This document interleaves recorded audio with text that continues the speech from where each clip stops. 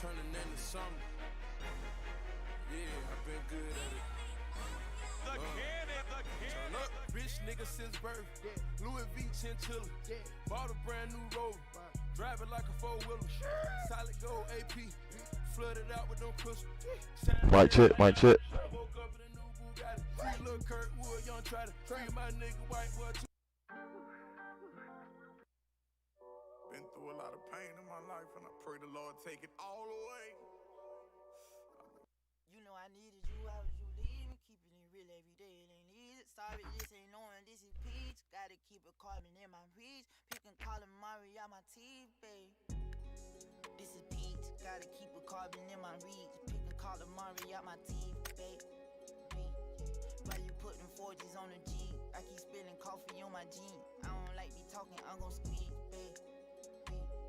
You know I needed you, why would you leave? And keeping it real every day, it ain't easy. Cardigan swells, it come out next season. Deja Ray, would you just stay with me, please? I'm a blessed little woman like she sneezing. Scored a triple-double for my niece. Said I just bought a Rover for no reason. I'm on house arrest, I can't even leave. Locked up in the pen, but I ain't pee. The water dripping off me, Aquafina. Love my Uncle E, I Uncle Bean it. Love my Auntie Chris, that Auntie Nina's. Blowing all this money cause it free. Scamming in Miami by the beach. Telling on your homies that ain't Z. Boy, I heard you ready for a cheesecake.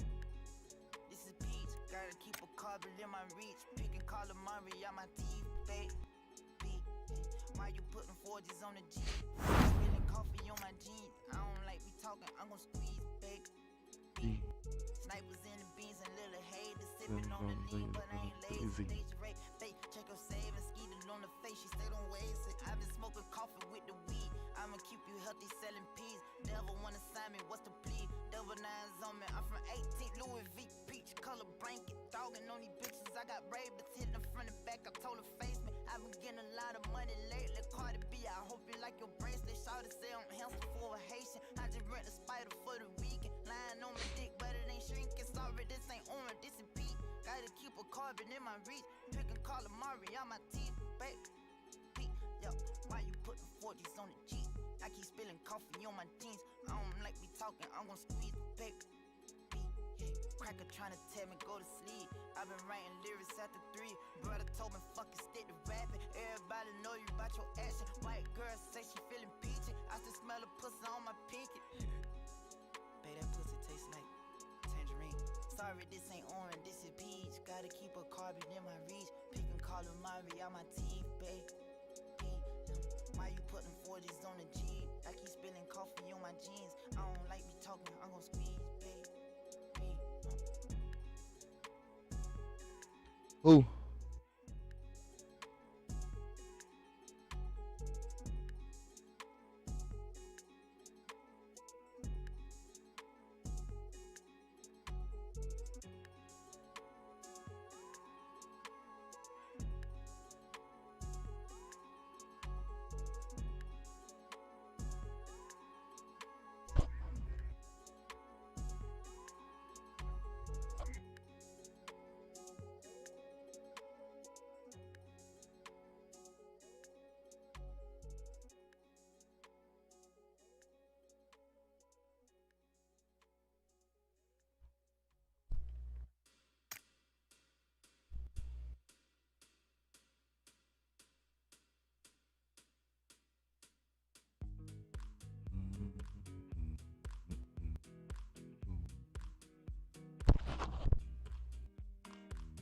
I want you by my side.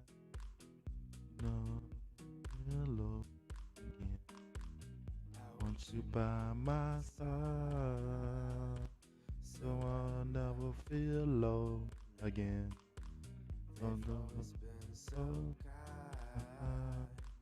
Don't ever got you away from me. I won't ever get you mine. The love is too strong anyway. We need to fetch back the time that was stolen from us.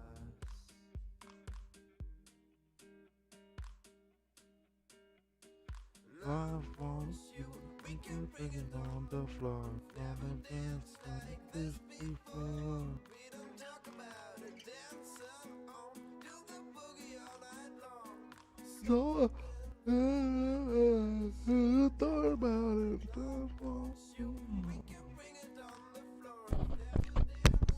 This before, I don't talk about it. Stone on paradise.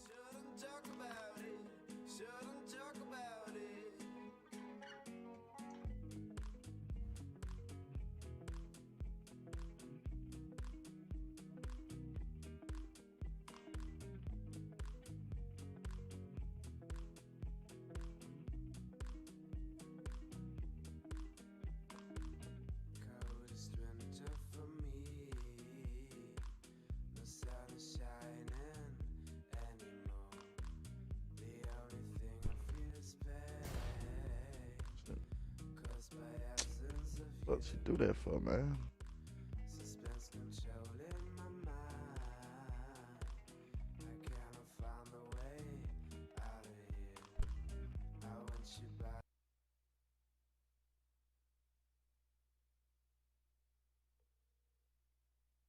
Hello. All right.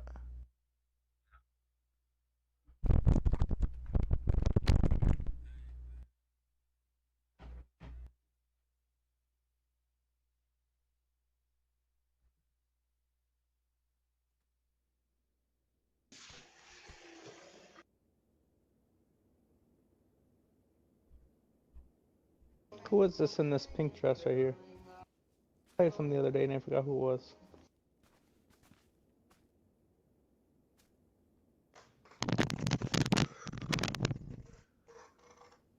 Sure. Deltoid. No. Don't tell me. Punch. Punch someone. Punch. Bro, what? Punch a girl. Punch a girl. Punch a girl.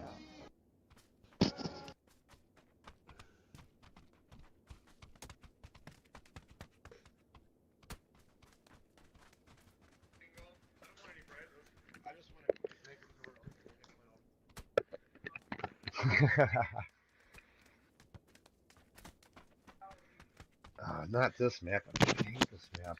You guys want to go castle? It's fine.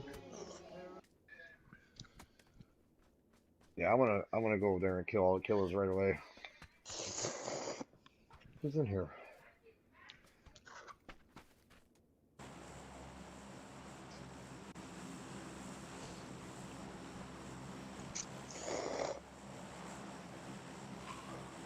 All right, Bird, we're going to the motherfucking castle.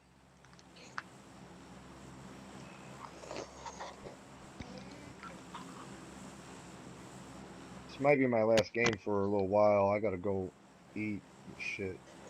Yeah, I got family coming over. I gotta get off this one too. I'll be back on before I know it, but I hate to get off while I'm fucking killing motherfuckers. Like, I'm having good games today, man.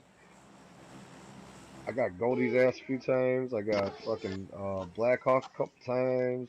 That Shamrock keeps getting me, but Assassin keeps saving me. 3 times back to back.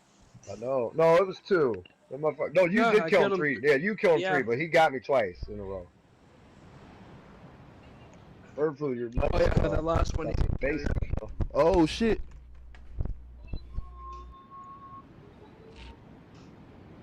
Or shorter person. You from the? We're going to castle. Anybody drop with us? I didn't see nobody. Nah, no one came here.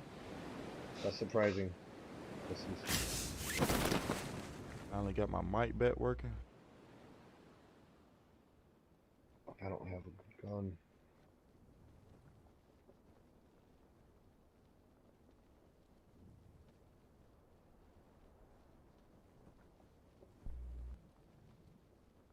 What up, Easty? Oh shit! Someone's in here. Why are you shooting at me? Fucker? I knew you were scared. Yeah, I don't have shit.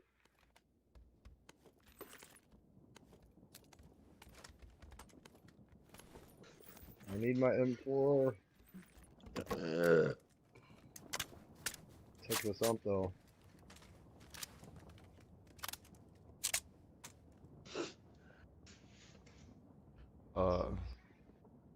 assassin. Easty said, "How you like him now?" This motherfucker. Yeah. Motherfucker Easty got me earlier. laying in the Yeah. field, man. I was so mad.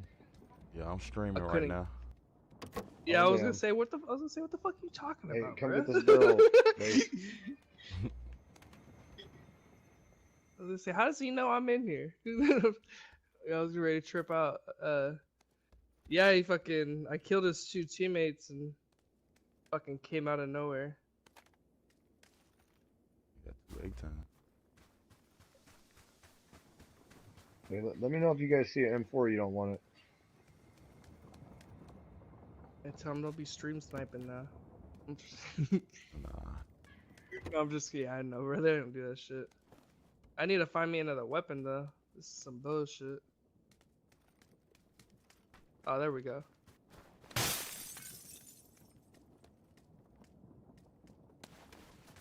Yeah, my mic been fucked up for about 2 months.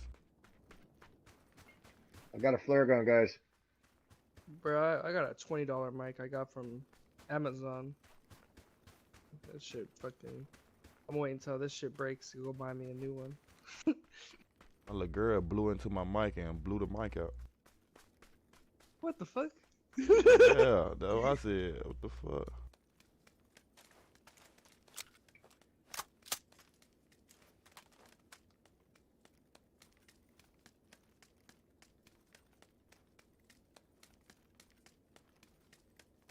Happy holidays, Easter. Yeah, I'm back on. Back at it like a crack at it.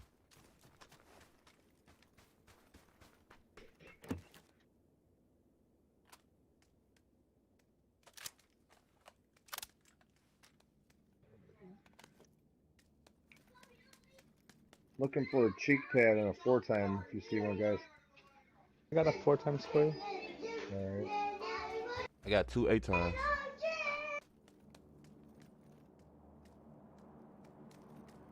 Got an AR comp. I'm not finding the best of loot here. This sucks. You just suck at looting. Maybe. I do got a flare gun though. Loaded? How you So gonna I say will there get me ain't some loot loot. and then yeah, let's say what the fuck? I will get some loot today. We should push in towards circle or bird flu. Oh shit, forgot he wasn't near us. Where is he? Oh, he's out there in Gorka? Yeah. Okay. You can kind of tell where the circle's gonna end this game, and we need How am I more supposed loot. to know?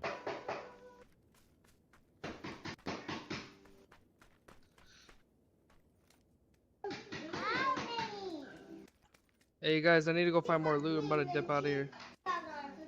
Well, just hang tight. I'll pop that flare in a second. What are you looking for?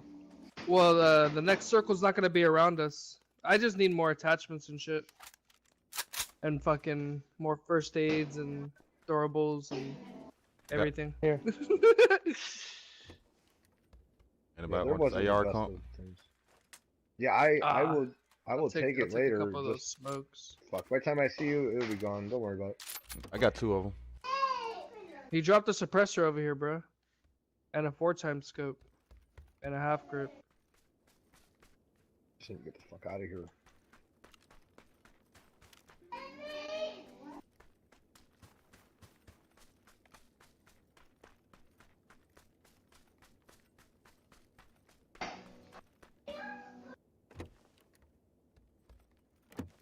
Waiting for you down here, cockseeker. I'm on my way. Oh no, it's Cobra Commander. Let's go. Oh, we're taking the whip? I got a real player Yeah. by me. I ain't trying to walk. Alright, well. Let's go You somewhere. don't where I want can you don't want pop that suppressor right there, this- Yeah? and grab those smokes too.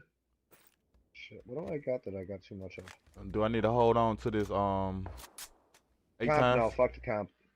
Oh, the 8? Shit, if you want to. We'll go towards teammate, and then No. we'll start. You can from drop there. it. I ain't gonna use that. It's all Uh, good. You're Thank going you, I out of appreciate circle. it. Try to turn around. Yeah. Yeah, I was just trying to find out where he was. I still can't believe you thought I'm on Mountain Dew was a real person, bro. Like I Who said, did? how am I supposed to know? Oh. I just want to pop this flare when we can here in a minute. Yeah, the Oh, next what's the circle package will or have to be the in the BDRM? next circle. I don't want no BDRM on this map.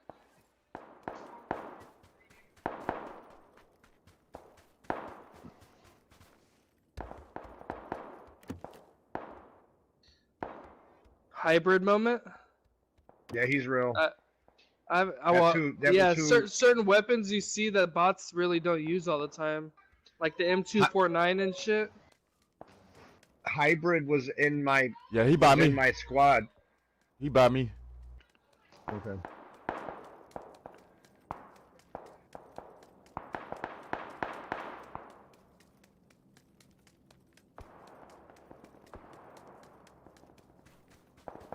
Right in front of us. That's Two a of bot them. squad.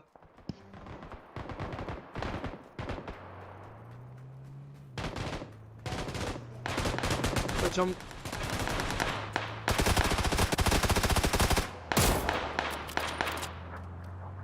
Come on, bad. Let's get the fuck out of here.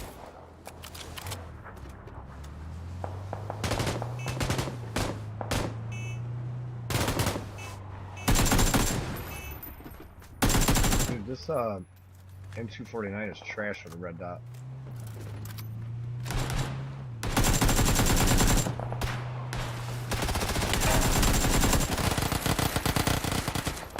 Bitch. Oh, there, oh, behind me, behind me.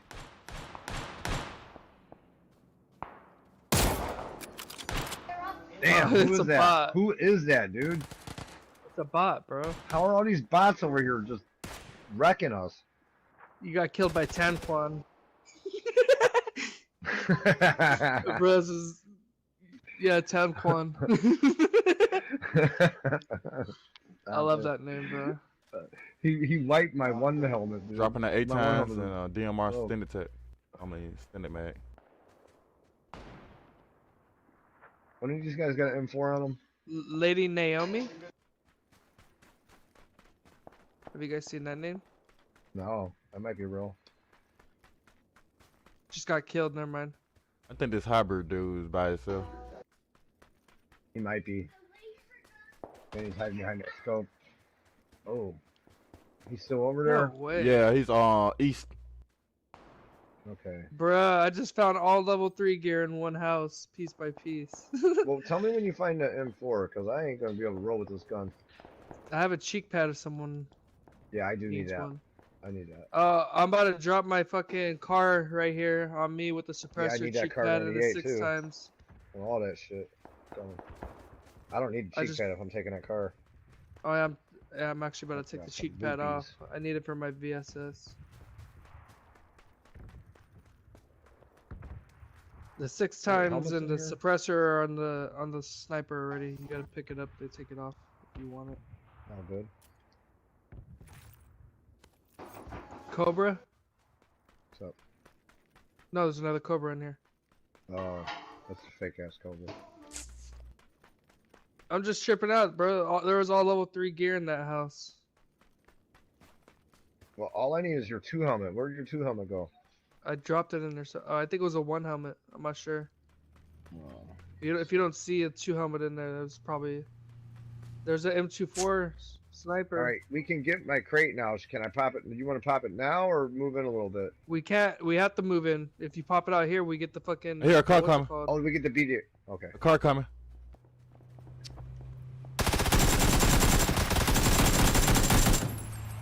You did not just do that.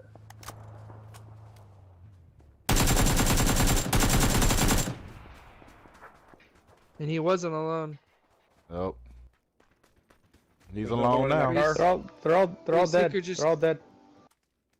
You killed Lady Naomi, so that was a Yep, real I told you that person. was a real player. Let me go. Let me go see if there's a helmet on it. Sounded Was like it a headshot base?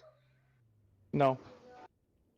I need a helm. You got Oh, VSS over there's a here and level 9 1. bullets. I'm already set. I need an extended for VSS. Fuck, I take that back. I dropped one on his Anyone body else? somewhere. Alright, I'll go back. Oh, there's my M4. I forgot which body. Over here.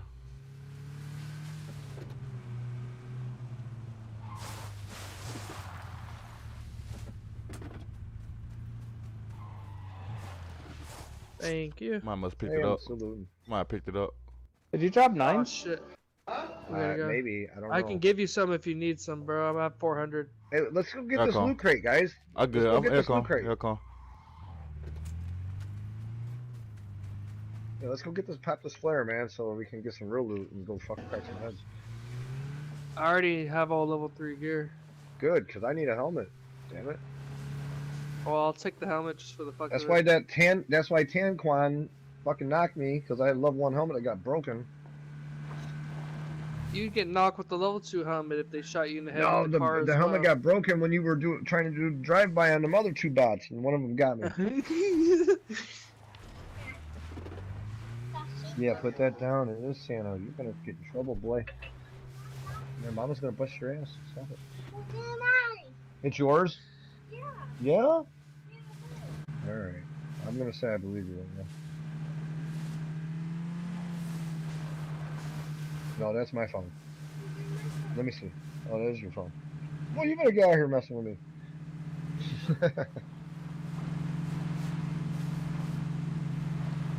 Alright, let's go pop this flare. Where are you guys going? Oh shit. I want this flare now. Do it. Before the next circle closes. If the circle closes, then it... Okay. Fear the deer. If people just That's got a real murdered by AOG's a real player. LPH and someone All the else just LPH murdered crews them. in here? Fuckers. I've never heard of them either. They team. They're like 8 of Oh. them in one room, bro. Damn. But they can get banned for that easy. Well, they ain't got busted yet. They That's will. crazy. Don't worry. People are hip to it. People are talking about it. Well, they can't do it now. If they do it now, they'll for sure get banned with badass bird flu. He's streaming. Well, like I said, we'll see what happens. We shall clap some cheeks. Let me know if you see an extended AR. I need one. I wish I could have gave you the one I just found, but I have to have it. There's house. VSS is gonna be shit without it. All I want is a helmet and the backpack, or somebody's 2-bag. I don't care. Someone else may have the 3-bag, but... Okay, where's my crate? There it is. Okay. Up your ass. I don't have no smokes.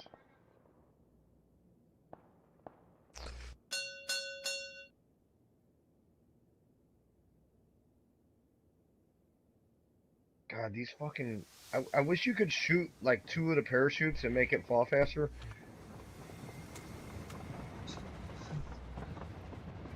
At least be able to put holes in it and make it come down Yeah. quicker. Like, Something. them 3 parachutes take way too long, dude. Only thing we got going for us is nobody was really on the side of the map. 6 times scope. Can you bring that to me? Oh, I got one. Never mind. Hey, you got a tack stock over there? I'll see I what. need a tack stock. There's another level 3 backpack right here. What face? Damn, dude, the blue is coming like a motherfucker. Here's my crate, right on top of the car. There's an MK14 8x scope. in here and an extended mag. Got your extendo. Alright. It's in my crate. You want me to pick up the 8 times for you? No, I don't need no 8. Oh, what is that? Bot.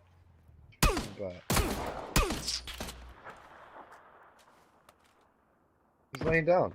Dude, is that a bot laying down? Wait a minute. Wait a minute. Ambush. Ambush. Shit. You're gonna die to storm, bro. Fuck, dude. Oh my god, man. Are you fucking kidding me? Oh shit. Dying pretty fast. don't know what I'm gonna get. Yeah, but I'm like, you know, I'm shooting a fucking crate. You guys are supposed to be over here looting with me, and what the fuck is going on?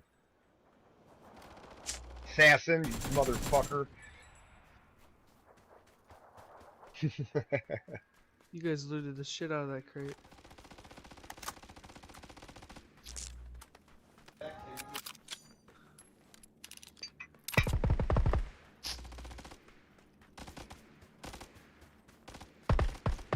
That's your best scope base? Fuck out of here. What the fuck? You're gonna need a tac stock for that one.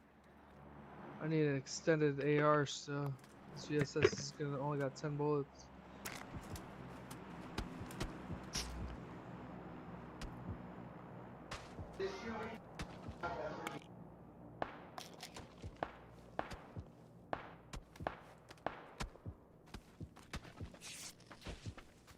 Got 40 seconds. That's why I didn't stop running. I was trying to heal up. Oh shit. They're trying to meet us All these over on the other bitches. side. Yeah, I know. They know I'm pushing. I didn't stop when they were shooting at me.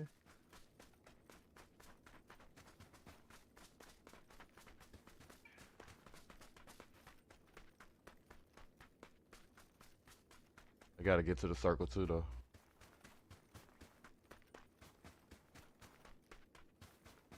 I see this faggot and he sees me.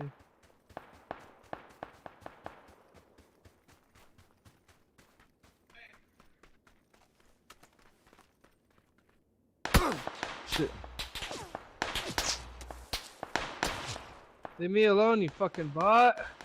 Why? The bike gonna get me killed. Bot almost got me. Oh, it did get me killed.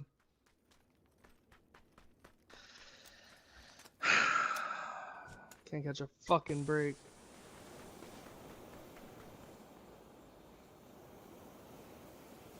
I gotcha. You have any extra healing items? I'm about to use my last first aid right now. Yeah, I got some. Thank you. That's perfect.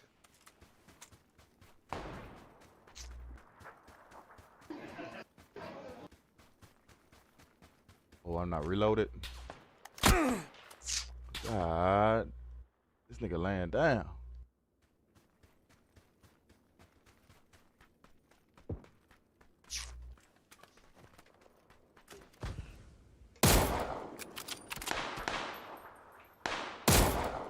Who they is? The bike crew?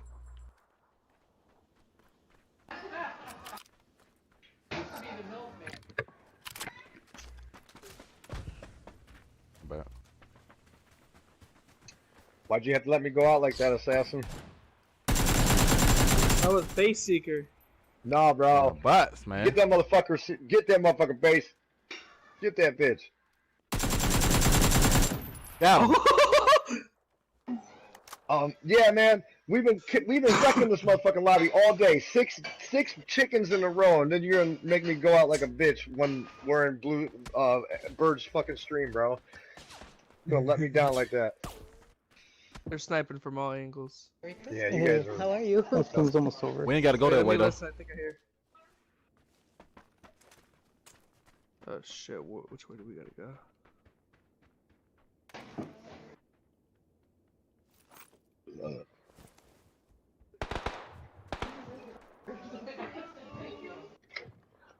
I'm dipping, you guys. Hey, you didn't make no double eggs? Man, Got 20 seconds, basically.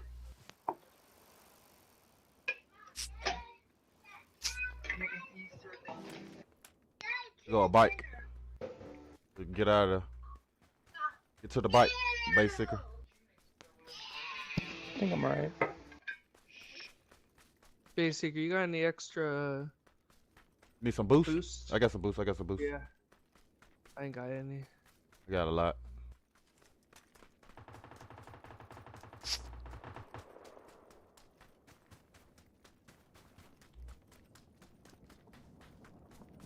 They horrible at positioning.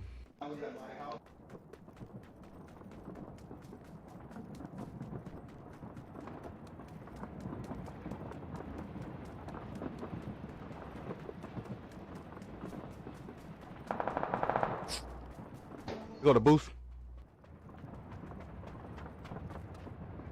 Yeah.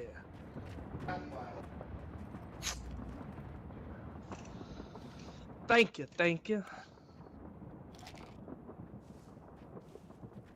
I want to go loot this house, see if I can find an extended AR real quick.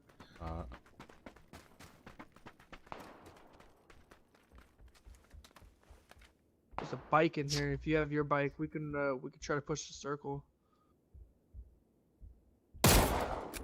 Ooh, I must call him while you're throwing the Molotov. On my marker.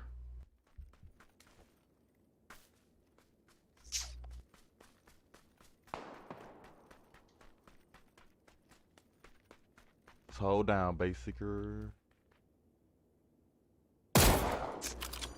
Pushing over here by me. Damn, I'm sniping off. I never been playing Battlefield too much. I didn't get it just because I made bad reviews, bro. Basic, you're getting pushed by. Oh, never mind. He went back. He's on his bike though, in front of that house. I marked it. It's 3v4. No. It's less than that. Well, you guys finished your guides. Yeah, it's 3v4. I see one on top of the house, but we killed one of the dudes that was on the bike. They all on my side. Yeah. I don't know why there's. Hit him one time. One on top of the roof. Base seeker to Hit your him left. again. To your left, he's flanking you, bro. Behind you on your 130. He's behind the rock.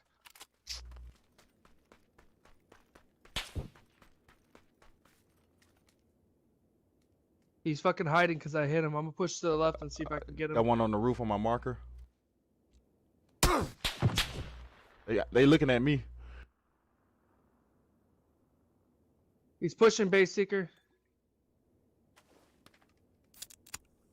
Fuck. Oh, I got one pushing my way. Base seeker behind you on the bike.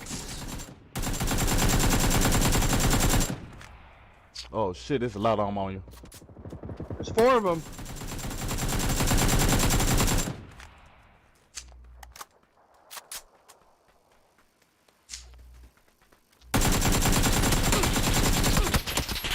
One v one.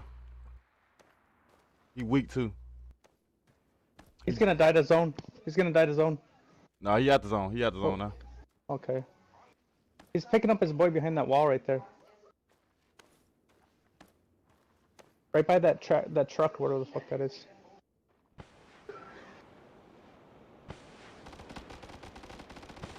No, stop it.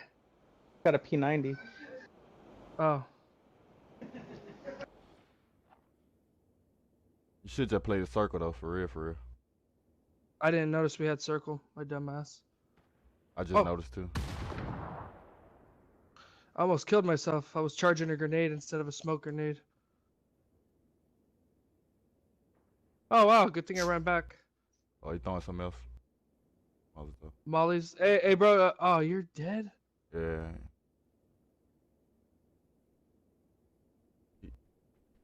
They running my way. They running my way. Yeah, try to kill me, bitch. Get die.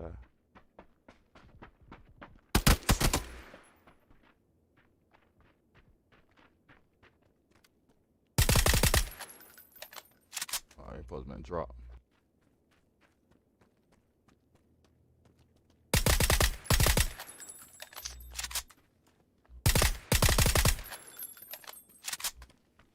Get him. Good though.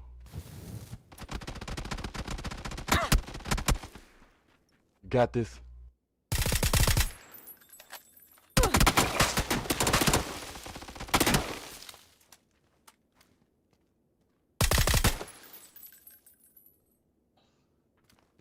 Look.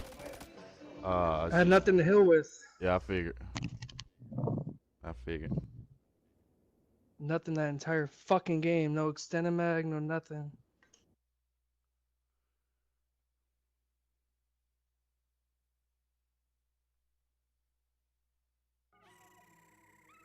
I tell you, I only make stoner music, gangster music, killer music,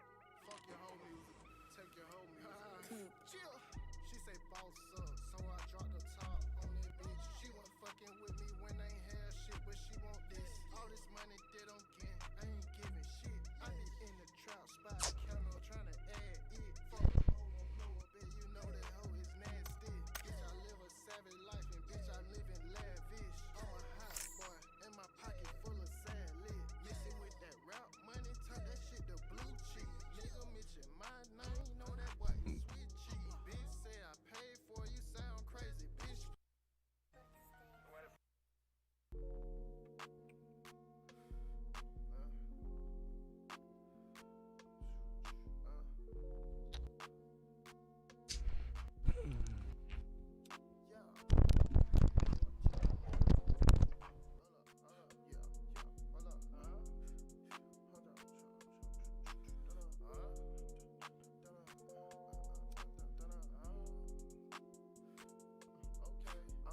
Forever, all my life a bitch, nigga never could be one. Fuck nigga, man, I know y'all some hoes. Get what, man, I'm fucking y'all hoes. 30,000 for a show. Get money, bitch, that overload.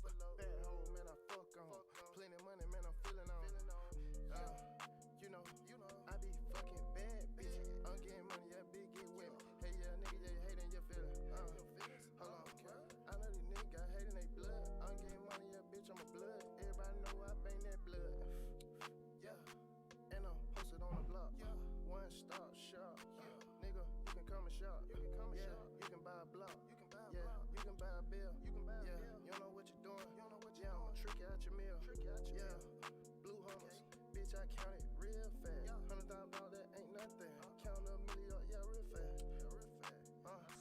Nigga better ask about me. Your bitch wanna fuck about it. I'ma get money forever. All my life a bitch, nigga never could be one. Fuck nigga, man, I know y'all some hoes. Get what, man, I'm fucking y'all hoes. 30,000 for a show. Get money, bitch, that overload.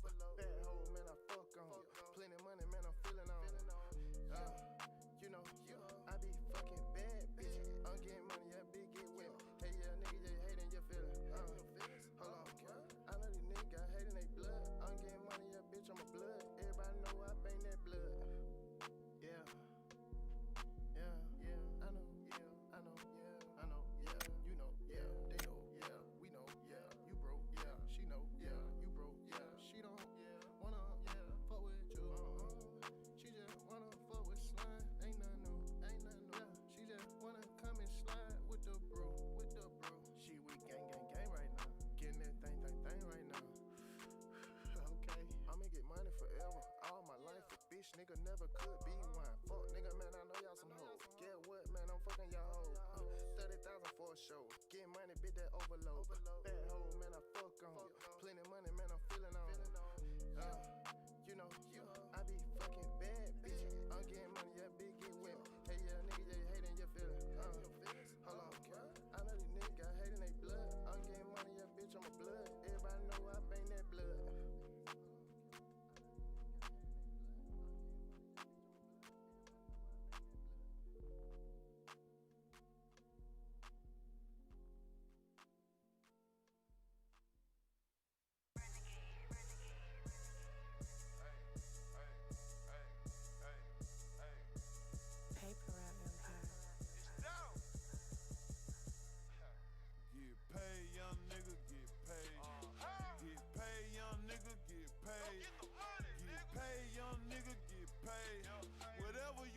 Make sure you get paid. Get paid, young nigga, get paid. Get paid, young nigga, get paid. Crib so big that it came with a maid. Get paid, young nigga, get paid. Rule number one, get the money first. Rule number two, don't forget to get the money. Play by these rules and everything will be okay. Still in my trap, flipping my Frito-Lays. Go get the money, it ain't nothing else important to me. I showed her a Xanax, she hurry up and took it. I fucked her so good, she got up and started cooking.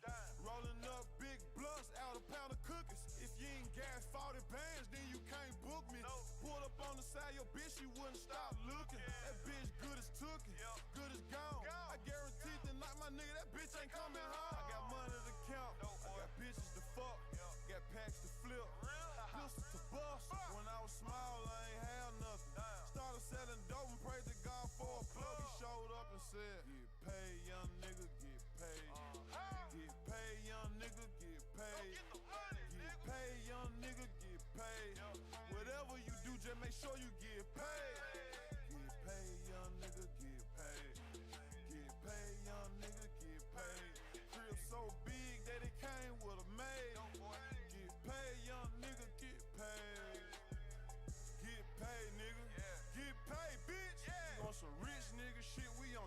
at your hair. Me and my Memphis Grizzly partner the same bitches. The only difference is I'm a trap nigga. Don't you hear it in my voice when I rap, nigga? On South Beach with E-Fees and throwing stacks, nigga. Turn to the max, nigga. Facts, nigga. She met me for the first time, didn't know how to act, nigga. Double law parked in my motherfucking front yard. Trap jumping like the motherfucking Million Man Mars. If she ain't got a fat ass, then she can't get up in this car. I can tell if that ass real or fake by how she walk. Get paid, young nigga, get paid. Get paid, young nigga, get paid. Get paid, young nigga, get paid. Whatever you do, just make sure you get paid. Get paid, young nigga, get paid. Get paid, young nigga, get paid. Crib so big that it came with a maid. Get paid, young nigga, get paid.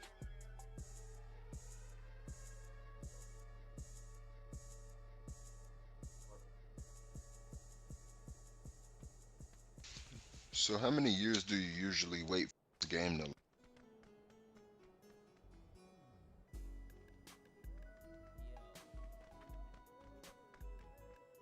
How long do it be taking you to queue into a match? Should take like 2 minutes every time or some shit.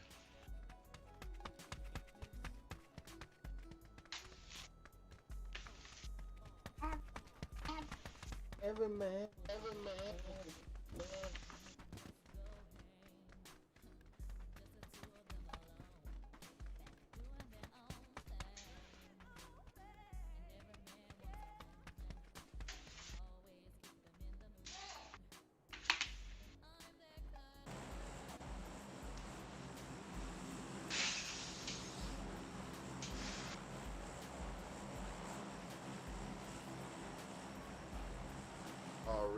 Already.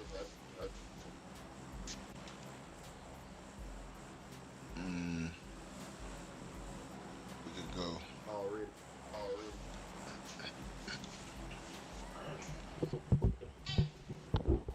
Yeah.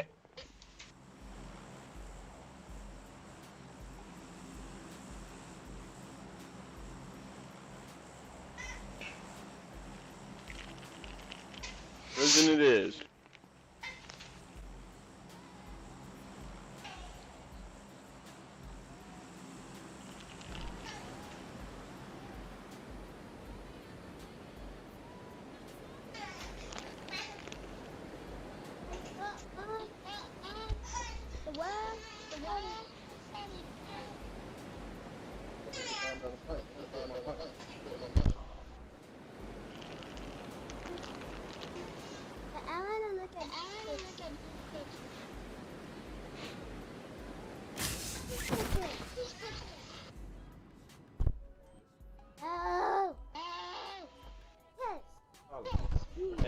If any of you guys see it 2 times, let me know. Okay.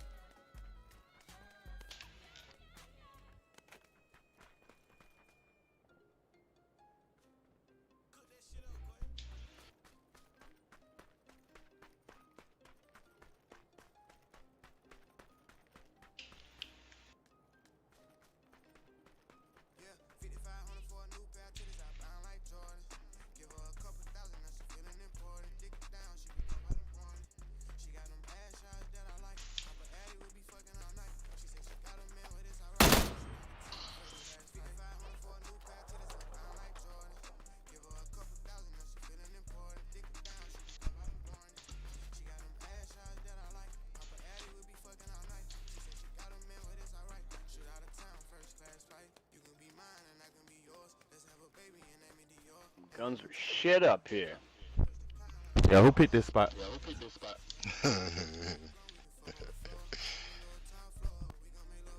Hey, I got a 2 times for you. Oh shit, best spot ever. See, you want to talk that shit?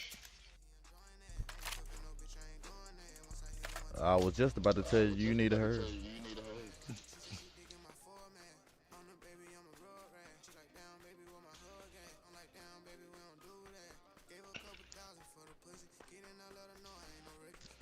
It's a scar up here.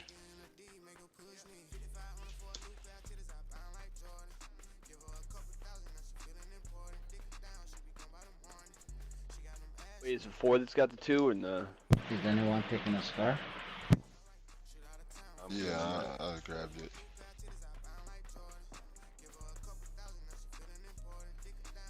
Yeah, it's on me. 2 times. You're the man.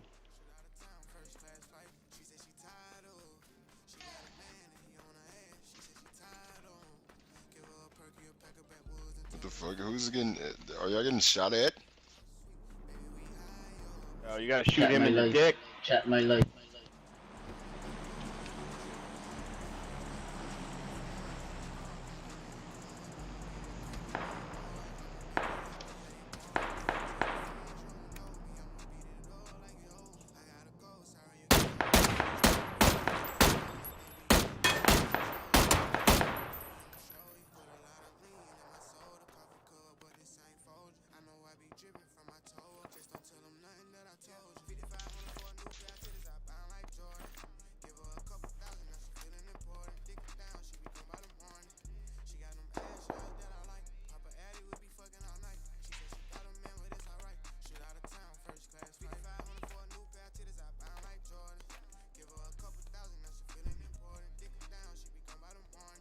He's just above on the box. I can't.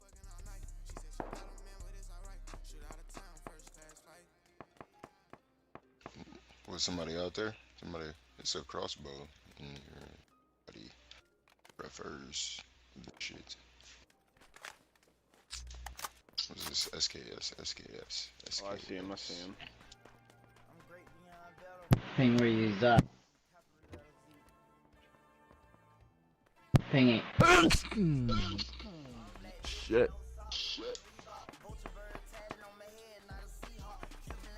Where is he? Ping it. He's up on the rock. 70, 80.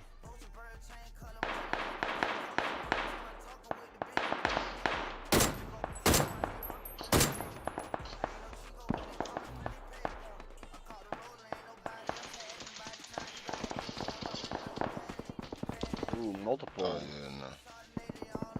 Yeah. We're gonna skip down the stairs. We gotta take flight from this spot.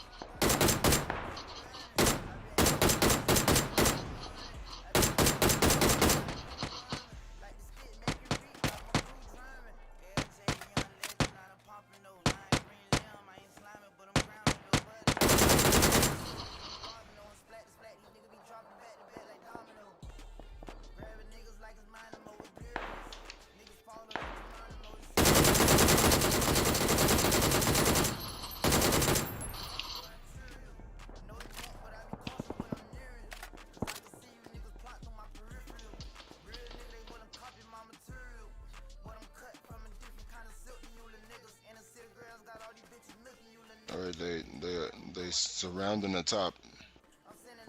I got real playoffs on y'all? They surrounding the top.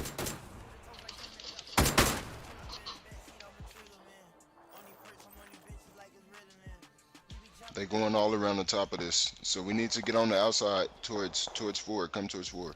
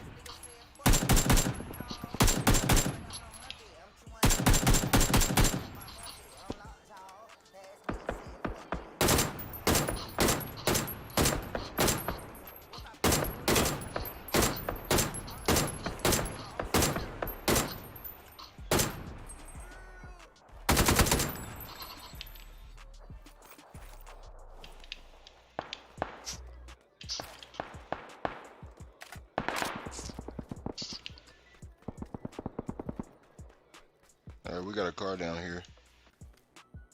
By 4. Green. Down with it.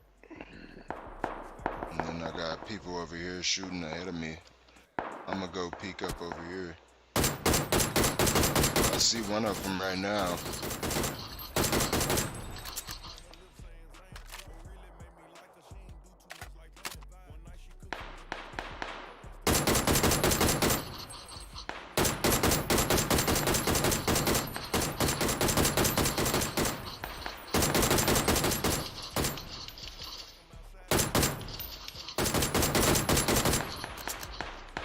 I got one down over here on 4. Just leave us taking a piece.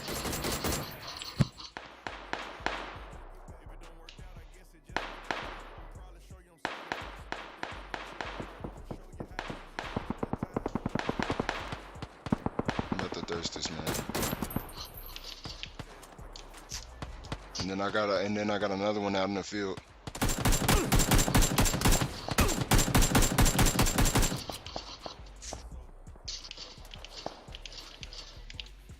Knocked him too.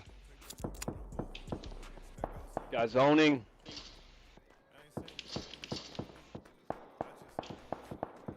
I'm about to push up on him after I loot this man. I don't know where they teammates at.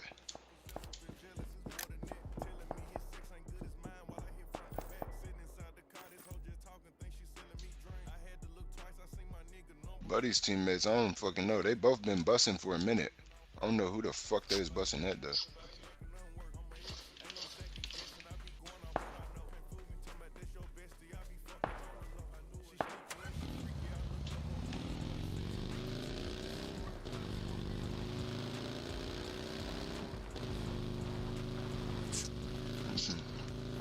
I'm fairly new to the game now. I mean, they was fucking bots. There's more people this way.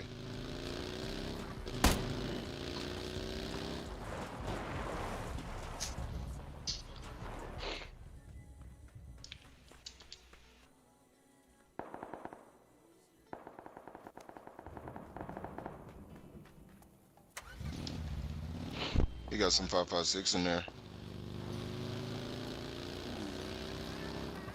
was gonna say I only got a couple clips. Got a good little amount. Probably a good 100.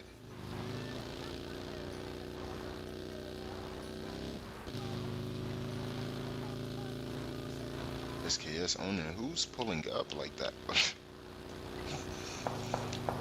Okay, alright. Somebody down inside here. They inside here fighting.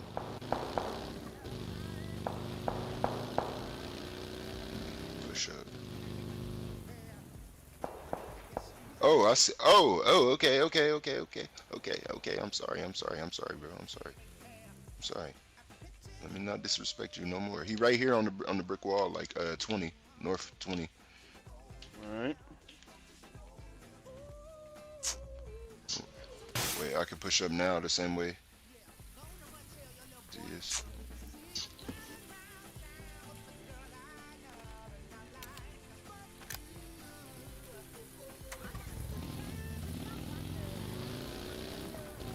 He done ran down the hill.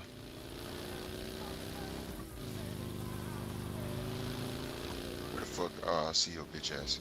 I see you. He ran inside this building right here.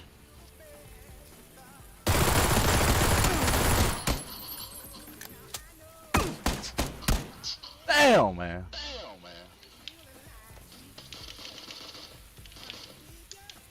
I ain't had no bullets. 3, 2, 2, 2. Where 2 at? I'm right here. Oh, 2. Too far from me.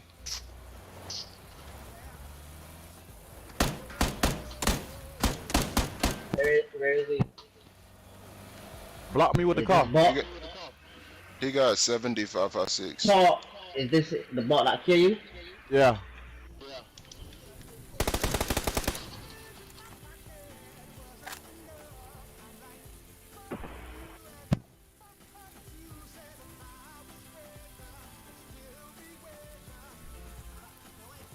I don't know We what gotta you gonna book do. 3, I got a motherfucking bicycle. Ah, I'm I got a running. bike. I've been carrying this hoe around.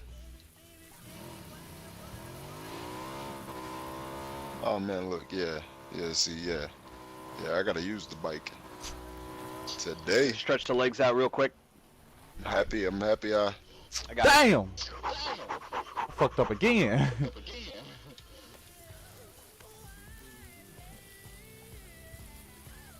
You guys need to play as a team. I mean, if you could ride on the handlebars of this motherfucker, let me know. Sit in the basket. I told you I'm new to this motherfucker. Yeah, I could jump on this whole damn. My fault, Wait, one. this kinda lit. Do some BMX. Ooh, BMX tricks in this motherfucker. Hell yeah, do a backflip. Oh, I heard myself. Oh, I did a wheelie. We are stronger as a team. I thought I was gonna make that. Backflip. Not I don't know. I need some I don't know bullets. about hitting that backflip. Hit I'm it, a James jump. Bond driver, man. Hit a good jump. I got you. Oh. Oh no.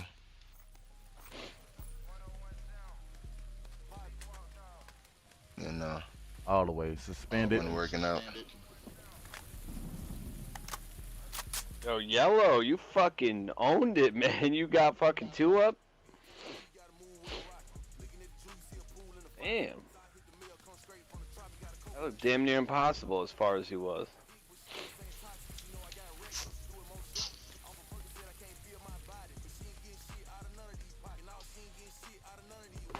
Man, I wish I had some fucking.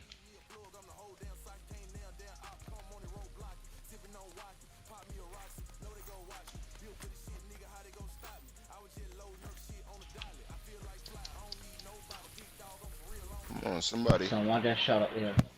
Somebody bust a shot. You know what I'm saying? Here we go. Oh, it's a car right here, buddy. And it's a muscle car. It's got some power. Let's go, 3. Oh, y'all getting bucked on right now. They can. Oh. How much? Oh, we got a minute. We got a minute to the storm. Oh yeah, busted this shit up wide open. Oh, this ain't no muscle car, but I mean it's decent.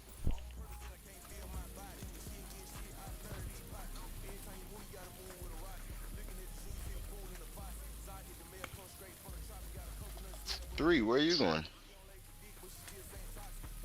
I was planning on zone, but yeah, if you want to roll, I'll do that.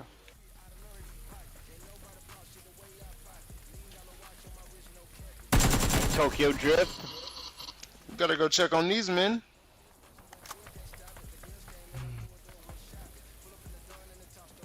Ah, shit. Yeah, that storm coming. Not yet. Nah, it's coming. Oh, what you? Wait, this a It's only 2-seater? PS2. Yeah. Yeah. Damn, we pulled up in a 2-seater like y'all could fit. Y'all ain't got no bike. I got a bike. I give one of y'all a bike. It don't matter. He like man. It only PS2. I dropped it. It's right here behind the car, the bike.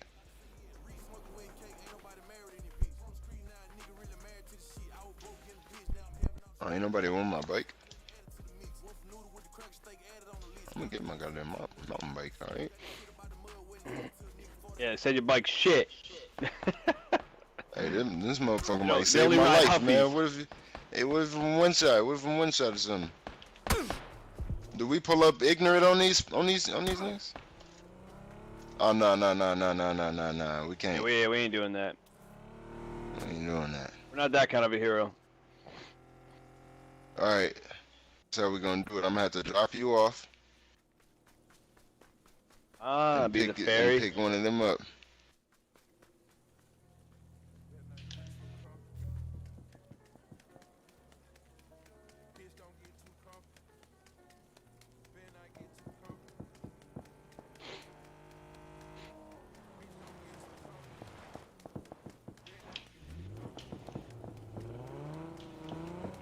Get in this hole.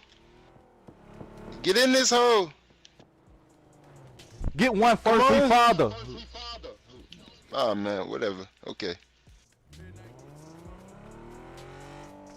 Get one first. You loading up a revolver right now? Bucko?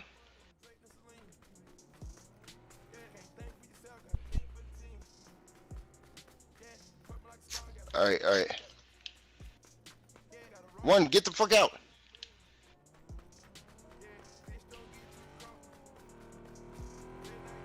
Oh shit!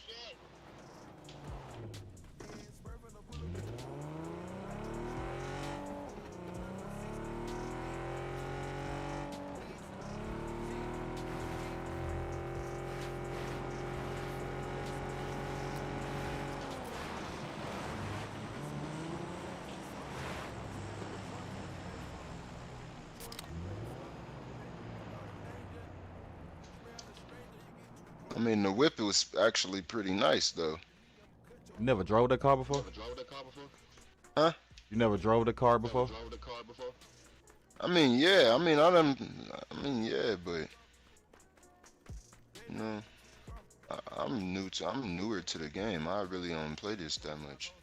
I mean, I've been having the game though. I've been having this game for a long ass time. I've been having it on CD. I just ain't put the shit in.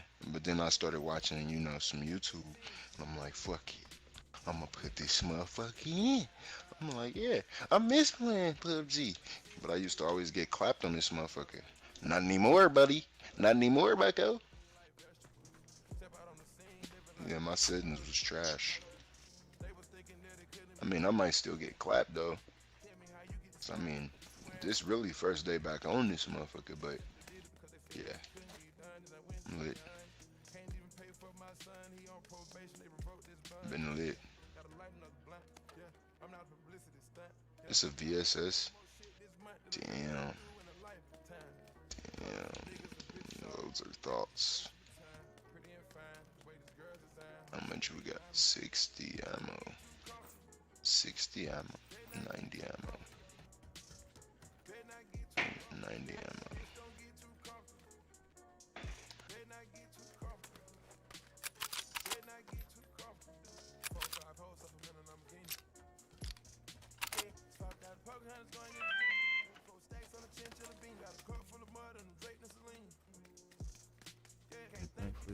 Thankful for the team. Oh, there's some 5.56 over here. I don't know how to ping this shit. I ain't gonna cap. I don't know how to ping this shit. I actually don't have the option on here to ping it. So yeah, it's by 4. Like,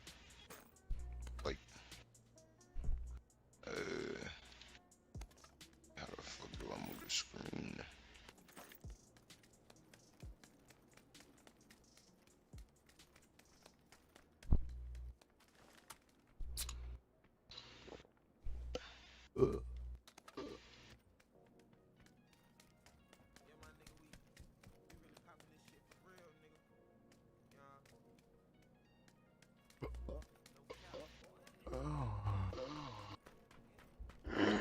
It's 5.56, like right there where I pinged that.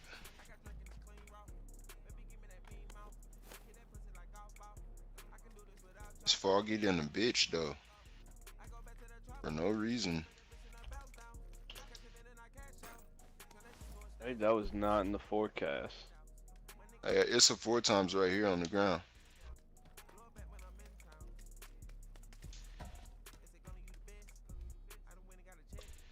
So you gonna grab the ammo, but you ain't gonna grab the I hear some SKS. people. I hear some people. I got SLR already. Oh, it's more. Man, there's so much ammo around this bitch. I ain't even gonna say nothing about no ammo no more.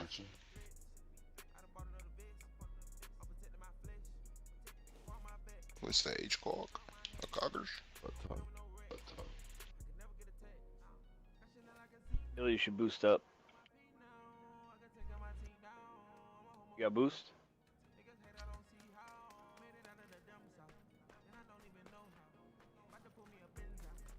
There. I'm throwing you a couple pence. there.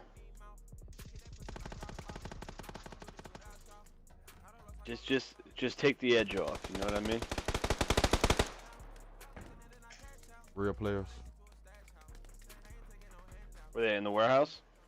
1 on 15 on the hill.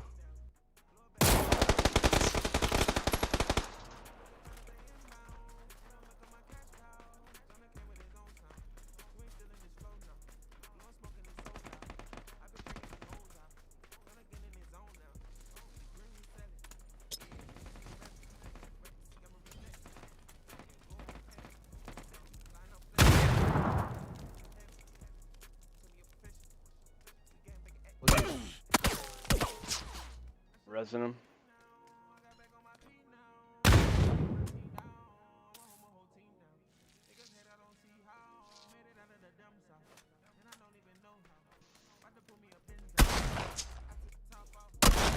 Oh shit, nigga got a shotgun in here. Oh shit! Got a finger in the butt. We're all gonna die. You wanna shut the fuck up, man.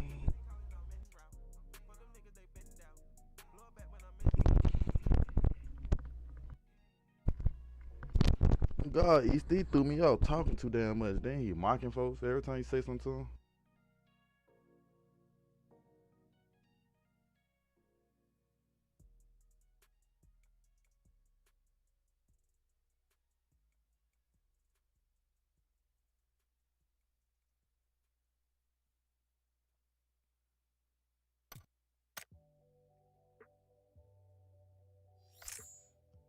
He's giving bozo. Bozo. He's a fucking bozo. Damn, 1400.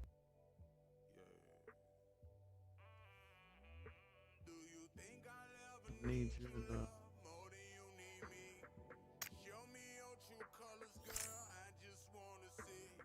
Cause I just been thinking, come around and change your mind.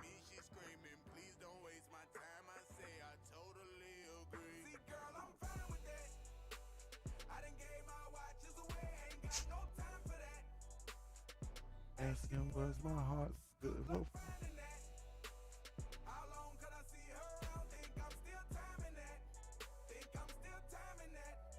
pretty feet. I mean, though. I'm in the rush, it was nice to meet you. Collar shirt, no elongated tees. Cheaper to be yourself, ain't no wrong way to be. Accomplished a lot. I came from the block, ambitious in the trenches. I got a long way to reach. Sorry if I was offensive, but not at all. You gotta pardon me at times. Okay, problem solved. When I hit a word, can't take it like a challenge. I'm finna take a break.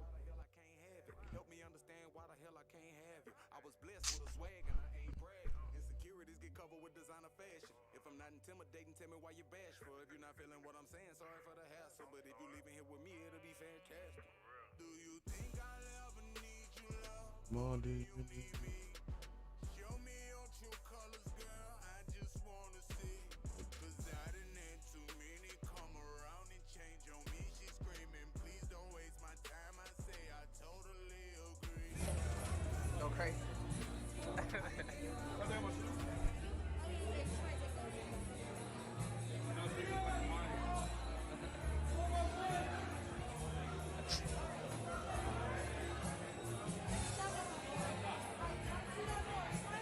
Rocket Man.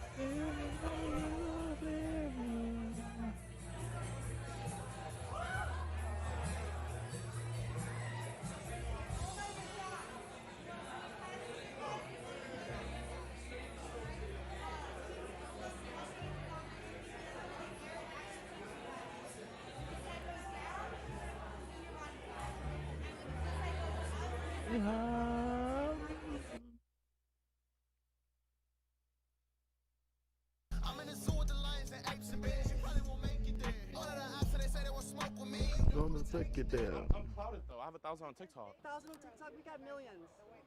Yeah, how you doing, officer? We have millions. We have millions. College. Going back to school. I'm not trying to be like Kanye, be a college dropout. That shows. Oh, put the car in park. Oh, nah, man. I'm not no speed racer. I'm not going nowhere. You stay in the vehicle, I'll be back with you. Okay.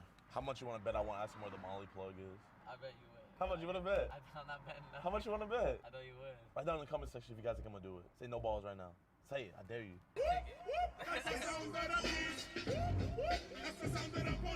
Oh, no, I know what to play. I know exactly what to play.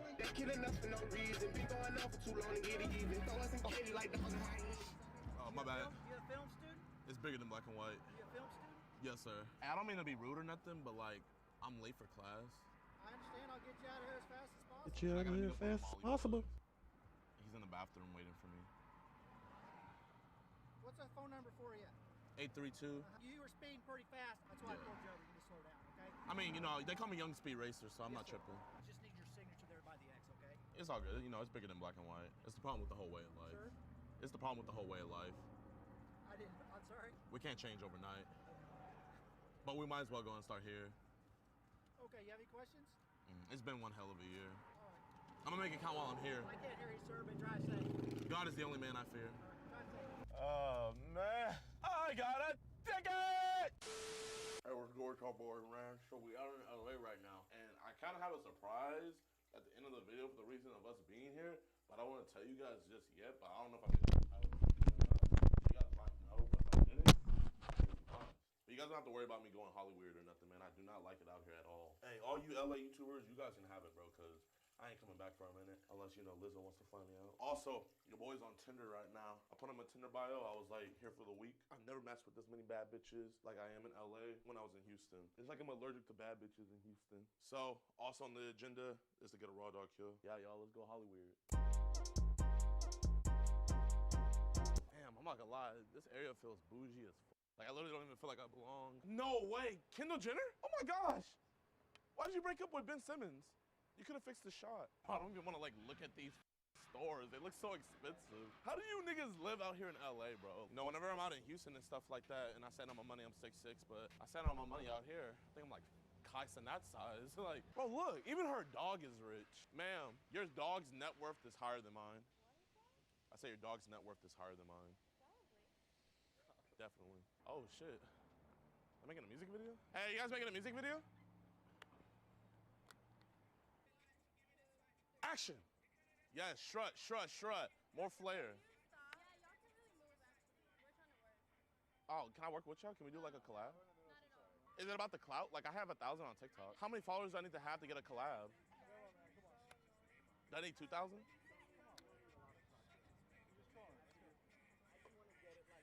I'm a photographer too, y'all. My fashion name is Draco Malfoy. Are you paying us for this? I don't think you are. Y'all look famous. Bro, you need to move before I like break your shit. Like that. We're not doing that. But you look famous. Who are you? I'm with the Hollywood Fit. We see the cops right here, so if you would like us to get them on you, we can definitely do that. We're working. Walk away. Walk away. I don't want any problem. Walk away. I'm Draco Malfoy. I don't give a who you are. You need to get out of here. But y'all are popping. Oh, I'm just trying to like, I'm with the Hollywood Fix. I have 1,000 on TikTok. You're with Hollywood Fix? Yeah. Okay, cool. No, don't get me on camera. No, no. What's the nigga from Hollywood Fix number? No. Oh, please don't ask for Ryan. What respect is? Respect. Respect is not that hard. Is it that hard? You're a fucking weirdo, Bozo. bro. It's giving bozo. You're giving bozo, like. I'm clouded though. I have 1,000 on TikTok. 1,000 on TikTok, we got millions. They don't give a fuck about your TikTok fans. Bro, but I thought I was popping. That's why I moved out to LA. Fuck all that. Why are you so and then you over thirsty there? I'm get clout mad thirsty. because I will break your cat. Because I'll break that shit. For sure. I know you will. You're a big body. Oh, yeah, I am. And Real you're big. nothing, actually. I'm so scared. You Well, should back be. the fuck up. I don't want any Yeah, problems. literally. How Back the fuck up. Back the fuck up. 4K magic. I will beat your ass right here. I know you will. But I already have 1,000 on TikTok.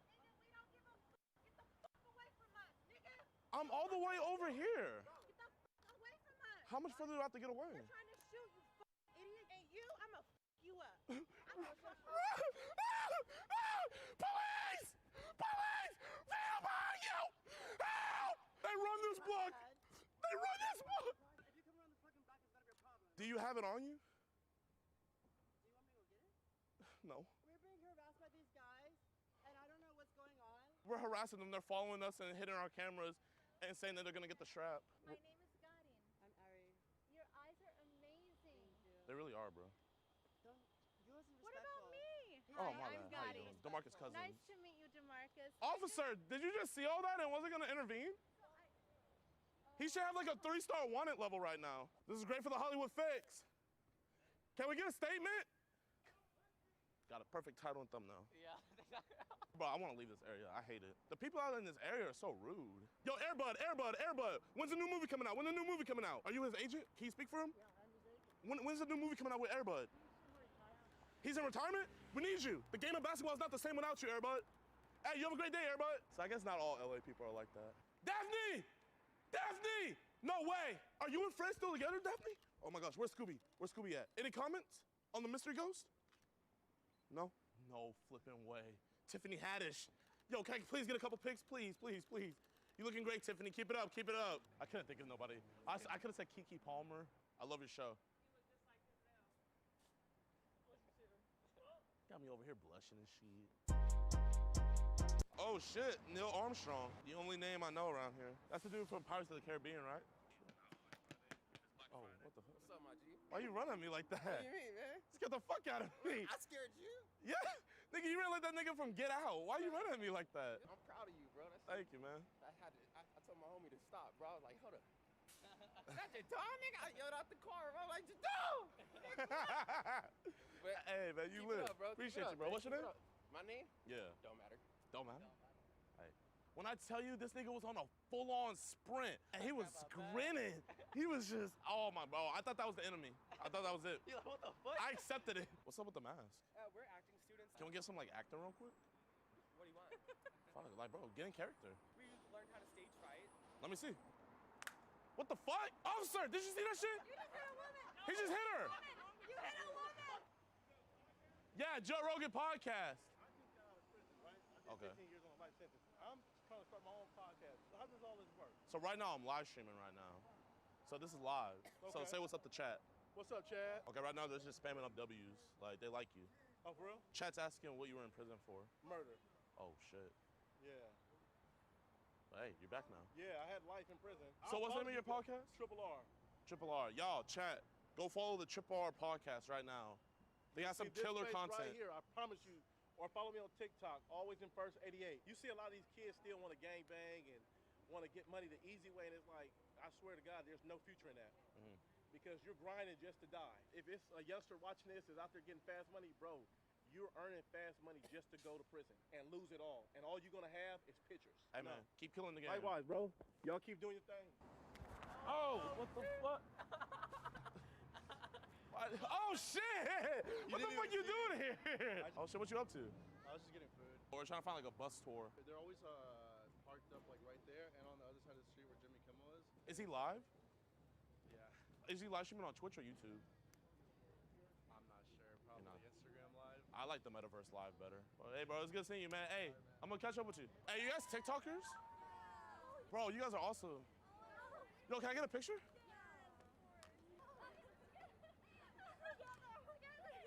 Oh, I get to be in it? Bro, can you take a... No way!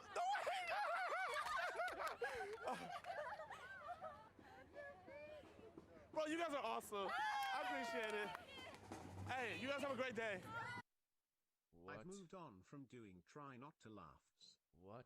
There's just so much pressure being laugh now, so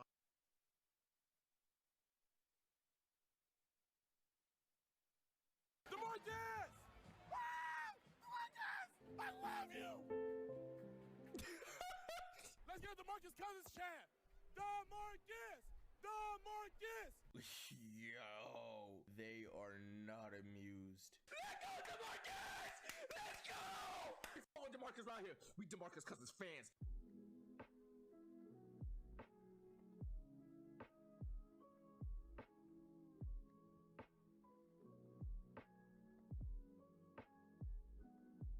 Dwayne? Yeah. I go by DeMarcus. Dead wrong, bro. DeMarcus Cousins. DeMarcus Cousins. DeMarcus Cousins. Nice to meet you, DeMarcus. What's your name, mate? DeMarcus Cousins the third. DeMarcus Cousins. This is crazy, bro. DeMarcus Cousins. This is a collect call I might actually tear up. from DeMarcus Cousins. My name's DeMarcus. I'm getting emotional. Yeah. DeMarcus Cousins. I love you, man!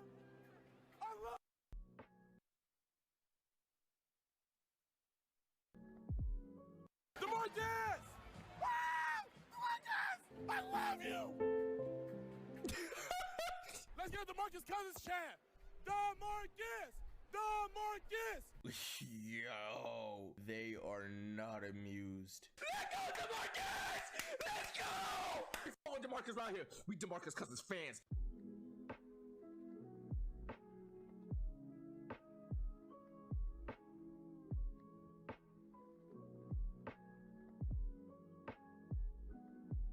Dwayne? Yeah. I go by DeMarcus. Day room, bro. DeMarcus Cousins.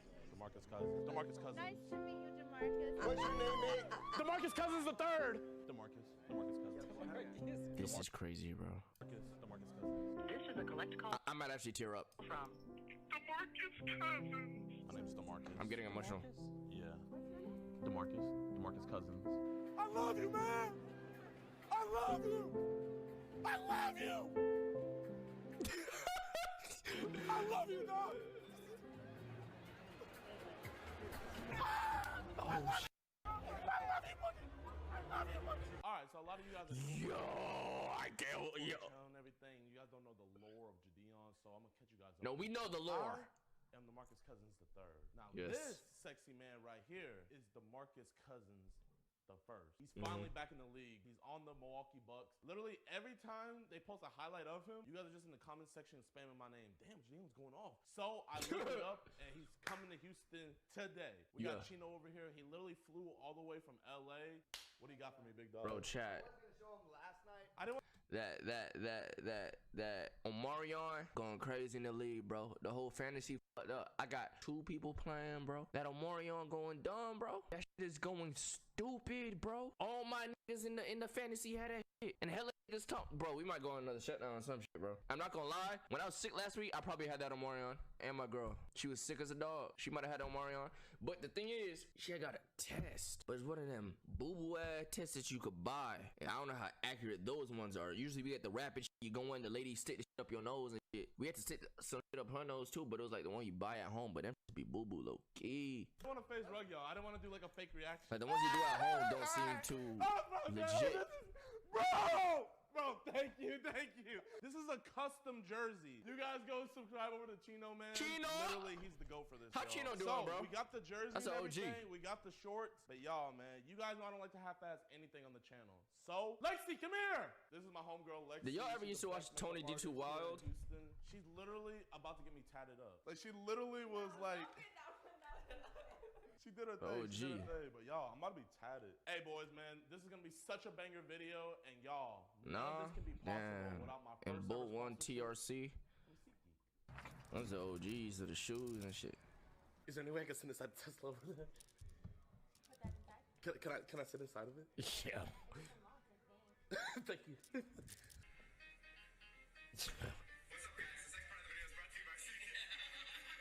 Hey, what's up, guys? This next part of the video is sponsored by Siki. This nigga's stupid. This nigga's stupid, bro.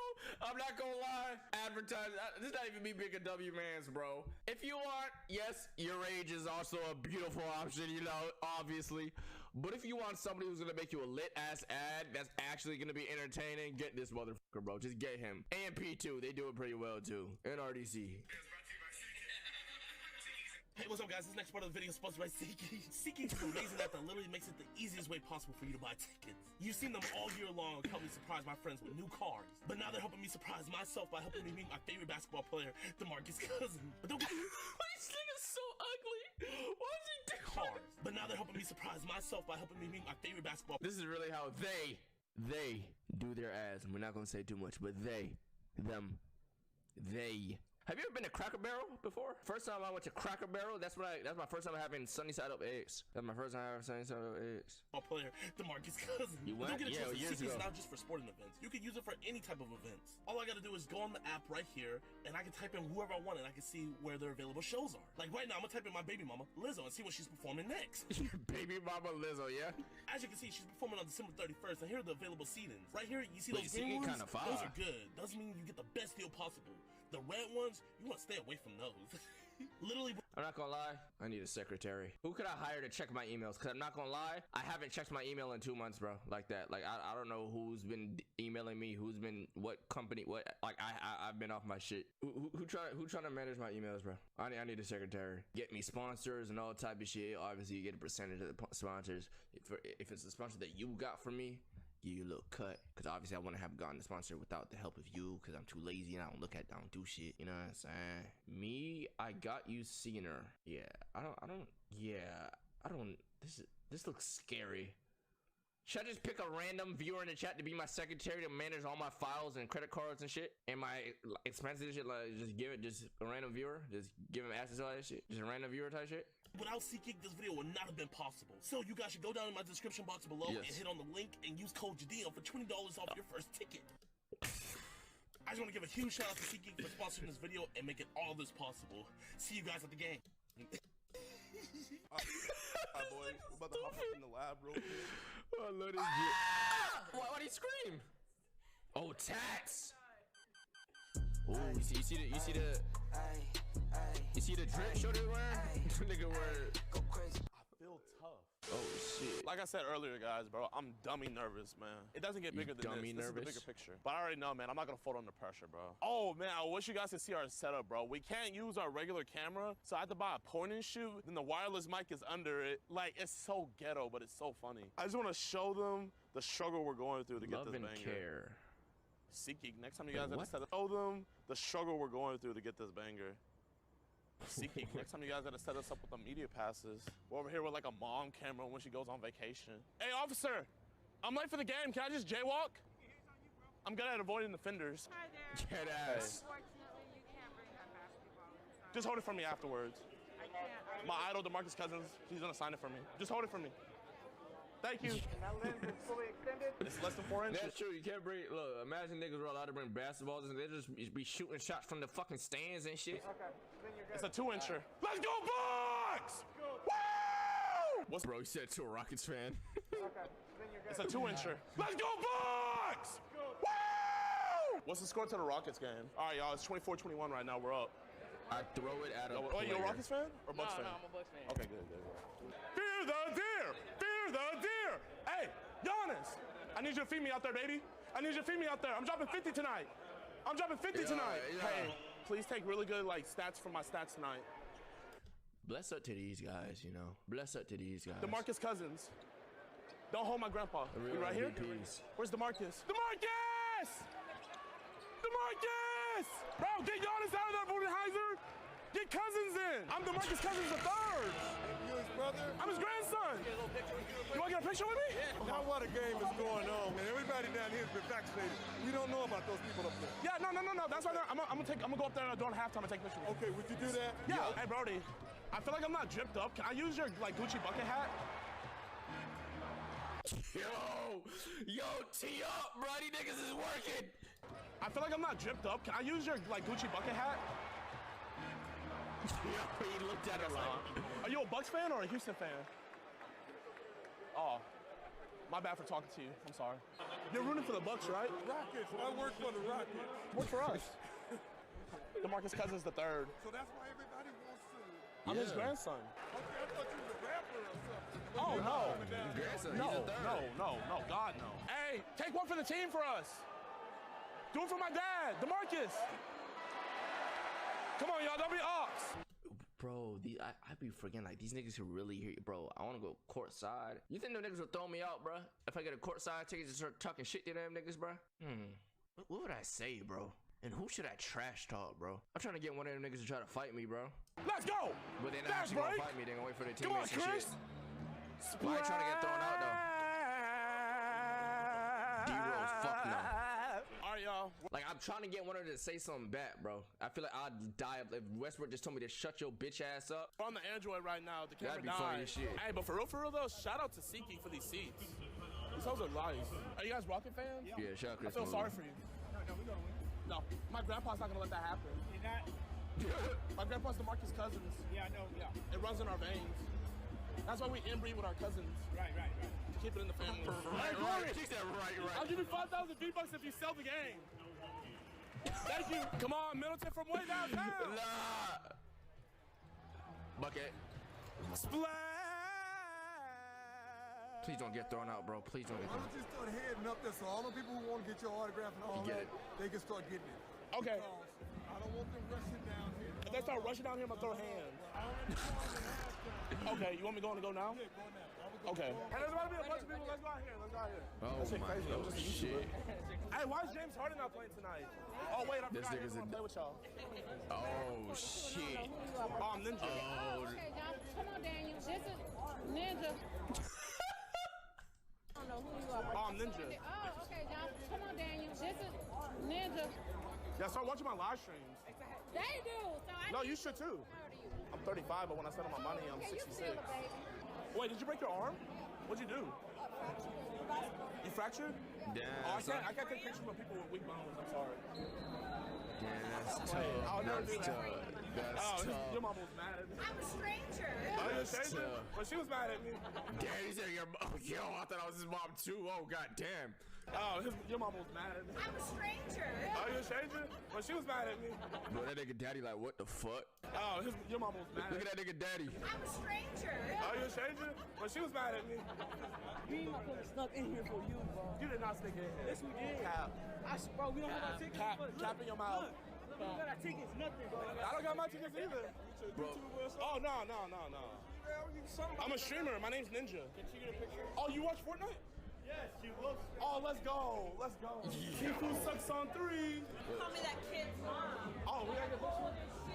Oh, no. You You should say you're sorry. She bad for me. She didn't even know who this motherfucker is. She's taking pictures. You got a great one, man. Hey, keep her close. Bro, some of these motherfuckers don't even know who he is and they're getting pictures, bro. They just want to take pictures and take pictures. Yo, I took a picture with this famous guy. Keep her close with DeMarcus Cousins the third come through. Give me She a wants cheese BBC pizza low-key. and 2 waters. That's gonna be $100, right? No, it's 200 because 100 is my tip. Oh, okay. Okay, that was smooth. That was smooth. Hey, is it cool if I like buy that sign off of you? Oh, Like I'm trying to get my grandpa's attention. Drew, after you make this bucket, get some pizza.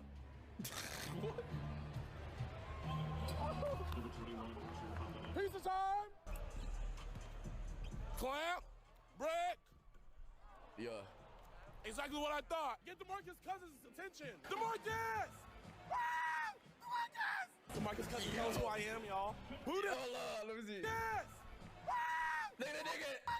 What do you think he's saying to them niggas? What do you think he's saying to his teammates? DeMarcus Cousins knows who I am, y'all. Budenheiser, stop joshing around. Get Cousins in now. DeMarcus! Tell Budenheiser to put you in. Let's get DeMarcus Cousins chant. DeMarcus! DeMarcus! DeMarcus! Yo, they are not a.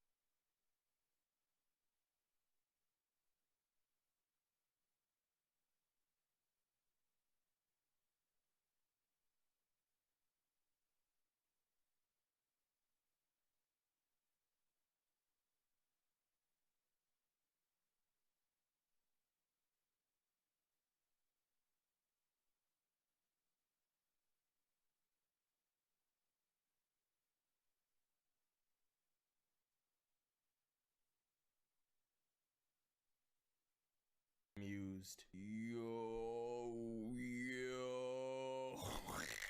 This nigga probably in the stream as we speak. DeMarcus! DeMarcus! I love you, man! I love you! Nigga laugh, I love you!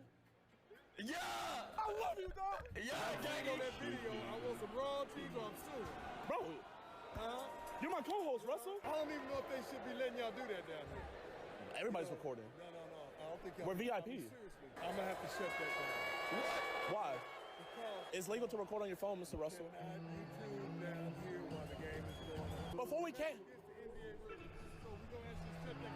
Mr. Russell, I can show you the email. Shut the camera off, sir. Mr. Russell's mad, but they can't stop us from recording. It's for our own personal enjoyment. So we're back recording. Mr. Russell! The fuck is happening, Mr. Russell? You was a W at first. What the fuck is happening? So just switch up. Ain't nobody live streaming this shit, bro. That a live stream, Russell. Come on, stop it. I think it's like a dirty Sprite. Hey, sir, is that dirty Sprite? Can I have some? Can I get a waterfall? I don't know if we're gonna make it to the end of the game. Can you promise me something, sir? Can you promise me that I'll be able to stay to the end of the game? I feel like if I was a Rockets fan, you guys would like me.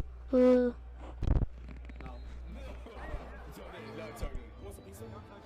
Oh, I'm sorry. Yo, that nigga said don't touch. Yo. No. Okay. You want some pizza? Oh, I'm sorry. You want some pizza? I'm sorry. I'm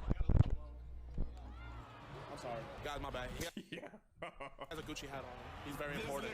Gucci bucket hat. Gucci bucket hat. Gucci bucket hat. Gucci bucket hat. I need a pen. I want DeMarcus to sign my jersey. All right, right after the game's over, we're gonna go right over there.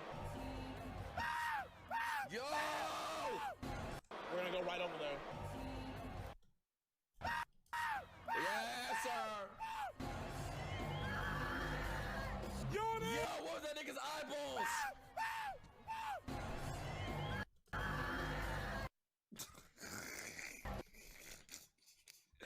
Yo, why did they get eyes so wide open, bro? Yo! Giannis! Giannis! I love you! Giannis, I love you! Bro, the scouting report says he can't shoot. Oh shit, scouting report live. The scouting report Yo, look can't at this nigga's shoot. reaction. Look at this nigga's reaction.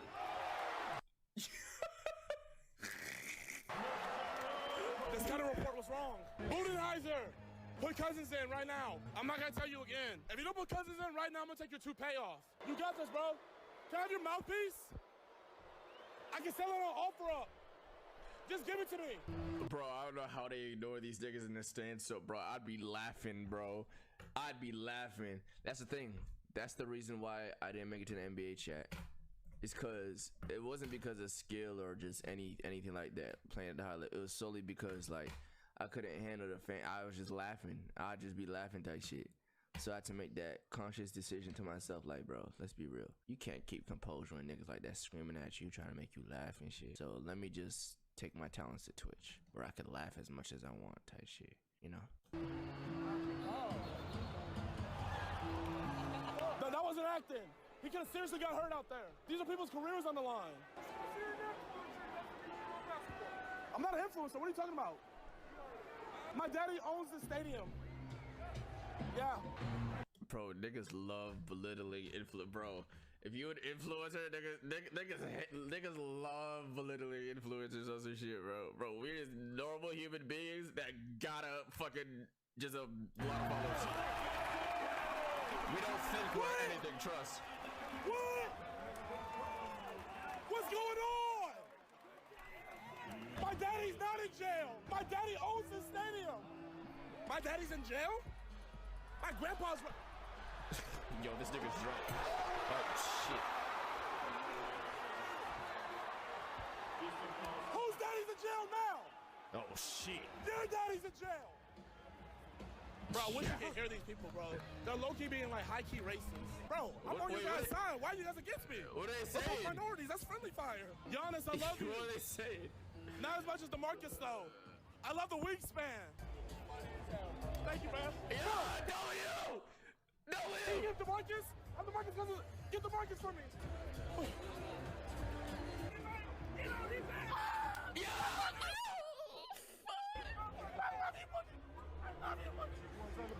Yes, sir.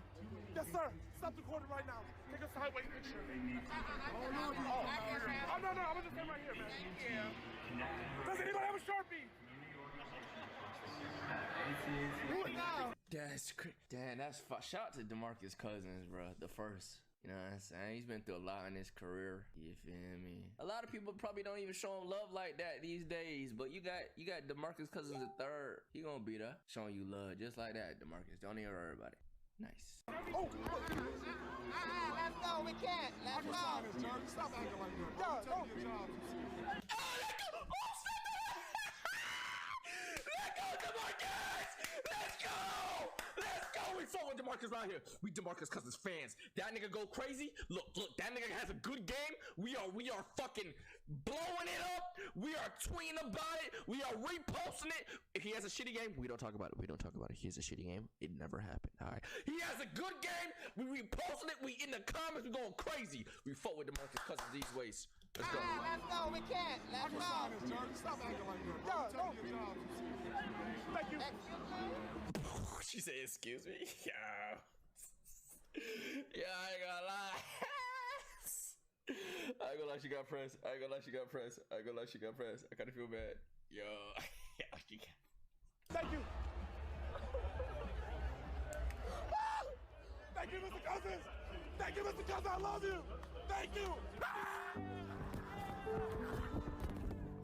This nigga stupid. This nigga stupid. Hey, I guess you is really ninja then, huh? I guess you really is ninja, huh? Nobody can build like me.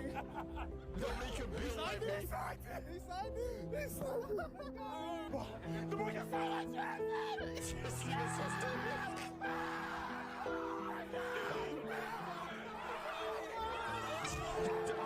It's the road with the whole way line.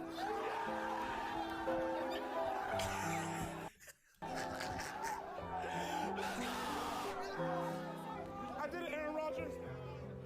Yo, he do look. This nigga's stupid, bro. I did it, Aaron Rodgers.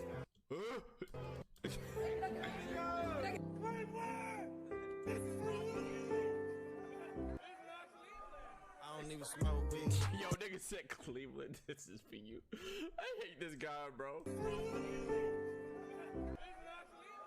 I don't even smoke weed, but I feel high when I'm next to you, babe. Used to be my girl, used to be my boo thing. Now I'm telling everybody you my boo thing, you my boo thing. Let's give him Bozo. Yo, did they do a TikTok together, bro? Bro, niggas was tagging me that they were. Now I'm telling everybody you my boo Is this a new outro? You my boo thing. Let's give him Bozo. Yo, he was so fierce with that shit. It's giving Bozo fierce as fuck. I gotta see that TikTok. I ain't gonna lie. Plus, don't touch it. That was an amazing video. Don't touch it. I need it before I touch you. Nah, I ain't never been with a baddie. She calm, so I added to the tally. Madison, but I'm calling her Maddie. What? Like, Mads try send me the addy. How the fuck did this happen? When? How? Gideon? How? Fierce as fuck. I gotta see that TikTok. I ain't gonna lie. Plus, don't touch it. That was an amazing video. Don't touch it. I need it before I touch you. Nah, I ain't never been with a baddie. She calm, so I added to the tally. Madison, but I'm calling her Maddie. What? Like, Mads try send me the addy. How the fuck did this happen? When? How? Gideon? How? How did you get back in contact with this motherfucker? First of all, you already know this guy got in contact with this nigga. They found out that Gideon is really like that, really with the millions of followers. It was like, oh my god, I saw the video.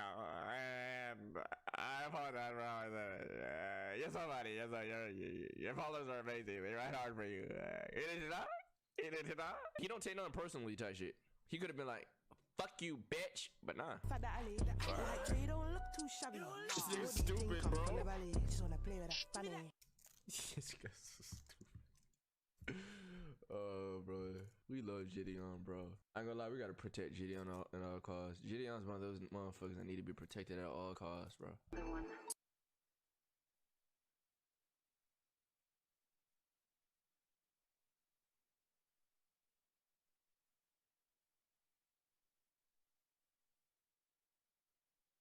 There's one thing, like, going around being like a menace in just public, like this woody, yeah, that's crazy, right? But going to like a nerd event and being a menace in their environment is kind of different, man. I love it, yes! Actually, though, you look good in that class. Get some milk! This is getting there weird. we go! That cow look kind of, you have a cow fetish, Josh? Yo, tee up, bruh.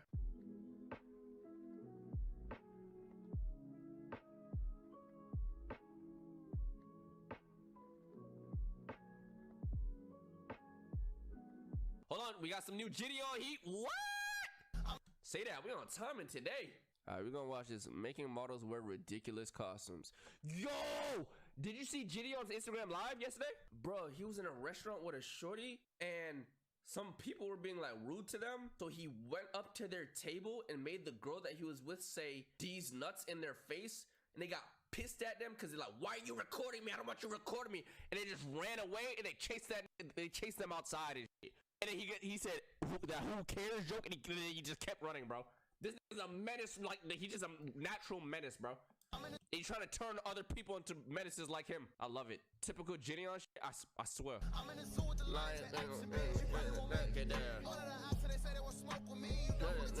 There we go!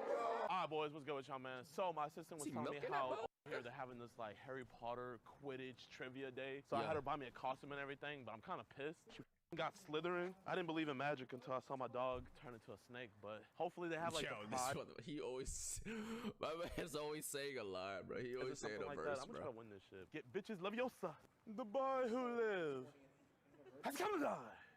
What two teams shit. were playing in the Quidditch World Cup? I know the answer. I know the answer. Oh my god. Go it up. There are trivia sheets right here. Coming up and get one. Who's Slytherin over here, right? I know all the answers. What are the two characteristics Sorting Hat specifically lists Appreciate you. for Ravenclaw House? Oh, I know. Raw dogging skills and I think it was something like who can move the bricks faster. It was something like that. I watched the movies and I follow J.K. Rowling on Twitter, so I know all the updates. Bro, like, shh. He has a cloak of invisibility. You're not supposed to see him. Come on, you're acting like a muggle. Like, let's calm down a little bit. Yo. I went on like a binge last night. I literally have gotten no sleep at all. There's one thing, like going around being like a menace in just public, like this woody, yeah, that's crazy, right? But going to like a nerdy event, like a nerdy like situation and being a menace in their environment is kind of different, man. It's kind of different, bro. I can't do it, bro. I have a question. Like, I love Harry Potter and everything, but like, I really came here to find some baddies. Harry Potter's fire, by the way.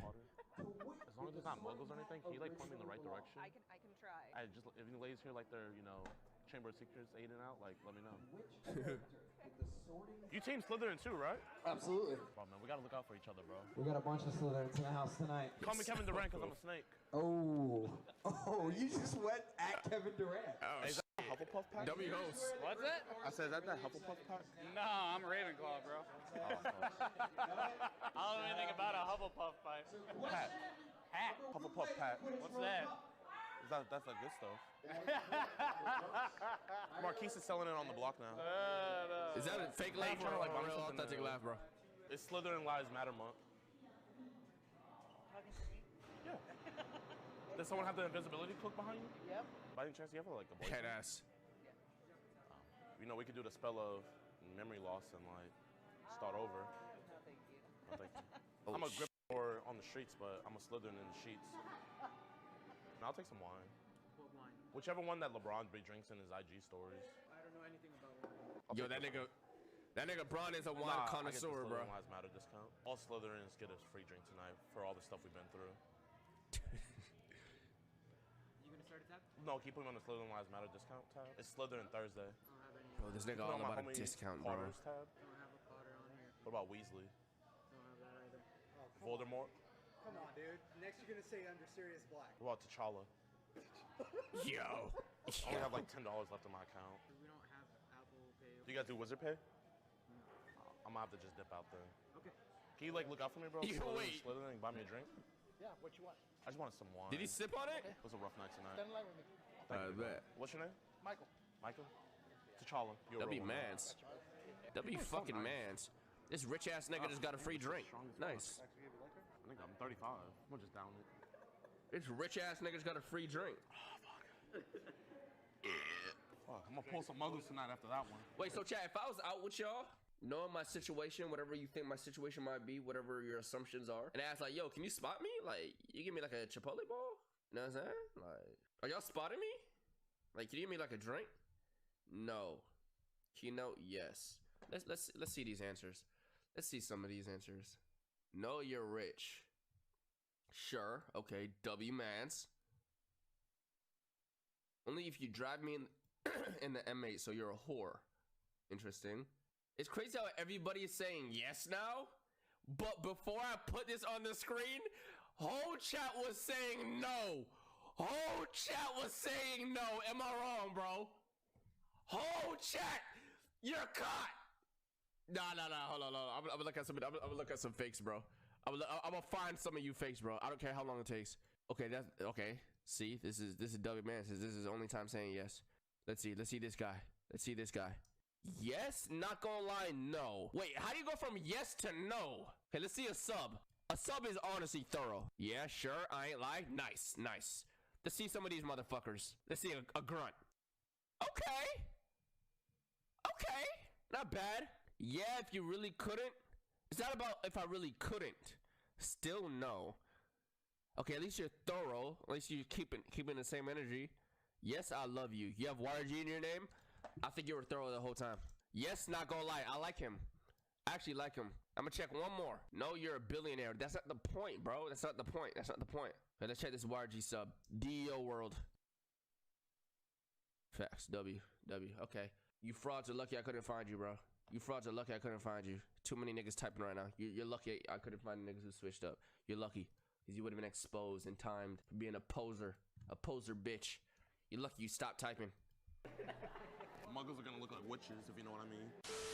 Hey, what's good with you guys, man? Hi. We're back with another video. It's your boy Joe. DeMarcus Cousins. And today, man, What the fuck? I haven't done that intro in a minute. You guys are probably wondering why we got all these girls on a board. Okay, No, let's see. I'm not Joeing around right now. There's no Joe action. We're about to prank these girls. They're about to be our victim. I shouldn't say that. All right, so what we're doing today is we're doing a fake photographer. Nah, say We're it, about bro. to prank these girls. They're about to be our victim. Say it, I brethren. shouldn't say that. All right, so what we're doing today is we're doing a fake photographer prank. So what? basically, I have my assistant go on Instagram, DM a bunch of girls to like see if they would be down to like model for my agency or whatever. Hey guys, I have to hop on here real quick. I don't want to get caught sleeping in the dream and stealing someone else's idea without giving them credit. So shout out to Nico for giving me this video idea. But you guys already know I added my own little Gideon twist to it. Look, bro, if you're a photographer, you could literally tell bitches, get naked, pour pizza sauce on your nipples while eating a fucking orange, bro.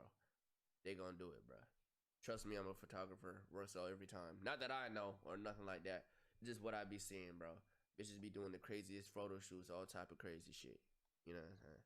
And also shout out to my homeboy Gary Sean, man. But yeah, y'all, don't get caught sleeping and dreaming. Peace. So instead of them taking regular photos and stuff like that, we're gonna have them take photos in some of the ridiculous costumes that I can find on Amazon. We got a creeper from Minecraft. Got the Doja Cat cow costume. We got Michael Myers. Yeah.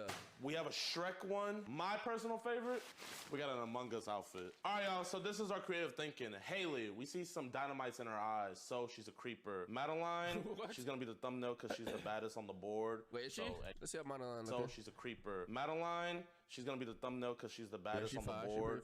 So hey, she gotta be sus. Vote her out. Paisley, she got the little cowgirl outfit going on. No, she got the ring nose, so she's gonna be a cow / they because we don't discriminate. Emma, she's Cow wearing / green. they. She's Shrek. Ayla, Mr. Potato Head, Damn. no reason. I feel like we're the first YouTubers to ever just like get a bunch of girls and decide what fiction. No black women, yes. He didn't want to disrespect them. You know what I'm saying? He didn't want to do the queens like that. You feel me? Little characters they're gonna be for our photo shoot. That is true. It's like a Tekken tournament. That's 200 IQ. I'm not gonna lie, y'all. This is the most elaborate prank that we have ever done. So if you guys can, be sure to hit that like button, subscribe, and share. guess. I'm really You curious know? to see what girls are actually down to put on the costume. We're paying each of them $200, so they're getting paid well. Yeah. Hey, what's up, y'all? Hey, come on in, come on in. So, before we get started, my name's Ida. This is my homie Peter Parker. Ida. We work for the Daily Bugle. These are gonna go on the front page for J. Jonah Jameson. We work for the Daily Bugle. No fucking I way. got some Kanye West stuff. We're gonna just show different outfits, get you guys vulnerable. I need you to be receptive. Get you guys vulnerable. Is that what this nigga just said? Kanye West stuff. We're gonna just show different outfits, get you guys vulnerable. I need Oh, you to be vulnerable. receptive to criticism, Whatever the fuck and he I just said. need you guys just to be down to get some bomb pics. Yeah, this could start a modeling career. But yeah, if you guys can go on and just get ready and everything, and Lauren's gonna help you guys out, and we're ready to shoot. How's it going in there, ladies? Perfect, perfect, darlings, perfect. Oh, that's it. All right, Yeah, we need you hey. right here. Yes, you sussy baka. Yes, Hey. yes, yes, yes, Hey. yes. Hey. Creeper, creeper, creeper. There we go. Hey. Shoulder Yeah. kicks off, shoulder Yeah. kicks off. Pretend that Hey. you're about to explode. Okay, Hey. Haley, you're not acting creeper enough for me. I need more creeper, I need more creeper. Okay, hold on. Cut. I'm not getting enough from you. You're not fired. This could start a very, very, very lucrative career for you. Yes. So you gonna give me some explosion? I'll do my best. Let me see an explosion right now.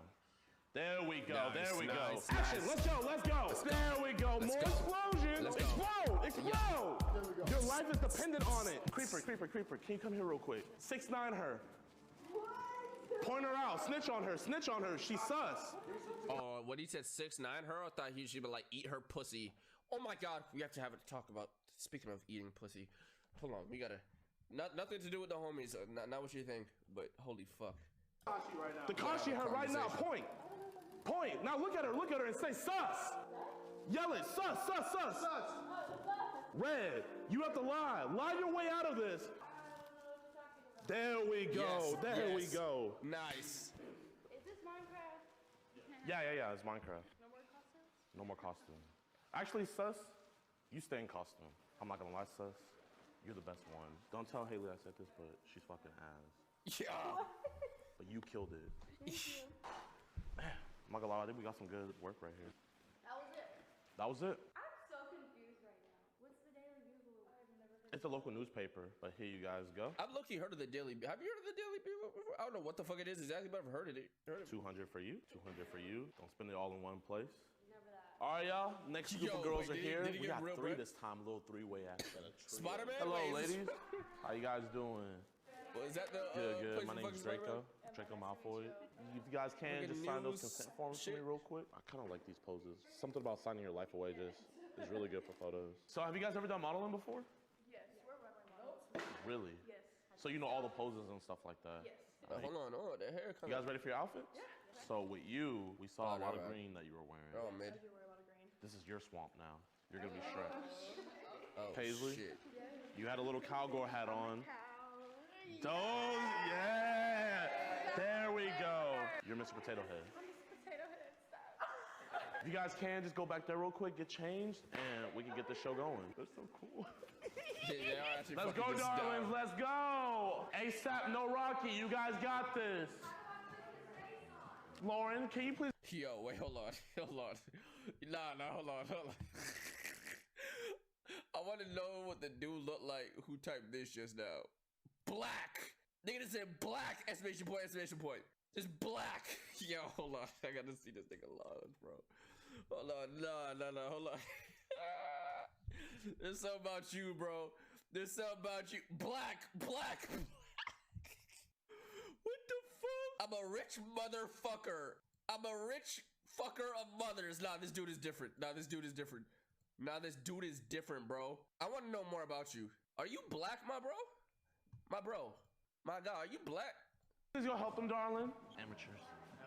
There we go. Yes. I love it. Yes. Mrs. Potato Head, where are you? Why she look good in that car? What the fuck?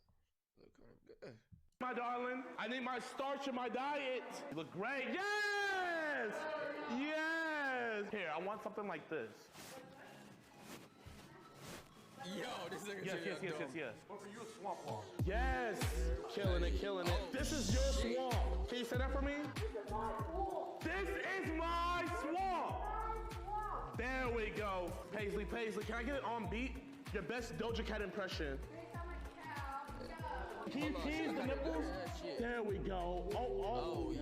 Definitely gonna have to censor that. Can I get all my models to stand against the wall? We need y'all to work together as a team. Ayla, are you familiar with a potato flew around my room?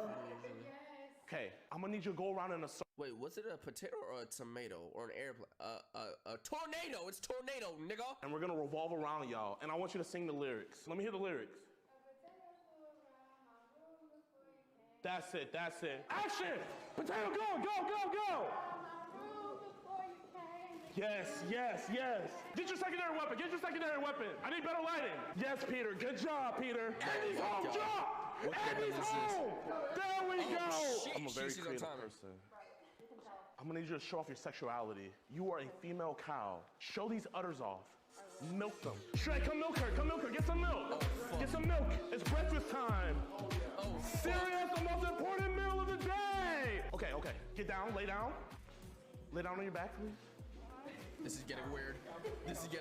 Mr. Potato Head right here. Shrek right here. This is getting Get weird. Get some milk. This is getting There weird. we go. There we go. This is going on the front page of the Daily Bugle. That cow look kind of. You have a cow fetish, Josh? Yo, tee up, bruh. Here, we tipped over the cow. We gotta help her back up. Back at the barnyard. Round of applause. That was amazing. You guys killed it. Thank you. Lauren, please play these ladies. Great job, great job. Thank you. To the back room, to the back room. Catwalk, catwalk. There we go, there we go. There we go. Back to the gulag. Great job, y'all. Thank you. Get in there, I'm not gonna lie, I usually don't do this, but we did a YouTube channel. It was just for a video, but you guys actually killed it. Like, Thank you. that was funny as fuck. But I appreciate you guys coming through, Thank you. being good sports. Oh, shit. Yeah, it's Jadeon. That was so much fun. That's probably the most fun shoot I've done. Oh, shit. No one does it like Draco and Peter Parker. Nah, great job. W. You got W girls. W assistant in the chat. I don't even smoke That was weed, W. but I feel high when I'm next to you, babe. That was Used to be my girl, used to be my boo thing. Yeah. Now I'm telling everybody you my boo thing. You my Why does Gideon only have 154K? He has more than this, right? This is old. If y'all don't follow this, wait, hold on. We about to go to my man's Instagram. Y'all is capping right now, right? He has more than this right now, right? That's gotta be old. Okay. I'm about to say, better tee up on my nigga, you know what I'm saying? W system on God. Plug touching this now. Said I'm on 3 pills right now, if I'm being honest. Hope my feelings shoot out like a rocket. Niggas thought they had the swag, but I'm really on it. Look at you just window shopping, that new bag I bought it.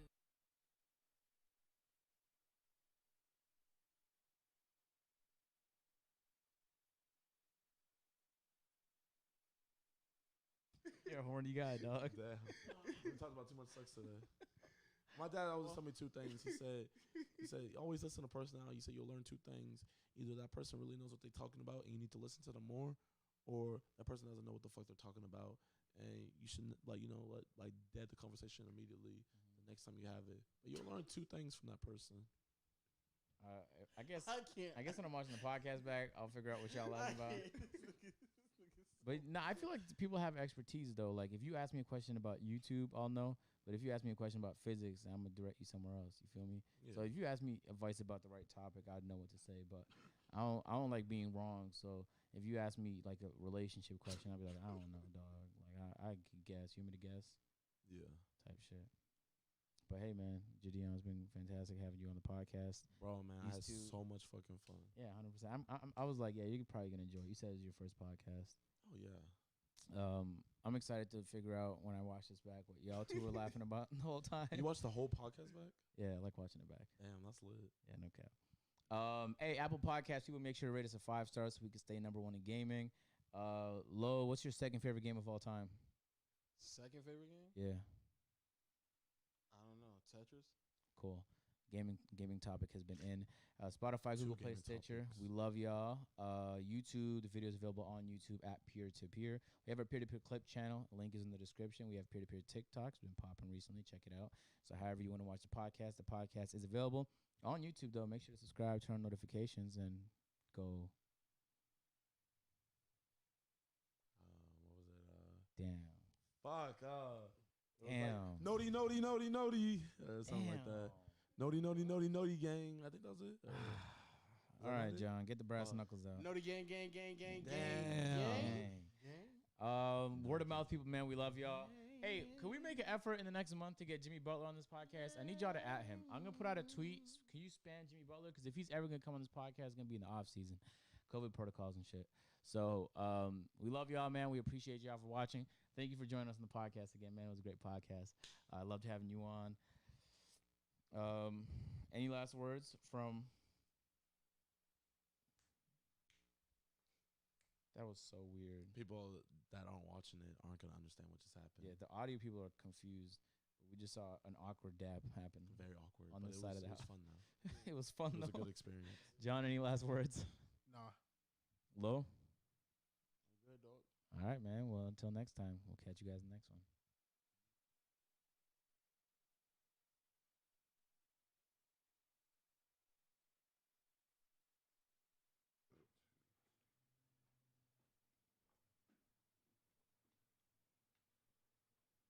Yeah, my assistant's in fucking Orange County all day.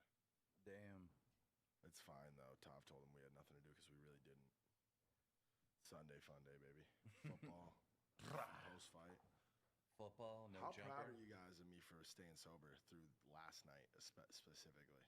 Oh yeah, I stayed like mostly sober. There But was- no, I am proud of you. That says a lot for you. It was so much. There was so much. So much drugs going on. There was so much shit going on, man. Like Vitaly was definitely on some shit. Vitaly is the most obvious steroid abuser that I've ever seen in my life, bro. He looks like he's made of rock right now. I love the kid. I absolutely love the kid. But last night he was live? on some shit. We are live. Cameras are on, boys. He was running around. That's one of the interesting things about it is that, and I'm about to do a fucking tweet just telling everybody that we're doing this. Okay, there we are. We already got 1,100, so we're definitely active. Okay. Adding the link. Boom. Update my own social media. This is very advanced. Vitaly was planning on running out to the stage and challenging Logan on stage, and then he couldn't get on stage, and I'm pretty sure he was trying to challenge KSI like outside the ring, and there was some video footage of that. Keem, what do you know about that? I actually know nothing because I was sitting on the Sidemen side, the KSI side. Right. These guys were sitting like right next to all of it, so Banks has like a first-hand take of kind of really what went I down. was in the same row as Mike. We did the podcast. Who we did the podcast with? Yeah. Sack Mike, Logan. Shout out Mike. What is? But that's what sucks is that Mike doesn't have like a real nickname. Dude, I fucking hate it. Yeah. I hate it. He's like Mike Logan Paul's His friend. last name's fucking weird too, so it's like You're not saying that. I actually don't even still to this day know how to really say it. Oh yeah. Well, we should give him a nickname right now. I call him Mike Lovesack because one, he hates it. Two, that's really where he kind of came from. That's how he was introduced to the whole. Mike is like proving that you can be a middle-aged, mediocre white guy and still come up in the YouTube game. That's amazing. I don't know that he's middle-aged, but for like YouTube, he's like old. Oh yeah. Mike is proving a concept that everyone knows. It's not how much talent you have, but it's who you know. No. Listen, I have to back Mike. I think Mike is actually extremely talented. Are you serious? I think Mike's funny. I like to fuck with Mike. Have you I watched- really do I like know to you fuck do, with I know. Mike. You and Mike should be best friends, though. You guys will never be best friends, but they should be. He's good, but Mike is the quintessential definition of a dude who's basically been able to build something for himself through basically just being a really good best buddy guy. Like He's very good socially. Yeah. I don't think he like crosses that like dick sucker, dick rider like. Dude, listen. Stop. Logan wants to go to the club, he's going to the club. Logan wants to work out, he's helping him work out. Logan wants to do business. That's also part of his job. Yeah, like, yeah. He's employed by that's his team. But you can go a long way if you are that guy who's just always there to help facilitate what the celebrity wants to do. He I've offers seen it a good. He million offers times. good help. He offers good advice. Even in my own life, I back Mike. I will say this: he has a positive energy, right? Yeah. Like if he's there, like you're gonna smile, you're gonna joke around. I see with girls, bro. Like he bags fucking hot girls, and like I know firsthand, like being socially like the right way when it comes to that stuff goes the furthest. You know what I mean? Especially in Hollywood, all these creepy fucking dudes. Like Mike is definitely a creepy fucking dude, but he's not like a creep. You know what I mean? Like, he makes people comfortable, and he's like whatever. And when you're famous, you're a little bit more limited in what you can do socially. So having somebody like him who is not famous, so he can just do whatever. Like he can be the guy running around the club fetching hotties for you. I'm sure you've put him to work doing that. Yeah, Mike's good at a few things, and that's definitely one of them. He would be so happy if he knew how much we were talking about him right now. So Oh, he's gonna find out. We should probably. The night shift. Yeah, My we should. ass. I love it, man. You guys. I go over to meet up with you guys, and you're sawing through a safe because there's $20,000 and a bunch of jewelry in it. I'm like, this is such weird ass Hollywood shit. You came in at a weird time. Yeah. I lost the key to a safe. And Rice Gum is just like an observer who's just sitting on the bed like. He always. This actually happened. Yeah, this is like 3 days ago. He came to get his box. My box. Isn't that weird? Okay, so I mean, this is big stuff to get into, but what does Logan do now? I personally think that Logan's gonna be fine. Honestly, like we were just talking about this in the car. Yeah. Like I think that like people underestimate the amount of respect that people are gonna give both of them for that. It's not easy to do what they did. It takes real balls to fucking get up in front of that many actual humans, and then obviously in the back of your head you know that like millions and millions of people are watching it live, and a lot's riding on it. it's I don't know. I disagree. Okay, I don't think he's going to be fine, right? I think this is going to be very similar to Deji, right? Deji fought Jake Paul. He lost, and he went from 3 million views every single video to 600K, right? And I think a similar thing's going to happen to Logan. But what I think Logan's going to do to counter that is he's going to try to come out with legitimate music and try to like put out actually non-cringe music. He's that serious about his music? Yeah, Dude, can I be the? Can I he just went say to it out Sweden loud? or something. The YouTuber people need to stop making music. Like they have to, man. Even some of my friends, like they need to stop. If you do it as a joke, I'm okay with it. It's just me too. If it's a diss track or it's a comedy driven, that shit's funny. That's YouTube shit. But don't you even feel like the ship has kind of sailed on that in the sense of like how everybody was just doing vlogs and shit for a while, and now that feels kind of painfully lame unless you're bringing something a little bit cool to the table. Yeah. And it feels like that with the music. A couple years ago, Tana doing jokey rap songs was like, oh, this is fun. It's for her fan base. All of a sudden, that shit doesn't really read the same to me. It feels a little different climate-wise on YouTube. Unless it has a real like theme to it or there's a real purpose for the song, it definitely drags on. You know, like you got to be few. They should just Dollar stop. in the Woods. Yeah, that's a fucking great song. Yeah.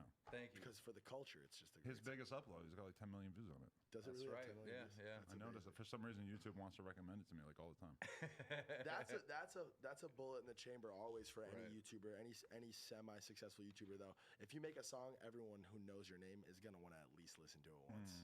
I was literally on Jimmy fucking Kimmel for that song. Wow. Yeah, it was strange. So what happened is obviously there was like a lot of memes and stuff that like that I originally did the chat up a freestyle with Dollar in the Woods or whatever, and people made memes out of it. So then when I went to go make an actual song, I kind of referenced a bunch of memes that happened with me or whatever, right? It was a fun song. But what happened is Logan Paul in the Suicide Forest. So a meme came out with found a dead body in the woods, which they translated to my song. So that got it popping. And then Jimmy Kimmel, and it just kind of like fucking took off. Right. I mean, okay, you know what is a question that needs to be addressed, and we could probably talk about this at length throughout this podcast. How much does this, like, to me, one of the main things that the fight does for Logan is that it puts space, it puts significant events between him and the Suicide Forest thing, which is what he needs. He needs enough stuff in people's memory that the Suicide Forest feels like just something that happened a while back. I actually disagree, okay? I think if anyone is bringing up Suicide Forest, it's fucking Logan Paul. Dude, all his promotion for this fight was, I did this horrible thing. I had a lapse in judgment, and now I'm a better person. I learned from this.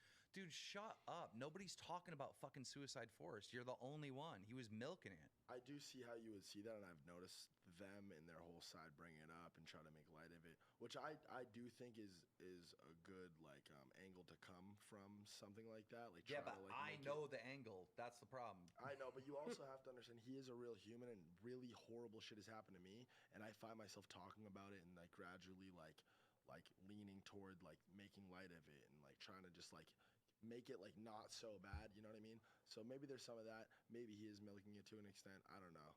I wouldn't put anything past these guys. Like they've done a lot of crazy weird shit. Logan could have very easily continued to have a nice, comfortable, cushy YouTube vlogger life, and he very may well have done so. But then he made the mistake, made that video, and then all of a sudden it just his personality, his character online kind of got tainted, where people just didn't want to see this fun-loving character that he was coming before. Off the heels of all the Jake Paul, like that whole Jake Paul saga where he they were already getting way too big for their own good at that point. They were blowing up so fast, and it was like constant bad negative attention. So for him, it's like with the boxing thing, it's like, okay, let's create a heroic arc in Logan Paul's career. That's best case scenario. But if he gets a draw and then he loses, all of a sudden it's like it's not going to be a heroic arc. And what if he losing one time is one thing, losing 2 or 3 times, all of a sudden that shit is going to be really weird for his image. I think it's more like internally. I think it's going to fuck him up more internally. I don't know, man. I think like at the end of the day, no, I haven't really seen a lot of people talk about this. Dude, these guys made so much fucking money. Like, more money than anybody thinks that they made. Whatever number you think both of them made as far as that fight goes, take that number and at least triple it. I maybe heard quadruple it. 8. They both made 8 mil. It's at least, I would guess at least, my at least number would be like 10. Bro, so many people bought that fight. Yeah. So many people watched that fight. So much went into that fight. And I understand the cost to run it all. Dude, like, that was fucking huge. And it was huge for like the YouTube internet culture landscape. Like this shit changes everything. I think they're both legends forever for it. Yeah, from a That's boxing, my genuine thing. From a too. boxing standpoint, it's like if you just watch the fight, it was a draw. They both like, you know what I mean? I watched it again today, and it felt I like don't agree with that. You take penalties away, you take like all the shenanigans. It was a draw. I don't agree. It was very close. Can I respond? Logan did not outbox KSI, and KSI did not outbox Logan Paul. No, I think these are two very, very even fighters. Can I explain? They look pretty equal. Can I fucking explain? Yeah. So I was sitting. But 2 feet away. KSI outsmarted Logan Paul. Like I said, KSI is mentally stronger than Logan Paul. Listen. That's another thing. Real quick on the record. Fucking say it. Say we were right. We were all in my room. Say it. We told everyone KSI. Yes. Yeah, you guys both said that. Told But bro. you didn't even seem like you thought that KSI was going to win. No, You wanted to root for him because that's your boy. No. I didn't want to mush it. I didn't want to muck it. I stuck true the whole way through. I said I genuinely believe it's a 50-50, but I do believe the slight edge goes to KSI. I do think that KSI is going to win.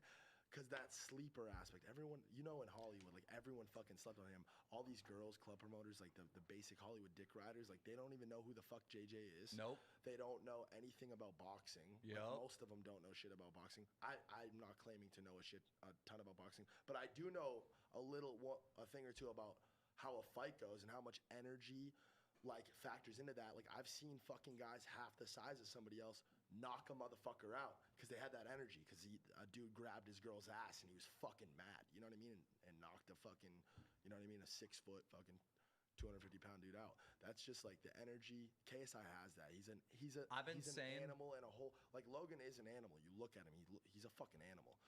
KSI's an animal on a whole different fucking, and the size too. People like put so much weight into the fact, no pun intended, put so much weight into the fact that Logan was so much bigger, but he really wasn't. They weighed in, he weighed 199 pounds. It's not about that, it's the reach. He looked a lot bigger than him. Yeah. Not when they were in the ring together. Did you see them stand next to each other in the ring, squaring up? They looked pretty fucking even.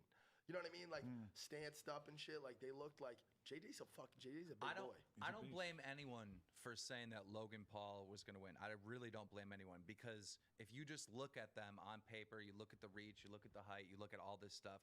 I feel like Logan is probably a better traditional boxer, right?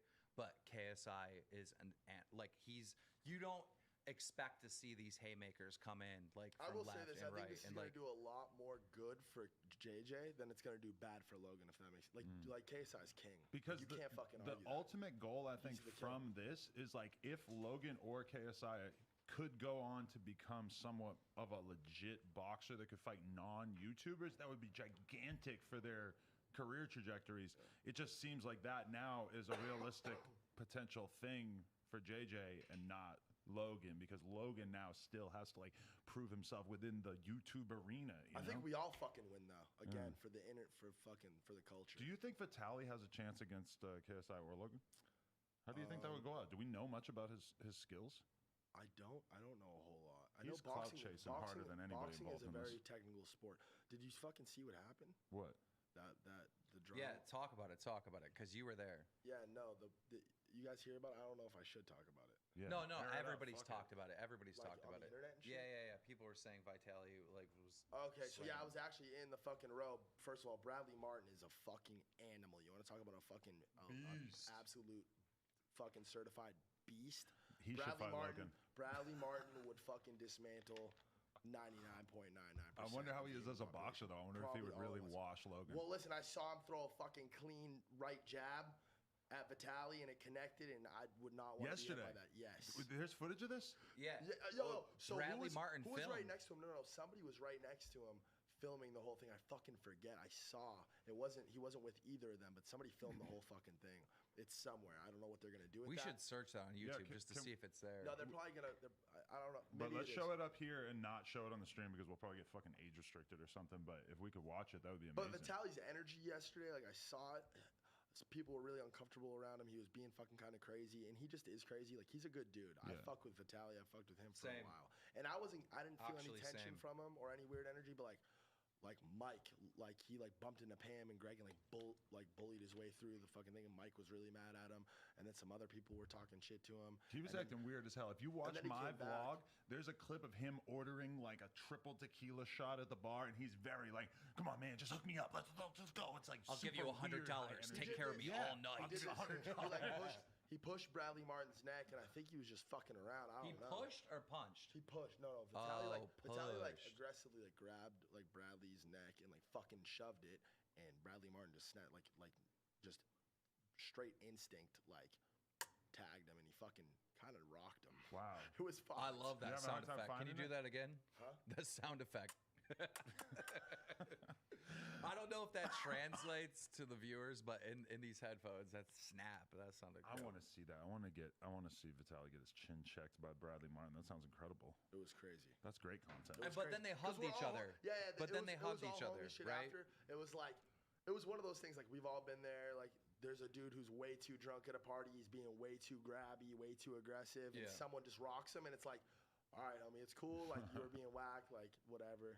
It was kind of like. Where did you guys all go for the after party? Because I went home and got my butt eaten by a 19-year-old girl, and you guys went out and got crazy somewhere. I didn't get crazy. I've been sober for 8 days. Oh, right. No Okay. drink November, so I didn't really get crazy. I played that fucking 4K GameCube till 8 a.m. with some homies. But you are nutting. Nutting? Yeah. I didn't nut last night. But I am absolutely no nut November. If you're That's you're stupid. into that, you're That's fucking stupid. You're a- gonna get ball you're cancer, a bro. fucking psycho. I'm not doing it. You're a sicko. You're gonna get nut cancer. Hey, shout out to Lol. That's the only Lowell, Mass. Fuck yeah! Shout out to Lowell, I Mass. just seen it in the chat. Really? Lowell, Hell yeah. Massachusetts. Lowell, Mass. Also, baby. Mill City. I just want to say this too is that I'm back on Facebook.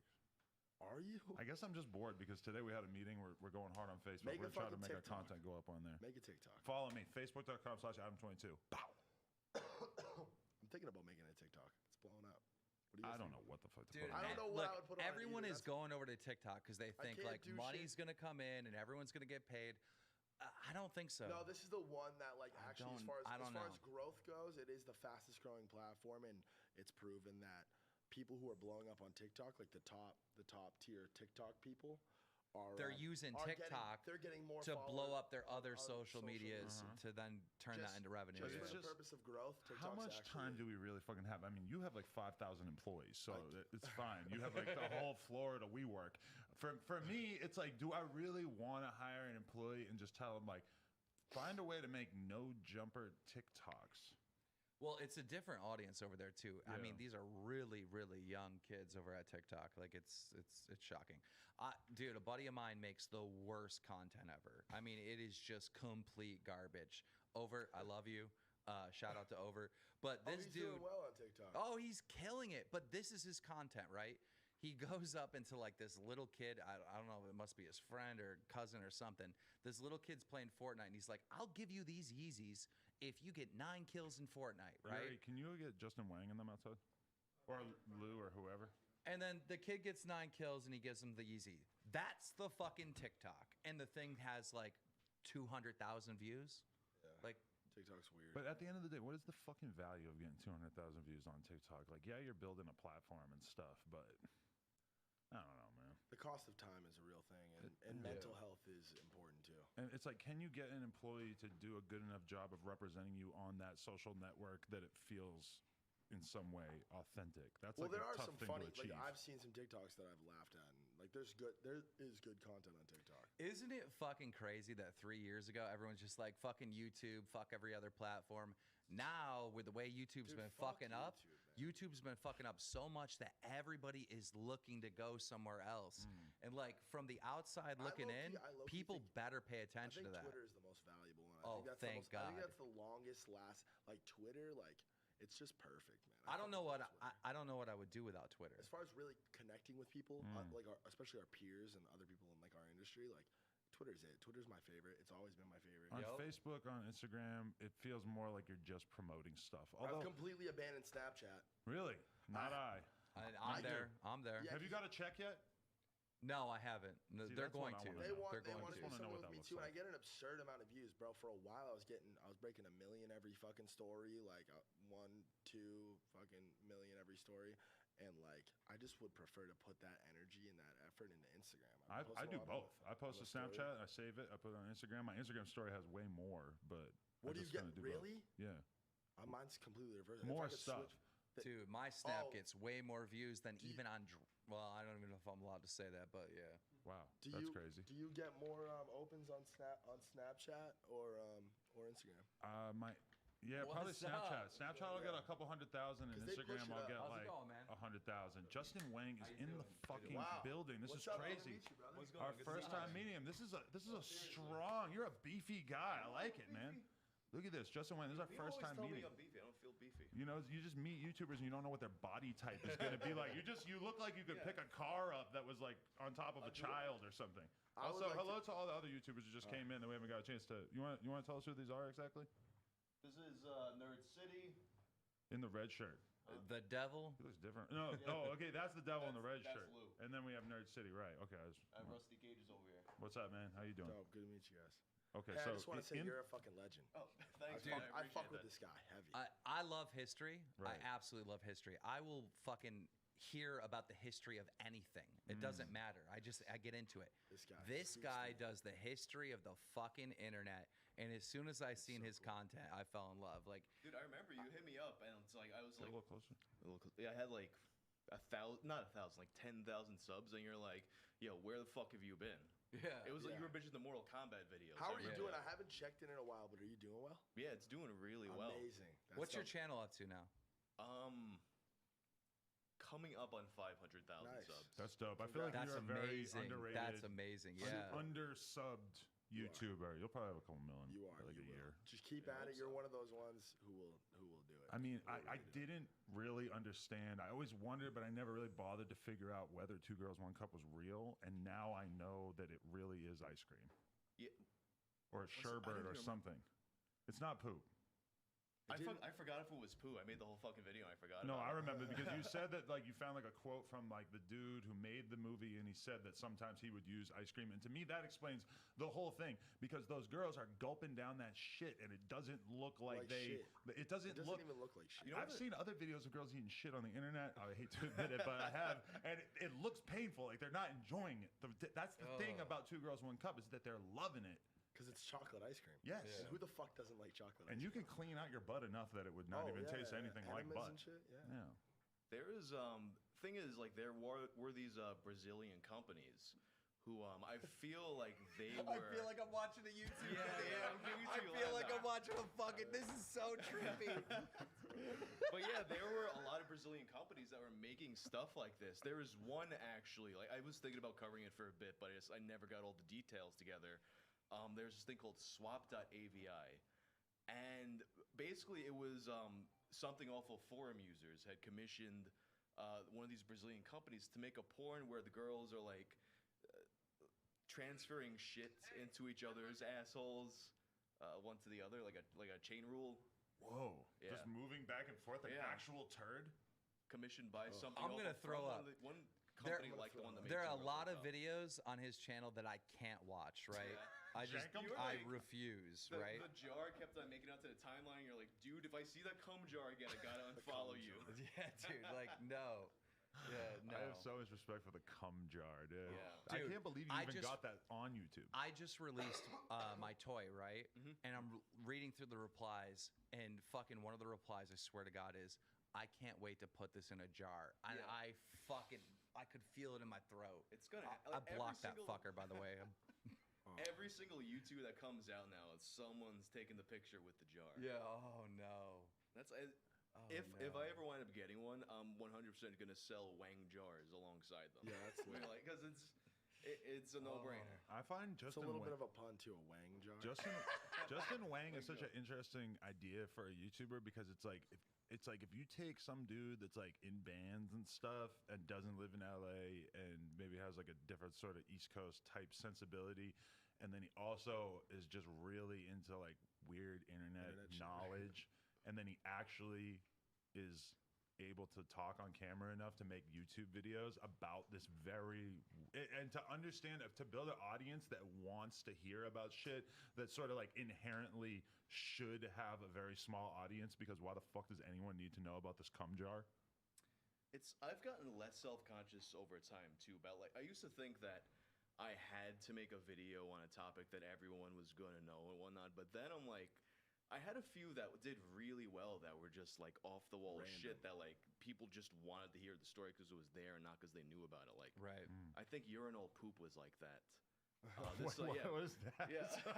So urinalpoop.com was a website where it was like, it gave you instructions on the best techniques to get poop inside of a urinal, and then we would get like images from people all over the world sending poop they found they found in urinals. Somebody shit in my urinal at a party one time. No. You gotta do it. Yeah, you gotta, I've never done that. That dirty motherfucker, I still don't know who did it, but you are a And listen, we had a good group. Things were good. It was probably Jake Paul. And then the whole top floor started to smell like shit, and we made 905 clean it up.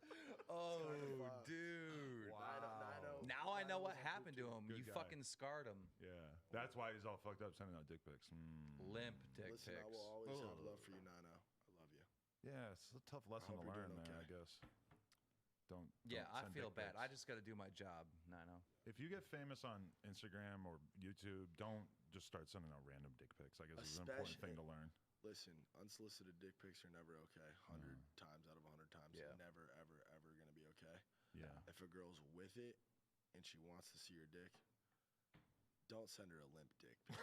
No, I've noticed those going around. Why would you do that? I don't know. I've noticed those going Yeah. Nobody appreciates a soft dick. Because like Nobody likes a fucking soft dick. Nobody. No. You would I think don't like a soft dick. you would want to put your best first impression. So like you want its dick at the best angle. You want like, it to be throbbing. You want to like pop it up Luchu or something just to get the extra firmness. If anything, there needs to be veins. That's what you're nervous about, is not making your dick look veiny and bulgy and full of blood enough. Yeah.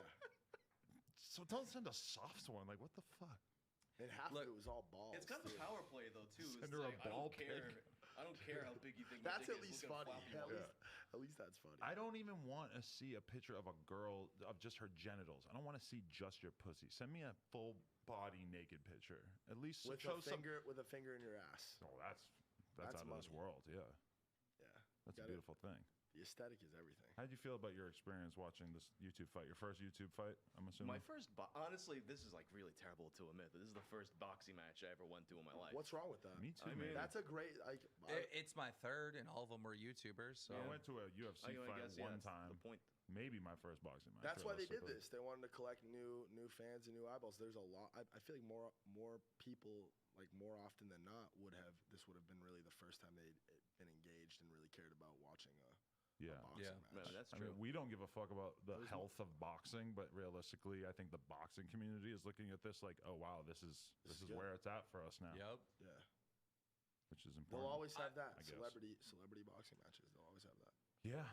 That shit was cool, man. Bad Baby tweeted out today that she was hit up Jake and Logan, tagged them and said, "Yo, give me $1 million, and I will fight Woah Vicky." Bad Baby did that. Yeah, she did that today.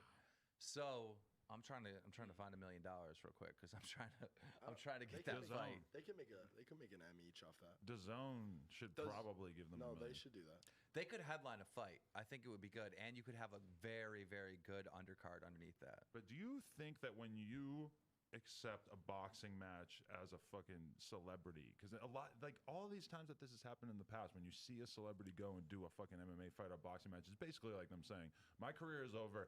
The last way that I can monetize my existence is to basically put my life on the line. Not in this new world. It's not in changing. this new world. Because Logan and KSI are not, they're not falling off. They're not like at that stage, and they're not Dustin Diamond. They had you know? real beef, which is why I got so they're on top, and they decided to do that. which is different than just being like a loser. Like when Fusi does it and If he's people not are at really the height of his career, it's different. It is Yeah, different. yeah, it when is. it's It transparent is. and organic, and the purpose is just for ticket sales and eyeballs and stuff. It becomes a little bit. And I think Fuzi needs to get some fucking credit, dude, for not falling down. Like, did you see his fucking face? Like, I don't. I sat next to him during the whole fight. I fucking love Fusi, man. Like I really do love him. He dude. has heart. Like he's he's another one that actually he doesn't have skill in that ring, Misguided a but few he times. has heart. We all fuck up, but he's taken. I feel like one too many L's recently. I'm really hoping for a win for him. Well, he's got a new series where he does the cribs. It's good. It's actually Yeah, good. it is good. It's actually good. He did Logan's crib. It's weird though because the thing that made Fusi interesting was always just how unhinged he was, and then he might just be crying or just tripping out, and there's this mysterious addiction that we never even found out what it was officially. Yeah. I saw Fusi and Vitali in the general vicinity of each other yesterday. I'm not sure if Yeah, they're they were actually fine. going Yeah, down. we were all in the same section. I met Slim too, and I was just like, "Oh my god, dude, you're such a legend for what you did to Fusi." He just was so hyped. He's just like, "Thank you, man." Like that. I mean, just beating the shit out of Fusi. Who? That's what I mean about a fight, dude. If you look at Slim, and I mean no disrespect by this, you look at them stand next to each other. You You're don't know like, either one of them. Fuzi is You don't gonna expect- destroy You don't Slim. expect. You don't expect that. You don't expect that outcome. So I don't know why people were sleeping on JJ. It's crazy. JJ did great, man. He showed him, man. They both. He looked- outsmarted they- him. they He both looked fucking good, too. outsmarted They him. both looked good. Do you think that it really feels like a loss for Logan though, because they are contesting it, and because Listen, I was allegedly with the Logan 2-point last night. loss? I was with Logan Watch last the night. tape. He's bummed, bro. Watch the tape. He grabs him, holds him. You can't do that. Does a fucking uppercut on him. Punched him twice as he was I going never down. even You got to can't explain. do this shit. Hold on, I never even got to explain. We just fucking argued about why it wasn't a draw, and I think KSI, without a doubt, won. I want to explain that. KSI took the first 3 rounds for sure. Like I watched the fight. Like KSI beat him the first 3 rounds. He had him against the ropes. He had him on his back feet the whole way through that. And where it shifted, the energy shifted, and Logan kind of started to overcome that is when he fucking. Like, JJ saw fucking stars, you know what I'm saying? He, fucking halfway knocked him out when he did that, when he, Yeah. But you fucking- can't do that. when he dragged him down, you're not allowed to do that. So it's like if that had never happened, everyone's using that as, Logan doing that made Logan lose. But it really didn't, because he gave him the upper hand in the sense that he fucking rocked JJ with that hit. Right. Yeah. And JJ had to sit over there, and he was, not the same after that. And, he wasn't. and not only that, he got fucking but rocked. he got points for the takedown that he never should have gotten, right? He got 2 points for the takedown and lost 2 points for the illegal hit. I haven't watched a bunch of. But he never should have gotten the takedown because he held on to the back of his head where he couldn't back up and did an uppercut. Illegal. He never even should have got the takedown points. I think that I haven't watched a whole bunch of videos and actual boxing analysts and professionals and stuff. I'd be interested to see what they have to say, because I'm sure they're all covering it. That's what I'm hearing, is that there's a lot of boxing professionals who think that them taking away 2 points for that is very out of line, and people saying that they haven't Really? seen 2 points No, taken no. away since Mike Tyson bit what's his name's ear. The referee said that in this match, right? Well, either way, there's either way, minor. JJ won by 2 points, right? So even if they only took away 1, I'm not sure, but it was a split decision, so it was definitely close. The referee said in this match that there's warnings, there's misdemeanors, and there's felonies in boxing. And what Logan did was a fucking felony. He's like the other fighter is wounded. He's going down. You can't punch them when they're going down like that. You just cannot do that in the back of the head, right? Right.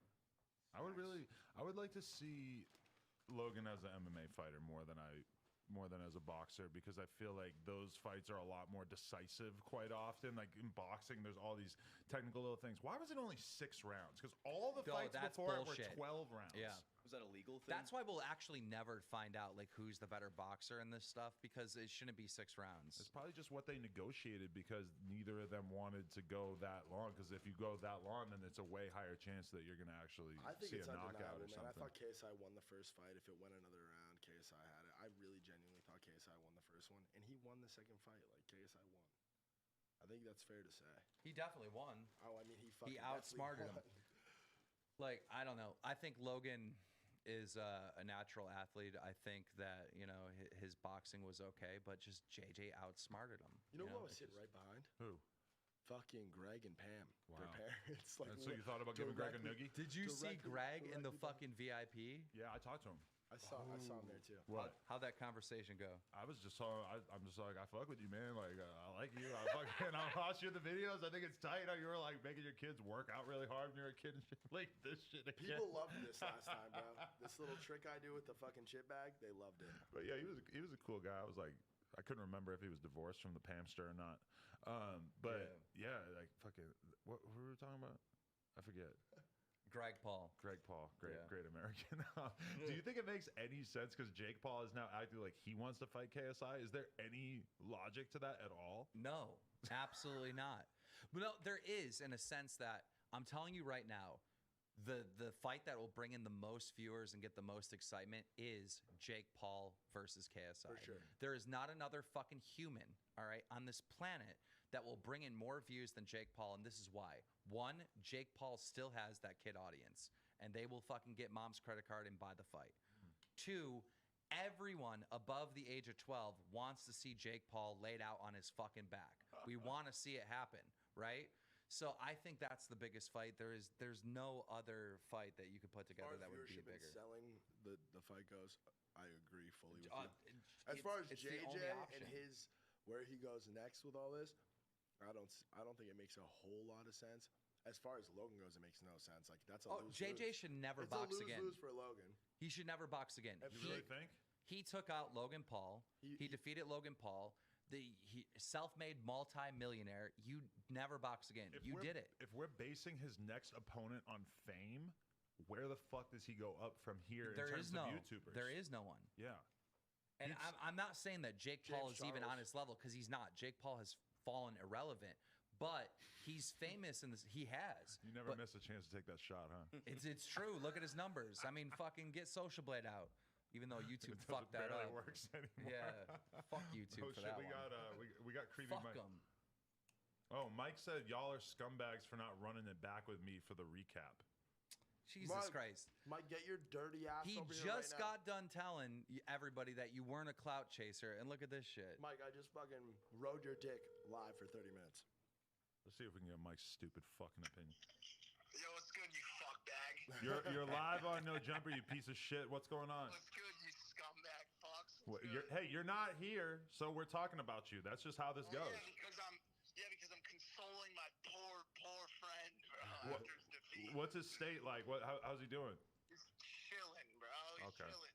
Well, he's absolutely fine. We went out last night, head held high. I heard it was boring. I heard it was a week. Party with Banks, party with some girls. He got his dick wet, dude. He's living life. He got his dick wet, so he busted a nut, even though he was holding it in for a while, allegedly. Yeah, bro. Did you ask him what it looked like? What did it look like? What'd you say? Was it a lot? Yo, I went 2 weeks without busting a nut one time involuntarily, and I Spider-Man fucking shot like. No, I'm serious. It's a real thing. You really like get the company hand and like fling it. It was fucking crazy. These motherfuckers are the most disgusting people I know. You're visibly uncomfortable, Keith. Yeah, Mike. So you can't come here. How long are y'all gonna be on for? And do you have Coronas and chips or no? Probably all night. Chips, we have Doritos. You're gonna have to bring Coronas. We could possibly put in a Postmates order. Justin Wang is here. We got chips, Mike. Wow, that's a lot of chips. So that's what life is like. We did Justin Bieber last night. Now it's Justin Wang. Just going through all the Justins. That was popping. I want to see Justin Bieber's Wang. Yes. No, you don't, dude. Yes, I do. What do you guys? Mike said that like he's seen it. It's grotesque. I put a tweet out squashing the beef between me and the Sidemen.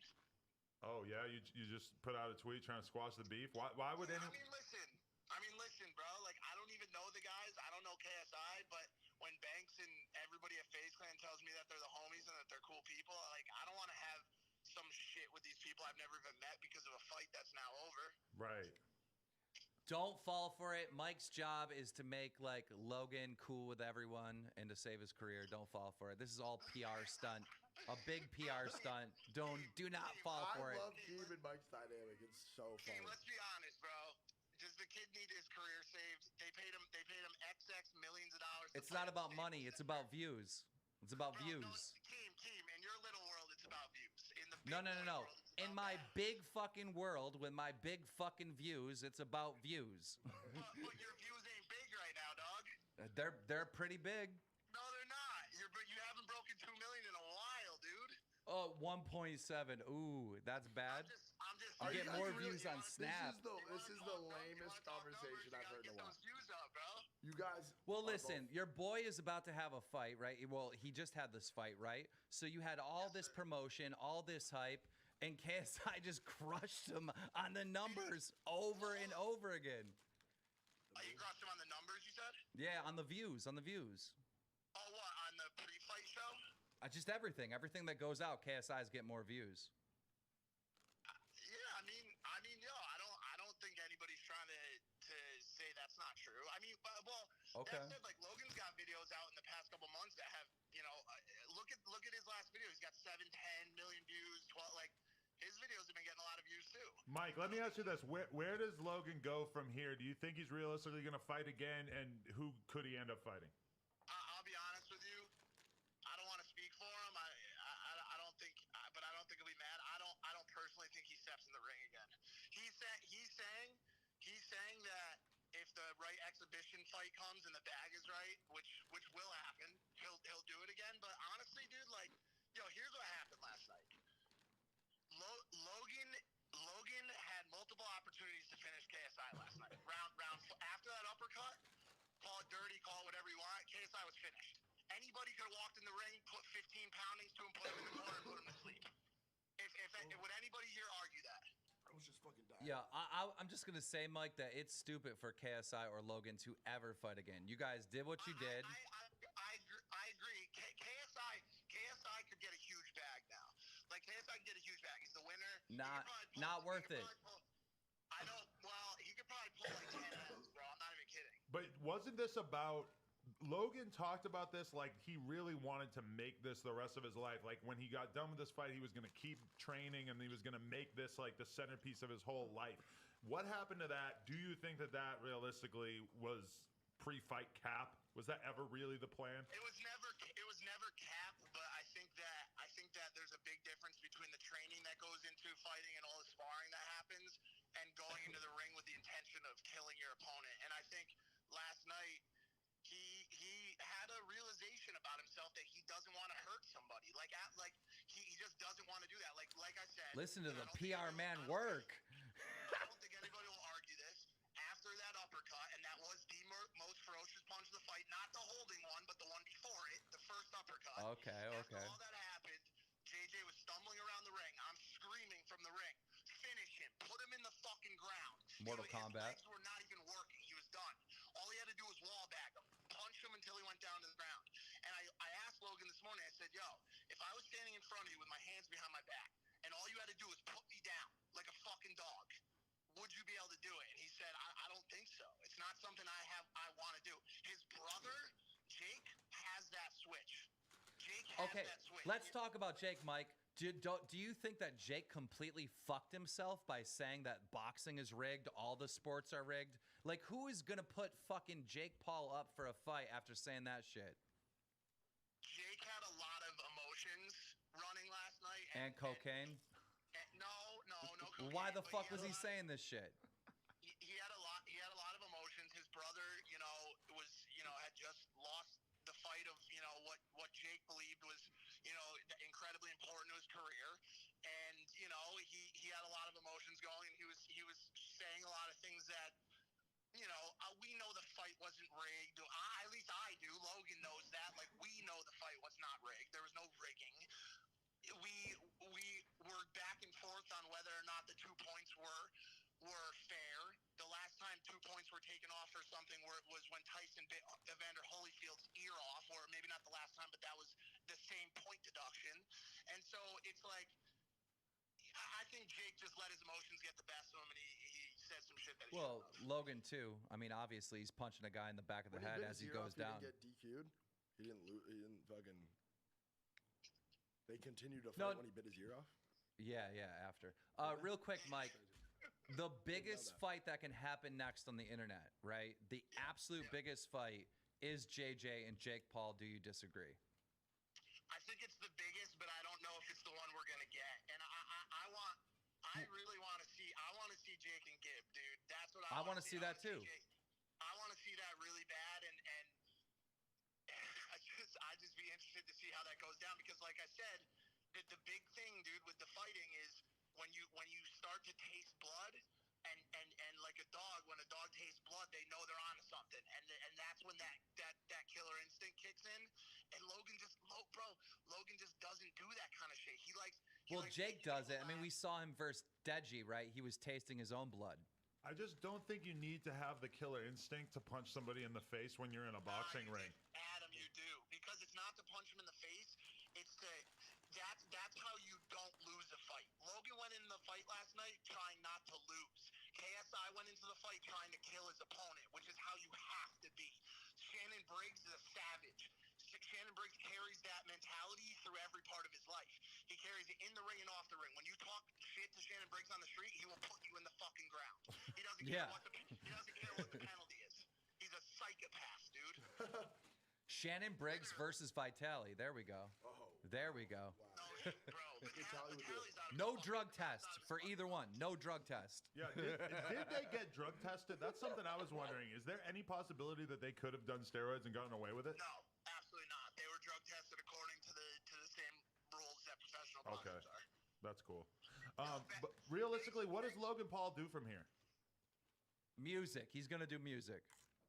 He's got music bagged, and by the way, it's good music. He worked with very, very, very good producers on it with Avicii's team, and he was in Sweden locked up in the studio for a month and a half making music, and it's good music. But there's a lot. I mean, there's a lot of stuff he can do. He can go back to daily content. Like there's a lot of things he can do, and we love fucking Impulsive, and we love that whole vibe. There's a million different ways this can go. Jake said on air last night, me and him just got an offer for an MTV show.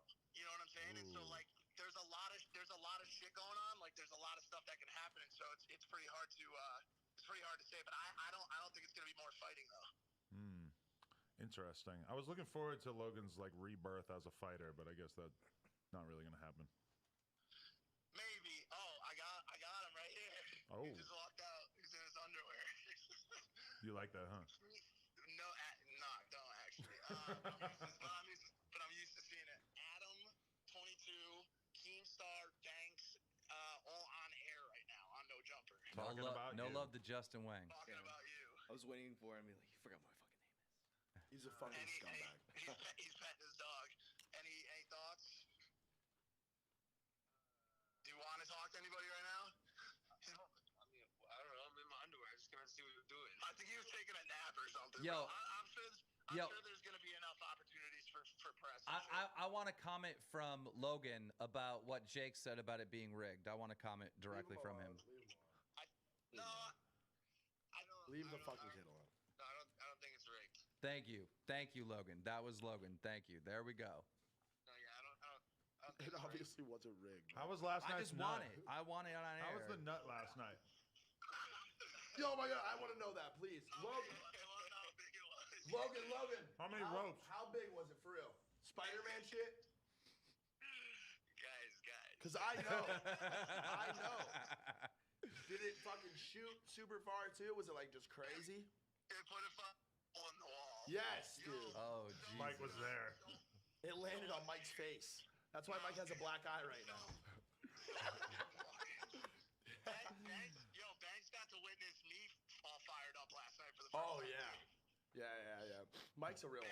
Bad. Someone was talking shit to Evan, and Mike was really about to fucking knock him out. Ooh. So all of a sudden, the fight's about to start, and I hear the guy behind me go, "Hey, Peter Dinklage, sit down." Oh shit. To Evan, or roommate Evan. I turn around, I go, "What the fuck did you just say?" And he goes, "I didn't say nothing." I go, "What the fuck did you just say?" I go, "I'll fucking kill you in this fucking Coliseum right now. End your fucking life, dude." And then he started shit with the security teams, and his whole squad got booted. They all got removed. They were calling all the security guys pussy. Damn. People call me Peter Dinklage all the time. No, they call you Peter Dinkler. Ooh. That should be your porn name. I'm down. Peter Dinkler. Yeah, I know a porn star named Trey Schlongs. That's Do amazing. you really? I know a porn star named Emily Willis. Me too. I know her even better after last night. Oh!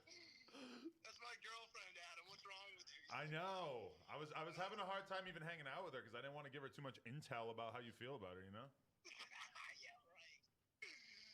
Yo. How long are you fuckers going to be on for? Probably a long time. We haven't even got started. We're just chilling. Yeah. Banks brought like 15 different No, I flavors of didn't. chips. This fine young gentleman went around. Oh, wait, who Grab gone? him and come over. Dude, every time I'm on a live stream, Joe Rogan dies. They You notice always that? want to convince you that Joe Rogan, Lil Pump, Lil Xan, they're all dead. I can't believe how many times Joe Rogan has died. It's Sometimes unreal. they actually fool me, and I'll actually Google it. Can we get a rip Joe Rogan in the chat? 5 minutes. You're gonna Joe regret Rogan saying is that. never gonna die. Yo, Mike, holler at me if you want to come through. All right. All right, brother. Appreciate you, G. Peace out, you sick fuck. We should have told him he needs a new nickname. He does. He needs an actual nickname. It's cool that he heard the beginning part where we were basically just like tearing apart his entire life. That was fun. I knew he'd hear it. I stayed up and put on my iPhone vlog from last night, and it still has not been reviewed from YouTube. Let me get a RIP Joe Rogan in the chat if you know what that's all about. Look, I want to show you Mike's name in my phone. Mike Logan Paul. What did we put him in the title? His name in my phone is Logan literally Paul's Mike friend? Logan Paul. Yeah. Did we? No, Phase Mike Mace? from Impulsive. Mike from Impulsive, that's what it was. Mike from Logan Paul's ball sack. You think they'll ever have a falling out and do some like dramatic breakup shit? I don't know. I don't think so. No. Nah, Mike would never. They understand each other. You're fucking. Mike would never. He would never. Yeah, but everybody, there's a lot of falling outs. You ever have like a big beef with somebody online? Dude, I think have a Mike's big gonna be beef. one I of those. Oh, sorry, go on. I've had a few people I guess more recently kind of be like, hey, like you should have like talked to me before I made this video. But I haven't really done anything that really like steps on anybody's shit. Oh, there were the Maddox videos. He was pissed about those? I mean, I never really like interacted with him much. He just like automatically like blocked anybody who followed Dick Masterson after they had their falling out. Okay. But he did, I guess, like talk to me about the videos when I saw him at VidCon. But it wasn't anything like too serious. Yeah. That's what you need. You're not a real YouTuber until you have like a massive blowout. Have you ever beef. had a falling out with a YouTuber? Not that I can think of. But doesn't it feel like ancient fucking history when you think about like the Keemstar beefs and shit? That's just who. Like you can Keemstar is. barely even remember. Like why the fuck would anyone care if Grade A, Under A, whatever the fuck his name was, said some shit about That's you? what It just is, seems bro. so It's irrelevant. It's the cancel culture. People just love that shit. People But now love to- everybody's been People love to canceled. fuck somebody's life up. What would it take to get you into the ring though, Keem? Oh, dude, I don't know. It's It's not not- money. It's really not money. That wouldn't do it. After watching what happened to Fusi, I mean that made me so much more turned off to it. Like holy shit, I don't want to Well, have anything even close to that. Banks happen has to an me. interesting take, right? Like boxing is not a fucking street fight. It's not the same thing. It's not like I hate you, I want to fucking beat you up. It's just so different, right? It's like chess, right? And you, I don't think you can. Like he went in there and said, Logan needed to be a killer. I don't think it's that, dude. I think it's a lot of fucking mental. Like Bro, I'm gonna do energy this, I'm gonna do before that. everything else. I don't know. It takes a lot too. Dude. But- Those motherfuckers trained every day for months. I just don't understand how That's crazy. how can you be in the ring? It's your job to come here and knock this fucking fool out. There's everything relies on it. I can't imagine what it would be like to be in the ring and to have just injured him and to have a clear opening and not take that opening. Like to me, that I can't even imagine that as an excuse. Like he doesn't have the killer instinct enough to finish things there. It's just like that's the name of the game there. Yeah. There's no. I mean, this is just bullshit from Mike. Like, what is he saying? What the fuck is he saying? Oh, Logan doesn't have the killer instinct to win a boxing And match. Jake does now. Like what the What fuck? what does that mean? Like Jake is like now they're trying to paint Jake as if he's this like street fighter thug. Like he's always been the bad one. of the Yes, family. guys. Logan Paul trained for fucking 2 years, did 2 boxing matches to let JJ win. Yeah, that's what he was doing because he doesn't have the killer instinct. Yeah. It's a lose-lose for Logan if Jake and him fight, though. If Jake somehow beats KSI, then Oh, Then it if looks extra Jake bad, were to somehow beat KSI, fucking that mean for Logan would look like the biggest herb ever. Like he would look so bad. But people keep saying that Logan claimed he was sick. Oh, Did get you the hear that fuck- quote? Okay, let's hear about this. Okay, Logan was sick. Okay, it was rigged. The 2 points didn't count. KSI was hanging out with the ref. KSI was hanging out with the ref. Fucking Logan doesn't have the killer instinct. How many fucking excuses can we fucking hear? Take your Listen, goddamn at the end L. of the day, it's a human body versus a human body. the people who are fucking officiating these things have been doing this for a lot longer than we have. They have a way better understanding of the sport. There obviously is no bias or fucking fixing going on. KSI beat Logan. That's it. Like that's just it. It just is what it is. That is what it is. And they both should be. I think they should both be super proud of themselves. And I think, and I really believe that KSI gave way more respect to boxing than Logan Paul ever did. Logan Paul was being a clown out there, and I'm not meaning that in a mean way. I mean, he was being a showboat, right? He was putting on a show. He was fucking, KSI was just focused on fucking being a good boxer, and he deserved it. Logan he deserved did a better job of marketing himself as someone who was getting ready for a fight. Agreed from the outside looking in, but if we look at Social Blade, KSI, wins in the views. But KSI just is a more popular person, which is kind of shocking because he's the black guy, so you'd think that he would appeal to less people as the white guy, and he's from England, which you'd think would appeal to the English people. But Logan is such an enemy to so many people. Like it's underrated how Shannon many Briggs, people look chill. down on him. No, but it's true. There's so many people that really dislike Logan, and there's not really a good reason to dislike KSI. Yeah. No, there isn't a good reason. I mean, JD's a good dude. If you want to dislike Logan Paul, there's a very easy couple of reasons to latch onto. With KSI, if you don't want to like him, you probably just would ignore him if you didn't like him. Yeah. So it's easy to see how KSI's fan base is so invigorated for this kind of shit. Well, here's one thing about UK YouTube, okay? UK YouTube, everybody has each other's back. Everybody helps each other grow. I mean, it's a tight-knit group. Where on fucking American YouTube, like we're all in fucking street gangs out there, that's what it really be like that. Like remember the days of fucking Team 10 versus Clout House? I mean, it just is what it is. KSI is a hero of England, and Logan Paul is definitely not the hero of America in the same way. He's very all-American though. Yeah, to the people who like that. Definitely. He's definitely the MAGA candidate. Hey, can we talk about the fight before them? Why did it low-key kind of look like a junior KSI versus that weird-ass white kid with the blonde hair and shit? Yeah, it looked like kind of like the default versions of them or something. It was weird. Like the level 1 versions of them.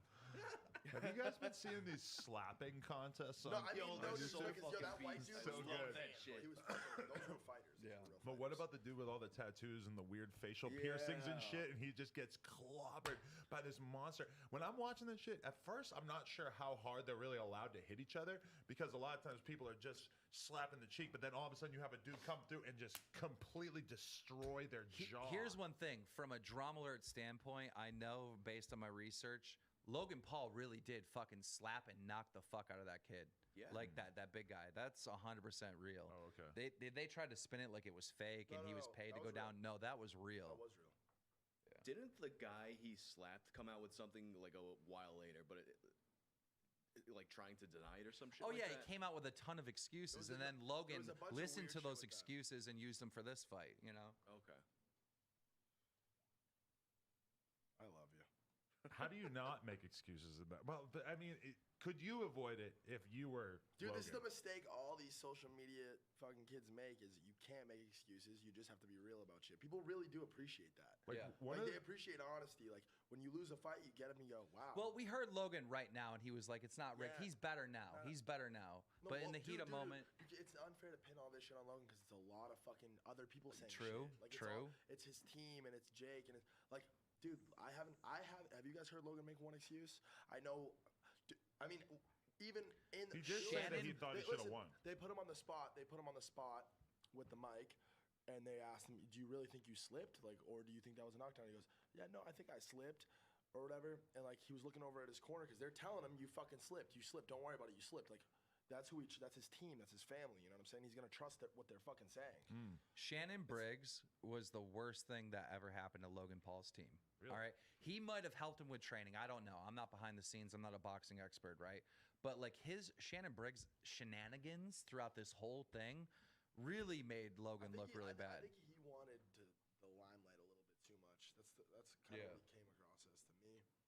Like I respect him as a fighter, and you know absolutely. he was a world champion, right? Like hats off to him. But like there was a lot of fucking shenanigans going on. During the lead up, there was a point where Logan was talking in one of his videos, and he was like, you know, if I don't, if this boxing thing doesn't work out for me, what am I going to do? I'm going to go back to making corny vlogs, which is kind of like an interesting way to frame it because, you're someone who got famous off of vlogging and everybody knows you as a vlogger. And realistically, that's probably what your fans want from you the most. And now he's in a position where that seems like a way more logical career choice for him at this point is to get back into doing like very regular content. Logan's got to take that all break. depends what he He's got to go through that you can't fucking walk away from something this big that you lost without depression, right? He's going to, and I'm not even saying like actual depression, but like the sadness or whatever. Being down. You got to go through that time period of being down, and then you got to build yourself back up like he's done on fucking, what's the Vine and fucking YouTube. He's just going to have to fucking grind. That's all this Logan is. is a fucking low-key little internet genius. Like he has some genius in him. He fully understands the way this shit works. I think he'll be all right. But okay, how about this? He started Impulsive. I'm gonna say that it maybe did not blow up the way that he thought that it was going to. Well, it's hard to like the podcast game's different.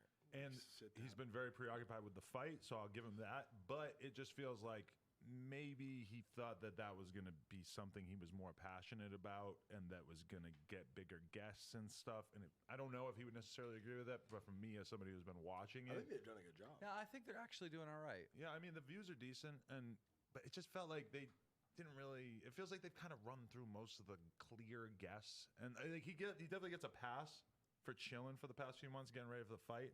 But I'm interested to see what goes on with Impulsive from here, I guess is the way of saying it. Because it's like, if he decides to go hard with that, then that could be... In any podcast, when someone's sitting there and they have notes and they have topics that they want to go over and stuff like that, it just doesn't fucking... I can't get into it. Other people might be able to. I can't.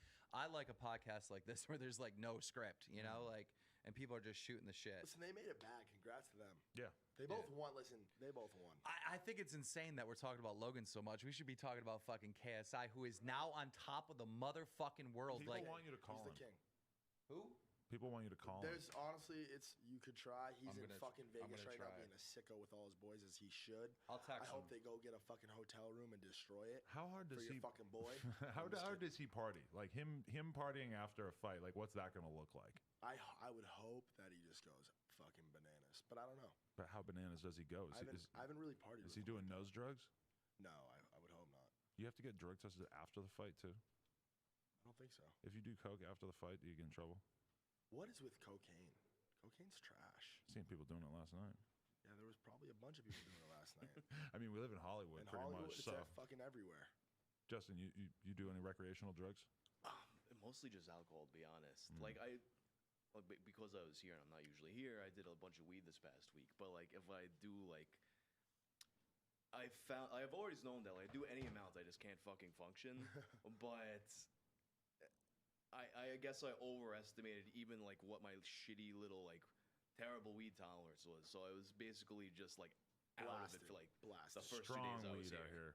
Strong. Dude, it's not your grandpa's weed. Dude. I can't do it either. I get like super fucking paranoid, right? And then I'm good. But I don't want to go through that paranoid like the first thing. I was just on. You see me on that live stream? No. I just like start answering questions that she's not asking. She's like how you doing? Or she didn't say how you doing, but I'm just like I'm doing good. How you doing? I'm like so fucking awkward. I was just smoking. Wait, that's awesome. Wait, where was this? It's on my Twitter and my Instagram. Oh, that shit was fucking funny. Yeah, I'm just kind of fucking. I didn't know what the fuck to say. I was freaked out by that lady. I couldn't believe that I was actually on the live stream in that moment. I didn't get interviewed by them. The Hollywood Life like grabbed me and then we were fucking TMZ gone. hit me, fucking pulled up on me 4 different times. Really? Two different camera Oh, guys, because they were at Logan's thing. But they just hit you up all the time. They're like, let me pull up and just ask you about some I shit. mean, just recently with the Vegas shit and all that, they've been fucking on my dick, kinda. Really? Yeah, I fuck with the one guy though. How's that feel? Hey, can I ask you about your meeting Drake story so you can tell it on air? Since I know you're not going to bring it up on your own. I guess we can get into the Now he Drake has story. to tell it. I'm I gotta fucking piss real happy quick. to tell it. I still have not met You've Drake. heard the story, so Yeah, it doesn't I've matter. already heard it. All right, so we went to this super like clout party. Like it wasn't like Illuminati in the sense of like rich white people, but like as far as like the entertainment world and like Hollywood goes, it was about as like fucking closed door as it gets. I met Kylie that night. She's good friends with Stas. I met a bunch of people. Chris Brown was there. bunch of people like that, right? So I'm standing in the bathroom line, maybe an hour and a half, 2 hours into the party. I'm with David Dobrik's squad, Mike standing right there, and Drake walks down the stairs. I didn't know he was there. I was like, what the fuck? That's Drake? That's crazy. Just kind of kept it to myself. He walks past the bathroom line, glances over at the line. And mind you, I've never met him. I've never even halfway bullshit met him. Like, yo, you got to meet so-and-so. Oh, cool, good to meet you. Like you don't, neither of you give a fuck about meeting each other type shit. Right. Never so much as anything like that. He walks past the bathroom line, glances over, keeps walking, and then like double takes back, looks at me, smiles, daps me up, hugs me up, talked to him for a second, and he walked away. And everybody's like, what the fuck? You're homies with Drake like that? And I was like, absolutely fucking not. I'm not. I don't know. He recognized my face, and he's in like the esports world. Oh. He's invested into a team. I know He's your op. I don't know if Drake's my op. I don't even know if Nade Shot or that is I don't know who the fuck our op is. Do you think like, he was thinking that? Like, this is my enemy. I thought Fuck I think FaZe. maybe he showed love. It was good energy. Like I wish Mike was here right now. It was fucking, it was pretty how cool. funny is it that his story about meeting Drake is so similar to fucking Fuzzy Tubes? Yo, he came down, we looked at each other. No, that was actually, but mine's real though. I know, but Fuzzy, I love you. But no, it was it was good. I think what the thoughts that were going through his head were probably like, Banks, I fucking love you. It was probably, I love It Banks. wasn't like that at all. I love Banks. He's probably Yo, he's Fuzzy. probably considering the fact that he made the wrong investment though. Fuzzy, He you're probably should've watching this. Honestly, like, dude, you went crazy or whatever that was, right? But it was the best summer ever, and you made the best content on all of fucking YouTube last summer. I remember having to tell my girlfriend, I'm like, I know that you feel like this is just regular shit and that it's okay. It's not normal. This is a special time, and we need to do everything we can to take advantage of the insanity that's going on right now because there's something in the air. You guys Like, are such bad. I Keemstar running understand- around with a documentary crew. Dude, yeah. Dude, Our production team In yeah, LA. yeah, we did good. Thank you. Keemstar in LA with a production crew. Yeah, it was fucking amazing. The documentary was Remember I the was thumbnail incident? He wouldn't trust me, dude. I'm like, dude, just do it this way. He's like, no. And then no, you're all you're stressed low out. key a genius at YouTube. Yeah, I know. You are a fucking genius. But I was out the other day, and this fucking kid come up to me, goes, I don't know your name, but the Fuzzy documentary, you're a legend. That's all he knew from me is the Fuzzy documentary. Yeah. That's your legacy. I hope so. I hope so. No, but Fuzzy is obviously embarrassed and da-da-da-da, and I just want to say, like, hats off to him. He made the greatest content that year, regardless. Fuzzy is a good dude. Yeah. I fuck with him. But where does Fusi go from here, especially after he lost his fight, you know? Listen, I think a lot of us should start to pay more respect to like the OG motherfuckers because we're all gonna be there one day. Most of us, 99% of us, are gonna fall off. Got the Roman Atwood And follow. there's gonna be new people. There's kids Met right him now. last night. There's kids Yeah. right now who are fucking jerking off in Ohio or fucking Boston or in We don't need any Buffalo. more people from Ohio. Who are or masturbators in who general. 2 years from now are gonna be the biggest stars on the internet and they don't even know it yet. You know what I'm saying? So like, we should do a better job at like helping our fucking. But it's not going to be fucking boring Fuzi's ass triple cis OG. white guys like us. It's going to be the Lily Singhs and the Emma Chamberlains and the progressive. You're literally talking about some Illuminati shit. Like, oh, we got to give respect to each other. We need partnerships. We need to hold on to our power. No, I I'm saying say it's let like the a young respect- kids it's a come up. There's some of these old yeah. motherfuckers that need to be knocked out. But I'm just saying. you feed off of new content from new content creators, so for you it is advantageous. Yo, stop exposing me. There's Come a on. lot of people to be nice to each other. If there's 10 new Tanas and they're all doing crazy dramatic shit and everybody's commenting and talking about 10 more Jake Pauls, that's the thing is that somehow the YouTube world can't really sustain 10 poppin' Jake Pauls at a time. People can only pay attention to so many wild figures at once, right? I met Tana for the first time And in I filmed person it. last night, and you filmed it.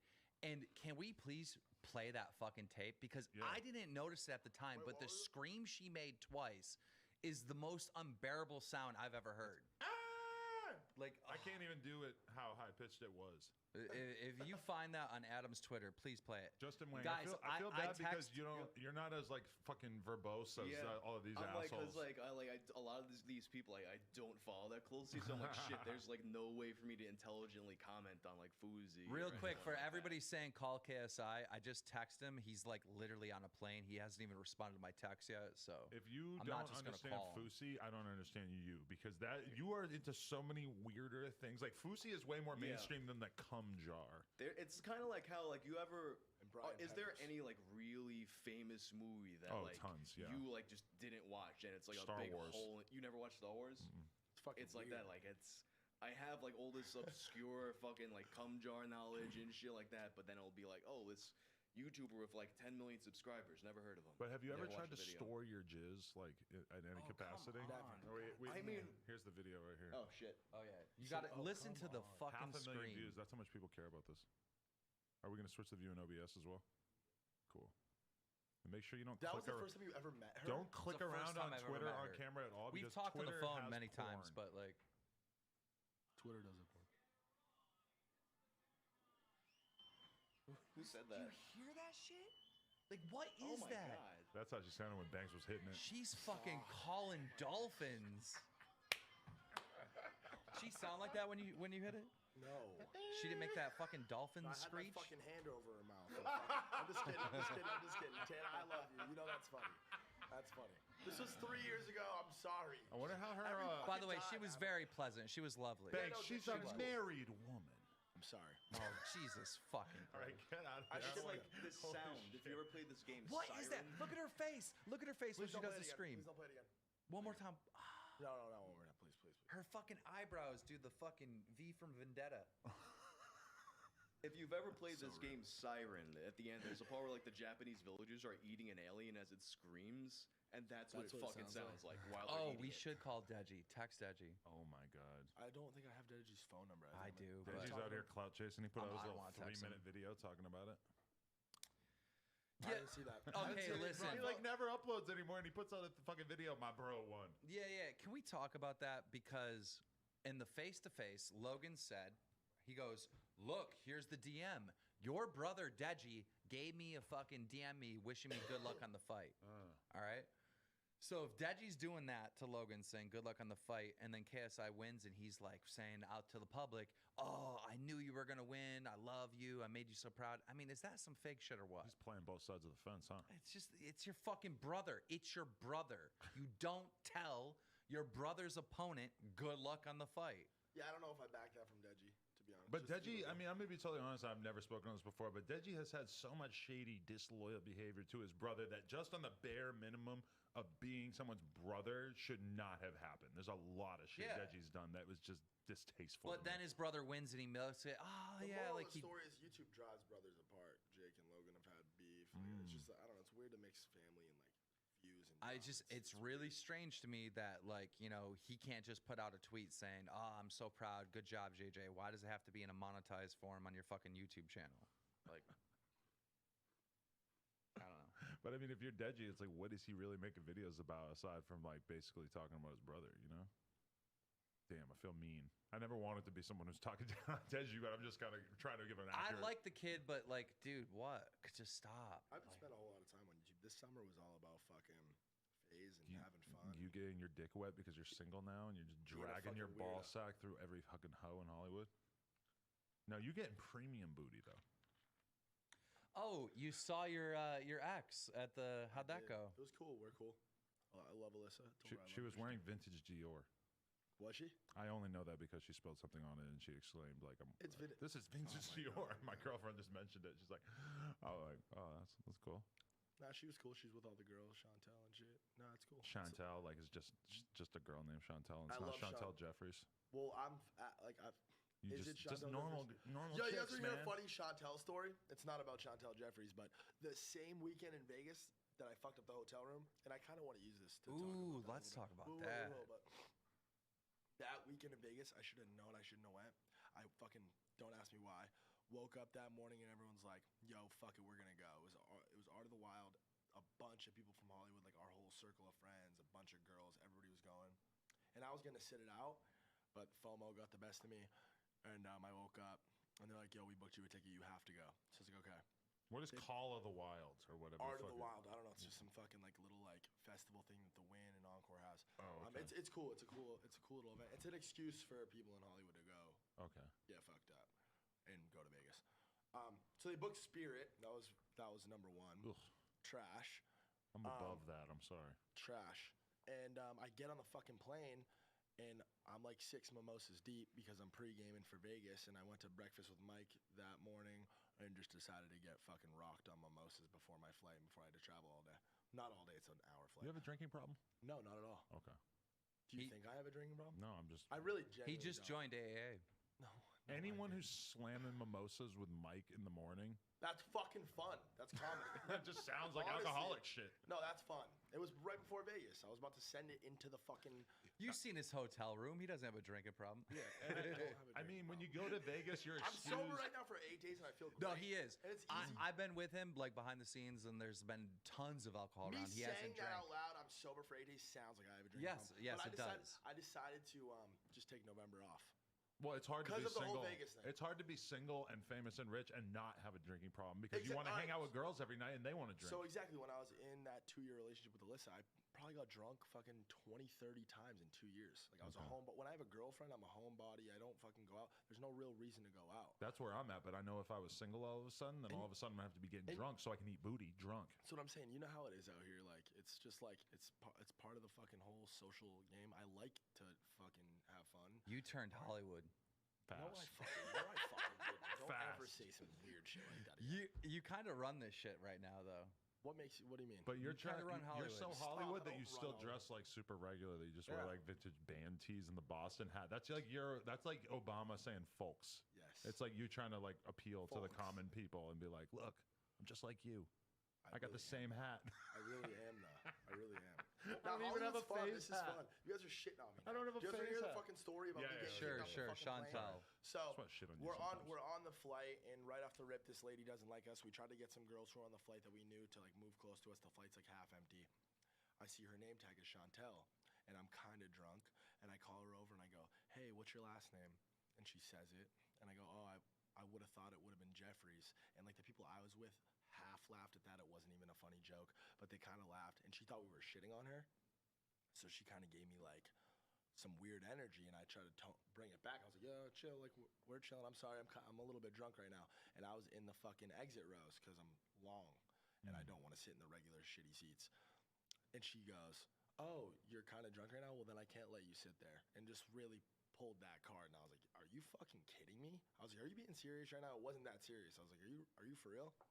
She's like, "Yeah." Moves my seat, and I was like, "Okay." And now my friends at this point are like, "Yo, please don't get kicked off the plane. Just sit the fuck down and just chill, like until we lift off." They So thought I'm- there was a chance you were gonna snap. So I'm sitting very tight, not He's talking. waiting. And I was in my head, I was like, "Yo, as soon as this fucking flight takes off, I'm gonna fucking make myself throw up in the aisle.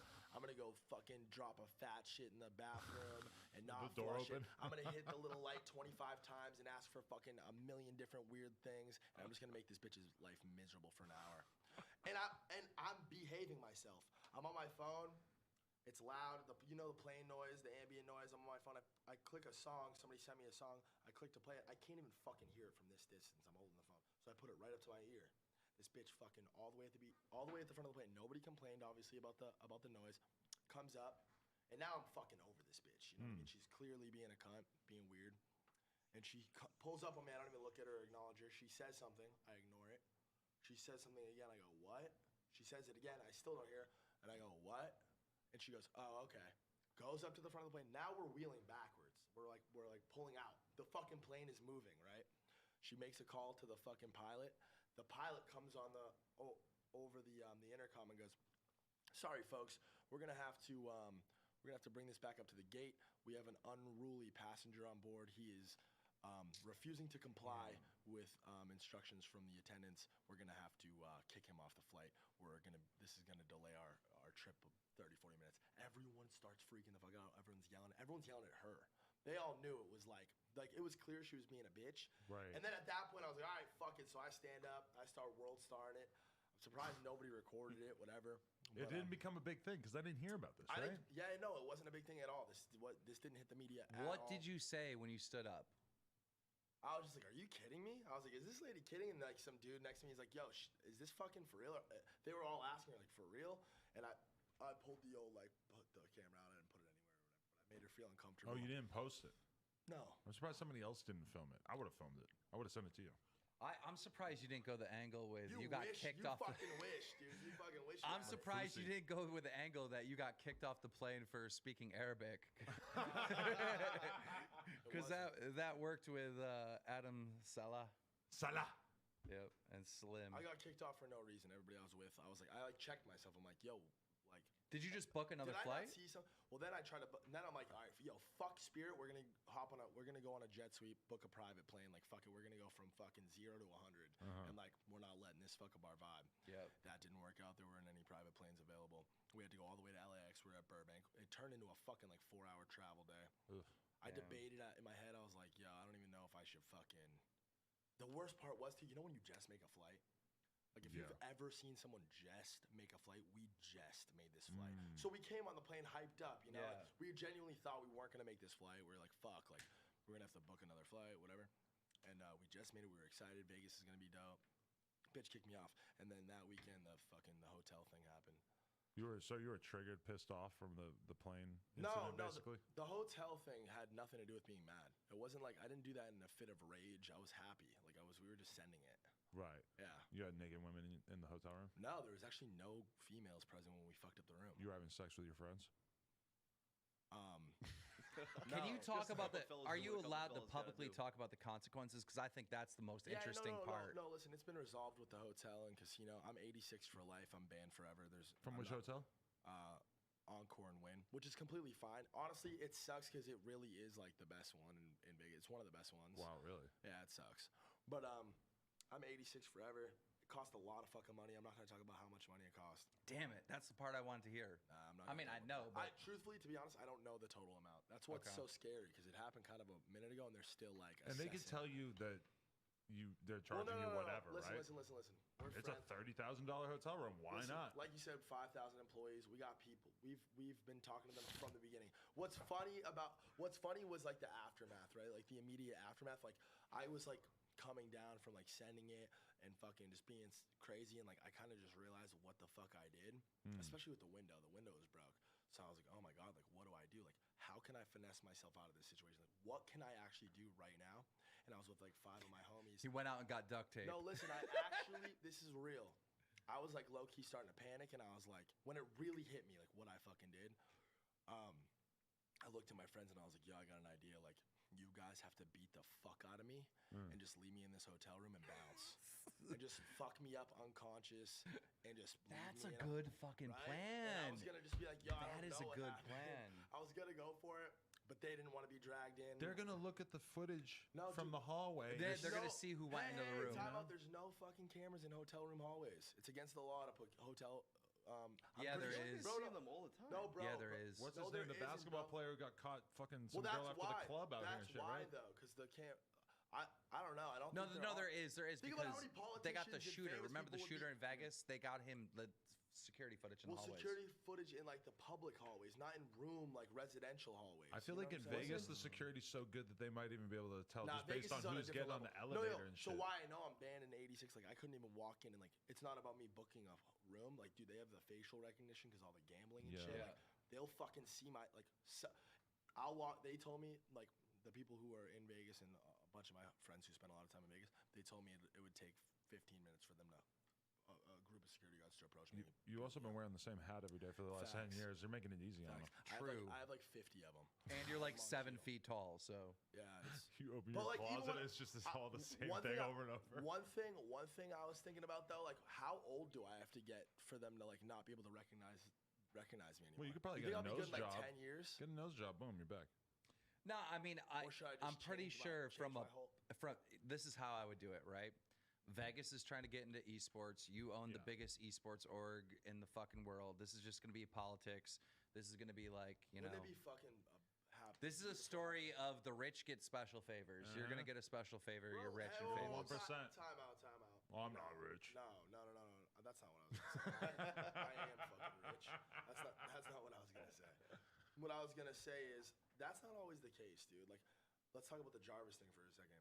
Like, a lot of people were arguing like he shouldn't get special treatment because he's fucking famous or whatever. There's going to be a lot of people watching that have no idea what you're talking about. Okay, Let's give a whatever. little backstory. Whatever. So, Jarvis I'm gonna go is Jarvis is a Fortnite Bro, that YouTuber. shit was huge.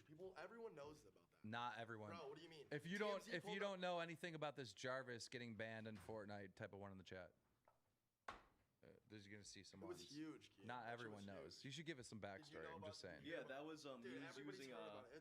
It was a big fucking thing. he was like cheating on Fortnite, but for like not to win, Parody, but yeah. to like to do like a Like, parody. just to make a Parody video. content, and he didn't hide it. Like he showed himself cheating on the game. You know Oh, what I mean? lots of ones. But go ahead. Yeah, they're fucking trolling. Like, listen, Keep trolling, boys. Jarvis was cheating. He was cheating.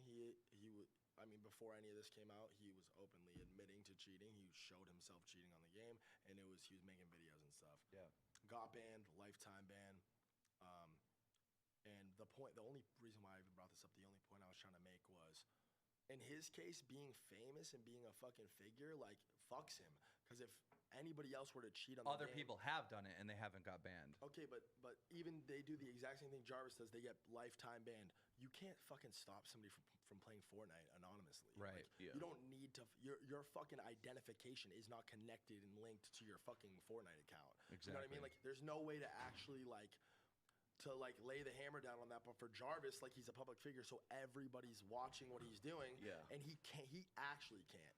So fucking little Jimmy, 12-year-old Jimmy, who fucking actually cheats on the game and actually does it to fucking beat kids and all that, he gets a lifetime ban and he laughs at it. I've been lifetime banned on games 10 years ago, and I laugh at it. I make a new account.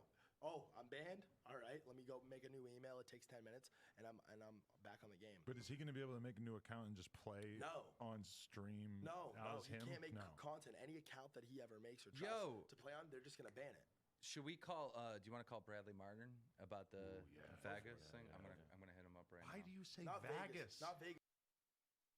Anybody else were to cheat on Other the game. people have done it and they haven't got banned. Okay, but even they do the exact same thing Jarvis does. They get lifetime banned. You can't fucking stop somebody from playing Fortnite anonymously. Right. Like, you don't need to. Your fucking identification is not connected and linked to your fucking Fortnite account.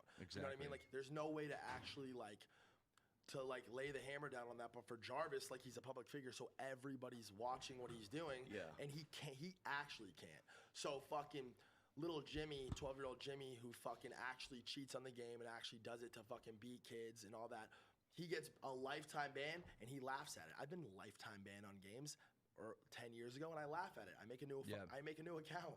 Oh, I'm banned. All right, let me go make a new email. It takes 10 minutes, and I'm back on the game. But is he going to be able to make a new account and just play on stream as he him? can't make No. content. Any account that he ever makes or tries to play on, they're just gonna ban it. Should we call? Do you want to call Bradley Martin about the Vegas thing? I'm gonna hit him up right now. Why do you say Not Vegas? Not Vegas. I say it that way. It has nothing to do with Vegas. Yeah, I know. I don't know why I said Vegas though. But Vegas. I say it that way. I don't know. It's weird. Algorithm is the other word that you say wrong. What You do you always say? say algorithm.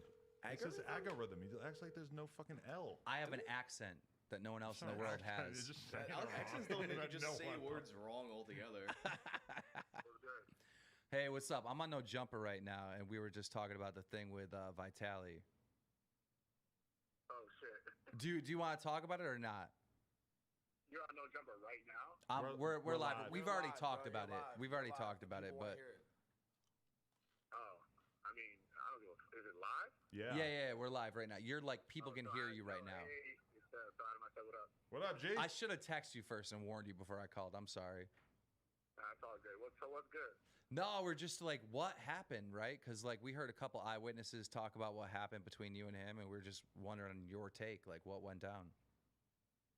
Yeah, man. I mean, I think he was hyped. He was just hyped to the end of the fight. I think he was trying to get on the stage or something like that, you know, to do some Vitali shit. Yeah, he wanted to challenge Logan. I don't know. I just know he wanted to get on the stage to do some shit. You know, I know he had like his sweater on, like with his brand and all that stuff. I probably challenged Logan, and then I think he was like Snapchatting, yo, KSI's a bitch, fight me next. And then I was right behind him, so I was jokingly be like, what about me? Fight me. And then he turned around and got like real, like that's when that happened. He got real like kind of just too high energy. Interesting. And the thing is, he's my boy, but yeah, it was just weird because he stepped up, as you saw in the video, like the dude stepped up and like just there's a pushed video me in the neck. There's a video? Yeah, there's a video. Where is the video online? No. Oh, okay. I was about to post this shit tomorrow, but I was just lazy. I didn't want to have to edit. Oh, we want to see the video so bad. Like I was sitting on the other side. I didn't see it. Banks saw it though, and some other I people. was right there. Bradley, you're a fucking animal.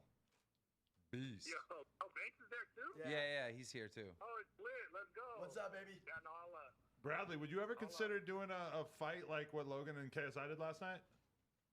well, I would love to, but like I'm 260 up, so it's like there's not really a lot of. You could fight Briggs. I mean, isn't he like a retired fucking UFC fighter? No, Shannon Briggs. Oh no! Oh, the fight the old dude? Yeah.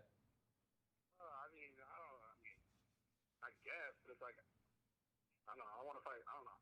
I'd like to, honestly, I'll probably lose some weight trying to fight these guys. Nah, you spent all those years building up all that fucking muscle, bro. You can't just let go of that shit. Yeah, that's true. That's true. I got a lot, I guess. I can't just. I got a lot. It takes a lot of maintenance to keep that much fucking muscle on your frame, man. Diesel. Yo, how dry were those taquitos last night? Fucking trash. Staples Center. Which ones? Oh, the taquitos? God, they were so bad. How Bro, bad? dry as fuck.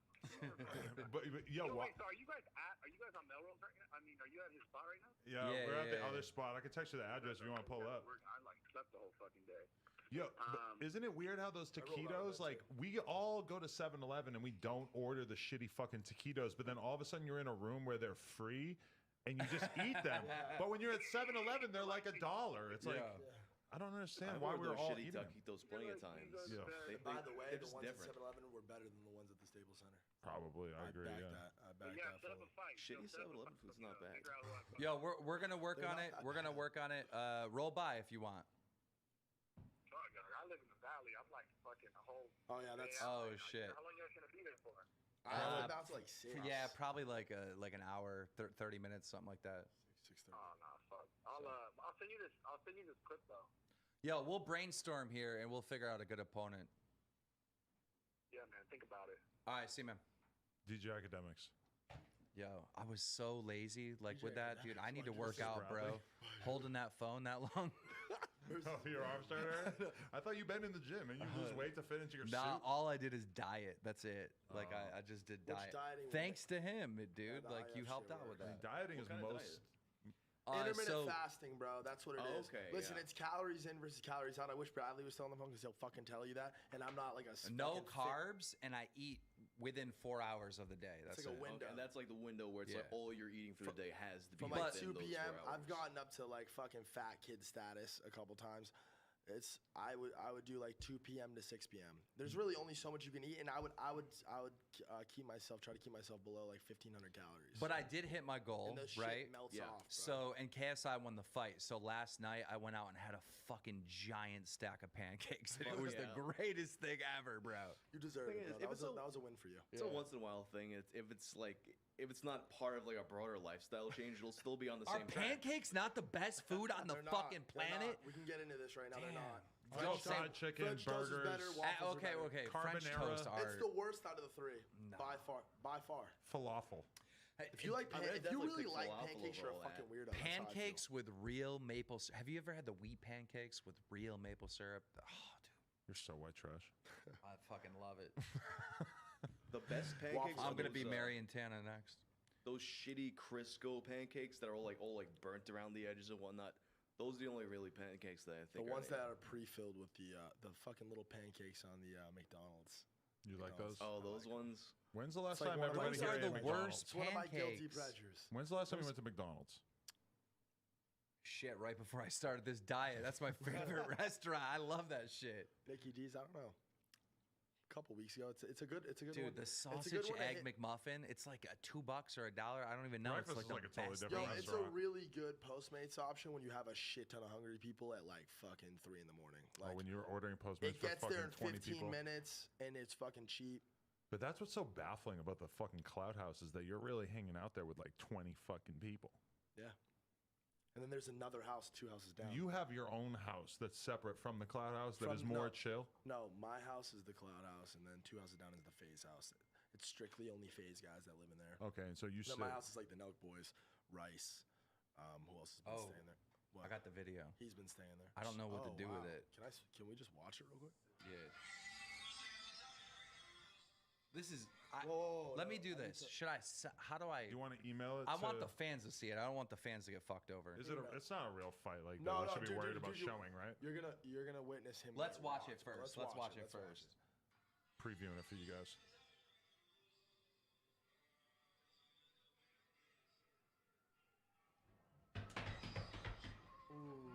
That good? Ooh, no, it's not.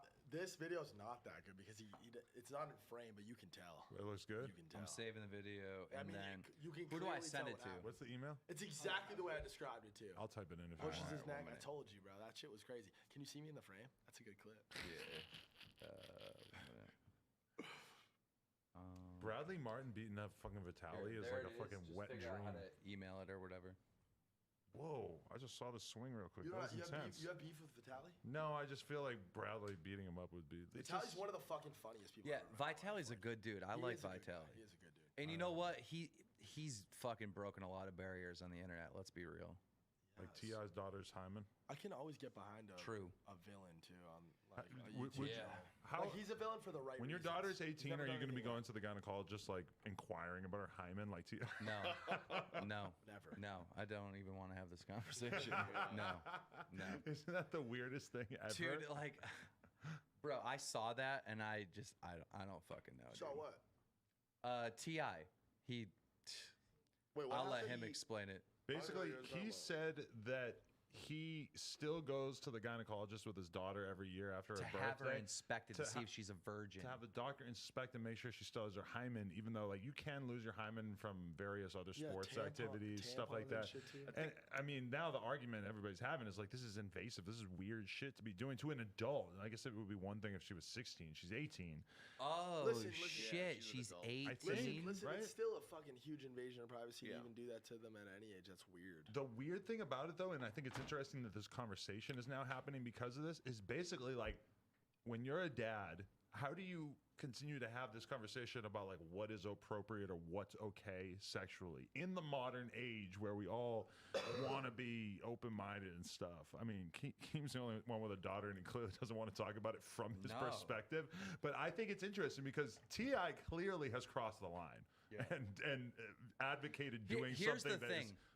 Here's the thing. A father like should not be involved in those conversations or discussions at all. Like fucking dads should have that conversations with sons. Mothers should have those conversations with daughters. In that scenario, you have to. But I'm saying like, listen, I don't necessarily agree with that. I'm gonna break it down to my daughter like this. If I have a daughter, I'm gonna tell her this. Listen, you're a girl, and that makes you different from boys, obviously. And in the social sense. Dudes will fuck anything, anywhere, anytime. Men are dogs, and they love pussy. And they will say anything to you to receive your vagina. But the biggest hose... This is getting really fucking weird. The biggest hose that we know probably... A lot of them probably had a dad who said something like that to them, though. The biggest hose we know. I wouldn't say it like that. But I would say, listen, no, this is actually some profound shit. I would say, pay attention. You to said what it like it was an Amazon delivery to receive your I would just not want my daughter to vagina. be a slut. I would tell her to be careful. I would tell her to make him wrap that dirty dick up. I'd tell her, pay attention to more what he says to you when you don't let him have sex with you. But what if she graduates? That's closer to how he actually feels. She graduates high school and she tells you she wants to start a private Snap. Oh no! There's nothing you can do to stop her. I don't know. These are the things that happen. This is what T.I. is worried about. I don't know. But those are the ones, the overprotective, overbearing, those are the ones that the girls break through and then they're free. And You they forever fucking, hear that. How many girls do you know that were like, oh, I'm a huge slut, but I went to Catholic school and that's what made me into a slut. I mean, You hear it all the time. It is a weird scenario. Like, I mean, you do like basically porn and shit. It doesn't affect you, but some other people like they do that, and then they're kind of cut off from everything else because of that. You know. That's real. Anyhow, let's play this. Do we have this pulled up on OBS so they can see it? Cool. Filming a GoPro. Look at that. Whoa. Whoa! Yep. Look at. Wow. He's not fucking around. Look at his face. Bradley like that's not a joke. Serious. Look at the way he puts his hands around his neck. What's that supposed to do? Wow. Okay. Yeah, that's the dude. Yo, that's The the, fake dude who Jake Paul actually right has there. it. Yo, try to get his footage. That's his name's John something. He does like camera work for them. He's a fake Jake Paul. He's in Team 10. I know, he just looks so much like Jake Paul that it's like I thought it was Jake Paul when he walked in with Tanner. That kid. That looks like You guys Cole. want to hear a funny story about that Is kid? Cole over? Yo, listen. Dude, he's fucking canceled. Fuck that clown. Oh, son of a bitch. That kid pulled up to my house a long time ago with like a clout gang rap on his car. Ooh, classy. And he was like, I admire the ambition though, because he fucking found a way to get involved in shit, and he's got a job now and shit. Oh, we could call Vitali. We could call Vitali. I'm interested to hear what he has to. He's probably gonna be like, "Yo, I was being a dick." Like he's probably. Yeah, I'll text He him. probably knows. We gotta ask him how you feel about Bradley Martin beating you up. That's what we all want to know. That was hectic, man. But they dapped up after they're supposed to be homies. Like, you know what I mean? The Nelk Boy crew, like they fucking, you know what I mean? Vitaly, they've been fucking with Vitaly for a minute. Vitaly has such a weird website where he doesn't actually fuck the girls, but they're like nude pranks. I met one of them the other night at a pranks, club. like what? Yeah. He makes like naked girls eat worms and shit. Shut up. I met one who just shot the day before at a nightclub. Was it Maddie? No, I don't, dude. Her Instagram name is just @Maddie, and that's the girl that he had with him yesterday. You know how many It was- Maddies and Jesses and fucking. But she's What wearing the happened to shirt. his girlfriend? Vitaly Maddie had is one? the name, by the way. Yeah, the That's the blonde name. haired girl. That was his girlfriend, right? No. I don't I don't Oh. know. What about when him and Fusi went to Colombia and were fucking prostitutes or whatever that crazy ass beef they had was all Oh, about? shit. Yeah. We never really figured Look, out that. People are sickos. I believe everything, not everything, but most of what Vitali said about that situation. Like Vitali was like, yeah, Fuzi was fucking hookers too. Like, what are you saying? But do you believe that Fusi's addiction that he's always talked about is prostitutes? Yeah.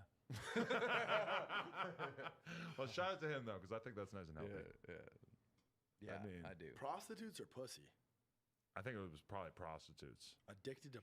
You could be addicted to prostitutes. I find it very, very strange when someone is like famous, you know, young, and they're buying prostitutes. Like that just seems. But I understand how he strange. gets there, because it's like you all of a sudden find yourself in a situation where it's almost impossible for you to start like real human connections with women, and then all of a sudden it's like you have this crazy sex drive. For somebody like him, it's like the easiness of the transaction. I feel like if that was his addiction, I understand. Just because you're rich and famous doesn't give you the automatic ability to like you said, connect with a girl and make them want to fuck you.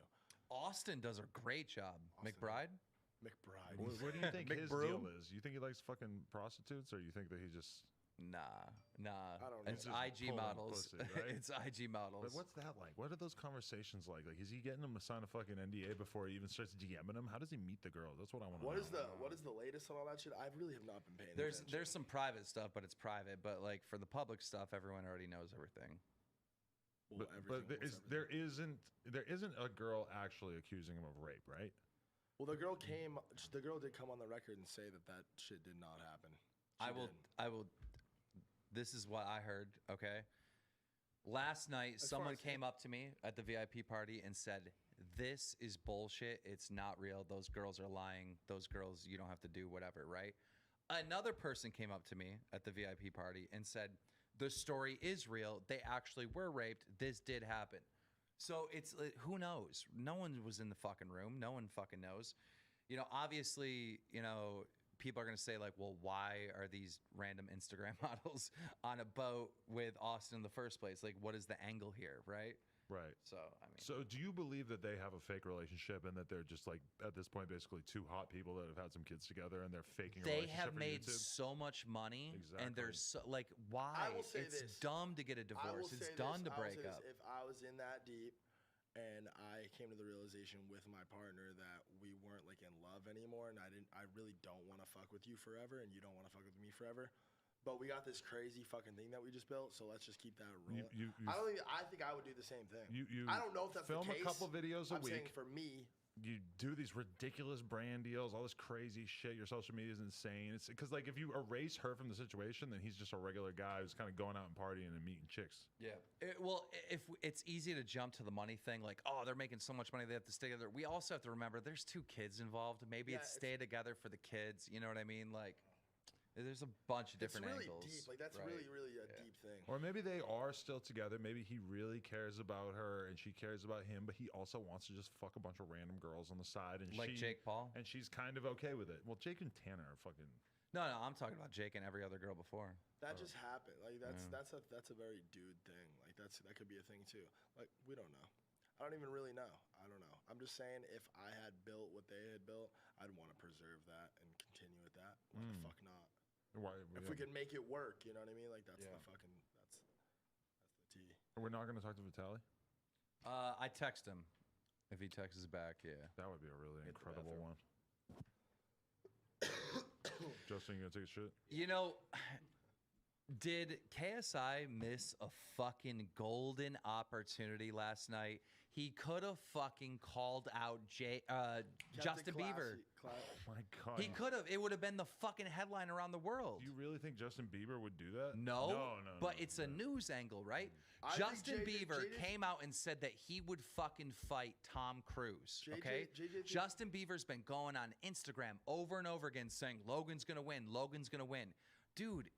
JJ should have pulled that card last night. He should have. He should have challenged Justin Bieber. That would have been good. I love that you call him Justin Bieber. I have to say Bieber because people like Bieber. When they were interviewing me on the thing, I thought about saying Jeffrey Epstein didn't kill himself just to do a meme. But then I was just like, I just didn't have it in me. But whenever you go to these kind of things, like, is that part of you that's just thinking like, how do I go viral will here? attend your funeral. I will attend your funeral. You will? Yeah, I'll be there. How do I go viral here? Will you stream it live? Yeah, actually.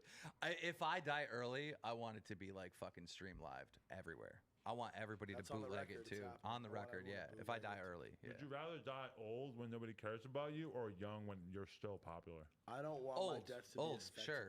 But if I die when I'm young, I want it to be a fucking spectacle. I want it to be a fucking circus. For the record too, I want my shit to be if I die young, I want it to be a full blown party. I want people fucking outside on the street I want my homies to throw the craziest party. that's selling ever been. T-shirts and popcorn. You guys want Red Bulls? Yeah, that Or would be G Fuel? I'll Red have some Bull or G Fuel. G Fuel. Yeah. Hey, can I get the gallon of water too while we're at it? These chips are making me thirsty. Yo, can we bring Nerd for City chips on a and- little bit to Let's talk do it, about yeah. YouTube? Let's get Nerd City on here. Can we talk about? Oh, fuck it. Who don't care? Yeah, can we just talk? Because recently there's some shit coming up with YouTube that nobody knows about, right? And it's called this COPA thing, right? And so Well, let's let him sit down. Yeah, he yeah, knows yeah. all about it. I don't know Yeah. shit about any of this stuff. I want to hear a little bit about it. We're gonna we're gonna drink Red Bull and we're gonna get methed out. Yo, this is. Oh my God, look, this is clearly leaking. You gotta throw that in the sink. Take it. Somebody. I don't like Red Bull. Can I Shit's have one? leaking everywhere. Can I have that? Lou, just take it and put it in the sink. Can I crack this one? Yeah, you got it. Do you have any G Fuel? Oh yeah, and I need another. I only drink Yo, the Lou, healthy take that. energy It's pouring drink out. option. Code Keem. Just throw it in the sink. And can I get another one? And can I get a Red Bull? How did the water have a fucking hole in it? And how was it not already leaking all over my office? Call Justin. You got Justin's number, You right? have Justin Bieber's number? Yeah, you I actually do. Yeah, call him. Let's get his take. I'm not calling him. Text him, I'm see not if he wants to homies come with- on. I'm not homies with him. Do you think Justin Bieber, like, they paid his rate for him to show up? No. He hates the Mayweathers. Absolutely hates the Mayweathers. There's beef. Can I get a Red Bull too? And that's who trained JJ. Just knowing how the Pauls are, like, I wouldn't put it past him to be like, give him $250,000 to show up and then Nah, make 2 Instagram posts. Nah, you know what? I was with Mike while he was on the phone with Logan when Justin Bieber made that hard post about the fight and like posted Logan, and Logan was tripping. Like you could tell it was like out of nowhere. I think it's organic. I think it's authentic. Well, what does that And say I to know YouTube's credit then that like if Justin Bieber is using the Pauls for relevancy, that's pretty cool for the platform then. Bro, YouTube. Everybody who spends a significant time on the internet like pays Yeah. attention to this They watch this us. community that we Yeah. built. Like, Yeah, they all, it hasn't always been that they way, all, though, like you the know? Drake story that I told. Like he fucking a while back, like when all that Jake and the Jake and fucking Team 10 shit was Yeah. happening with me, he would call Chantel and be like, yo, like, cause they're homies. He'd be like, yo, what's good with this like Jake Paul dude and this FaZe Banks dude? Like, what's going? Like, they keep up to date with it. They like, Of they course. pay attention to it. And 100%, Drake knew about this FouseyTube thing. He had Of to course have, he did. right? Just And of watch course that he from was afar. like just His people probably told him like, yo, you don't want to be anywhere Yeah, near this. exactly. Don't comment. Don't do. You're just. Fucking Everybody who knows Drake says that Drake knows about everything. Like he knows about the little controversies and the little weird artists Well, that he say something about slipped him. into the ninja thing before that was a big thing, and like Yep. kind of made that kind of attach his name to that. Drake's a smart dude, clearly. He's the king of getting in at the right moment, early enough to like Yo, help brand I've seen it moments. time and Drake time again. shouted out Friday Fortnite, my Fortnite tournament. Like that was just fucking awesome. I've seen it time and Yeah. time again with artists too. I know you know what I'm talking about. Like the upcoming like guys, like he'll come in right before they really blow the fuck up and put them on a And song. he'll buy lyrics off and of them. and he'll and he'll push it through and like. You know what I mean? It's a good look for him because it looks like he's breaking motherfuckers. Like, We've had sorry to cut you off. I No, want to that's change cool. gears now. Does he that we got follow you on nerds sitting Instagram? here. Drake? Yeah. I don't know. I don't think so. Follows You know me. who followed me today? Juice World. Ooh. Oh, Nice. speaking of Juice World, Didn't I'm know so that. glad you left that clip up. Right? I don't know. I don't know Ooh, if here we can go. say- Right back to YouTube. Yeah, that's some good shit. What clip? There was a clip of him talking to Susan, and we actually ended up cutting it out of the video, I believe. But then I think we also like sent it to people and shit so we could spread got it. one. Because Juice WRLD's team was pissed about the fact that we had that footage of him talking to Susan, and she's like, "Oh yeah, how many subscribers you got? Oh, we got to help you get your subscribers number up." And people took it to be like this nefarious thing where she might be like helping to cheat the system, which I took it as like bullshit banter, to be honest. But I don't know. To me, that's the first time it was documented. What I feel like we've all known is that some people are getting picked as the winners and losers on YouTube. It's and 100%. Yeah. I don't know how you can argue that. They're clearly biased. And Yeah. They clearly lean toward a side, and it's kind of unfortunate. And but- I've seen it in person before. No one was recording it, but I was at VidCon. I was standing next to a former Viner. You know, during that invasion where they were coming in, Yeah. and basically YouTube The like invasion. YouTube saw them like free agents that they could grab for cheap. You know, like Yeah. let's keep them happy, let's throw traffic and money at them, make sure that this is their new job. At least that's how it looked. And I was standing next to a former Viner, and a YouTube executive came out of a locked side door. I mean, this sounds like a ghost story. No, I they believe popped out of a side door, came up, and I was standing close enough to him that I could hear it. Handed him a card that had YouTube on it. And he goes, "We're big fans of yours. If you ever need any money, ever need anything, just please call me. We're huge fans of you at the office. Let me know. We can do whatever you want." And he dipped out immediately. And that was basically what Susan did to Juice WRLD. And no one other than Juice WRLD liked seeing that conversation. Right. Because what that Yeah. implies is like we're not all playing the same game. Some not. people are getting a boost. But we know that there are people who are being given money by YouTube to Yep. start channels at times strategically, and probably like big organizations as well. Like they did it early on in a limited fashion, and there was like, "Oh, we're going to give these 100 channels like budgets to create channels," and almost none of them did jack shit with it, which is kind of like an early Phil example. DeFranco of, did. He made some moves. He was one of the early ones who got the funds. Yeah. He got some funds to open SourceFed, and then so what he did is he blew up SourceFed and then sold it to Discovery. And then when his contract was running up, allegedly, let me say allegedly in case I get one part of the story wrong. It's been a while since I looked at it.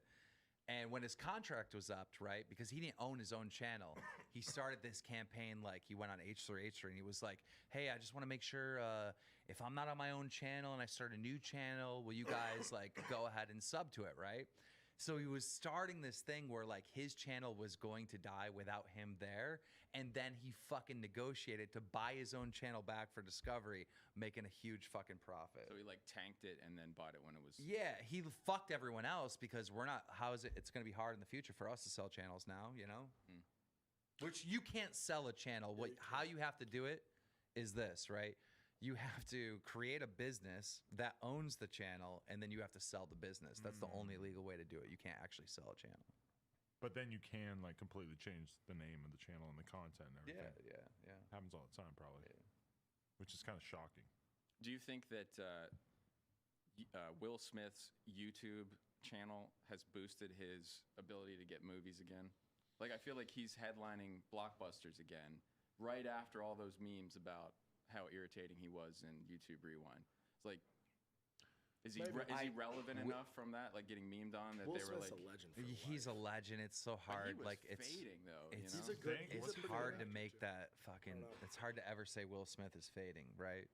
I think it's a hard argument to make. I think, you know, with YouTube paying all these celebrities and stuff to make a YouTube channel is just dumb. What they should be doing is paying the people that are already here and been here forever that are still doing well, and then make it very public, right?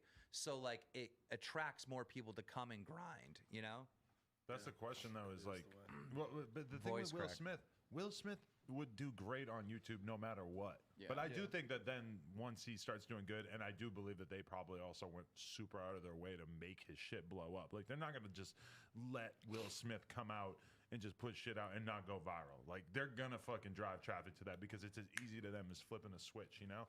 And Well, the angle is get the celebrities on there and then go to the advertisers. Look, we got Will Smith. You're really gonna pull out from advertising on Fuck YouTube. the So they're advertiser. I feel like they're all so behind. Like as far as mainstream shit, what's okay to attach your brand to? Like this shit's changing fast. YouTube and the internet. This is the mainstream. Like it is becoming the mainstream. In 10 years from now, like the internet, we're all gonna be living in the fucking internet. Never mind just like partially living in the internet. It's like, I don't know. I want to do a series that really breaks down like how effective influencer marketing is. It's the only way to go. It's Yeah. the best. It's the hardest, especially like on platforms like YouTube. It's so intimate and it's so real. how much you think Shane Dawson can get from like the Honey browser or whatever? One fucking of his dumb Now? amount of money. A just dumb in amount. general. maybe $1 million. He made $30 million Good for fucking fucking him. dollars. Good for him. Congrats, Shane. Shane, Shane's a great triple guy. OG. I He fucking made love 30 him. million off what? Off his The makeup. Wow. Off just this At recent least, drop. Yeah. Recent bro, drop at was 30 least. Yeah, Oh my 30 mils. God. That's my rough estimate. Those aren't Dude, hard dude, fucking. dude. That's not like Shane told me that. Bro, That's my estimate of Yo, watching listen, the doc listen. and. From somebody who has experience in like really good days. When I say that, I mean like you do like the Face Championship was a good fucking day for me. You know what I mean? It was a multi-million-dollar day for me. And for my team or whatever. When the Nelk boys do their merch, they fucking kill it. You know what I mean? They have really good days. And I know what those days look like financially. I can only imagine like the fucking Shane Dawson, Jeffree Star shit. Like I can only imagine what kind of day that looked like. If I'm off on my number, it's only going to be 10 mil. So it's either going to be 20 or it's Does going to be anybody 40. still I'm to this only day, 10 mil to off. this day while we're on that whole makeup like community, fucking glam community subject, does anybody know how much Tati Westbrook made on those vitamins? How much money she That pissed him off so made? much. It made me really Is fucking she mad. uploading again or is she still gone? No, she came out with a beauty line. Oh, okay. I'm coming out with my own beauty line Are you soon. really? Yeah, I was going to really ask am. you about that. I Was really that am. was that a troll or what? Yeah, I've been working on it for a while. No, it's dead serious. Yeah. That's good luck with that. I mean, you starting one makes about as much sense as Shane Dawson doing it, right? Because I didn't watch any of those videos, but he doesn't wear makeup, right? Well, look, Shane Dawson did TanaCon, right? Huge success, big fan. So I made the FouseyTube documentary. He came out with a beauty line, huge success, and now I'm coming out with my own beauty line. Like, You're just following really, the footsteps? I'm following the footsteps of Shane Dawson. He is like a leader in many senses on YouTube, and he's paving the way for other people, you know? And Your audience is probably like 80% male, right? yeah, and they're going to His buy this probably- makeup. They're For going to their buy this girlfriend? makeup. I think you might Yeah. single-handedly kill YouTuber palettes forever. It's going to be amazing what I come out with, and I cannot wait for everyone to see it. It's Keem Cosmetics with a K. Everybody wants you to talk about FaZe Rain. Oh, Rain. I did see a few comments about that. Rain's doing better. Much better. He had a little bit of a. Listen, I've had my fucking my moments too, where just like you're overwhelmed. People's lot, like, dude. Rain is someone specifically. Rain is someone who's been living his entire life on the internet since he Yeah. was like 16 years old. And even before that, like his whole fucking life was still the internet. He played video games all day.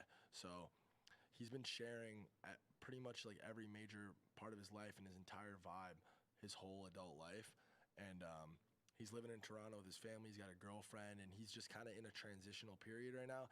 And a lot of just like outside things, like non-internet related things, have happened to him recently that have like really just kind of fucking taken a toll on him. Why can't kids smoke weed, right? Their brains are not developed. I think it's the same thing with fucking child actors and fucking kids on the internet. Like, just like Rain's fine though. Like I've hung out with Rain the past like few months, like a handful of times. He doesn't live here, so it's like the World Cup thing, right? And then we all went to the Hamptons for a little while together. some little like work summit thing, and like he's fucking together. You know what I mean? He's fucking. Yeah, still I've talked to him. I talked to He's him. still Rain. Like Yeah. it's still like I'm talking to the same fucking dude, and like he's cool. He's He battling. I'll tell you the truth. He's battling some depression, and that just happens to the fucking best you of get us. caught in this Yeah. cycle, like, and you get. I've been in this place many times. Like you get in this mode where like it's hard to just fucking like face the day. Like you're dragging ass, and like that stuff you're like, why do I feel like this? And it makes you feel worse. It's a vicious. And I see a lot of people take like Rain's outburst or whatever on Twitter like so serious. No, it's not that serious. You wouldn't take anything when Fousey was going through his shit serious, or when you were going through your shit. Exactly. The internet needs to chill and say, okay, he's like, obviously there's a fucking breakdown that's happening, and this is not serious. Life is not just fucking. It's not just a straight fucking roller line, coaster, you know what I mean? highs It's and not like that. lows.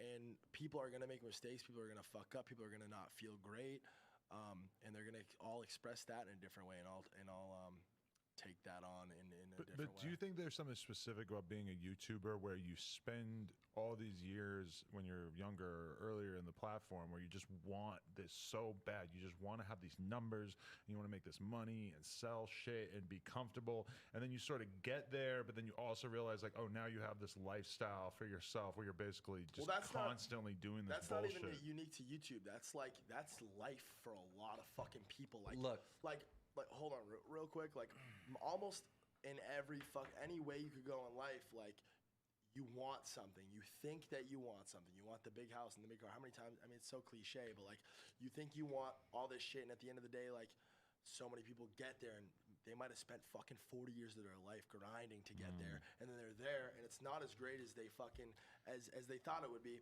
And at the end of the day, it's really all about just being happy. Like, focus on being fucking happy every day. Focus on being happy as much as you can. Don't fuck with anybody else's happiness, and protect yourself. That's what everyone's focus should be. I feel bad for the good guy YouTubers that get nothing but love, right? Because like, you get nothing but love. You have huge success. What are your goals now? Like, what are you trying to accomplish now? Like, you know what I mean? Those are also the people who Like, fall the I hardest. need hate. I need people to fucking hate me. I Those need people fall the people hardest, to though. want me to fucking lose. I need it.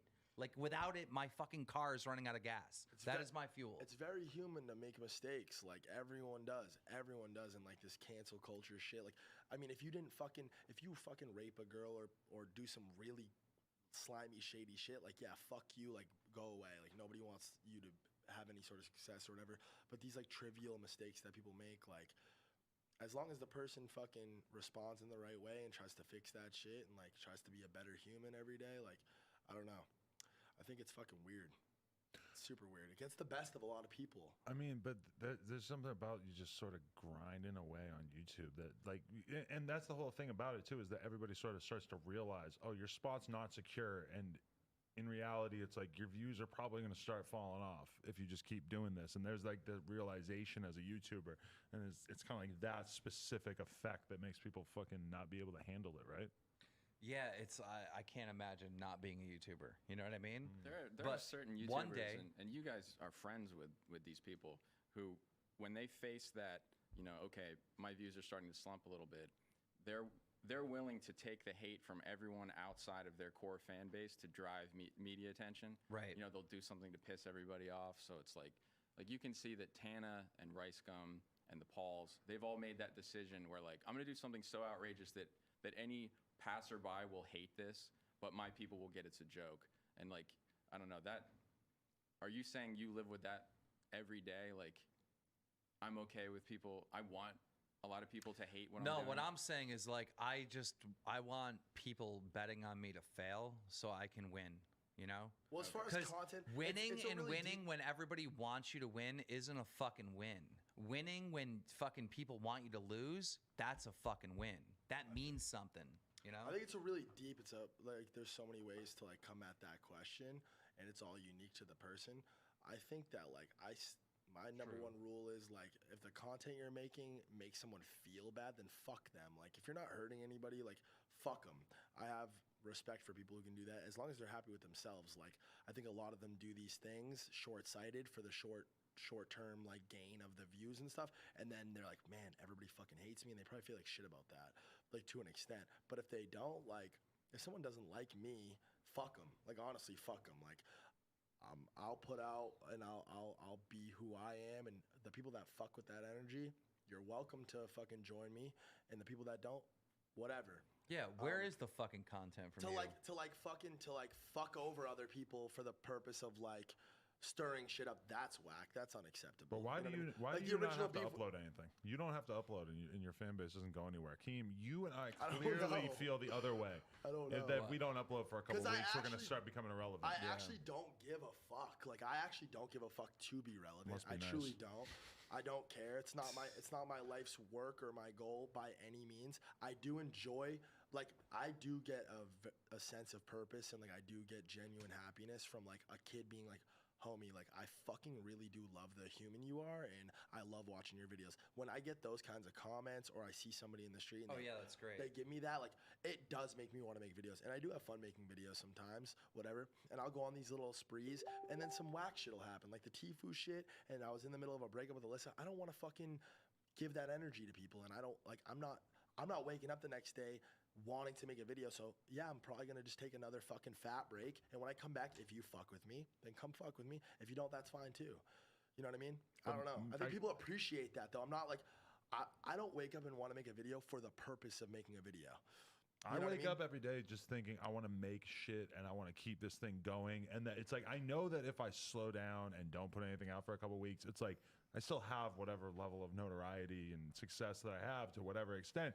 But it's like I'm gonna see the lull in my analytics. I'm gonna see the lull in my bank account. It's like I am every day so motivated to keep making new stuff. And it's just interesting to me that, but I guess you feel it because you're doing stuff on other fronts, business wise. Yeah, For us, He's it's kind of never primarily he's the content. never wanted to be a fucking YouTuber. Never from day one. Like, okay, he's in this phase house over in England. What the fuck am I saying? New York, right? Yeah. I was the only one who didn't upload. He's the most, no offense to anyone else in there, they're the good entertainers, but he's the only one that doesn't fucking upload. And he's the most entertaining, most interesting But see, person. we all lived together, and we would all be in each other's videos, and like I would prefer to like put that in someone else's video, and if I had an idea, I would prefer to give it to them. You know what I mean? Like I don't. You're a fucking good dude. Thank you. You're take the real vlog squad. You I are try to. you're a team dude, and you Yeah. take care of the team. What he just said, like I find it impossible for myself to be motivated by any sort of personal thing. Like I can't do things just for myself. Like it really drives me to have a team. Like when I have like say us four wanted to like start something together, you know what I mean? Like, and I really fucked with all you guys on a personal level, and I wanted to like get lunch with you guys every day and just kick it with you guys, and you guys are my friends. And I also valued what you could bring to a team. Like you're smart in this area, and that starts to get me going. And then I want to contribute because I don't want to let you guys down or fucking slack on you guys. And like that team aspect of it drives me. The personal shit, not so much. I don't know. That's always kind of been how I am. And I'm really not bullshitting when I say like happiness is my, like trying to be happy is my only driver. Money really even isn't, like to an extent it has to be like, but like I just want to be happy every day. And if making a YouTube video drives the happiness level in a down, if it trends down, then fuck that, then fuck it. Can we Like- talk more about the YouTube stuff? Sorry. What YouTube stuff? Yeah, he got Oh, cut yeah, off. yeah, yeah, I just yeah, want to yeah, know yeah. about it. Yeah. So what's going on? What's happening with this next Adpocalypse? But this is with the kids' videos? Yeah, well, I guess we're seeing the results of It's going to affect us too, though. Really? Yeah. Oh, shit. We're seeing the results of the settlement between the FTC and YouTube. I guess they agreed that YouTube's going to need to take certain steps in the future to make sure that children aren't being targeted by weirdos. Well, you made an excellent video showing that fucking Jake Paul was literally breaking all kinds of FCC laws and stuff. Yeah. So when I was researching the legality of his advertising, one of the things I kept finding out like over and over was that networks take it very seriously who the stated demographic is for their shows, and they'll even they'll make sworn statements that lean higher towards what the targeted demographic is for like Power Rangers or something like that. Right. They'll say this is intended for ages 13 and up You can because have a Bud Light commercial and a Power Rangers fucking movie. Right. Well, there are stricter rules for once you say that I'm making this content for 12 and under, and it's a self-reporting system from what I understand. So every children's show, the network has to say whether the demographic is for 13 and under or 12 and under, and so they'll usually skew higher, even though they know that some of their viewership is a lot younger. They might know that from who's buying the toys and from Nielsen ratings and things like that, but they'll always pretend this is meant for someone older. So one of the things that really I chuckled at was to see that Jake Paul was admitting that I'm making content for 8-year-olds, because he's just put himself in a category of content that has very strict regulations. So I wasn't saying at the time that Jake Paul was breaking existing laws that would cover YouTube. But if there were laws. Yeah, and that you should look at, because I've seen a few spaces come up online where they were in this gray area, this Wild West, and everybody felt safe, like cryptocurrency. Everybody was sure that Bitcoin had cracked the banking system, and like we're now unregulatable. Like this money is all dark money, and regulators basically just had to take an interest, and they started regulating your on-ramps into Bitcoin. So the money you take from the bank and you try to buy Bitcoin with, they have the banks looking out for that, and then also coming up with your own stock markets and doing what do they call that when you raise when you're raising equity for a launch of a stock? What is that called? Drawing a blank on I that. forget, but I know roughly what you're talking about. Rounds. But it's only round one, round basically two. what you're saying is only a matter of time until regulation is put into place on YouTube What are videos you that guys' is far opinion? more effective and actually gets done what they want to Can do. we jump to the end? Like, what could potentially happen to YouTube in 2020? Well, just so Let's get to the juicy drama The point I was part. trying to get to was that look at applicable laws. Like even if they don't cover you yet, or they haven't been tested in court to apply to this new medium, look at what the close laws are, because those are probably going to be the ones that clamp down on you. Like if I you're- saw a video. This woman said that not just child YouTubers that make kid friendly content, right? But us normal YouTubers could be fined $42,000 I've been seeing if that kids watch our shit.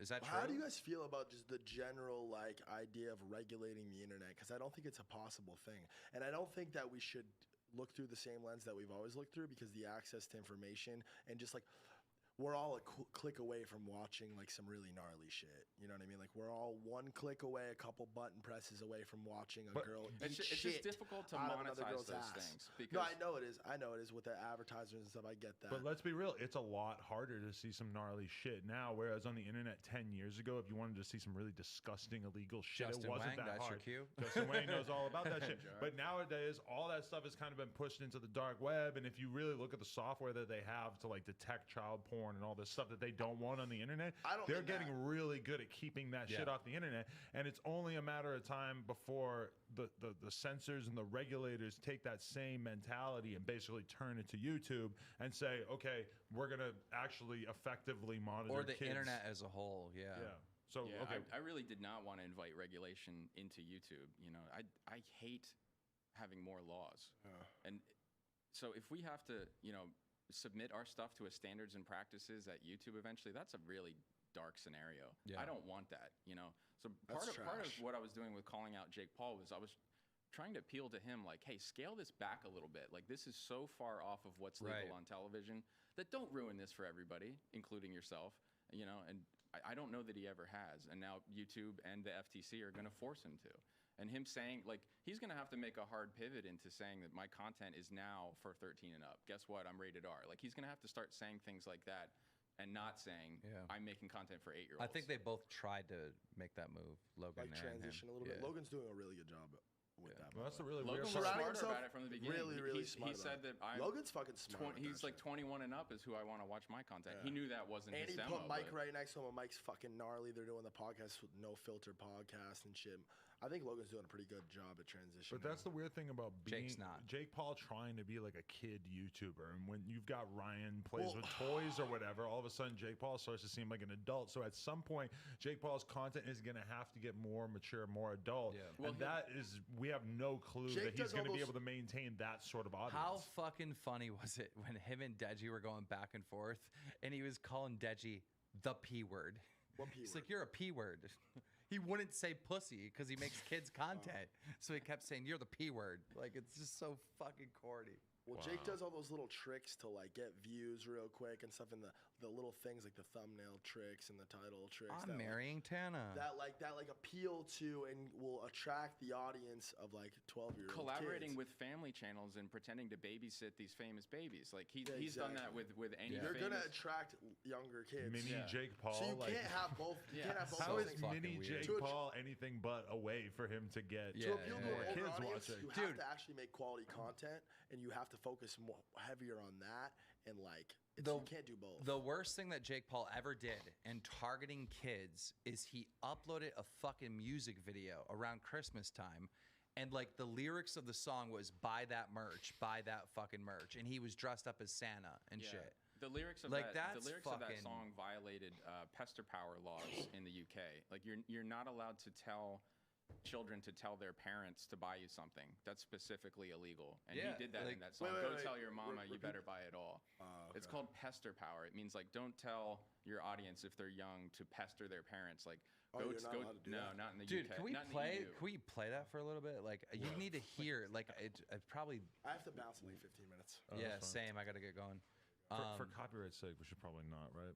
Since Oh, it's- yeah, since yeah, it's that's fine, For that's fine. sanity's sake, I mean, geez, that's the buy that merch song. No, I've- but I've I heard just that I too many want times. people to fucking look that up and hear it because it's like so fucking wrong. Yeah, like, yeah. I mean, it was That, just that bothered the YouTube community pretty deeply. Yeah. Like a lot of people made videos about that, like trying to self-regulate a bit, being like, "Hey, we reject this kind of thing." a Like, lot this of is that too kind of stuff exploitive. is it's taking things so far, and like Rice and Jake doing the ads for the fucking gambling website is similar shit, where it's like they're asking for it. Like, of course, eventually this kind of stuff was gonna happen, but they're taking it to the farthest extreme, and they're really big names who are doing stuff that clearly at some point is gonna have to become against the rules. I'm kind of free, like do whatever the fuck you want type of vibe, but like that fucking giveaway thing that they did where you had to follow all these accounts, and like half the accounts there was like Swisher Sweet and that's That was a thing. actually fully not cool. Yeah, Like, I know that's the fucking- that's I know the somewhere details alcohol, on right? that. Like, What how are the you- details? Like you're to enter in this $1 million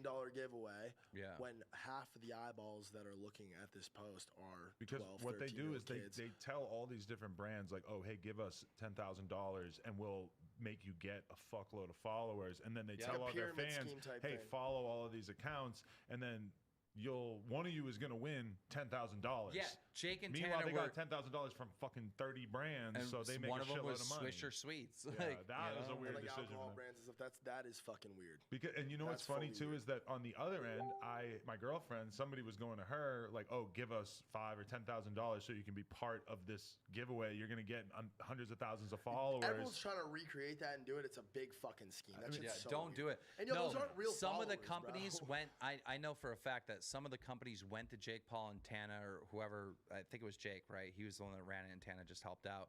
They went to them wanting their money back because they were promised to get like at least 200,000. I'm just making up that number. I don't know what it was. They were promised a certain amount of followers, and Jake didn't even fucking deliver. Really? Yeah.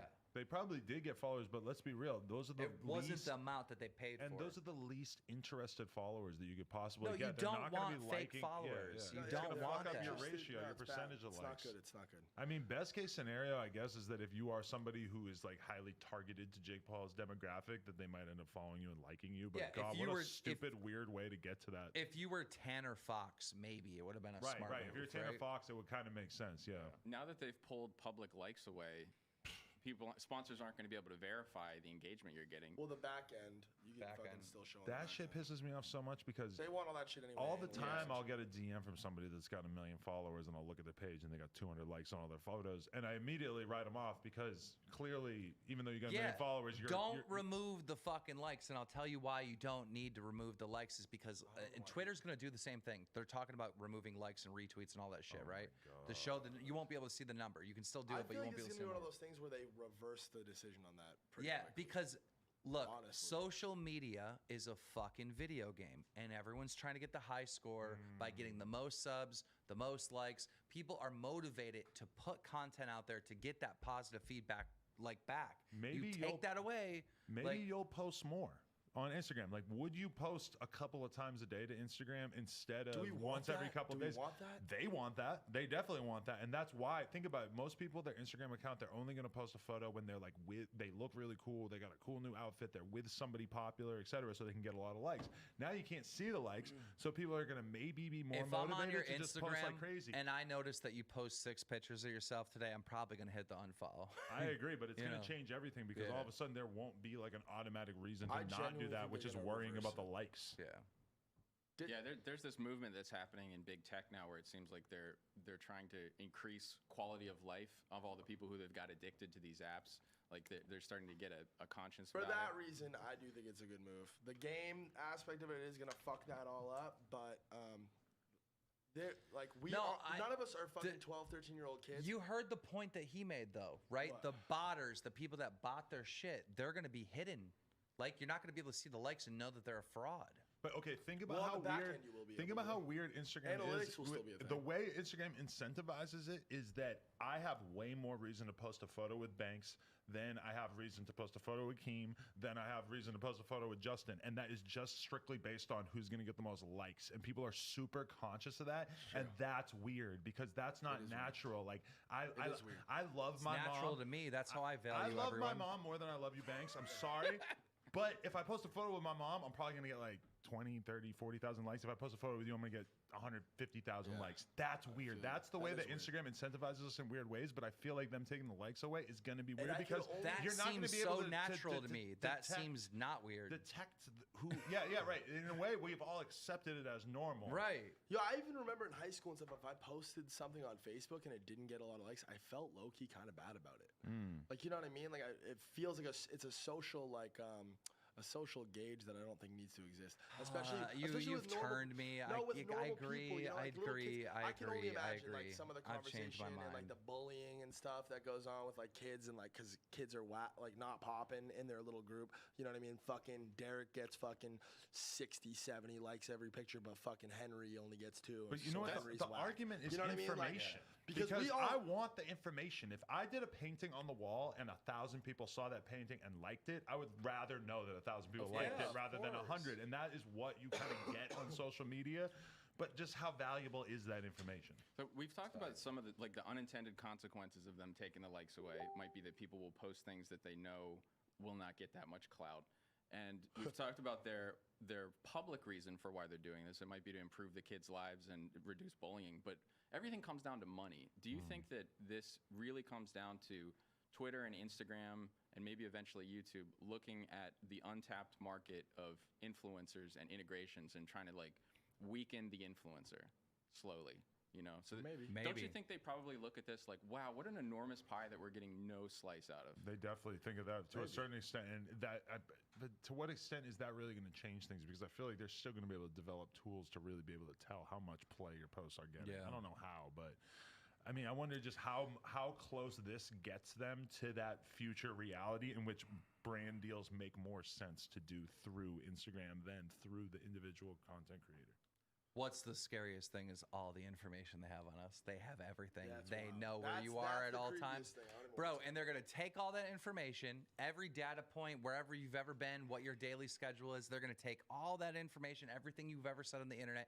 They're going to put it in a quantum fucking computer, and they're going to have so much goddamn data that they're going to, through probability, through math, when a quantum computer, they're going to be able to predict the fucking future and rule the fucking earth. That's why we need to make a quantum computer right now and start our own social media site and get everyone's data. I'm so stoked. This just became the Joe Rogan podcast. So Or we're in a gonna die. simulation. That stuff gives me serious anxiety. And on Someone that is note- going to rule this earth with that, and they're gonna have everything, and we're all going to be dead. Maybe they already did, and that's what this is. You're a simulation, and they've simulated I'm out. based off of everything. No, but on that note, seriously, I think I gotta go. Yeah, where you Yeah, going? same. I'm going to get food with some homies. I'm going to meet up with Tav and just fucking actually try to do some shit today. Translation. I I'm gonna have wrote- sex with supermodels. That's what I assume At you're doing some all the point- time. At some point. Licking work, tits. I'll work that into I bet the you day. lick boobs on the daily. I like ass. I like to eat ass. It's 2019. You gotta get in there. You need to go to the doctor. I love you guys, yo. It's always Yeah. fun. It's You're always leaving too? Yeah. Okay. I'm going to eat too. Justin, you want to get back in here? Good to see you, man. Yep. Hop on, guys. Thanks for having us. It's always fun. No doubt. Yo, we're Didn't even starting know up Banks was Mom's coming. Basement. We're starting Mom's Basement again. It's You gotta coming come back. We're gonna do it a lot more. We'll talk about it. That's off air, one but big we gotta thing that bring a you lot back of on. people were asking about in the comments was when for Mom's sure. Basement was going to come Peace back. out, That's so guys. Thanks cool. for having us. Nah, Good to meet much both of love. you guys. Appreciate you, FaZe. You want me to rotate to the other side of the table? So No, we it's just- not like we're on a date. Let's just plop Justin in over here. All right, cool. I have just a pile of empty bags of chips and stuff over here. Oh yeah, no doubt. Oh, okay. See, I Josh, took a you bite. brought those snacks? Why did you have those snacks? Yuri wanted to munch? I thought these were gonna be the pickle chips, but then I took a bite out of it and it was lemon. Like, you ever bite into something and have it just be a complete different flavor from what you're expecting, and it's like a sweet flavor Yeah. when you're expecting fucking pickles? Do you ever eat a meal in the strip club and it's dark as fuck, so you don't really know what it tastes like? Just Because last if you night. can't see Yeah. something, then you can't really taste it. Less than 24 hours ago, we just did that. That's kind of weird, About right? Yeah, like, we $300 got like a worth of fucking snacks. smorgasbord at that fucking strip club. What strip club do you guys go to? Dames and and games. Yeah. Okay, my LA strip club knowledge is just actually dog shit. Mm. Somebody just suggested in the chat, you think you're the new Leafy? The new Leafy. No. No, I hope he's not. No? Not willing to take that? Boom. No, Look at that. I don't get it. A little less Why- background noise. I don't know, because you're just a guy on the internet making Yeah, I'm videos a about guy shit. you know who made videos? Leafy made videos. You make videos. Therefore, Wang is Justin, Leafy. did you feel a little bit overwhelmed in that chat? Because when you're up against Keemstar and FaZe Banks, it can be kind of hard to get a word in. It was a mix of that, and then it's like also you guys are just like talking about a lot of people who I don't know who the fuck they are. We're deep. So I'm like, shit. Like you're getting into that mode when you're on a podcast, and you're like, I feel like I need to say something now, but I know nothing to say about what's going on right now. But then the thing you blurt out winds up being shitty. Yeah. So I'm just like, you got three guys here. I'm just gonna like. And lean back. you in your head are kind of like, oh, the viewers are all thinking about the fact that I haven't said anything in 10 minutes. When in Yeah. reality, the viewers at home probably are not like, oh, I gotta know what this guy knows about this. What's funny is you got the screen up too with like the chat there, so I'm like, are they talking about me not talking about things? It's just anxiety disorder Yeah, waiting dude, to happen. So how did you and Nerd become buds? I don't know. I feel like we just like met. Really, it was Wavy Websurf who kind of pulled me into the fold with like the greater YouTube commentary community, and then through him, I wound up meeting all these guys like The Right Opinion, Nerd, Willie Mac Show. Were you already doing YouTube before you sort of started to become aware of the existence of the commentary community, which is kind of this like vague overall describer for like a lot of different channels that maybe Yeah. don't really consider themselves to be part of that? Absolutely, like they're like very obviously. I have like a lot of blind spots when it comes to specifically YouTube knowledge. So it would be little things where it's like, well, I just want to make shitty gaming videos. Like the first video on my channel is me playing the shitty Addams Family game for NES and doing the world's worst fucking Let's Play. And I was like, oh, this is what you do on YouTube, so I'm gonna be doing this. But then little by little, you start seeing more shit, and you realize like, oh, like people will just listen to me talk about shit without playing some fucking busted ass video game. I mean, you guys have very different like you push stuff out at very different rates. Like you're somebody who's Oh, really yeah. trying to make a video every couple days, right? Yeah, in general, I you're like that, totally like- good with storing up that load for a few months, right? I'm not totally good with that. It just seems to be the way it plays out. You know, I'll tell myself I'm gonna get this video done in 10 days. Okay, I'm gonna do research for 2 or 3 days. I'm gonna write on the 4th day, and then I'm gonna shoot on the 5th day, and then I'm gonna edit this thing in 5 days. And then the editing usually ends up taking a month. You know, like it'll stretch out. I'll just, you know, we'll think of someone who's like the perfect person to loop in for a collab, and then we're waiting on them to deliver their part of the content, and you know. It's just two very different ways of looking at YouTube, because you like I've always been the kind of person that wanted to pump out a fuckload of content all the Yeah. time. But then there's a lot of YouTubers who realistically, when you look at their channel, they're getting like 1 million plus views on each upload, but they're carefully curating their releases, that they're not going to put out something knowing that it's going to do 300K, you know? I feel like with you specifically, though, I feel like you kind of. I remember something specifically you were telling me about at VidCon, where you were talking about some idea you had and you got like very far along in it, but it just wasn't like up to what you wanted the channel to be. So I think like a part of like why it takes you so long to put out content is like a lot of like uncertainty and whatnot too. or like maybe just like having like much higher standards for yourself than the average YouTuber? Sometimes I'll shoot and edit way more than I needed. Like the Daddy of Five trilogy was meant to be one video, and it accidentally would have been a 2-hour video. And then the fact that Philip DeFranco like came out, dropped the story about, hey, this channel is abusive.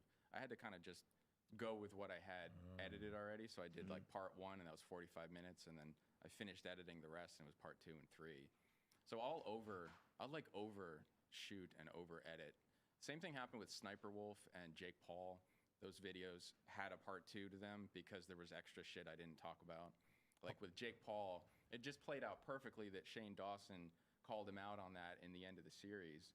So we were able to, and then Jake denied that he knew he was advertising to kids. So we were able to be like, oh, I've got this chapter that's already nearly done that was sitting around where we proved that you gave a speech on how to advertise to children. And it was called like marketing to children using Instagram or something. So it's like, we were able to roll with that relatively quickly because it was already done. Pause 1 second. I just want to tell the people at home that once I'm done talking with these gentlemen, which let's say maybe we're going to give it an hour, then I'm going to be listening to your song donation. So if you want to donate, the link is down below, streamlabs.com/NoJumper. I'm going to be going in the other room, listening to your music, all that stuff, but we're going to be hanging out, talking for a while longer. Okay. I have always wanted to tell you how much I like that series where you go over the crappy, what do you call it, cringy like SoundCloud rappers. I gotta get on it. That's my goal this week, is to literally maybe get some Adderall and just get in my office and make a fuckload of those videos, because I dread it.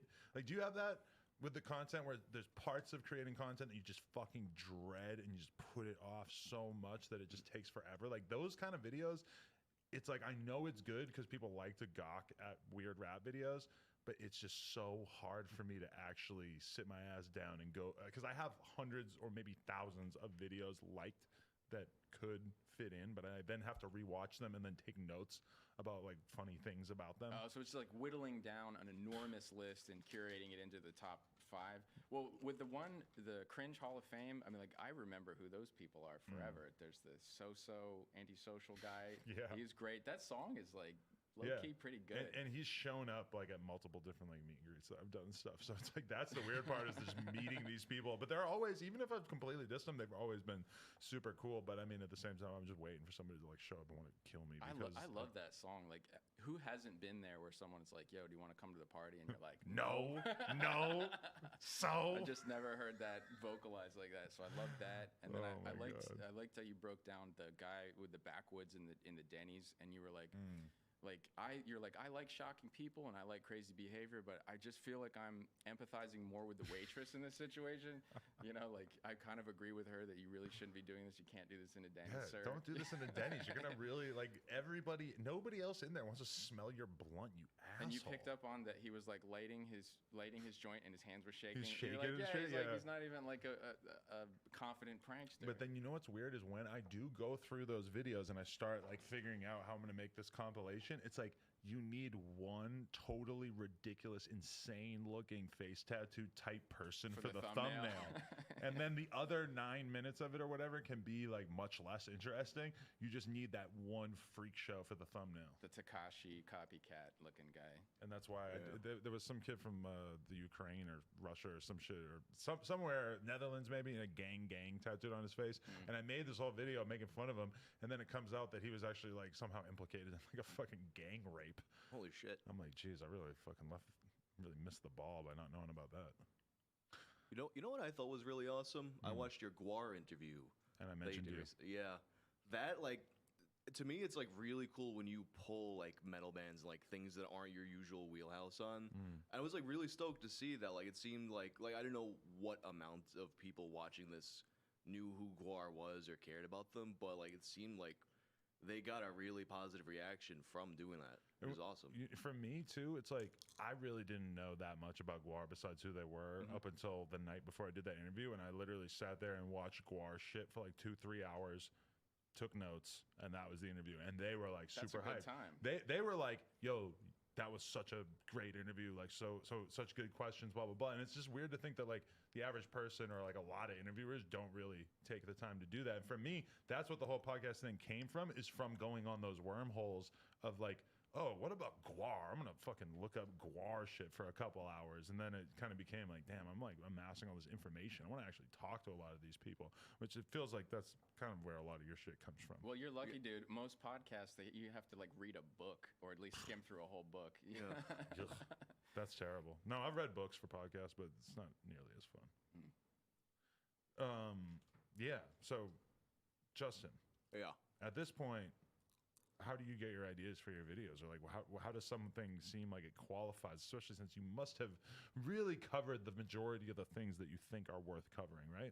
There's a few that I think like are like the big episodes. Like I knew the Max Headroom one, which was if anyone doesn't know what that was, it was a guy who hacked into a TV station and had some like weird ass graphic pop up in the middle of the broadcast.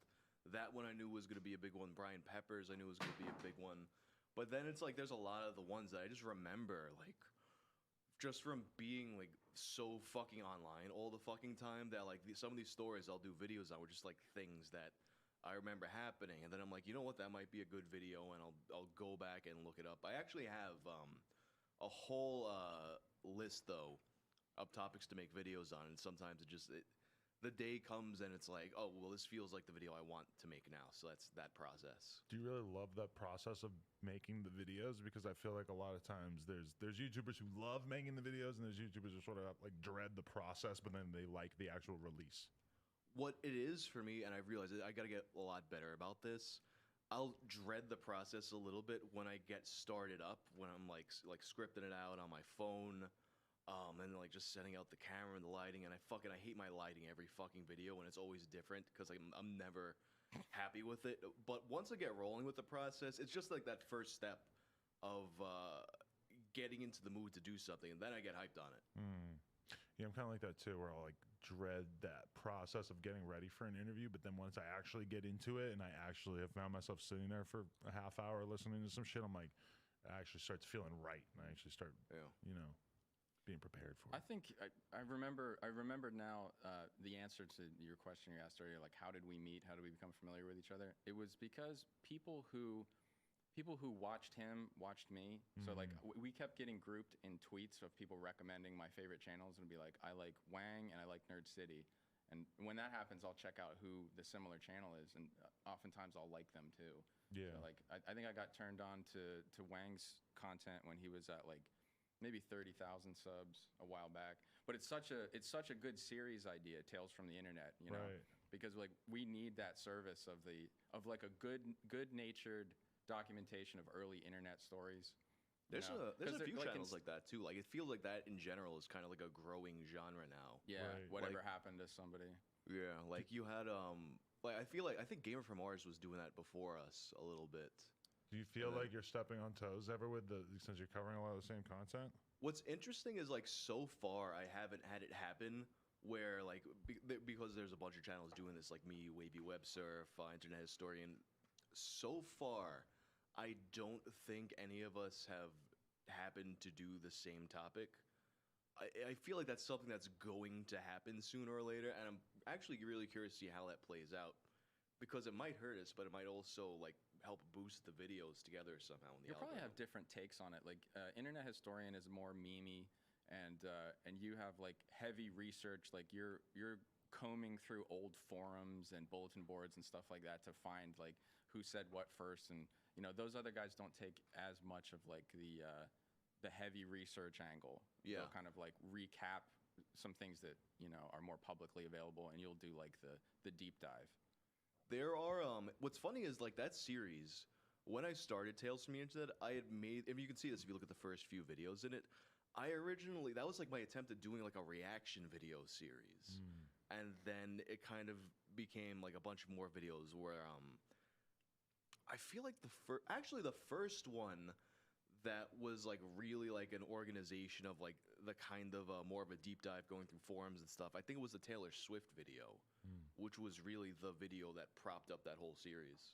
Taylor Swift, which one was that specifically? About whether she was like anonymously posting on 4chan. Yeah, right. Yeah, there are all kinds of details collected about Taylor Swift potentially being a low-key 4chan user, like naming her cat after something that someone in the 4chan thread responded to. It's mean, like there's no it's the QAnon of yeah of pop.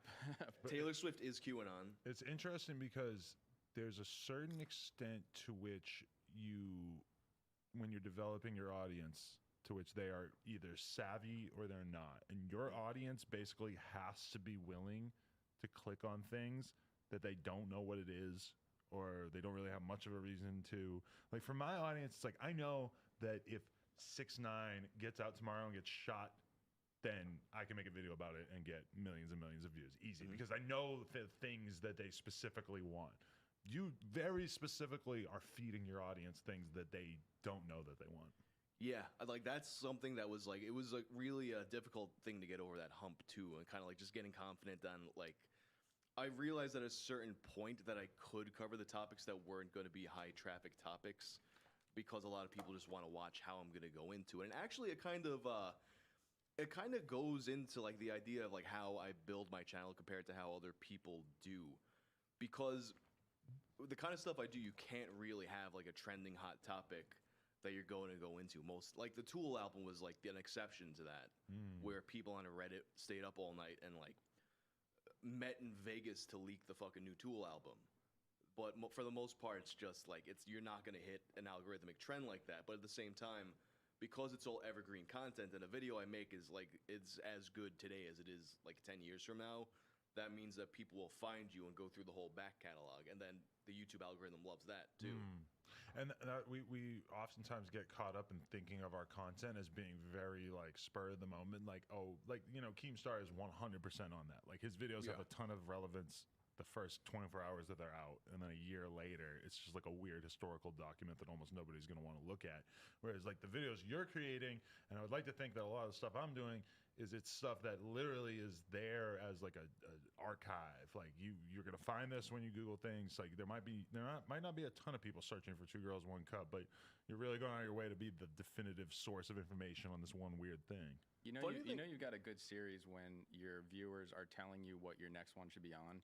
And I know that Justin gets a lot of recommendations, like, yo, make one about Lonely Girl, make one about whatever. Like you have a back catalog of viewer suggested ideas going forever. Oh yeah, like that's one thing, like from I guess if you want to say like from a business perspective, a lot of times I'll like panic, be like, I'm out of even though I have like the whole notepad full of ideas for videos, none of them will really be doing it for me at the moment.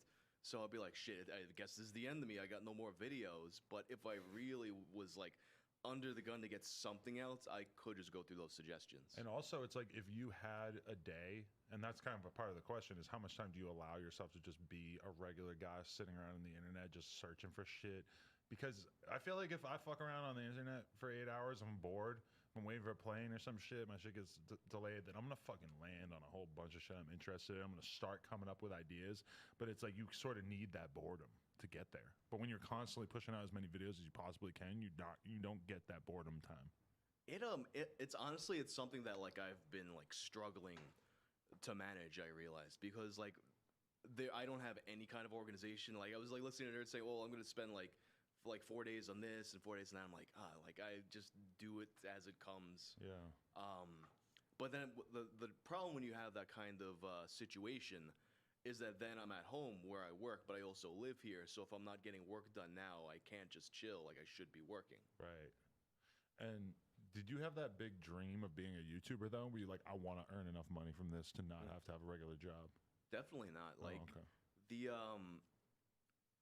It was something I just wanted to do for like a long amount of time. And at the same time, for like maybe like the 10 years prior to that, most of my income had just been like a patchwork of different side hustles all coming together.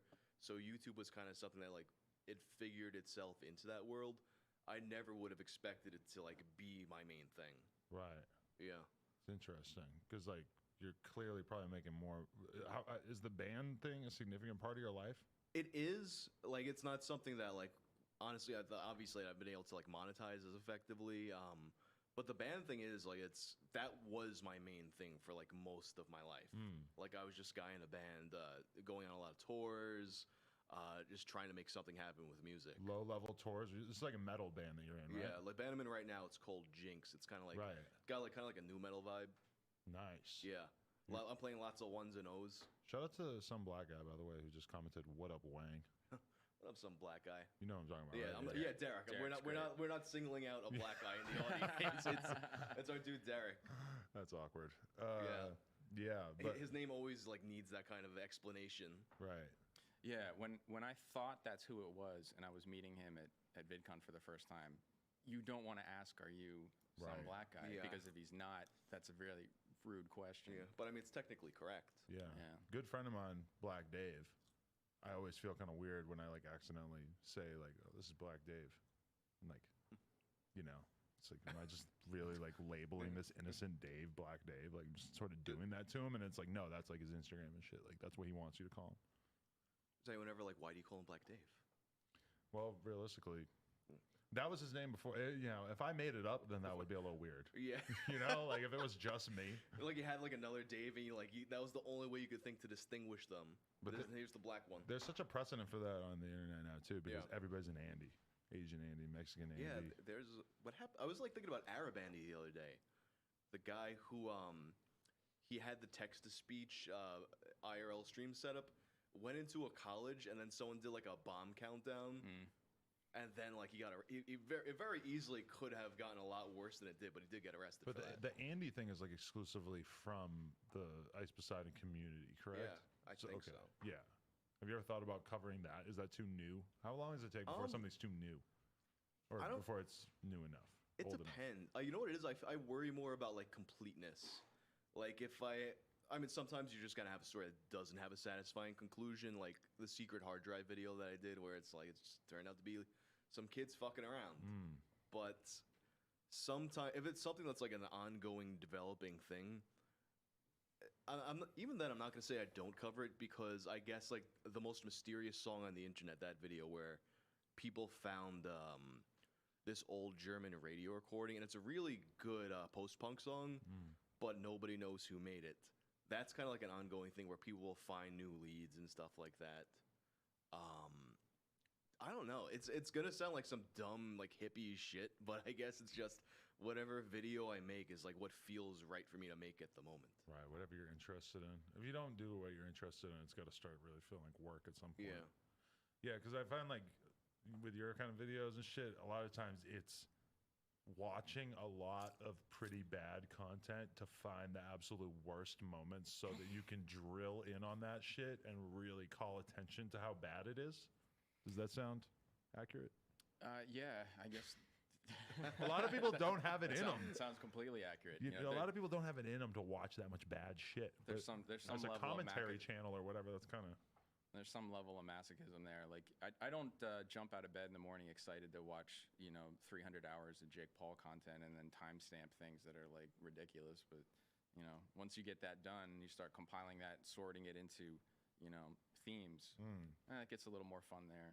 Yeah, see, I started to, I thought about doing one where I was watching the videos on the Ignite energy channel or whatever, Dan Bilzerian's weed company, where he just has this big warehouse, and it's like super awkward, like live stream uploads of him just in the house with like all these like hot ass models, but they're like smoking weed, and it just seems so sad and lame, and it's crazy because it's like super hot chicks, super nice house. It just seems so boring. And I sat there for an hour and a half watching this shit, trying to find, like, writing down the timestamps of the stuff that I thought that was the most cringy. And it put me in such a fucking bad mood by the end of a couple hours of it that I just couldn't really bring myself to want to continue to put this together. And realizing how I was either going to have to tell one of my employees to do it and really not know what the fuck it was going to end up like, or I was going to have to do it all myself, and that was going to be painful.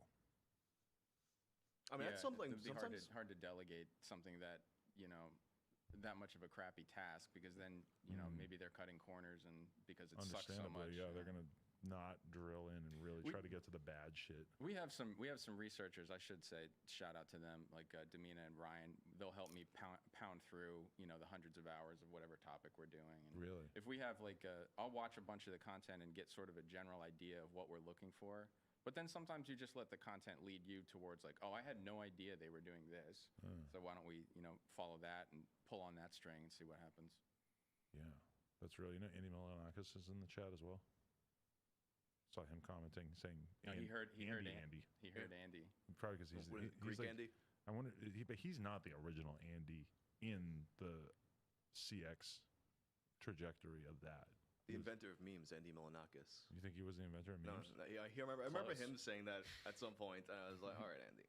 I was listening to Sam Harris interview Richard Dawkins, and he was trying to get Richard Dawkins to basically like comment on memes because he like pioneered the term before they were talking about memes. And Richard Dawkins really didn't seem very eager to like latch on to the spreading of like text and image things.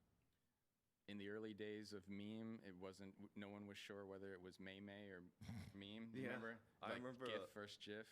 It's settled on meme now, but I think back then, Richard Dawkins even called it a May, didn't he? Or a May? I knew people like I know a guy who's like somewhat of a celebrity, and there's like an old clip of him talking about a meme and calling it a meme, and it's just like the fucking funniest thing to us in the world. Like it's so hard to imagine a world in which a grown man didn't know that it was called a meme.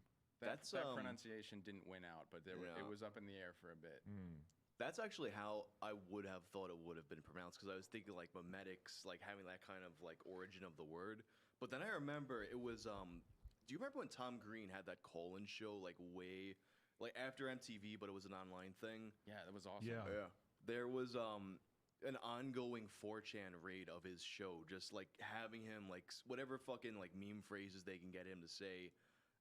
It was. I think it was like "do a barrel" was the one at the time that they kept on trying to get him to say, and then finally he caught on and he said, "Oh, these guys are trying to get me to say internet memes," and I was like, that was the first time I heard it pronounced memes, and I was like, "Oh, that's not good." Yeah. I guess it's memes now. You remember one of them was gentleman. They wanted him to do the gentleman meme, so he got all the pencils and filled his mouth. Gentleman.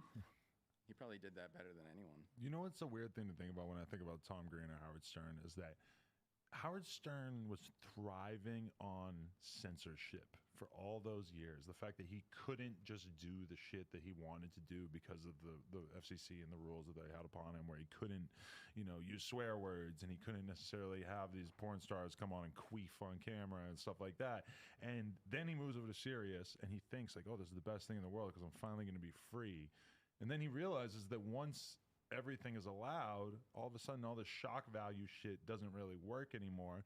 And a lot of times I think about that when I look at old content like Jackass and Tom Green and stuff like that, is that like that shit doesn't really seem like it would do anything on YouTube these days, because it's sort of too easy to do the gross out shit or to do just offensive shit. Like that shit doesn't seem like it works in this modern age because everyone can do whatever they want on YouTube for the most part. One of the hard questions I asked myself about the Paul brothers when I was going through that content is like, why do I respect Jackass? Like, why did I like that and then not like any of this? Isn't it kind of similar? Your age is definitely a big part of it, let's be honest. Like when you were 13 when I was 13 seeing Jackass for the first time, I was very impressed. I watch that shit now though. It's still funny to me. I mean, here's the thing though. Which one is it that throws the fucking plates? Is it Jake or Logan? Logan. There is there was one night where I was like, all right, let me see what this Logan Paul guy is all about. And I sat down and I found the supercut of him breaking the plates at people all the time. Is funny. I was like, yo, this is actually, I don't want to admit it, but I'm finding Logan Paul really fucking funny right now. Yeah. I completely agree with that. I've had that same moment, and I've showed that to people before, like, undeniably, like, there's a couple chuckles in this. Yeah, and thinking about it, though, that very much is a thing they would have done on Jackass. Scaring people with plates. I mean, maybe at some point, like, Steve-O would have had to, like, burn himself in the process of it, but more or less. I mean, Tom Green and them, they got by with a lot of pranks. That was a very, very big part of it, was pranking your mom and dad. Same thing with Jackass, you're sort of torturing your mom and stuff. And if you really look at it, like, what was Mick Juggernuggets doing besides torturing his fucking parents? That was really the name of the game, and that's basically a Jackass Tom Green thing. That Tom Green Slutmobile skit is still an all-time favorite for me. Painted the hood of his parents' car with I remember that one now. Lesbians eating each other out. My favorite one was the Undercutters. Do you remember that? It was like He almost got killed with that one. The guy chased him with a hammer. Do you remember Undercutters Pizza? No. He would follow a pizza delivery guy around and then try to sell a pizza for cheaper while figuring out what the toppings were at the door. Right. He would undercut the price, and that really angered one customer, and he Yeah. chased him off the property. He's with a like yelling at hammer. him about like these are hardworking Americans and blah Yeah. blah blah. And I think they threw the pizza stuff at him. That's such a weird thing to think about how kids these days, like kids will always have to go through this phase where the most offensive things are the funniest things. Like to me, when I was like 14, I thought anal cum was the funniest thing in the fucking world because their song titles were just so fucking offensive. And it's just like, now I feel bad when I see a 16-year-old kid get in trouble because he said some offensive shit on Twitter, because it's like, that is the most 16-year-old boy thing on earth, is to just go on Twitter and say the most offensive thing that you can think of. And I think that we need to, as a society, have room for that kind of shit to happen. As much as you also want to warn kids, like, yo, don't be stupid on Twitter because it's going to come back to get you and you're not going to get into Harvard. When I first started watching YouTube, like really regularly to try and understand the community, it was a period where almost all of the big names, all the funny people were doing references to Nazi stuff and Hitler jokes, because that was the new forbidden thing that suddenly people felt just comfortable enough to make fun of, because like it was really the first generation to have not had grandparents to where this was personal to, or like, you know, that there was Right. nothing for them to make them afraid to talk about that boogeyman, but they were still taught in school the ultimate boogeyman is Adolf Hitler. Right. And don't, that's the worst guy possible, so we'll use him as an example of the worst things. And so suddenly kids were, they didn't have a grandparent to tell them like, hey, this was serious, and I sacrificed my life to go make sure that this evil didn't come upon the world. Like there were kids suddenly existed on the internet who hadn't gotten that speech and were only reading about it in the history books as a boogeyman. Right. So they used that as like edgy humor. And man, did we get off track with where the Hitler stuff has gone since then. Like PewDiePie eventually being accused of being dog whistling the alt-right, and that's totally not what he was doing. And that's like a mainstream opinion that it's very easy to meet people who, but that's what I like about PewDiePie too, is that he is a repudiation of the way that the left wants to paint all of our society. Like him being the biggest YouTuber is proof that you don't need to be this mega woke dickhead in order to have a big fan base on the internet in 2019. Well, I think the thing about cancel culture and in general, I think it's that it comes down to what people's perception of you is. Like, if you haven't like built yourself up to be this big woke guy, then when you have those kinds of indiscretions, there's nothing to like turn back in your face, and that's kind of how the mob builds itself up. Hypocrisy is like the big gotcha thing, especially with YouTube. It's like, have you said something that's directly the opposite of what you're saying now, and is it on video? Right. When you have those moments, someone's gonna throw it back in your face. Yeah. It's interesting though, because when you have PewDiePie as the biggest YouTuber, and like last year, 6ix9ine was like the biggest rapper, and like, these are people who have basically been completely deemed to be inappropriate to be involved with any sort of like high level like media discourse. It's like, it's obvious that the media hates PewDiePie and Trump and 6ix9ine and stuff, but they all continue to be extremely popular. And it's like, I don't think of 6ix9ine as like a right-wing icon, but the fact that he was so gladly appreciated by our culture almost kind of feels like that, right? 6ix9ine, I mean, I like his going to be in music. a Pepsi ad in like a year and a half. Because I think can think of a lot of good reasons why not. Well, think about where Snoop Dogg, Ice Cube, like the NWA guys, the gangster rap were when that was happening. Like they had the government investigating them, and then eventually, Snoop Dogg is completely commercially marketable. Or But whatever. the thing is, like is he's that in 30 years will erase your murder charge that you beat if you're Snoop Dogg. But I don't know how much time needs to go by before 6ix9ine, before everybody can forget about like the child sex charge, the snitching, the shooting at people, like all that stuff. I don't know. That's a pretty high bar for Pepsi to get past, in my opinion. Like Pepsi fucking with Cardi B when she used to be a stripper and she like says fuck a lot, is even that is kind of like, wow, like they've come a long way. That's kind of a perfect example. You know? That the walls are being broken down over time. But I mean, I think what we think of though is like a squeaky clean, like what is brand acceptable and what's not brand acceptable. What brands will find acceptable will ultimately be where the audience is. So if the audience says like, we don't give a fuck if this or that guy is offensive, or even if he has like, a really bad history, if we're still interested in what he's putting out there, then at the end of the day, the brand's job isn't to promote any kind of morality in the world. It's to sell you whatever the fucking bullshit they want you to buy is.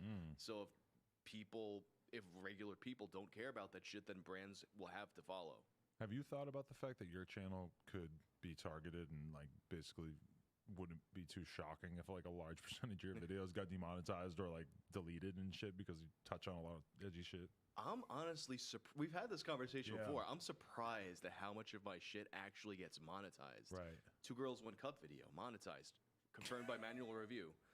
The Reddit cum box. And you don't really avoid much of the language, right? No, I feel like a pussy. Like if it's probably not the best financial decision, but I feel like a pussy. Like if I censor myself in those kinds of ways. Like I was watching Drama and Keem wouldn't say dildo. Yeah, I'm just like, what, I mean, dildo, man. What I did do, so the Reddit cum box video, I was like, well, this is gonna get hit by like the demonetization bot immediately. Just cum. That word Yeah. alone, it's supposed to get demonetized. I figured out if I make cum box one word instead of 2, the AI is not gonna know what a cum box is. So it sat there monetized for a few days, and then eventually it got dinged, and then it passed the it review. somehow passed. Yeah. Yeah, That's amazing. I guess that's one of the think- really frustrating things about YouTube is not knowing, like the mystery of is this word like dildo okay to say? Yeah.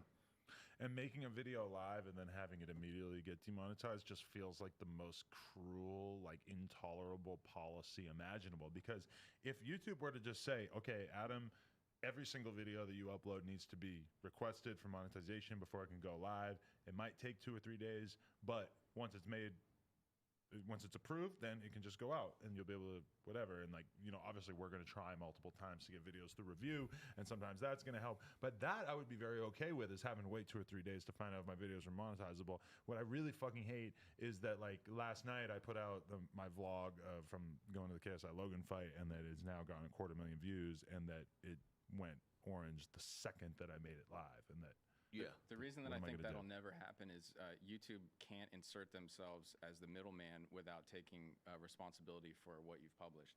They become the publisher. So it's like the safe harbor provisions of the DMCA require that that you are not sitting in the middle, determining whether this violates copyright or not. Like you have to basically say that I'm so overwhelmed. We as a platform are so overwhelmed with uploads that we can't realistically be checking all of these. So we basically have to be a service that allows people to publish wildly. Right. And that's obviously getting YouTube in trouble with advertisers through the media giving them negative attention when they can get a gotcha moment of a racist video paired with a Coca-Cola ad, So then YouTube kind of has to play this game where they're using AI to be that middleman, but pretending there's nothing there. Right. So the AI sucks at that, and they'll let something through that flaggers, when you set something live, your viewers then can hit report if they think there's something inappropriate there. Right. And now suddenly you're getting a human reviewer where before you didn't. Right. So it goes from like machine learning said it's okay, and now let's see what a person thinks. And you'll fail the person, but be good with the robot. They can't put that person in the middle. That's interesting. And it's so fucked up too, because like for a while it seemed like it was working really good, that I would take my videos, put the word sex in the title, boom, it triggers the request. I request. But then now if I take that word sex out, boom, it's green again. And then I make it live and it turns orange immediately. So I can't even like trigger that review of my own video unless I leave that term in the title, which itself is probably going to make sure that, it's really I think they do actually factor in, like when it comes to those kinds of things, like having sex in the title. I think when it comes to those things, they'll like factor in the context more than they would if like something more specifically relating to the subject matter. Right, because in the past video. few days I've had, interview clips. Like Mod Sun talks about getting addicted to cocaine the first time he tried it, and Mod Sun talks about getting addicted to lean. And both of those were triggered, but then they got monetized, which I was kind of almost shocked, because I'm like, God, fine. Like, because, any idiot could see those titles and think, oh, this is clearly content that's like positive for society, that this is something that, like, why wouldn't an advertiser want to be associated with somebody talking about getting off of drugs? Yeah. It's like, there's a weird double standard too. Like if you look at TV and the kind of stuff that's getting advertisements on TV, or sometimes even the advertisements themselves, there's stuff that wouldn't pass the monetization review on YouTube. Right. But they're paying a lot more money to have those ads on TV and say, like, I don't know, like The Walking Dead or something, where people are just getting ripped the fuck apart all the time. And it's weird to think about, YouTube Red really is the best thing that fans of YouTube videos can do. Because when you think about, I go to Netflix and I'm watching Big Mouth and it's got like cartoons of like children masturbating and shit. Have you seen Big Mouth? I have not. Oh my God, it's so fucking funny. But what I just said sounds terrible. But it's so what you said, fucking it's funny? and so inappropriate.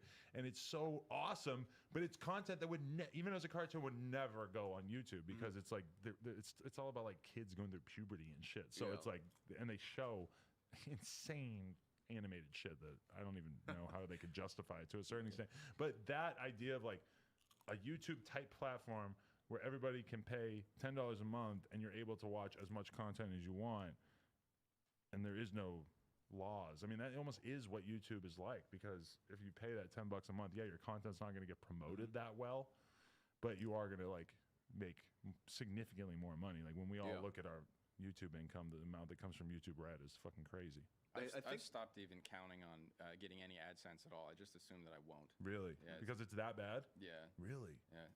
I'll run strings of demonetized videos of like 5, 6 in a row. Wow. And won't know why. That's like a year for you too. And the last video, YouTube rated it X. Got an X rating. I didn't even know that was a thing. Yeah. It's rare. It's worse than MA. It's CeeLo did the math on like what percentage of videos were rated X when he was looking through the data, and it's something like 0.15% of videos are rated X. So someone from YouTube rated that to try and suppress it. What was it? It was the YouTube's biggest lie. Right. Wow. Yeah. That's scary shit right there. Yeah. I'm pretty upset about that rating. I feel like that's a really underhanded way to suppress the video. Yeah. Because usually an X rating would be paired with an age restriction. So like if something, and an X rating would normally be triggered by like puke, nudity, or gore, not just for saying the word gay in the beginning of the video. That's crazy.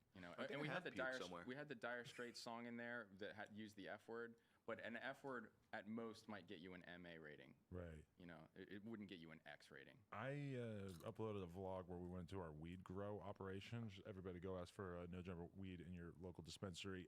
And that thing was immediately age restricted. And that to me was a little shocking because I'm like, we're not even smoking the plant. We're just in a room full of plants. Like what is, like, I know that you watching it as YouTube, as a company, maybe you can tell that this is marijuana, but I mean, it's just a plant.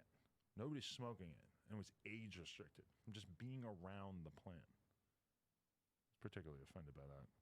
That sucks. I can see them doing that though. Yeah. But it's like, it's very inconsistent, like what they do and don't age restrict. Well, I guess that's everything with YouTube. It's just inconsistent. So like we constantly have to play these games and like guess what they're gonna do before they do it, so we don't wind up like fucking ourselves for months.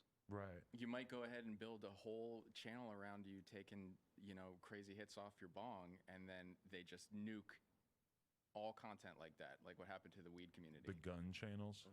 Gun channels, basically pot channels, shut down. Yeah, but that's what's weird too, is that on here or on Joe Rogan, he can sit there and smoke weed. We can sit here and smoke weed. The content is not about us smoking weed, so we're not really getting hit, but by people who just maybe titled their shit differently, or have the camera closer to them when they're smoking weed or whatever, it feels more like it's like directly about weed. Yeah. Those are the channels that are getting totally fucked, which is, it's kind of a thin line there. Yeah, I guess that came down to a judgment call, someone at YouTube deciding whether the weed was incidental to the content or the focus of the content.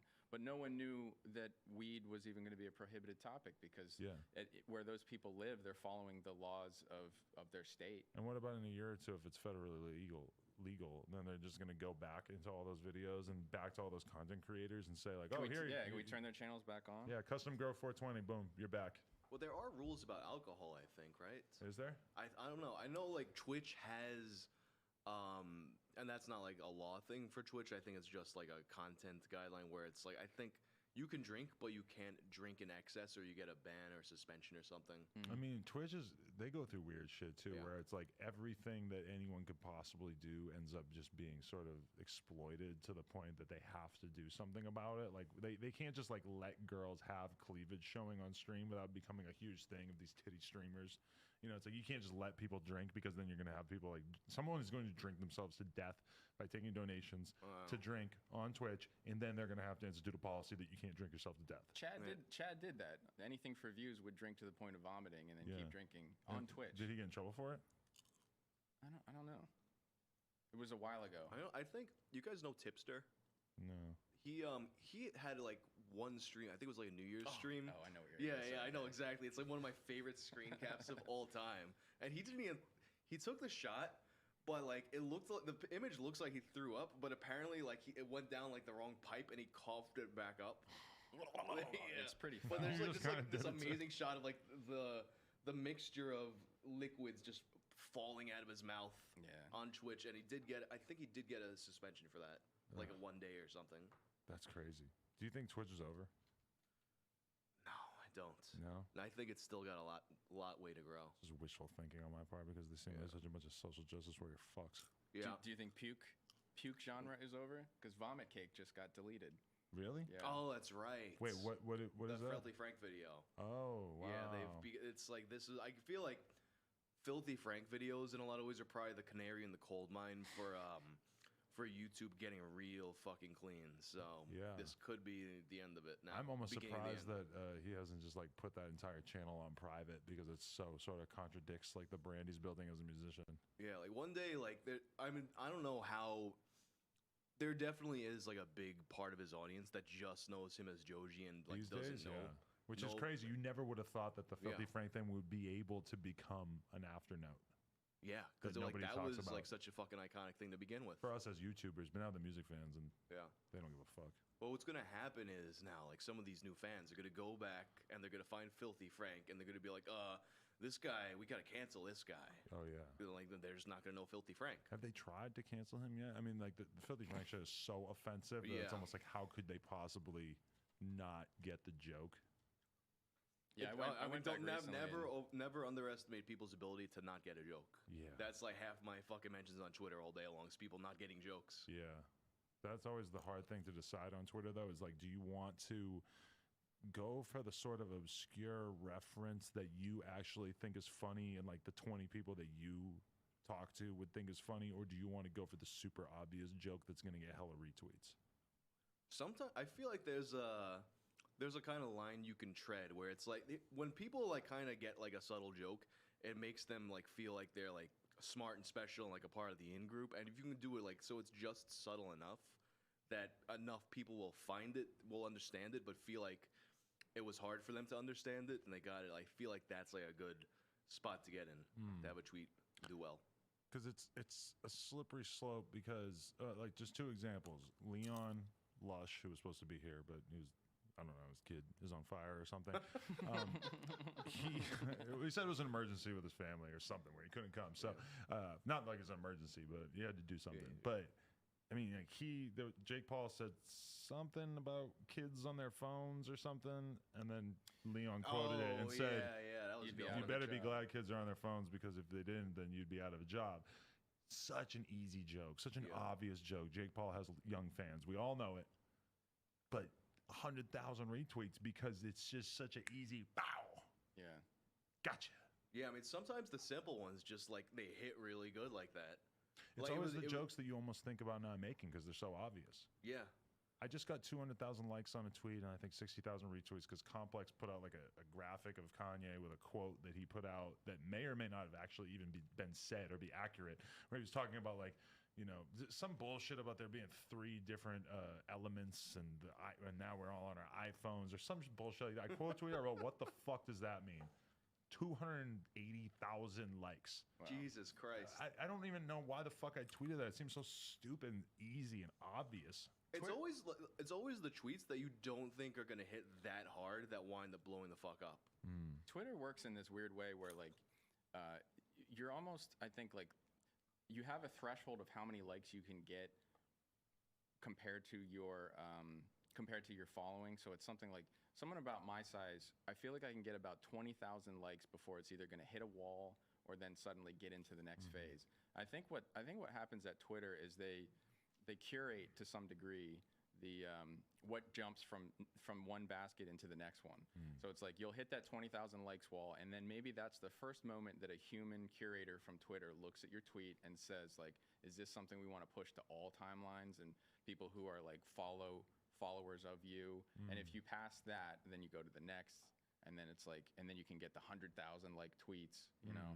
But haven't you noticed you hit a wall of something around 20,000, 30,000? Yeah, and it's weird shit too, where like the other day I tweeted out, I think, a link to an article about Emma Chamberlain, and Emma Chamberlain liked the tweet, and it fucking exploded from her just liking that tweet. Like, Power like. Oh my God. And I guess maybe she doesn't like that much shit on Twitter, and I know she's huge, but Jesus fucking Christ, like that just somehow, like, it set off the algorithm in a way that I know that I don't have that effect when I like something. Although sometimes I will like a random compliment from a fan that is sort of funny or something, and then I'll end up seeing that tweet again, and it's like, even though they added it at me and they have no fucking followers, it's still me liking it made 500 more people like it, which is a strange thing. The likes are funny because not everything you like shows up on everyone's feed, but sometimes you just get that like where it's like, it's got to be some kind of momentum-based thing in the way that YouTube has, where if you get a lot of a burst of views, all of a sudden it puts you up.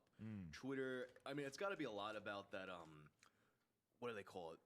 What you might have missed. That thing when you open up Twitter the first time, like that's got to be like key for that. If you get nominated for that, then for sure that's going to help a ton. What's weird though too is sometimes, like you get those tweets where it's like, nobody liked it, nobody retweeted it, but it'll be like, oh, this and that person that you follows this person, so here's their tweet. And a lot of times I'll get those, but there's no interaction or anything. It'll be a brand new tweet that they just decided I should see. Right.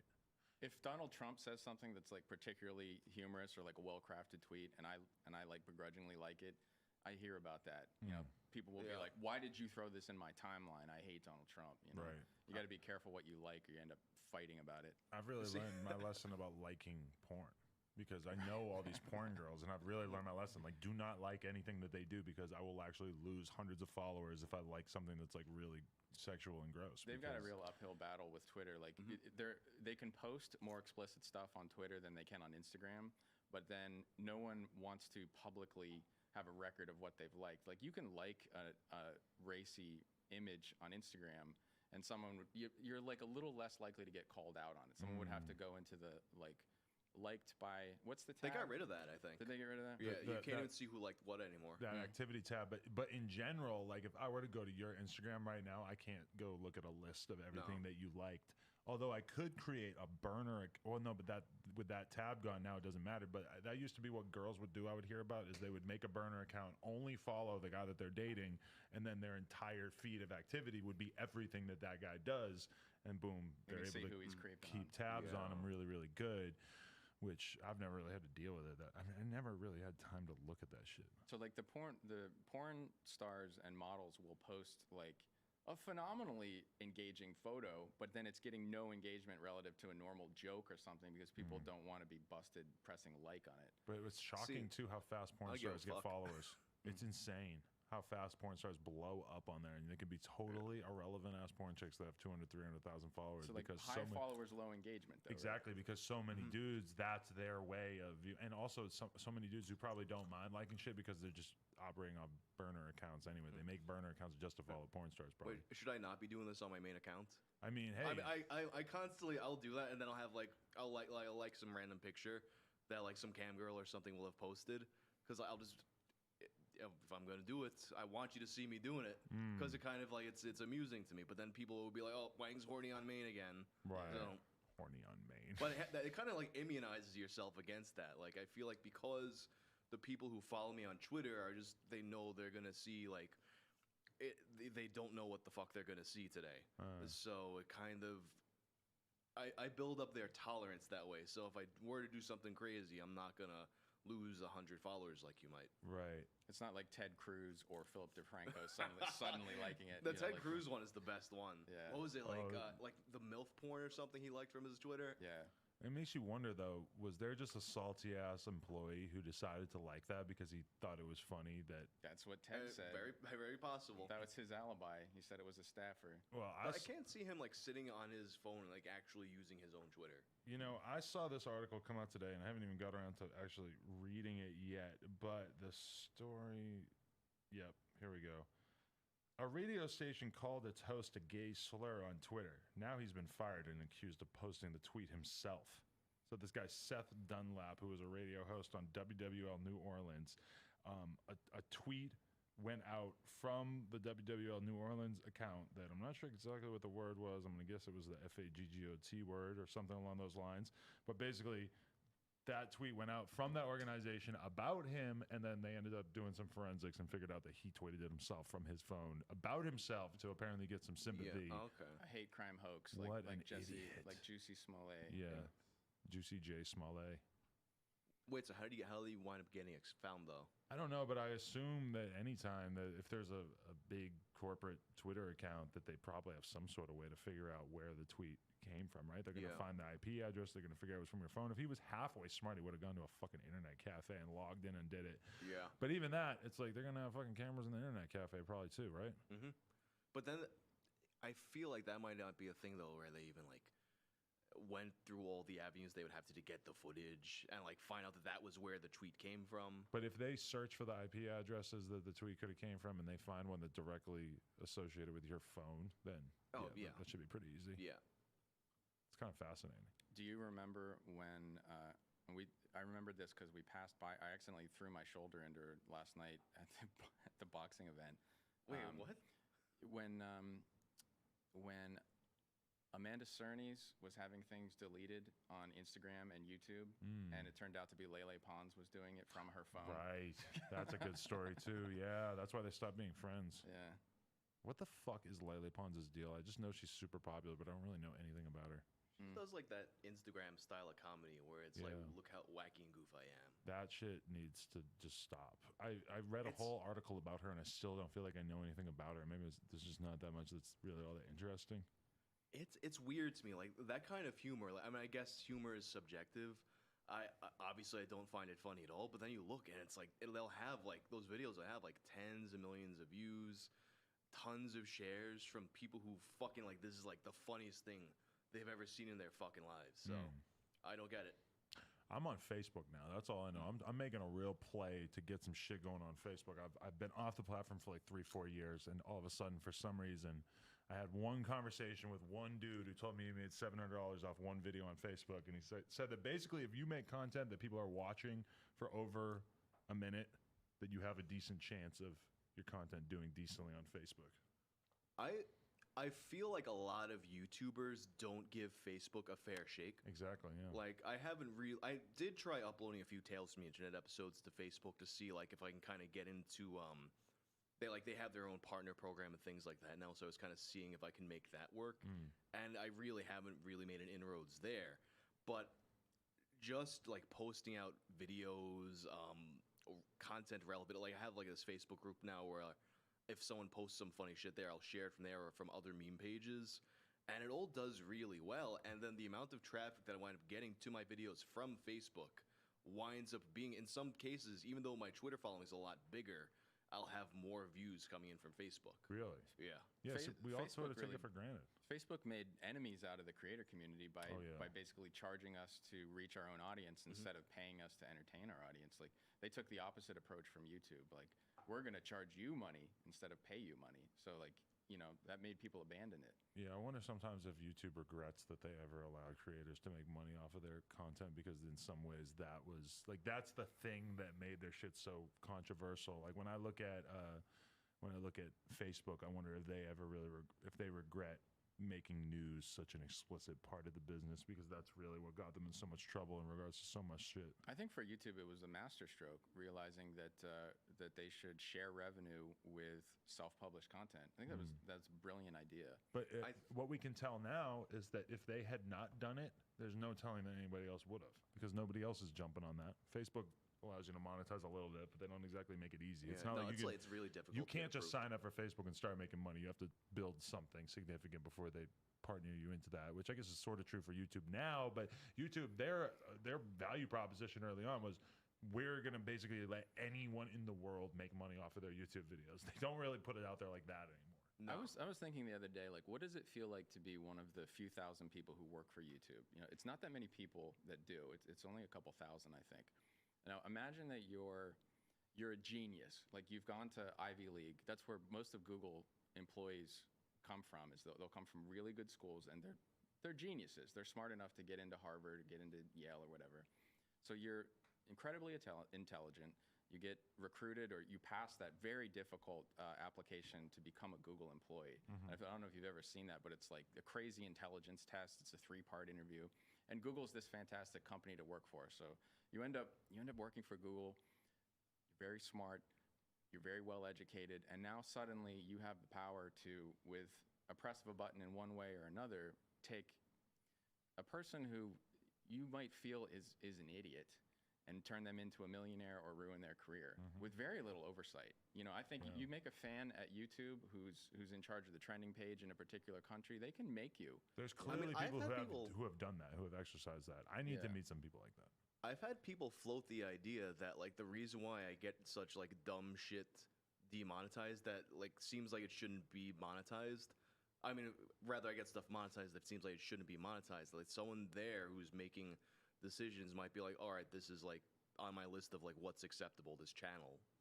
Right. So Well, say the you're that Peace YouTube Corps thing. employee and you're making and breaking people, like, you know, you make a Jake Paul or you make a Lele Pons, and then they turn out to be these scumbags and you wish you hadn't done that. Like, don't you think you would start to, and also think about how much they're making. They're probably making low 6 figures working at YouTube. Right. I'm sure they have some stock incentives and the benefits are great, but they're not millionaires, but they're making millionaires.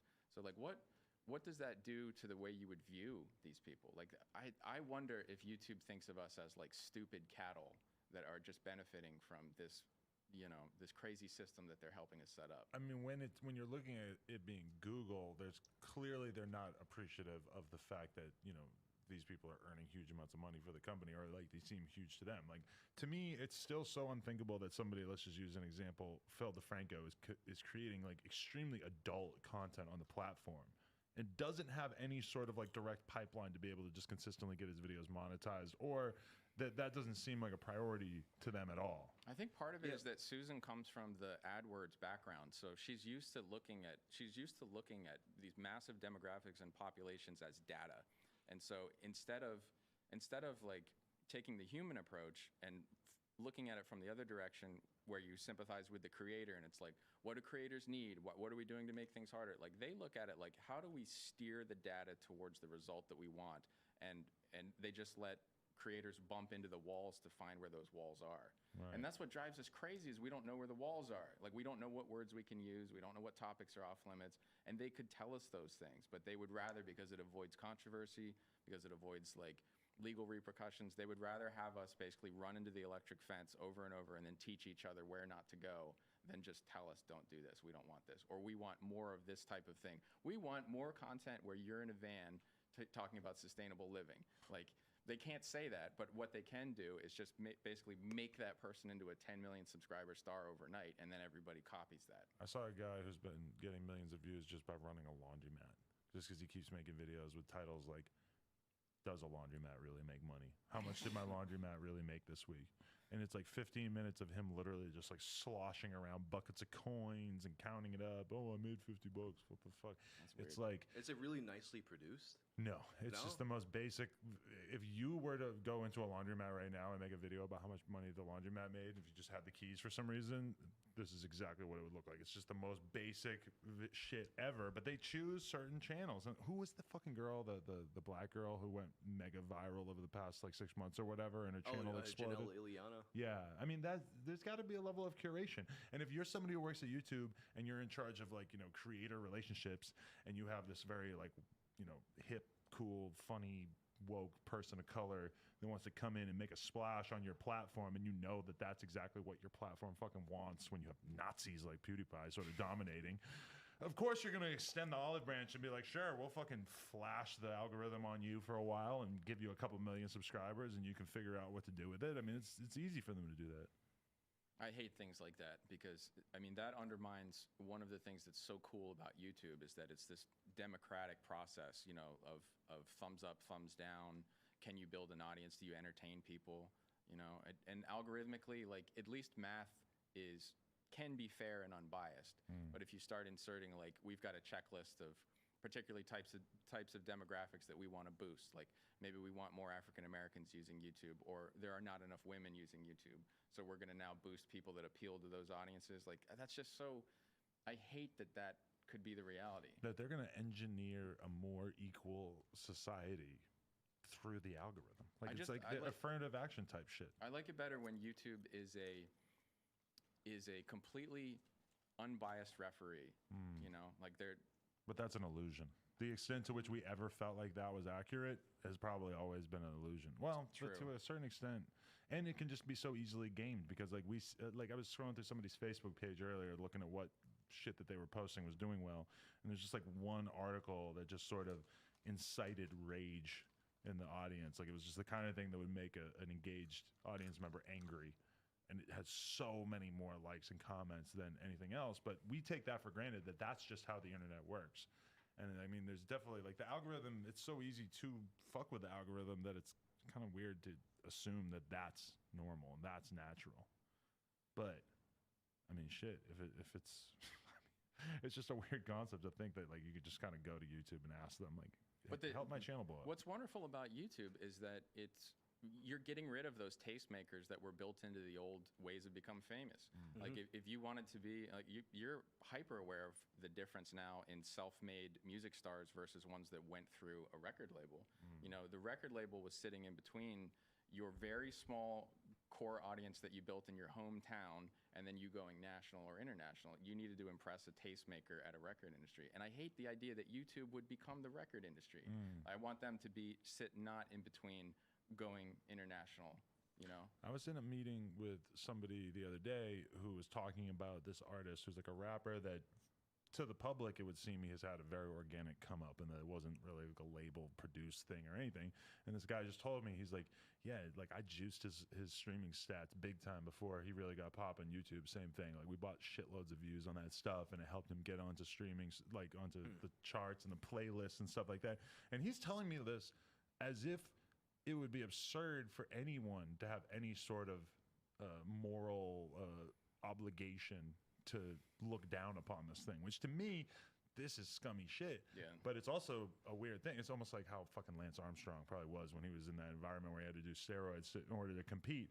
It's like me in that moment realizing, like, oh, you just do this like it's no big deal, and you're saying that everybody else does it too. Like, shit, I guess if I'm in that position at some point, maybe I'm gonna have to do that. No one likes to think that a musician had an unfair leg up. Like, if you think back on, like, in the 90s and 80s, there were a lot of acts where the rumor was, or maybe it was true, that they were like a record producer's daughter or son, you know? Like, I think Rockwell, who had that song with Michael Jackson in it, Somebody's Watching Me, that was like, was that Quincy Jones' son? Something like that? Did he? That was his only big song, right? Yeah. And then Wilson Phillips, I think that group, the three of those girls were all like tied to the record industry. The same with Haim. I think Haim more recently. Those are all like rich girls that had like connections in the industry, allegedly, at least I think. Yeah. I mean, now we're sort of in a position where we can like more easily see behind the veil. But I mean, that was a big thing with Limp Bizkit, is that they were paying. You said you were in a new metal band. I actually haven't listened to your band, I'm totally honest. But I mean, like it. I will play it on stream after this. We're doing donations for $100. Donate down below. Streamlabs.com/nojumper. No, but for real, like, Limp Bizkit, they were paying radio stations to play the music to get a head start, which is literally exactly the same thing as what this dude was saying that he did with streaming services to get on a certain playlist and shit. And well, that was like everyone back in the day, I think. Yeah, I remember that it was a particular controversy for Limp Bizkit. The term that you guys have for that now is industry plant, right? Yes. So it's like if somebody has fake organic growth and they're an industry plan. But what's weird though is that, and like I look at like my biggest success with an interview was XXXTentacion, rest in peace. But when I did the interview with him, it was like he was completely raw. He was a teenager. He was coming out of like the slums. No label had discovered him yet, and he was able to actually start building up this fan base. And he had maybe even got to like 20,000 followers, I think it was, on SoundCloud, and he hadn't had labels really approaching him trying to sign him yet. That doesn't exist anymore, because now anyone like X who had like a clear seed of talent based on and it was clearly working, that people were actually fucking with it, that kind of thing, is the labels are so all over every up and coming rapper. I will have a conversation with a label, and they will start telling me about some artist that they found who has like 4,000 plays on his songs, but their research, which is like literally an algorithm that they're running songs through that tells them how authentic their stats are, and it could be stuff just like the percentage of likes versus the plays, or is the audience does it, maybe the song has 5,000 plays, but maybe a huge percentage of the people who are listening to that song listen to it 3 or 4 times a day, every day, and then the label is able to sort of look at those details and say, okay, this thing, like they're able to identify shit before even like a human being would be able to just hear it and say, oh, that's dope. So it's like that whole idea, like there's a lot of artists now that people talk about like their industry plans. But the truth is that all these artists that you love, like X or Lil Peep or whatever, who were able to have real underground careers, nowadays would be scooped up so early on, and the product would start to be commodified if the labels or whatever were able to do what they wanted. And to the extent that there's a lot of artists that you probably like that don't feel like that, well, they're doing a better job hiding it. Why did they sign? I think we talked about this a little bit in a group chat. Like, why would an up-and-coming person who's built their own buzz and could potentially own 100% of all their revenue on these platforms, why would they move that to 20%? Well, when you have an artist who really is able to build up a shitload before they sign, then those end up being the artists who are able to, basically get better contracts, better terms, more money up front, etc. But then, like a lot of artists, they end up signing early on, and they don't just sign to like labels. Like they sign deals with the labels, basically going to like turn them into a bigger star than they could ever become on their own, is the idea. That reminds me of MCNs, like what MCNs did to YouTubers early on, and YouTubers learned like, I don't need you, and you're not going to do anything. Yeah, that's weird, because it's like I think that the labels really are what the MCNs were pretending to be. They're more effective. Because like they'll like a good deal, like they'll invest some amount of money into you, actually promote you in ways that it's like they're still out of reach as an independent artist. MCNs don't really, like, they'll tell you, we'll give you all kinds of like great collabs and shit like that, but you just wind up getting nothing. But the labels can really help facilitate you going from nothing to something, or like if your content is actually hitting with the audience. But what I see happening constantly is I'll see an artist come out and they're going through this upward trajectory of their career where maybe they're getting to 30, 40, 50,000 followers, and they've got one song that's got a couple million on YouTube or whatever, and then they sign some crappy fucking $50,000 deal with the label because they really believe that the label is going to make them bigger. But then meanwhile, like, this shit is so fickle that the heat starts cooling off on that artist, and all of a sudden it's like 6 months have gone by. And a lot of times, just to get the label deal done, the nature of the business, it might take a couple months to get the label deal done and shit. And then by that point, the hype is kind of gone already. And then that artist is just giving up a huge percentage of their ownership of their work. And the label is basically disinterested, because if the label is really helping you put out singles or put out videos and they're not catching on, the label doesn't give a fuck. They're not going to invest money into making your video go more viral unless that video clearly has a seed of virality in the first place, So it's like it always was, that the labels are still over-signing more than they can actually promote and make famous. Big time, because it's so cheap to sign an artist. If you can sign an artist for 20, 30, 40 grand, I mean, that artist, if they become Juice WRLD, is worth so many tens or hundreds of millions of dollars that the 50 grand from the 20 artists that don't do anything is nothing, But what do labels offer anymore? Because radio play, you would think the younger generation would realize, like, that's not really something I want anymore.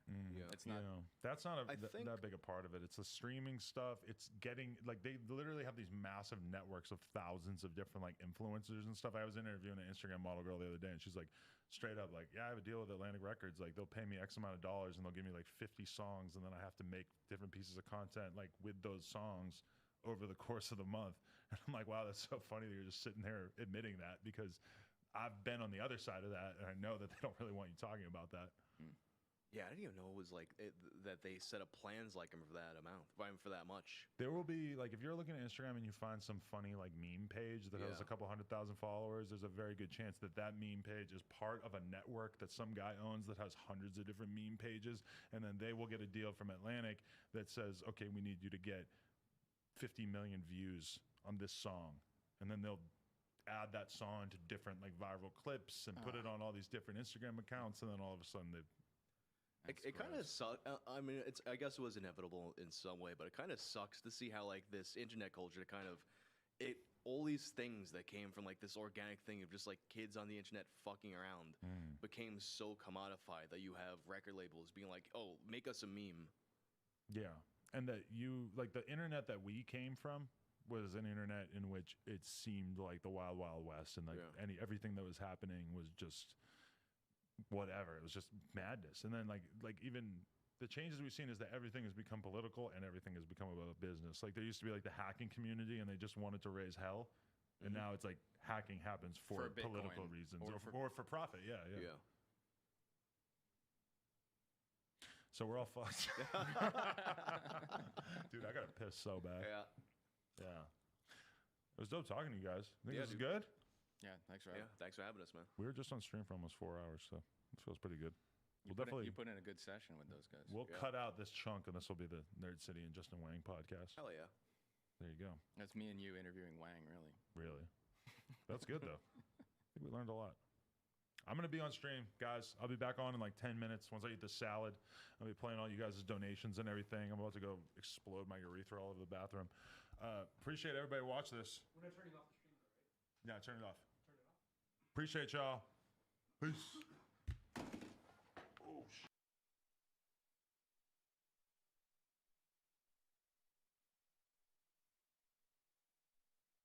I feel like if I went out in public like this.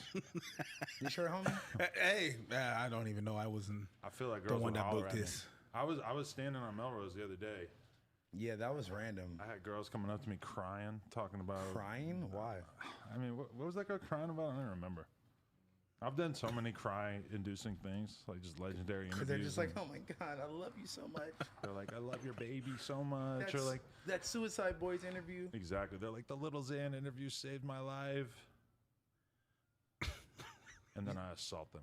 You saw in the middle of the street. You saw he did what's that shit called? Like 60 Minutes or whatever? I didn't watch it, but I did see he did it. He was talking about how he was doing like 30 perk 30s a day. Some crazy shit like that. My hero. That's some crazy shit. You a Lil Xan fan, Preach? No, I don't do none of that. You never? No, I mean Lil Xan the person. I'm not asking. No, you I don't do none of that. The drugs and the person, bro. Yeah, you don't strike me as like a Lil Xan fan. No, I'm old, dude. Yeah. How old? 39. No way. You got a couple years on me. You look like 27, honestly. Born in 82. I gotta get my shit together, man.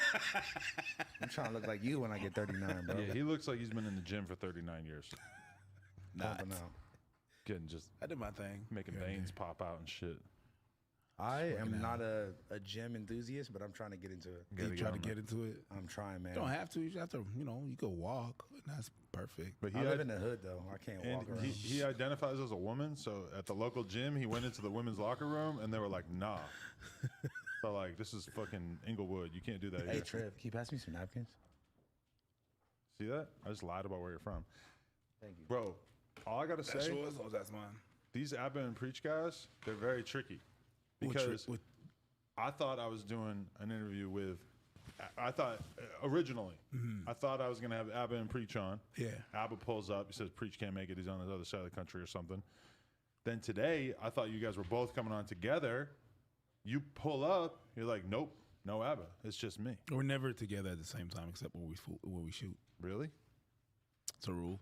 It's a rule. It's not a rule. I'm just fucking with you. That'd be cool, though. That'd be cool if you were like, I can never be. I mean, we kind of were going by that. Yeah, so like, I stopped texting this girl back the other day, and she reported me missing. And she sent the police to my house, right? And she DM'd me and For a bunch some of his reason, friends she- acting like he was dead. She DM Adam when, like, no offense, Adam would probably be the last person that would know my whereabouts. I wouldn't really know unless you died here. I Yeah. probably would not be the first one to know. Yeah, It was really just business. It's just because, you know, we have to get some videos out because of certain situations. Oh, so he was gonna be here, but then he had to go edit or something. Yeah, he had to edit and do some stuff. Yeah. Where are you guys based out of? Canada. Canada, Montreal. What? Yeah. Wow. So when he came here, I was already I was still in Montreal doing some gigs out there because we both, like, Abin Preach is a collab, basically. So we have our careers. I'm an actor in Quebec. I'm a comedian. So I had my gigs that had to finish out there. So he came out here first, and then I joined him. Is it a liability having a poppin' YouTube channel? What do you mean, Wanting li- to be an actor? Like, do people ever like? I feel like as an actor, they want you to be this sort of like personality-less character that could just like fill any personality. And Mhm. is that true? Yeah, you have to understand, like, the acting game in Montreal and the acting game here is not the same thing. People are not as crazy. Groupies are not as crazy. People, we don't have this thing. The concept of paparazzi does not exist in Canada. Not at all? Not at all. We It need does to not start exist. one. No, Let's because just it's go cool. start bothering It's people. cool to walk in the street and not be bothered. Yeah. It's really dope. So we don't have that. We don't have that over there with people. People just take pictures with you because they're fans of you and they leave you alone. As an American, that offends me. I think that there needs to be more harassment of famous Yes, people in 'cause Canada. you're American. Bring them to our level. Make their lives as unpleasant as our lives. Yeah, that's the thing. When there's the people that, you know, occasionally gonna lose their shit, but most of the time, like, it's not. And just to be clear, I'm not like a big actor. I'm starting in this business, but still, people are just very much more respectful. Definitely. Yeah. So that's the thing. It's just, yeah, we had some work to do, and I was back there. I finished my work and I came out here. That's pretty much it. You know what? I was thinking about this the other day. Is like, I feel like your role on your YouTube channel is kind of like you ever have the dynamic where you're around like a famous person and they have a security guard or whatever, and the security guard's supposed to be mad serious, but then if the security guard laughs, then you know that He's the like shit breaking is the code. exactly, and that's kind of what I feel. I feel like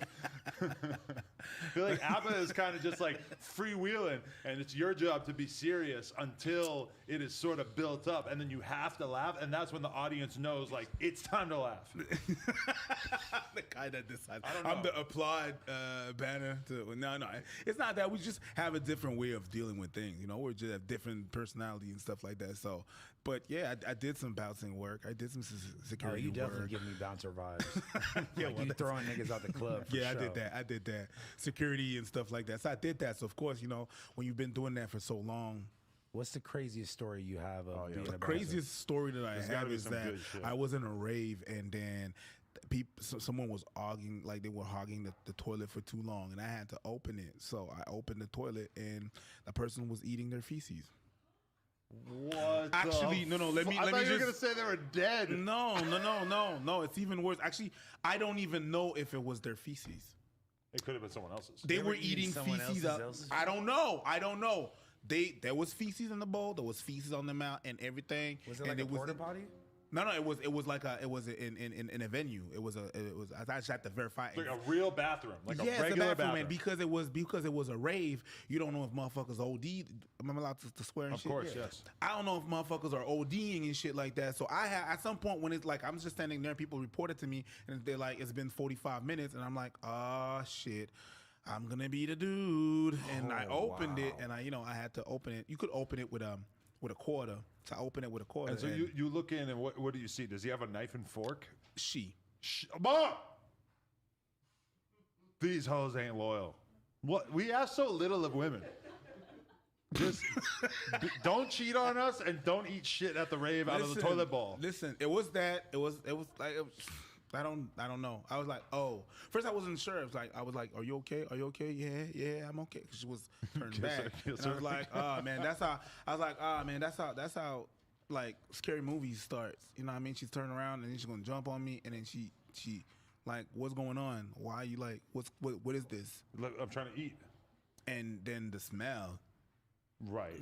Was it on her face? It was there was a bit of on her face, on her fingers and shit. So I was like, and shit, literally. And I had to escort her out. But I had to call for backup because I'm not letting other motherfuckers touch her and stuff like that. But we was ready. We had to put her gloves on and be like, all right, if this motherfucker. Did she seem like she was like insanely fucked up? Like she it's drunk on ecstasy? No, like it that? was worse. She looked super calm. Oh my god! And those motherfuckers are the worst because you don't know how they can react. You don't know. You don't know. If she was just erratic and everything and stuff, I would have called the police, right? But now she's super calm. But I don't know where she's gonna pop off. You know what I mean? You get her number? No, I'm good. I would have tapped in. Yeah, you strike me as a dude that would be like, "Yo, you can't be doing that." But you would not. Here we go. As soon as he started pointing at me, I'm like, "Here we go." Here we go. What's going on? I'm just saying. I think House Phone would still pipe a girl even if he saw her eating her own shit. Well, there was a girl that you interviewed here that was a porn star who talked about how she loved fecal matter. And now she's a huge porn star. She blew up after that. So apparently people want a girl who is willing to get shit on. But it's a thing. It's a kink. It's out there. It's out there. It's out there. It's definitely out there. But it's a difference between like having a kink in private and then like you eating feces out of a. Technically, it was private until I opened the door. Right. So really, you're fucked up. Really, you're the one that. I didn't know there was a kink in there. I thought it was a dead person, which technically isn't under kink, but that's not what we're talking about. Oh my god. It's in necrophilia. But it's a kink. I mean, that's the thing. It's a kink. It is a kink. I mean, even things that take way less time away from people who are in line to do the bathroom. Like if you monopolize the bathroom at a party for 10 minutes so you can do coke, you're a dickhead because there's people who have to take diarrhea shits in that toilet. It's kind of like on everybody. If you're a good citizen, you shit as quickly as possible when you're in that line, or piss, obviously, or wash your hands, whatever you're in line to do. Yeah. So I feel like if you're just going to monopolize the bathroom so you can eat shit for a half hour, then you are in violation of the code. I was not expecting that story to go that way. But you asked. That was crazy. But you asked. I mean, okay. Maybe we need to go to more raves. You have to. Well, you have to wonder if that fetish is more popular than we think. Like maybe I'm pretty sure it's more popular than we think. She's really just the one who got caught, and not even really because it's not like she got arrested and charged with eating turds. On top, but it's not illegal that we know of. Well, it's not maybe not in It's Canada. not illegal. We need to criminalize it. I agree with you. And we don't know. We still don't know if it was her shit or if it was someone No, I don't know. else's shit. There was this is what I know. There was someone eating fecal matter. Now, was it there when she was it hers? Which maybe one is she was worse? maybe she was trying to go to the washroom. Maybe she was trying to go to the washroom and then she saw that and then it just oh shit, urges, you know what I mean? And then she proceeded. You know what I'm saying? I don't know. I don't have that story. Which one is worse though? Like I think they're equal. You think it's equal? Eating your own shit or eating someone else's shit? I feel like eating your own shit is like a little more socially acceptable. Tell me more about it. Because like eating someone else's shit Mhm. that you just don't know, Mhm. it's like at least if you eat your own shit, you Yeah, know it's your what, own. It's you know what you came brewed out of your it. body. You know? did that, right? It's yours. It's your own. Jesus Christ. You got any weird fetishes that we should know about? No. No? No. Maybe I shall pick some for you. You can, and but ask I'm you pretty, to try them out. I'm pretty vanilla for that. I'm just pretty basic. Yeah. I realized last night that Adam had a very he had a girl that has like the most extreme plastic surgery I've I ever was seen. just showing her. Everybody, if He showed me that. If you don't know who we're talking about, go to the No Jumper Instagram right now. I just posted a reel of her. It's a woman wearing a pink dress. What did you call that? A reel? There was nothing real about what I saw. An Instagram reel. It's a different kind of reel. That's not how you call it. You find another word. A short clip, a video, a snippet. But Okay. you're not allowed to call that a reel because there was nothing real in that clip that you posted. He started going crazy right away. He was all about it. I already knew about her from like months, maybe years But ago. there's a couple of them. You've DM'd her? No. I mean, really, she's just doing what like Kylie Jenner's doing. She's just But amping to the it up most a few extreme. degrees, you know? Yes. But like, if it's on her body, she paid for it. It's hers. You know what the most shocking thing about that was? You know how old she is? 26. or 24. 24. So I look younger than her. 26 sounded crazy. Then boom, I hit you with the 24. That to me is amazing because that is such a short period of time in which she was able to get so much surgery. Yeah. She's working. She's 24. How many procedures do you think She went into detail. I'm not going to air out that stat, but it was like, 4 boob jobs, 4 BBLs, multiple butt implants, all like. But you can I commend her. Even before the interview started, you can kind of like tell that she has like a. She's not there. She constantly wants to be improving the way that she looked. Like she had to run to the bathroom to fix a hair. She was smearing this glitter powder all over her body before we got started. She wanted to look really glittery.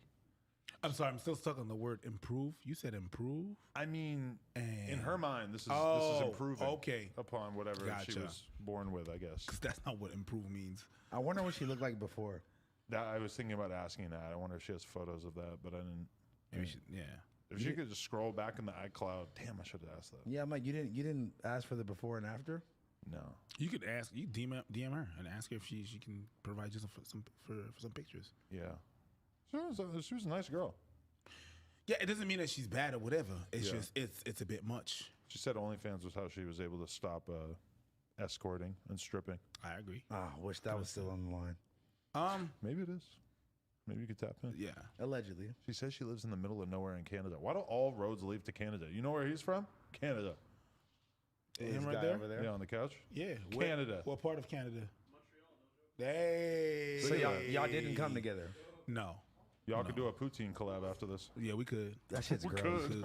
We could. That shit's gross. I'm sorry. What? Poutine? Yeah. What are you, high? You know what? I like poutine, but I can understand someone that says that it's gross. Did you eat it?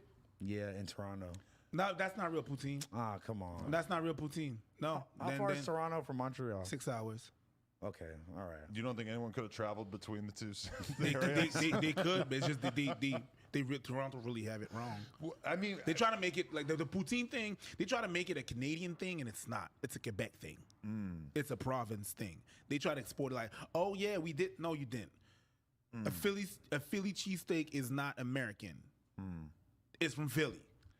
This is my thing. If There's other people. If you say you don't like poutine, no, what are you telling me? It's fucking fries. It's gravy sauce, and cheese. Gravy, cheese. Like, what is the bad element here? We know all those things taste good. I'm not really a big gravy person like that. Put less. Problem solved. Yeah, no gravy. You're Say welcome. no gravy. Put less. Only gravy I fuck with is Young Gravy. Shout out to my white boy. Young Gravy. I don't. Yeah. He's a rapper. You're not super tapped in on the rap thing. I just listen to it when I can. I mean, I respect that. So busy. It's been so busy lately and stuff like that. So you mostly. And there's a bunch of them that just came out real quick. And you know what? To be honest with you, like I listen more to soca. What's that? Exactly. Super soca. Soca. More like Caribbean vibe. You know, dancehall. You know, I'm a dancehall dude right there. So soca, dancehall, Afro, Amapiano, that's a is a style of house music from South Africa. It's spelled JQOM. I have no business trying to say that word. Holy shit, that's hard. You tried. I know it's hard. Even I probably don't pronounce it properly. Wow. But I know there's a talk in there. I feel like getting into like all that kind of music is probably like a way better path to like healthy relationships with women than like listening to Space Ghost Perp in your mom's basement for why Space Ghost Perp? I mean, just or anything like that. Like if you want to get into like super underground rap versus like music that is like strictly associated with thick bottomed women shaking their asses and making beautiful music and wearing beaded skirts. Why would you not choose the latter option? And then the thing that happened also is that y'all motherfuckers are close to the place where the hip hop and the rap has been invented and stuff like that. So it's easy for you to have the channels to get that. You know, that is a good point. For us, I mean, like just in Montreal, we're in 2021. We don't have a hip hop radio. What a fucking disgrace. Really? Yeah, but who's even listening to the radio Swear to God, nowadays? we don't, huh? Who's even listening to the radio nowadays? But I mean, it does. Still, bruh, we're in 2021 still. Like there's never been one. I wonder why though. Like, because if it was popular enough, wouldn't they do it? That's just the politic things. You know, In Quebec, there's a war between French and English, right? Okay, yeah. Okay, so they are, from what I understand, they are afraid that if they allow hip hop, it's gonna allow more French, and they try to protect the French. So that's why they don't want to have like hip hop there. Wow, that's fucked Yeah. up. So every time there's a French radio, and they are playing music, they have by law to play 50% of French, 50% of English, 50-50. Right. That's a law in Quebec. That just seems like such a crazy thing to have a regulation about. Like, I would be so offended if I owned a radio station and they were like, oh, no, what you play? No, that's not your choice. We get to, the government, we get to tell you what you're playing. Exactly. Even if I can kind of respect the intention But of they it. try to protect the language, so I understand why, but yeah, Yeah. sometimes it's a bit much. That's a bit much, yeah. It's a weird place, man. Yeah. And I'm born there, and I know. In Canada, you can get like grants if you're an artist as well, huh? Yes, sir. Did you do that for your YouTube channel? No, not for the YouTube channel, but we did that for a documentary that we did for the YouTube channel, though. Really? Yes, sir. That's pretty cool. That's like completely unfathomable for Americans. Like, you will give me money to make something or like to do something creative? So you know that concept does not exist? I don't. I mean, there's I'm got to be pretty like sure- grants and stuff. But Yeah, it's I'm pretty not- sure it exists. I It's don't ju- think it's nearly as big or as mainstream as it is in Canada. But it's I mean, it's there, but it's hard to get. It's not easy. Yeah, give me a grant. Like, the work to get a grant. Right. And the success rate of you getting a grant is only 23%. So it's a lot of work for Still maybe seems nothing. decent. Yeah, it's Considering how decent, much but- bullshit there probably is in terms of people who have no chance of getting a grant, trying to get a grant. Yeah, they weed you out. We have Horse Grant. I was literally just gonna say that. That's Horse crazy. grant. We're both fucking total idiots. That's like we both know nothing about sports. Basketball player from like 30 years ago. Horse grant. Yeah. Yeah, glasses. Horace, not Horse Grant. That's what I heard. Although that would be lit too. Sounds like horse grant. It's a What? grant, and then you can use it to buy yeah, a horse. Got you. You lost me there for 2 seconds. I mean, bro. that makes sense to me as well. You know what else makes sense to me? Manscaped. No, what? What? I'm taking a trip to Quebec to go pick up a check. Who said that? Takeoff. Is there more? No. Oh. You said He said that.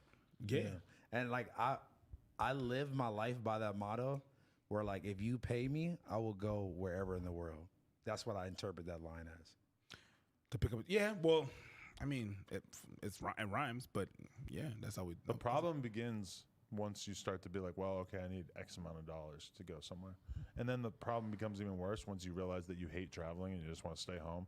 And therefore, like, even if it seems like a pretty good amount of money, you're still like, no, I'm not doing it. No, if it's a bag, I'm going wherever. That's how I used to be, though. And it didn't really even have to be a bag. Like, I remember I used to, like, judge BMX contests in, like, London or, For or how much, Russia though?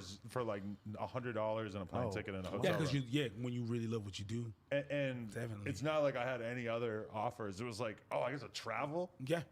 for free? Yeah. I'm there. Yeah. Just the traveling is good. Yeah, I did that with dance and shit. So I understand the feeling. Wherever you go there and you're just here to travel. Damn, so you're a fire dancer? I'm all right, but I mean, You could comedy took dance the over. fuck out of everyone in this room, probably. I don't know. You could be. That's the thing with dancing. You could be surprised. You know. Yeah. You could be surprised. I don't know. I don't know nothing. Maybe they're crazy dancers, man. Really, the only dancing I've done in my life is pretty much when I'm like blackout drunk on Molly or ecstasy or cocaine in the club. And it's been a long time for that. It's been a few years at least. Yeah, it's been a couple of years for me. But too. that's like the dancing that I primarily specialized in throughout my life. That's what's up. Do you dagger dance at all? Like my when you like throw the girl and then you dive off the table. It's all about dance all thing. I don't Yeah. do it, but I could. I feel like you, I feel like you could throw a girl across the room if you need Listen, to. You go to parties where you see that all the time. Yeah, that, What?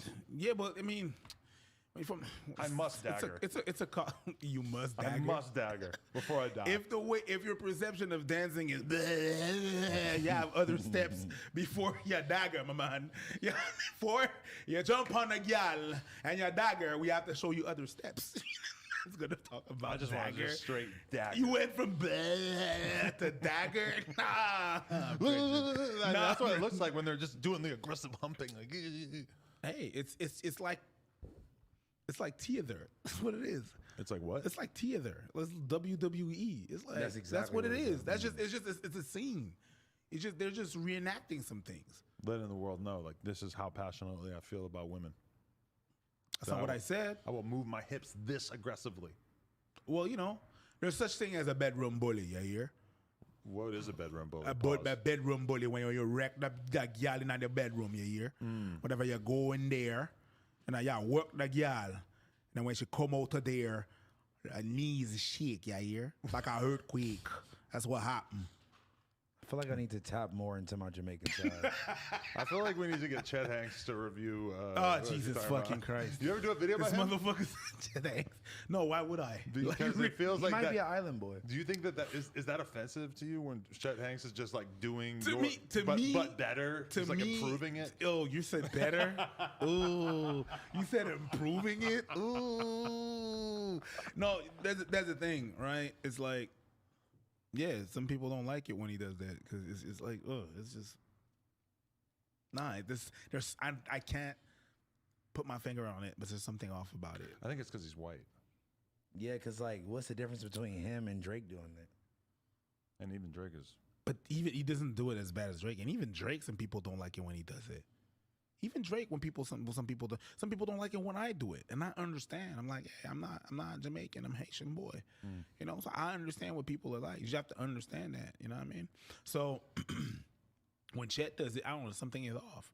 So yeah, I get it. And Drake doesn't do it as bad as Chet. He don't, man. It's not the same thing. You can't compare both. Allow me to guess. To me, the funny thing about Chet doing it, or the crazy thing about him doing it, is it seems like he's done this a lot.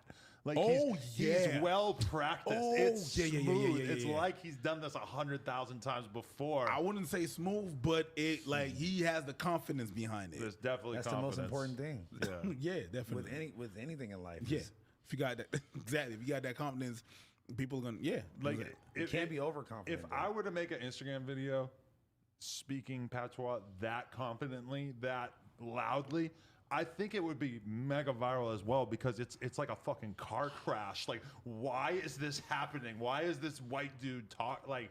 Who told him this was okay? How did this happen? It's an only oddity. if you add, then that shit's gonna be dope. Well, maybe I should get really into daggering, and maybe I could sort of carve out a niche for myself there if I just dagger. You should throw Lena off the top of your house into the pool. Done. And then dive onto her. I was honestly down even before you said the pool part. Just throw her off the roof. Just see what happens. Like Dan Bilzerian? Hey, just roll. Yeah. Remember he tried to throw that girl off the roof, and then she shattered her ankle. Yeah, because she didn't commit all the way. That's why. Yeah, she was probably trying to catch a lawsuit. She probably pushed her leg. She held her leg out trying to make sure it hit. Or she just got scared like last minute. She got scared last minute. Yeah, that's exactly what happened. And then, you know when you about to drop on the half pipe, 12 foot? Every day. Okay, yeah, Every but day. if you don't commit to that, you're like, you're going to fuck yourself up. It's the lack of commitment. I'm not trying to teach you. I'm just trying to tell you. I can relate to that. You can fuck yourself up. That's fucked up. I have. Dan Bilzerian's like fucking massive steroid monster dude, and then you got this like 100-pound girl, and you couldn't even clear the pool. I blame her. She didn't sorry. commit. You blame her? I ain't It's mad all at that. her. I ain't mad at that. The way she hit the edge of the pool was like, God damn. I'm glad I didn't see that. It was fucked up. It was her fault, though. She didn't commit, man. She didn't commit. She should have gotten the cannonball position. Like, why is your extremity still extended at this point? If I was the judge, I'd be like, your fault. What judge? In court. Don't you imagine that she probably filed a lawsuit? Oh, I thought you meant like... The judge, yeah, I was thinking the same thing. They're like, the judge, no, that's not a 9.5. That's a 6. That's what I thought You you didn't. meant. You didn't. That's what I thought. I meant a I was like, the criminal judge. You trying to judge. make this the Olympics? No, yeah. Well, After throwing the dwarfs, you have to throw the girl. why was he throwing her? Did we ever know that? I don't know the story. Me neither. Just Dan Bilzerian lifestyle. That's why. Speaking of stories, Oh, tell us about how you sent armed henchmen shut up, dude. throughout the streets of Miami. How could no? I was listen. I was going. I was waiting to go. There was no henchman. Okay. There was no henchman. But you were in Miami? No, I wasn't. you I were- was. I you were was down to here. pull up. I was here. I was waiting for them. I've been texting them. Oh. I've been texting Walter like, yo, you want to do it? Stop doing that. Put the original. I texted him a couple of things, right? And no response. Seen, but no response. So I'm not gonna send a goon. if you look at the video that we said, I said we're gonna fight legally, and now all of a sudden I'm gonna send a goon to bust out your door and fuck you up. And no, I was going. Let's go. Let's do this. Put some gloves on. We'll go to a gym. We'll just do our thing. That's it. And you wanted to fight both of them back to back? Yeah, one after the other, just like Pride. You know, have you seen Pride? Of course. It's just like that. It's whatever. It's a thing. When you train MMA, sometimes you do one set and you do another set. It's all good. Right. It's all good. It happens. That would be some great content, to be honest. And I was not even about to put it on the web. It was a me and you thing. You get snuffed, you get snuffed. I get snuffed, I get snuffed. It's not a problem. It's not about if I win or lose. They brought it up. I didn't bring it up. I'm gonna box you. Okay. Did you have any kind of communication though with the dudes who showed up at their apartment? Had any kind of communication? Yeah. Yeah. These guys want to take pictures. Large J, well, Large J didn't show up, but Large J, the guy, the photographer, wanted to take pictures of us. We said, well, if we get there, we'll talk. Okay. And finally, this shit happened, so we're like, I'm not dealing with you, motherfuckers. It's like, I mean, best looks to you, but now this motherfucker's gonna talk to us and everything and stuff. Nah, B. Now, if you go do something with him, then it's gonna look Then like it's you're gonna really... look like, we friends and shit. We're not. It's like they contacted us and stuff. Because they're saying your name in the video while they're talking to us, and then people thought we were on live. That on the guy that was filming was holding like FaceTime or some shit like that. Right. No, it's not what happened. It's not what happened. We were actually on another podcast when that shit happened, and then we got to our Airbnb, and then we opened our social media, and then the message got flooded. Yo, bro, check this. Check it out. I'm like, ooh. That's. And then I was like, yeah, that's.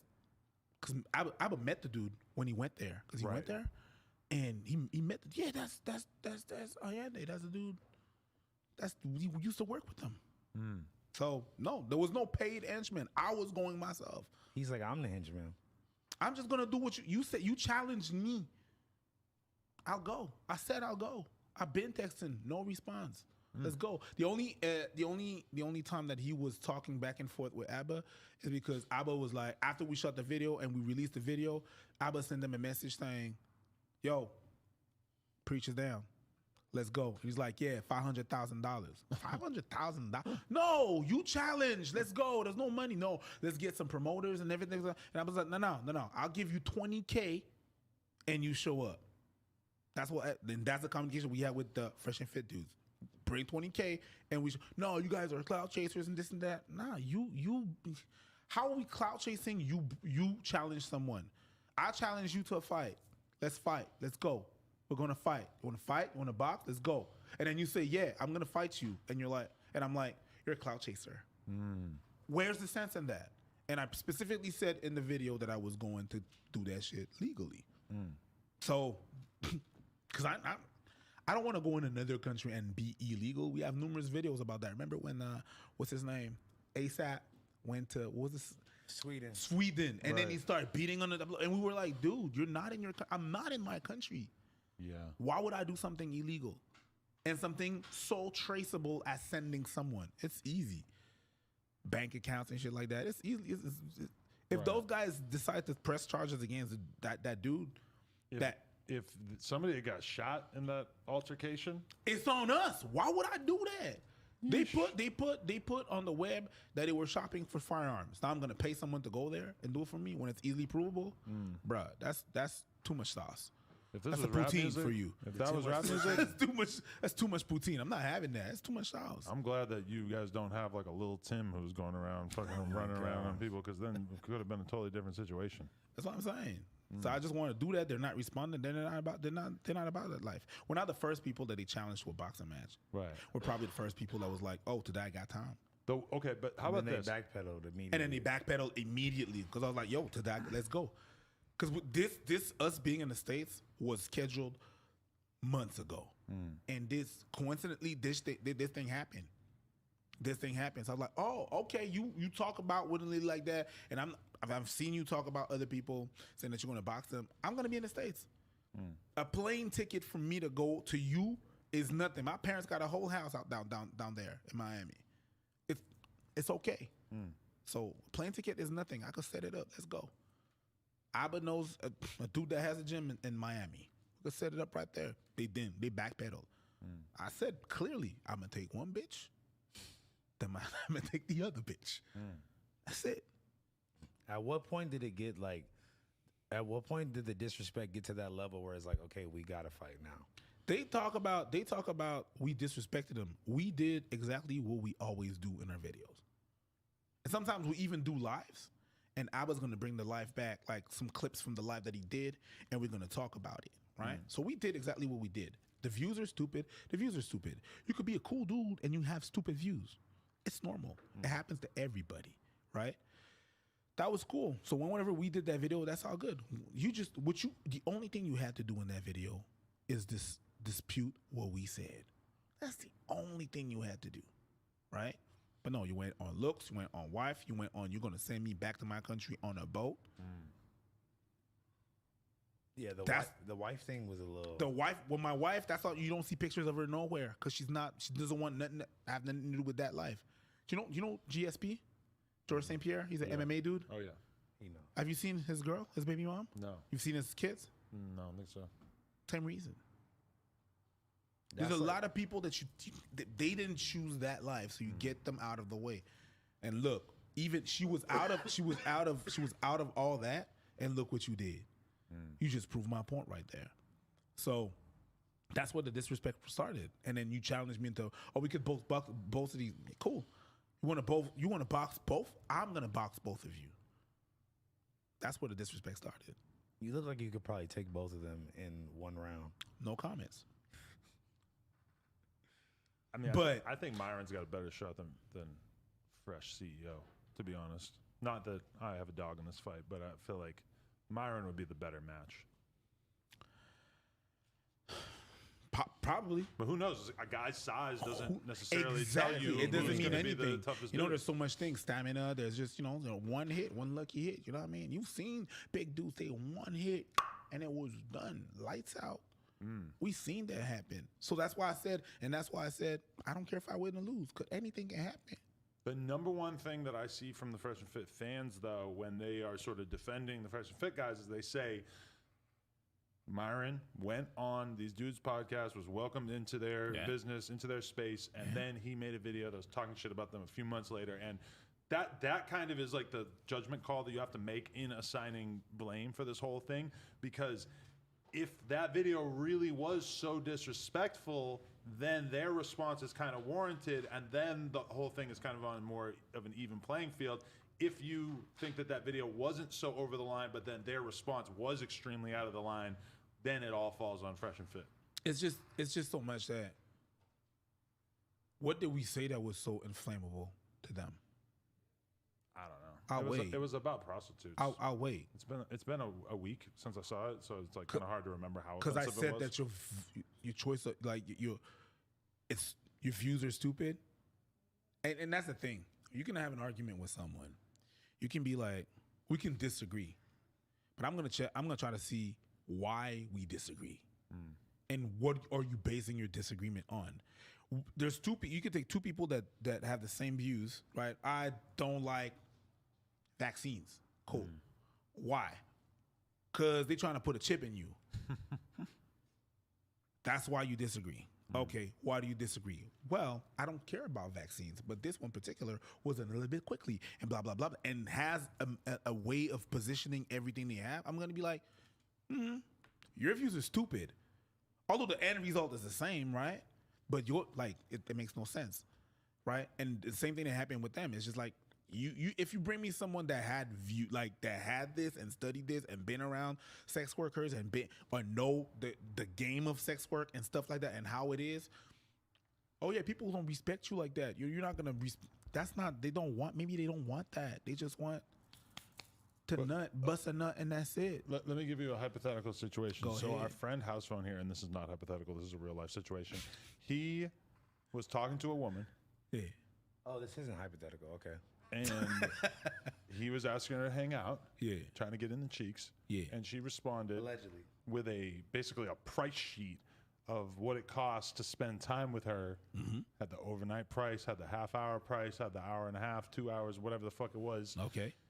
And we were all talking about it in the group chat, and to us, it was kind of like an immediate, like, oh, this bitch is tripping, etc.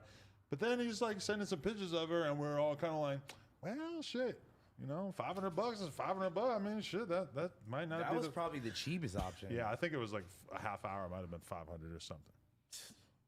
For the GFE, it was definitely like $2,000 to spend the night or something. I think it might have been more than that. Yeah. Okay, so was the question? What would be your advice to a young man like House Phone when put in that position? Where do you think he should have invested in her vagina? Do you think that he should have ran for the hills? Like, what?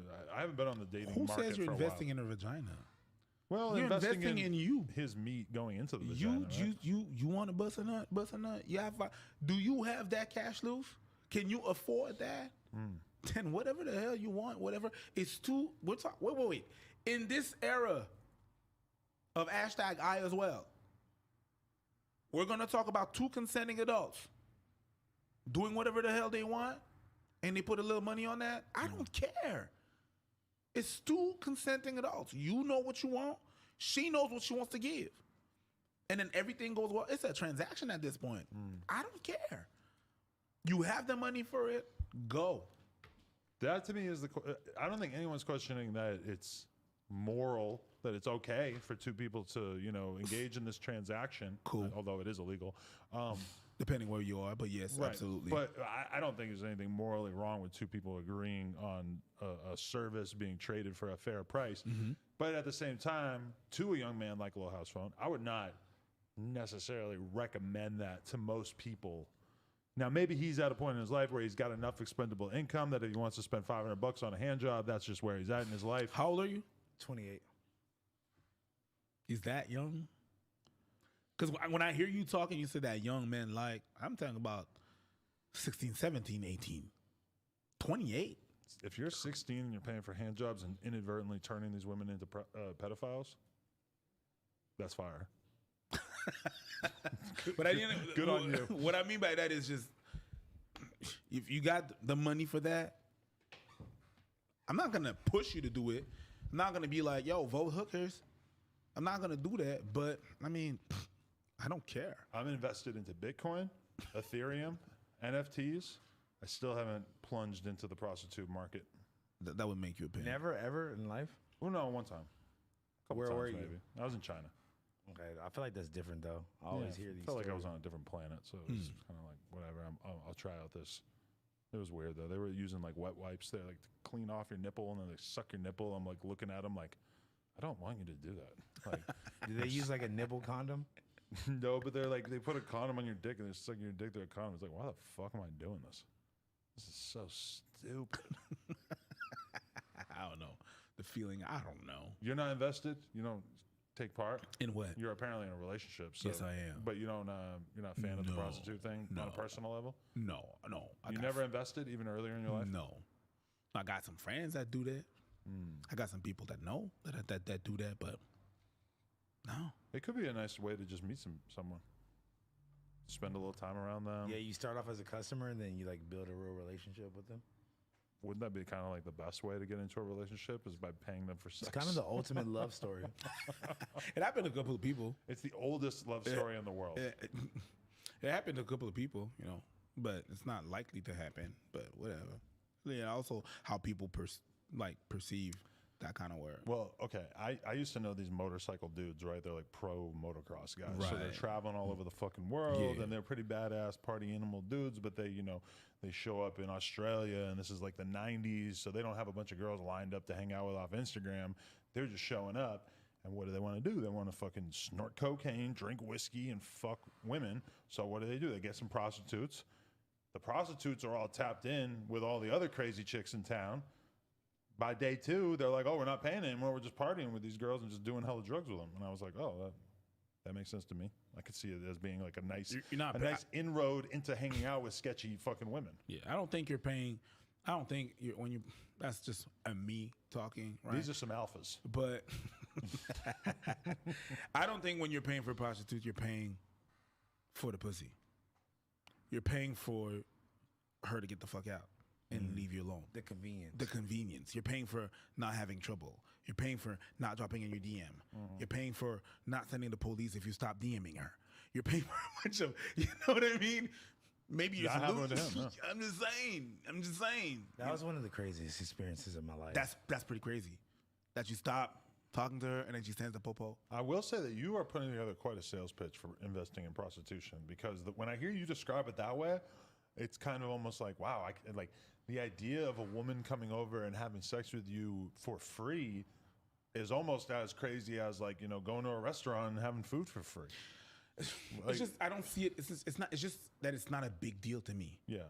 Right? It's not a big deal to me. And if you think like a sex worker is going to use her body, she uses her body for work, and you don't think like someone that mines coal doesn't use his body to get his money. I mean, I think it's so controversial though, because people find the idea kind of depressing of people like just not being in regular relationships anymore, and maybe just, you know, spending money on prostitutes for the rest of their life. It was depressing back then. People were in a relationship and they didn't love each other, and it was stuck. Yeah. Women didn't leave because they didn't work, so they would be miserable. That's not better. What about government issued prostitutes for incels? Incels, people with disabilities. What's the problem? All the Freshman Fits fans. Just kidding. Like, we know. Just kidding. No, those too You late. get a hooker. No, You get a hooker. No. You can't backtrack now. No, boo-boo. I don't think they have a more incel audience than, you know, me or anyone else. I right? got a PBRB. That's a lot of initials right there. PBRB. Peanut butter and Red Bull. Ew. Hey, I'm a comedian now. But I wouldn't care. Like, it's not a thing. People make it out of thing. Oh, it's a good thing. I don't think they want respect. And that's the thing. The thing was not even what we disputed. Was like, you know what? That's the thing, and that's where we call them frauds. Is where you telling a bunch of people, like, you're doing these seminars telling these men not to use that, but you use it. But what do you think of his defense, where he said that he was just using that platform to meet more women? Listen, the thing is, you cannot have exchange for sex, but you invite girls on your platform for clout if they have sex with you. If that's not the definition of having sex for something else, that's what it is. It's the same thing. You replace money with clout. It's the same thing. It's the same. It's weird how that's thing. legal. It's just that we have a weird relationship with sex, and that's a big problem. That's a big problem with all of this. We have a weird ass relationship with sex. As long as it's sex, oh yeah, we're not gonna do it. We're not. Now there's a problem. If it was illegal to trade sex for clout, then every rapper in the world would be in jail. You know. Like, you get to do some Snapchats in backstage at this concert. That's the whole principle of what a groupie is. To a certain degree. You guys got groupies yet? I know you're not participating. But. I'm pretty sure we do. Abbott has way more. The girls, they know I'm married, so they don't really, you know. I still got some that drugs. Abba's fucking fans. I should have asked him about that. People slide in my DM, but. You know, Abbott doesn't have an Instagram. He has the Preach Instagram. I actually do. And I have access to that, and I see the DMs. And because he doesn't have an Instagram, people go through me to get to him. Oh. He's in there trying to get his nipples licked? Nah. Oh. I wanted to ask him that. I wanted to ask him more about his dating life and. Like, but I wouldn't be able to answer for him. Yeah, if I interviewed him again, I would probably inquire about that a little more. Yeah, you should, because I don't know if he's gonna answer. But and as a matter of fact, I don't know about his dating life. Yeah, like, apparently you guys don't even hang out. But we're not friends. People think we're friends. We're not. We're business partners. I tell people the same thing about me and him all the time. It works. It just works. That format works. It's like everybody that you go, if you have a 9 to 5, everybody that you go to work with is your friend. They're not your no, they're your colleagues. The older you get, the more that the concept of like friends sort of like evaporates. It changes a lot, because it's like, for me, I go to work, and then I I only really leave the house to do things that like make sense business wise, or like, you know, I do like socializing, but it's like in comparison to spending time with my girl and my kid, it's kind of like I don't rely on friends in the same way with like throughout my 20s. It was Yeah. like my friends are like the people I'm hanging out with every day. Like who the fuck else? Now that I'm like an old man with a family, it feels different, you know? Yeah. So it's and you see how it happens where when people get into a relationship and boom, they stop hanging out with their friends. yeah, because they don't matter. You no see more. it happen all the time. They don't where, matter like, no more. they just don't need that to lean on. I'm gonna tell you this: the fact that we're not friends actually makes the business better. Cause when we have to talk about serious shit, ain't no feelings. I'm It's not all hurting my business. friends' feelings. Like, oh my God, I'm gonna. No, it's just like, yo, get your shit together. He tells me, get your shit together. Or I tell him, yo, this shit was whack or whatever. It's not a friendship thing. It's not. We're not hurt because actually the fact of not being friends helps the business. Because there's no feelings. Whenever we just talk about the same. We have the same goal, and that's pretty much it. And as long as we're aligned with the same goals, everything's gonna be fine. When this album preach thing is gonna be done and we're gonna be passing to other things, then we might have that big, huge thing in common that is album preach, and maybe we'll talk about that. What will happen to the channel if you guys were to split up? Well, legally, I mean, it's not because we don't do any more content that. It's not because we do any more content that we. So that's my French coming out. Yeah. So it's not because we do we don't do any more content that the benefits are not split. You know, so we could not do. The channel can be there, and if we axe it, we axe it. But that's just legal things. It's not a problem. Right. Have you guys actually had a lot of conflict over the years? Have you like had serious beef about certain things business? I wouldn't call it beef, but yeah, sometimes at the beginning of this it was hard. That the way we met was like he was a dancer, I was a dancer, and he was filming like male stripper dancer. No. Dancer. Okay, daggering dancer. Yeah, here. Were you guys like daggering different women in the club and y'all made eye contact? They're like, yo, we're good at That this. Yeah, high five. That would have been awesome, but that's not what happened. He was also filming different dance events that we were doing. I was hosting them, and at some point, I wanted them to work on some of the video that I have to do. And then he asked me to work on one of his projects. And then after the project, I was like, yo, I need to film some shit. You film, you edit, I pay you, and that's it. And he's like, nah, I'm not gonna do that. We could do it together though. And then it started. Let me ask you this: if you're a male dancer, yeah, and you're what do heterosexual, you mean by that? Like stripper? No, if you're a dancer, okay, and you're heterosexual, yeah, is that a great thing to be into in terms of meeting attractive women? Yes, I bet. But, and I don't know, I'm gonna get a lot of flack for that. Like, I would not date a dancer. Really? Why not? Just the mentality is just too ugh. Really? Oh yeah, it's too ugh. Wow. I wouldn't date a never dancer. thought. Yeah, I wouldn't date a dancer. You know, Rhythm is a dancer. He said that? I don't know. I would date a dancer. Yeah, because you're not a dancer. I don't know anything about them. I know nothing about their world, so Exactly. it could be great. Exactly. It's gonna be yours to discover. You know what I mean? But me, I'm not interested. You ever dated a dancer? Who, me? Yeah. Allegedly. He dates like basically like female rappers, like underground rappers. Word. Pretty much exclusively. Word. That's it. I cross all genre. Yeah. You know? Okay. And genders. I love this narrative he tries to push on me. Yeah. I'm not even in fight back mode today. No, I can see that. You're not even, man, whatever. I'm just like, He's not going to go for it. He's not going to take the bait. I'm not taking the bait, man. Oh, he called me gay again. Huh? But yeah, I don't really date anybody as of now. Just kind of doing me. But you would, who do you date? Are you in the market? You're not in the market? You got a wife? I got a fiance. Oh, okay. My fiance look like Beyonce. So, in America, there's a hate group called the KKK. So I said KKK. There's a few too many. I said two. No, but I was sure to add it. I bet they got that in Canada. No? We don't have that, but we have. You know, when I was kids, I had to fight skinheads. Really?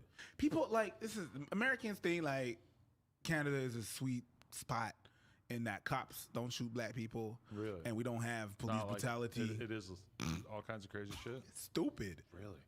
It's stupid. It's just that we have less people. We have 10 times less people than you do. I know. So of course it's gonna be less occurrence, but it happens. Like we just had a story. Like we had a story where they had like with the natives in Canada, like the RCMP, which is the equivalent. You're talking of, about the mass graves. not just the mass graves, but there's been a lot of women missing, and they were involved. I've been hearing a bit about this. Yeah, so it's like, yo, Canada is not that cute. There's history there. You know what I mean? So, yeah, we have our issues. We definitely have our issues. You know, I'm French Canadian. Are you? Grand Maison is my last name. Grand Maison. Yes, that's how a real G would say it. Yep. Grand Maison. Grand Maison. Where I grew up, the teachers and shit, the old French teachers, they would say my name a lot closer to the way you just. Yeah, Grand Maison. Grand Maison. But that's the first time I hear that name. Big house. Grand Maison. No, Maison. Oh, Grand Maison. Yeah. Exactly. Ouais, de Grand Maison. All right, cool. Big ass house. You heard? Okay. Because Grand Maison is like Mason, you know, a big, like a higher chief of the Mason. Grand Maison is like, what? Now everybody thinks that I'm like a Freemason or some shit. When they hear my Yeah, name, because it's Grand Maison. Yeah, big Mason. Yeah. Big house. Big house. But you kind of look like a big house. Big house. He big. Imagine that was my nickname. Allegedly. Big house. Imagine that. My whole career, everything is the same except instead of Adam 22, my name is Big House. Yeah. I feel like people would probably even talk about me more because that would just be such a funny name that people would want to repeat it. Oh man, that's a great name. Big House. Yo, where you gonna chill? I'm just your Big House. I'm going to Big House's house. I'm going to Big House. You don't need to say house twice. I'm just going to Big House. I'm going to Big House's place. Big House's crib. Yes, that sounds a lot better. Yeah, you built like a big house. Maybe I should rebrand. Hey, listen, I'm just saying that's a good name. Drop a rap song. Big House. Oh, that wasn't Adam 22. That was Big House. I feel like that would be closer to my name because my name's already House Phone. So Oh yeah, it would be Big kind of House. step on your toes. Maybe that is why I think it's funny, is because it's kind of close to Lil House Phone. It's kind of like a diss name. I had to upgrade to Big House. It's Big House. I ain't no Lil House Phone.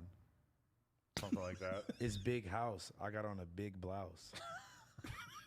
You niggas snitching, I'm gonna call you a big mouse. Fuck your uncle on a big couch. I got a white bitch. I'm about to get out. I'm about to dig out. And when I eat the pussy, I'm a pig out. I got a big mouth. Call me Big House. I got a big mouth, no Ruby Rose. There's some Alvin and Preach fans watching this right now. I was like, is this really what they do on their show? What's going on? They just start randomly rhyming shit together like it's fucking Sesame Street. I feel like we can't even control it at this point. We just is what it is. So you know that today we are blessed with the privilege of The white privilege. the white privilege of getting to talk about some hip hop topics with Preacher. Boom, hip hop topics. Yeah. Let's go, bro. I'm gonna skip the first one for now because it's too depressing. Why? No, let's go. Ugh, all right. Let's make it fun. I would like to send. This is not fun. This is this is somber. Oh, okay. So Yeah. I guess I'll just go off script and just describe this scenario. And Okay, go ahead. And, you know, it's a tragic story, and then the resulting conversation, to a certain extent, has been like really upsetting. So I just wanted to air this out. So basically, we have a friend named Germ. He's a rapper, lives in Atlanta. Good guy. Had some legal problems like the last couple years over some illegal guns, I think, basically. And he just recently got out of doing some time in jail or prison for related to these weapons and stuff like that. So he essentially was awake. He was talking to his girlfriend as she was coming home from work. She was at a bar and she stopped, I believe, at a gas station on the way home. And then as she was pulling into their home, basically a guy who had previously been arrested and done jail time for a whole bunch of different molestations of different children. Yeah. He corners her, pulls a gun out, I believe, and forces her into his car. Germ reacts to this by, I think, running outside with his dog. By the time they get outside, the car's already far long gone. And so then he gets on the phone immediately, and you can hear the call, and it's like you can tell that he just has no fucking clue like what he could possibly do to make the situation any better. Yeah. But he calls 911 trying to call it in because what else can he possibly do besides try to report this car? They end up finding her body a few hours later. The guy killed her. So insanely horrible situation for Germ, obviously. Like, this is like, I mean, the worst thing you could possibly imagine. Now, that alone doesn't need to be said, that this is like insanely horrible. The thing that's really sickening about it is that I saw a fucking news station basically put out a video that sort of characterized him as being like a coward for calling 911 instead of, you know, I don't know, doing something that like I'm sure that he absolutely would have done if he had been able to in that moment. And then I've seen a lot of different people, including people I know and like, which was pretty upsetting to see people like so happily like jumping to conclusions on something like this. But basically people like projecting on Germ their own like desire to like show off how tough they are. People basically being like, oh, if it was me, I would have done this, I would have done that, which is like... People love to do that, though. People love to do that. The internet has turned a lot of people into some sick fucks for feeling like this guy deserves to have his fucking behavior questioned in this moment. He just dealt with the worst thing possible. You don't think he's already being plagued with thoughts about like what he wishes that he could have done in that moment, but then people are willing to just like erase every detail about it and just dive in and just attack somebody after they had, you know, one of the worst things that you could possibly imagine, 10 times worse than almost anyone that I know has ever had to deal with. And people are just out here using him as like their fucking protagonist to just project their narrative onto. Or people didn't even know the details at all, and they're just spewing their opinion that is based on no type of facts of the situation at all. Well, I think it's a little bit of both. Yeah. I think it's a little bit of both because that's been in humankind all along. It's been like that. We want to know, and we want to feel like we want to know. That's the reason why horoscope exists. Yeah, it's to give you the feeling that you know. Oh no, I know what kind of person that is. That's a Gemini. I know, because they want to know. The fortune tellers, because we want to have a sentiment of knowing that we already know. We know better than other people. You know, same thing that happened with this COVID thing. You know, everybody knew what was going on, what was the agenda, what was everybody knows. No matter what it is, everybody knows or has a certain way of thinking of what it is. And there's also the news. The news no longer serve the purpose of informing people and taking facts. No, it's how am I gonna get motherfuckers mad? Right. How I'm gonna get people to react. They're not in the information business anymore. They're in that we need reaction. Because reaction creates comments, create likes, and then we get turned over, and then that's how we get paid. Like, it wouldn't have been enough for them to just report on the facts of that story. They have to sort of like project a narrative onto it so that it can be a bit more viral for them. They probably consider that a W, that story went viral, regardless of how shitty it is. You know? Numbers. They just care about the numbers and how many people are going to react. And just you talking about it, I can feel that you feel some type of way, understandably. Yeah. But that's exactly what the fuck they want. And then other people fall in the trap of going to that and be like, yeah, all right. Because I would be like, and people don't know what they would do. The real thing is, but we really like to think that we would do better, a better job. And part of what people were basically like using the situation for was they were like, oh, you were taking pictures with all those guns. Yeah, they're like, here's a picture of him with a gun here. Why didn't you chase the guy down and kill him like you're Liam Neeson? And meanwhile, he just got out of prison for guns, so he can't have guns around him like that. You don't think Germ's sitting around right now thinking about how he wishes that he could have killed this dude? Obviously, that would have been his fucking dream to have done that. This dude is just stuck he's stuck in between the fact that he wants to be a better man and you don't get this thing behind him. Yeah. All right, so I'm not dealing with that anymore. And then there's that horrible thing that happens. He's conflicted, definitely. So that's bad. But people don't care about. They don't care about the feelings of people. They don't care about the feelings of others and stuff like that. There's a girl I know who I fuck with, who I like, generally speaking, as a person. But then I tweeted about this, saying how fucked up it was, and she immediately responds to me because I guess she had been tweeting about it, which I didn't even fucking see. And she's like, "Oh, I'm entitled to my opinion, And I'm like, you don't get to use the "I'm entitled to my opinion" argument when you're talking out your ass about something that you have no fucking clue about. And it's not like you're talking about like, you know, a fucking new album or some shit. You're talking about somebody's life, like somebody who lost their loved one. And you're just willing to sort of ignore any of the details and just say, this is my opinion. How convenient is that your opinion just happens to be completely disconnected from the reality of the situation? It's just like really sickening how entitled people feel to their misinformation, you know? And they just, it's like people don't use the phrase, hey, I don't know. You have the right not to know shit. Yeah. You cannot know how you feel about a certain thing. You can just stay on the fucking sidelines. You can stay on the and just wait it out. You know, and the channel that we have, Abba and Preach, made me practice that. Because there's a bunch of subjects that come up to us and we could be quick to react to it, but we don't have information. Sometimes people send us things or clips and it's a 30-second clip and we just see the outcome. Someone dead and the police around. I know I don't like the police, but I have no information on what happened. I could make a whole bunch of a whole bunch of speculations. I could, but I would not even be helping the situation. You're not, when you're doing that, when you're jumping on something and you don't have all the information, you're not helping the situation. Have you ever done that though? Have you ever like reported on a story, Yeah, totally thought it was one way, and then you realize like a day or two later, like, and oh, I'm not coming out of this like being like all the righteous dude being like, I know, I got no, even me, I commented on stuff like that, being in that position. I'm talking from the dude that was in that position, be like, and I did some self reflection and be like, no, that's not dope. That's not great. I'm not helping when I'm doing that, because I did that definitely. Definitely. It's always like a race to get the information out there the fastest, you know, too. Yeah. Be the one that tweets the first, be the one that have the information, be the one that I was there first. Whenever you post when you post a video, what's the first comment that you see? First. Because people want to be the first. They want to be the first, the one that had it. That's the thing. It's like everything is like a race like that. And yeah, I've been that person. I could tell you, yes, I've been that person.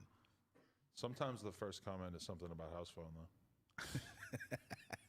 Is it? No comment.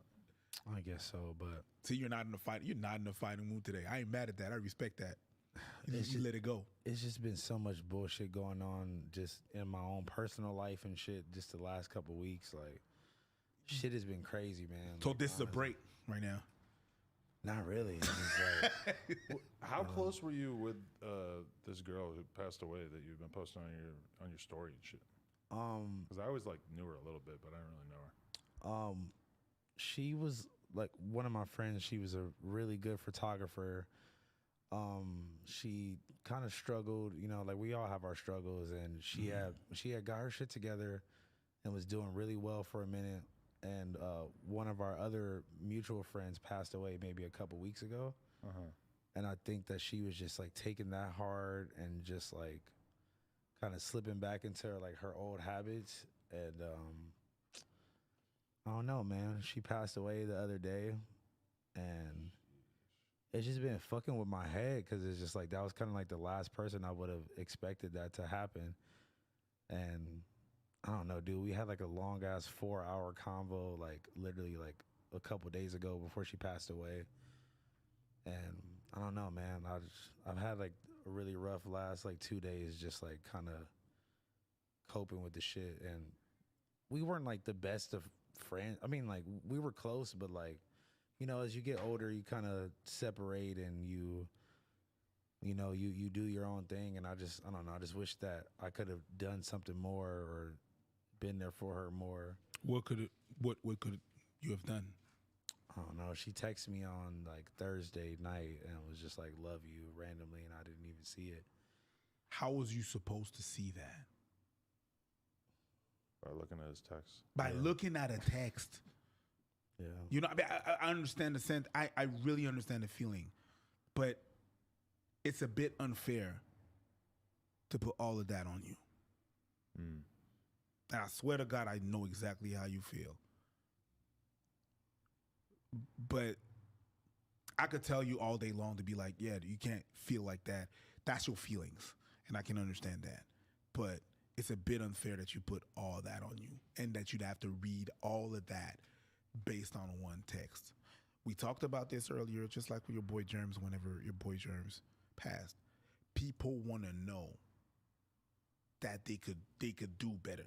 That's a bit of the same sentiment. I'm not saying that, I'm not trying to link you with those people, but you feel like you could have done a better job. You know, or like at least just like been there for her, how she was for everyone, you know? Because she was that friend that always checked up on everyone and just like, you know? I don't know, man. It's like... The only thing that you can do is for the future. You could take that and with your future relationship. But now I don't see that with that text you could have done something. Yeah. It's a fucked up situation that happens, unfortunately, way too often. It's getting ridiculous, dude. It's like two people that I was like relatively close with like passed away within weeks of each other. And it's just like, I don't know. It's like, when does it end, you know? But I can't even say that because I fucking was holding on to it so hard that like I went and got hella fucked up last night just because I was just trying to like not think about it. And that's not doing me any better either, you know? Right, but you know, whenever you have grief like that, you have, it's important to feel it. Yeah. Balling it up and just leaving it inside you, that doesn't help shit. It doesn't. You have the right to grieve. You have the right to feel bad. You have the right, but you also know that it's unfair that you put all that pressure on you. But that's a right that you have to have. You feel your grief and be able to, if you don't need to cry, cry. If you need to do your thing, do your thing. If you need to, it's not necessarily good for you, but yeah, you can, it's a process. You have the right to feel bad and feel some type of way and not know how you feel about that. That's a horrible thing to happen, and you gotta be able to live it. But it ain't your fault. No, I know. And you have to know that. Shit just fucked up, man. And it just like puts life into perspective, and you know, like I don't want that to be my ending too. Mm-hmm. You know? See that? That's that. Cause I don't think that she would want that to be your ending, right? So you have to focus on that. You can't let that shit happen to you. But your grief that you have to live it, man. Sorry. Nah, B. It's all good. It's all good. It's life, man. You know? When like, I don't know, me and him both, we done lost like so many just young, talented people to the same shit, bro. It's just like, shit just don't make no sense, man. Yeah. It really don't. That type of shit like don't even really hit you until like when I posted the picture of me and her, and then like all the comments start coming in and shit, and it's just like that's when it really felt real. I'm like, damn, bro, like it's like one of the people where like if I was feeling down or something like that, would be one of the first people I would call. And it's just like I don't even know what to do now, like, you know. But R.I.P. man, R.I.P. my nigga Inju, man. Yeah. You had some good time with her? Amazing times, man. Focus on that. Yeah. If you wanna do that, celebrate the life that she had and what good thing that you had. You know what's weird? Like, What's up? Like when you were like really close with someone, it's like it took me 2 hours to find one picture of us together. Cause like I've known her for like fucking 6 years. And like, I don't know, she's a photographer, so she's a very like behind the scenes type person. Yeah. And I'm just like, damn, like, not that like I need to prove that I knew her or something, but it's just weird that like, damn, I didn't even have like any like memories. Not any memories, but like, But I mean physical memories. Know? Yeah. So, I don't know, man. Should just be crazy, man. I'd love to have pictures of people, some of the people I lost, but yo, sometimes just close my eyes and I just relive those moments that I had. You know, you get yourself in a mood to really relive all of that and being able to just remember all that. And sometimes it's better than the picture. Sometimes it's better than the picture. All the good moments that you had, remember that and relive them. I don't know, do shrooms. Do whatever you got. Cause he's way ahead of you on that. I know. That's my boy Albert that told me about shrooms. But that's what I'm saying. Relive all those moments. You could, like, at some point close your eyes, whatever, you're taking a bath or whatever, you're doing your thing, shower, whatever, and then you relive those moments. You're driving in the streets, you just relive that, and you're gonna catch yourself smiling, and you hold on to that. No. But it's unfair to be like, it's my fault and I could have done something. Yeah. I'm telling that again. I'm telling that not from the guy that, yeah, it's unfair. Right now, some shit that happened way long ago. I'm saying the same thing. I'm seeing me right now. What I think I could have done something better, right? I could have done something, but logically, I couldn't have known. I mean, what you're dealing with, let's be real, is the reality of the fact that you can make really, really good friends through drugs. We became really good friends through drugs, let's be honest. And I'm guessing that was at least a good chunk of the time that you spent with her at a certain point. I know she was doing that. But at a certain point, I mean, you just gotta, you know, like as you get older, I just keep seeing more and more people I know who are like roughly in the same age group as me, whether late 20s, early 30s, mid 30s, and it just keeps getting more and more likely that the people I know who are still getting really fucked up just keep dropping dead. Like, it's like weirdly consistent. And yeah, I mean, like, that's why it's kind of like, I don't even really know what to say, because I want to just tell you, like, bro, stop doing that shit, because there's just gonna be a sad ending at some point if you keep doing it. It might not be tomorrow, or it might not be this year, but it's like, that's just kind of how that story ends at a certain point for everybody who isn't like super lucky, you know? It's like, and even then, it's like, you know, you just don't get to like do drugs until you're like 60. It just cuts off at a certain point. And that's the thing. You talked to me about like new albums that came out, right? Was it Lil Xan? No, Trippie Redd. Trippie Redd. And some of those albums sometimes glorify that. Oh, yeah. You asked me if I listened to any of that, and I said, not really. That's a bit one of the reasons. I'm not trying to go there. I'm not trying to have necessarily that around me, although I'm not saying that drugs are bad, okay? I'm not saying that. I'm just saying, yeah, you could use it for fun. You could definitely use it for fun. They lied to us in high school, making it look like a bad thing, but there are definitely some risk. Every time there's some risk, definitely. So I'm trying to get away from that, because that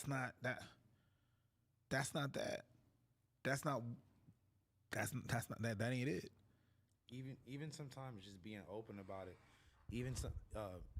even sometimes just being open about it, it's like it can be like perceived as you glorifying it or like making it sound cool. And once I realized like the voice that I have and like the power of my words and just me being open about my own experiences, like I've had young ass kids be like, oh, like I want to try this because I hear you talking about it. Because little motherfuckers think you cool. And it's like, bro, I wouldn't want to wish this I wouldn't want to wish that shit on nobody, bro. Just having all the people close to you just fucking die. And just the struggles, like everyone talks about, they glorify it and they talk about like, you know, like the cool parts of it or whatever, but no one talks about the sadness and the darkness and how alone you can feel. And I feel like I've pretty much just ostracized myself from like the people that like care about me the most, just because I'm just not in the right mind state. And like, I don't know. Nobody really talks about that part of it. So when y'all do drugs and shit, why? What's the purpose? Example, when I do alcohol, I love the taste of it. I don't drink alcohol. I don't like the taste of it. I don't necessarily get fucked up, but I like the taste of it. So when you do drugs, you know, we have the fun. Why? What is it? I think at this point,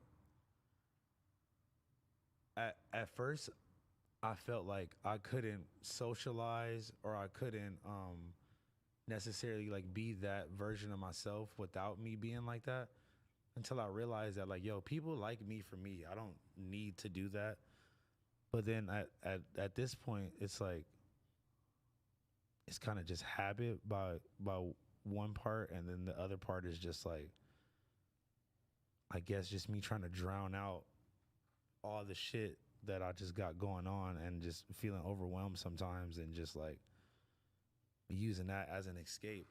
But it's really not an escape, because you still have to deal with real life at the end. And it makes everything you're dealing with in your real life even more difficult. Way worse. Because it's like, yeah, like, it's hard to, like, you know, wake up and go to work and do a good job every day. It's like a million times harder if you're waking up super hungover every day or whatever. But a lot of people, I mean, because to be real, life, if you just go to work, come home, eat healthy, go to the gym, wake up, go back to work. I mean, life is pretty simple if you just choose to play it on easy mode. A lot of people, you know, they like to ratchet up the difficulty a little bit, make their life have a little bit more But is it it why we consume drugs? Because we're like, it's too easy.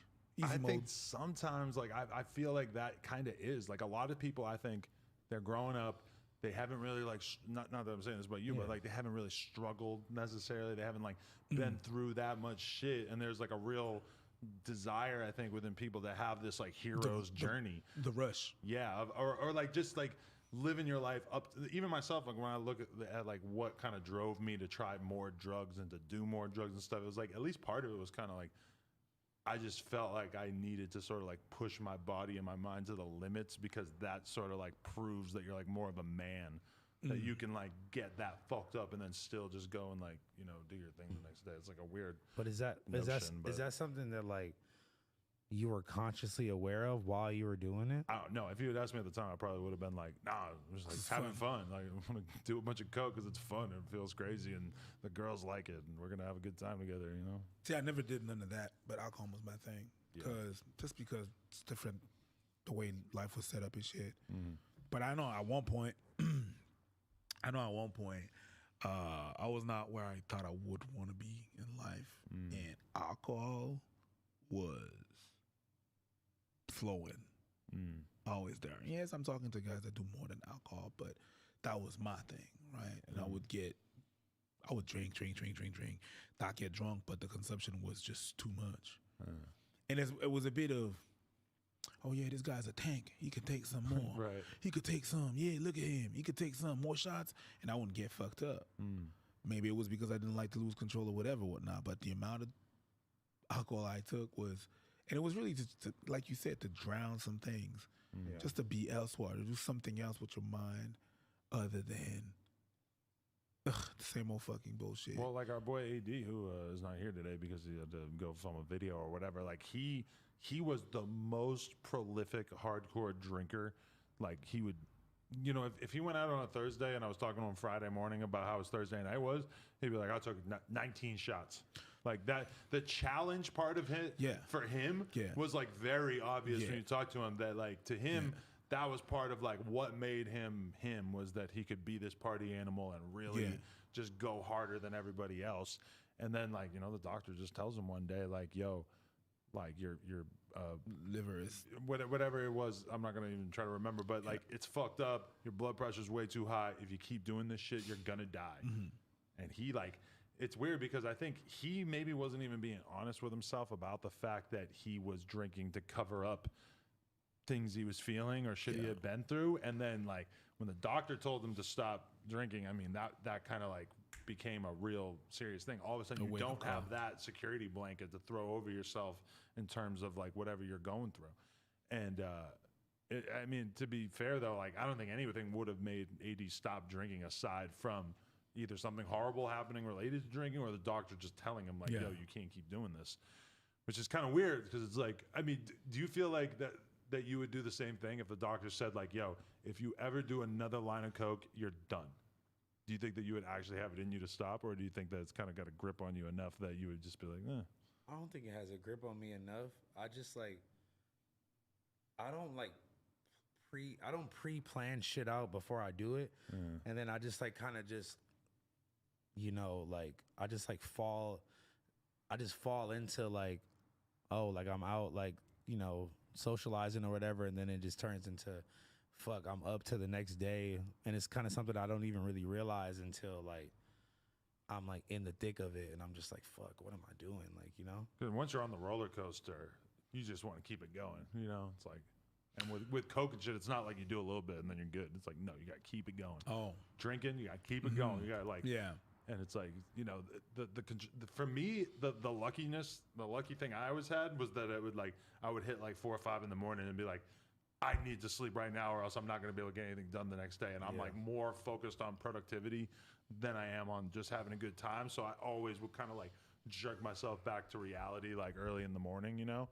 But yeah, that if you don't have that thing that's like sort of bringing you back to that, then you stay up for a couple of days, then you end up fucking playing with your heart way too much, you know? Is it still a coping mechanism for you?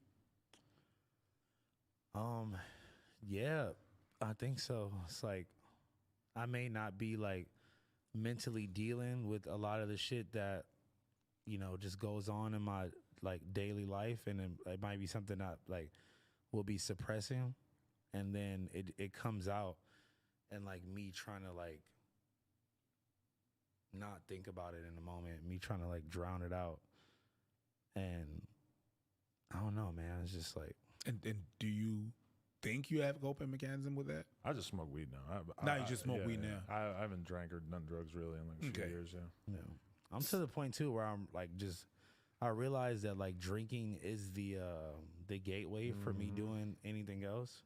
People really think it's weed, but yeah, I don't understand the thing that happened. It's more than that. I think it's more than that. I think it's sugar. I can honestly say that the weed opens the gateway for me eating like chips and crackers, but that drinking definitely used to open the gateway for me to get drinking more up. than weed. Drinking more than weed. Drinking more than weed. In terms of eating, or no, drinking is the gateway. Yeah. Like for me making bad life decisions in general, for sure. Drinking. I'll fucking take 6 shots and then I'm like, all right, let me call the fucking plug or like, let me go do that. You feel me? It's like, I'll be right back. I got to the bathroom. Yeah, go ahead. But then again, that's the thing is that the drinking is still very acceptable. It's so acceptable. It's right there. It's everywhere. It's everywhere. Just right there in the 90s, it was, you be cool, you drink that beer. Cigarettes was, you know, you drink cool, you're cool. You smoke cool. You know, there's a pack called Cool. Literally. The pack is called Cool. So, but so you try to cope with all that, with everything that's happening. What would be the solution other than drugs? Because definitely drugs is not the solution because it helps you. It just push back the problem to something else, right? Yeah, and then shit just becomes like more difficult to deal with when you like finally like hit that moment where you fucking are like sobering up and then you just like thinking about all the shit that you were trying to suppress. And it makes it even like harder to deal with sometimes, you know? And I think for me, like a lot of people like they try to like slow down and like, you know, like they try to like take their levels of consumption down like a notch, like gradually. And I feel like I don't have like that, I don't have that like willpower in the moment to where I feel like in order for me to get my shit together, I just gotta like just stop all that shit. Do you want to stop eventually? man, I go through this every week, bro. I'll fucking lock myself in the house, be like, all right, I'm not like, until I'm able to like be around people and be around and stuff and not have the temptation. You know, I'll like lock myself in the house, and then after like a week of that, I'm just like, man, fuck it, I'm gonna go out. And then it gets to that part, like I said, where I don't like plan stuff out before I go do it. And then it's just like, oh, one shot turns into 6, turns into however many, and then the plug. Then the plug gets called, and it's just like, you know. And so, is it something that you want to keep on going, keep on doing, keep on? Not at all, bro. It's like it's getting too scary, man. It's like too many people I know just passing away from just stupid shit, and like really like talented people, and like people that like you could see having like a long, prosperous like career, and it just being cut short by just like, you know, one night of overdoing it. And what would it take? I don't know. Cause like at this point, it's like people aren't even like getting that chance of like realizing that they're like being a little out of control and like maybe going to rehab or something like that. People are just dropping dead. Would you? Because now you're considering it's like a chance that you have. Yeah. You say that you want to stop. It's paying too much. Would you? I'm not even an advocate for rehab. I'm just asking because at this point I feel like I should try it, but like at the same time too, it's like, bro, like my fucking schedule is so hectic. It's like I don't even know when I would even have time to like I couldn't go away to rehab for a month and like not do the multiple different things I have to do every week. Yeah, at the end of the day, everybody got to live. But also, I mean, realistically, when it comes to rehab, there's people who are like real deal, like movie stars and shit, who not just have been to like rehab one time, but like I've talked to fucking movie stars who've been to rehab like 20 times and shit before they got sober, and in some cases where they still weren't sober, but after that. Yeah, but you know, that's two things about movie stars, and it's not real life. That's one. Point. Yeah, that's exactly not real life. So it's like whenever people, just side note, whenever people tell me like, oh yeah, look at J-Lo, she's super hot. That's the only thing she has to do. That's probably fair. Yeah. She got she has an assistant for an assistant. I mean, I can't imagine myself going to fucking rehab for 3 months coming back and everything's still going fine. Yeah. And after that, you have all the fact that they're surrounded by that, surrounded by. We think it's all cool and show business is all cool and everything and stuff, but surrounded by that. So I can understand the temptation and stuff. You don't even have to pay for it. People just offer it to you because it's there. But we don't have time for rehab. But at some point. Yeah, it's too easy to be like, yeah, you have to take the time. To me, it's just fucking corny. I can understand you not having the time. It's not even like, at the end of the day, it's not even plausible, bro. Like, no, because you have to fucking pay your shit. You have to do your thing. You have to hustle like anybody else. So I wouldn't even be like sitting here and be like, well, you know what? You have to take the time. You have to take this. To me, it's corny. It's fucking corny. I understand that it's not the easiest thing to do. Yeah. You have to manage, but more than fucking, I was just asking if you would consider it, but the more is just knowing, is being in line with you and with yourself and knowing what you're trying to cover and face that. A bit like that grief. You know, that grief, sometimes we're gonna try to cover it up. But that's what I said, you need to face it. And facing it's gonna help you cope with it. Sometimes we're always trying to cover it with some other shit, trying to, I don't wanna feel that. I wanna numb the pain. And that's everybody, from the dude from the hood with his 40 to the lady in Beverly Hills with a glass of wine. It's the same shit. It's just that one is accepted, the other one isn't. So coping with some stuff, it's like grieving is hard, super hard. There's other fucked up shit that we go through that's fucking hard. But you have to allow yourself to be mad. You have to allow yourself to be sad. And if you can name those emotions and name them and know that, okay, that's what I'm feeling right now. and allow yourself to feel them, I mean, that's already half the battle. I'm not saying that's a solution. I don't know. I'm not a professional. I'm just talking to you from what I know, what I've been through.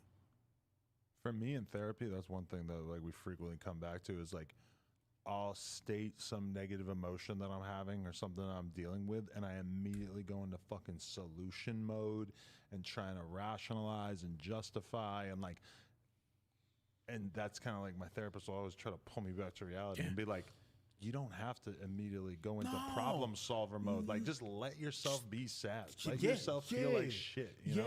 And you can, after that, first not find a solution, ask yourself why. Yeah. We're really always talking about asking other people questions and shit like that. But ask yourself questions. Okay, what am I? Wait a fucking minute. Wait a minute. What am I feeling right now? Okay, cool. Why am I feeling like that? Weird segue. It's like that Myron dude. Why did you insult? And it's not the first time. So why do you have this pattern? Why? I'm going, like right now I'm talking, not even judging him. Just saying, you're doing that often and going into violence. So what happened? You know the phrase, who hurt you? Nah, for real. Ask yourself that question. Why do you keep on going to that pattern when people question you? Ask yourself that question. There's something there. Okay, you're feeling that way. Good. Why? Cool. Where is it from? What can we do to better it? And live those so that other people, you know, because hurt people. And the thing with hurt people is that you end up, when people are hurt, they're going to end up bleeding with people that didn't cut them. Man. So you have to ask yourself that questions and those questions. And I'm not saying that because I know. I'm saying that because I'm trying to fucking do that every day. I'm still in the mode where I'm still, okay, no, I feel some type of way. When this shit happened and I was like, yeah, let's go, let's fight. I had to ask myself, yo, why? What is this? Where is it from? That's like the most difficult part sometimes. Your childhood. You feel like you're being bullied like back in the days. That's why it affects you like that. Oh, that's why because now you're able to fuck someone up, so you want to go out there and take the challenge. That's why. That's where Preach looking at the camera all pissed off is from. Because ask yourself those questions. Why are you feeling that way? And why? So, after we go with this. I'm not even like that. You got like that what your crowd is, bro. You had like 3 niggas and 1 nigga, bro. Because he stuck me, that's why. Bro. I know we could though. I'm saying if I say 1-1-1, but that's all it is. It's not gonna be. We're not like that. We don't want to. We see that, bro. I promise you, but let's go. We're not talking about that. All right, come on, let's go. Let's hoop. So let's hoop. Yeah, because this nigga, that's what he do. And I'm gonna match his energy. I ain't do shit, bro. Stop talking to me, bro. I'm not talking to you. I chest bumped you. You act like a little bitch, bro. Come on. Check rock, bro. Yeah. Check rock. Yeah. Check rock, bro. Check rock, bro. That don't matter. Check rock, bro. I am, bro. You mushed my head, bro. I did not. I chest bumped you. I'm not hearing it, bro. Okay, we got it on camera, bro. So run it back then, nigga. Check rock. That's facts. Ball up. Here, put me in a fucking headlock, bro. I'm not gonna lie, blue shirt team can't lose this.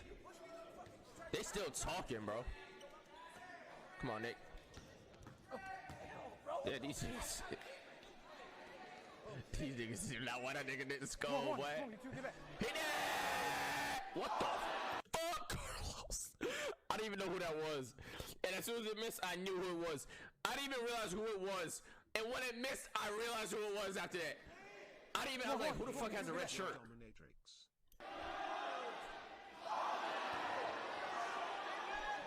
Pandemic C. Corner. Yeah. You grabbed him? You didn't grab him? All right. I thought y'all stopped. That's why I said that. You ain't see how it came down?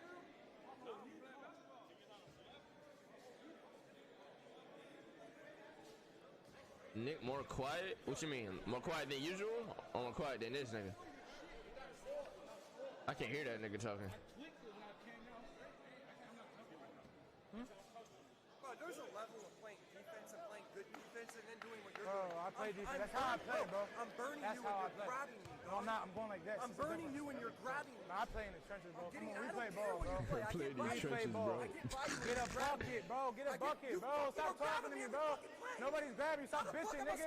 You did that to Cam. You did that to These Cam. niggas not even hooping, Stop bro. bitching. Come on, come on. I got These grab niggas it. not even hooping at this point. Nick. Blue shirt not about to score. Blue shirt scores. I get naked. Blue shirt, you're not about to score. Hell no. I suck a cocky at that. This one the pole, yup. Left it to y'all, nigga. Oh, what the fuck? Carlos gonna shoot that, huh? Go, go, go. Oh, fucking brother. W mode, W mode, W mode. Back up, back up. No, no, no, no. No.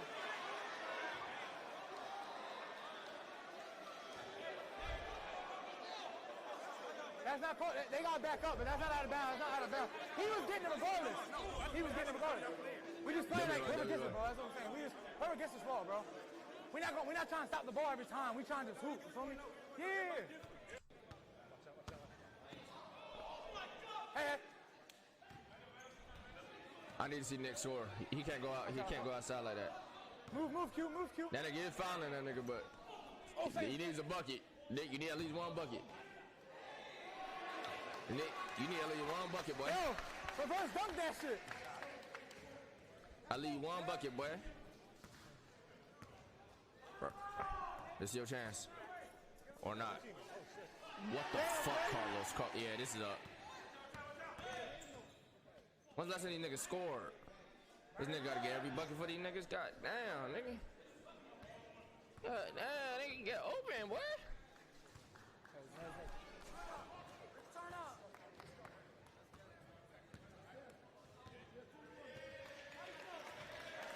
Yeah. Hell no, hell no, hell no, hell no, what the fuck? These niggas can't score on each other for shit. These niggas can't score on each other for shit. Go, go. Okay, good board. Carlos! Fucking motherfucker. Yo, how did that nigga just fall just now? Stay up. Hey. Oh, shit. Grab it, go, you go now, go now. I ain't gonna lie, he might splash. What the fuck? He might hit that. Yup. Yeah. The shit was ugly, but he hit that motherfucker. He hit that Hey. Oh, shit. Grab it, go, you go now, go now. I ain't gonna lie, he might splash. What the fuck? He might hit that. Yup. Yeah. Hey. Oh, shit. Grab it, go, you go now, go now. I ain't gonna lie, he might splash. What the fuck? He might hit that. Yup. Yeah. The shit was ugly, but he hit that motherfucker. He hit that motherfucker. Ew, nigga said ew. Yo, he hit that motherfucker. What? Bro, I'm like this. I'm like I this, couldn't see bro. shit, bro. This. Come on, yo, we went out here, bro. I'm like this that time. I did it on purpose, bro. Yo, Q, get the ball. I'm like I this, couldn't see bro. shit, bro. I'm like this. No, I did not. Don't do that. What? Bro, I was like this. I'm like this. Yup. Yeah. The shit was ugly, but he hit that motherfucker. He hit that motherfucker. Ew, nigga said ew. Yo, he hit that motherfucker. What? Bro, I was like this. I'm like I this, couldn't see bro. shit, bro. This. Come on, yo, we went out here, bro. I'm like this that time. I did it on purpose, bro. Yo, Q, get the ball. I'm like I this, couldn't see bro. shit, bro. I'm like this. No, I did not. Don't do that. Chauncey. Go. Yo, this nigga finna yip. Yup. Kai seen that with the cam? Yo, Kai seen that dead recording this shit. Kai seen that dead cameraman right now.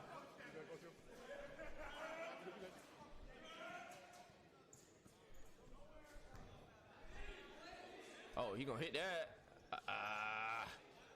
Heads up, back up. Oh, yeah, Rich. Oh my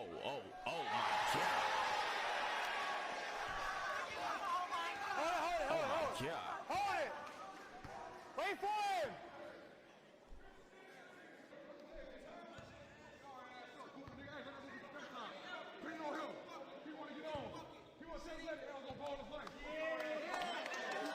Niggas on the sideline be talking crazy. You don't pay no bill. Your girl pay no bill. Your girl pay no bill. Oh, shit. Oh, shit. Come on. Get picked up. My man. Oh, shit. Bro, voice demonic. I ain't gonna lie, that nigga got bitched. Oh, you put his shoes on? Okay, nigga, too quick. And they put his shoes on. Yo, back up. We want to see that nigga, I ain't gonna lie. But not if it means another game, I ain't gonna lie. I'm not watching another game. Oh, shit.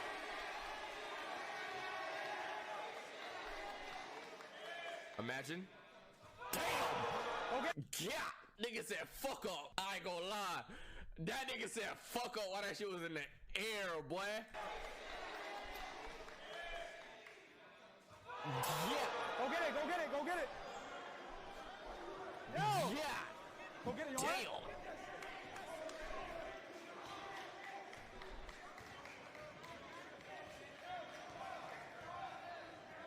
This nigga just tall as fuck for no reason.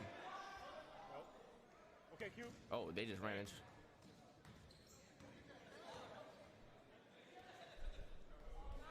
No way he's not. Oh, he might. Oh, okay. Stay back, get back.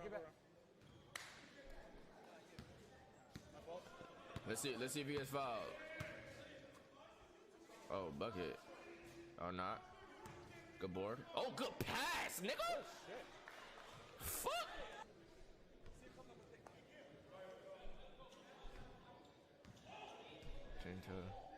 Hard.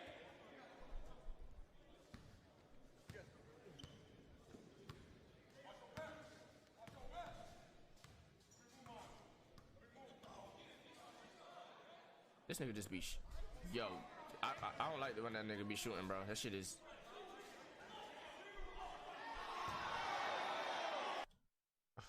Why do that nigga shoot the ball, bro? Why?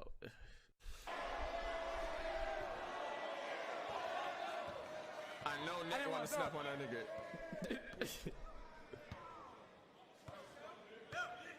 He shoot like rage. What in the dicks up? Yo.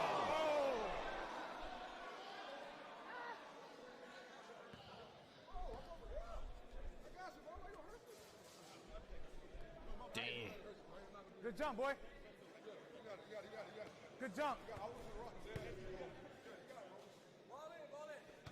He cool. Shit cool. Hell no. That's right on his. I ain't gonna lie, that's on his head. Nick, you need your get back, bro. Nick, you need to get your get back, whether it's an N1 or something.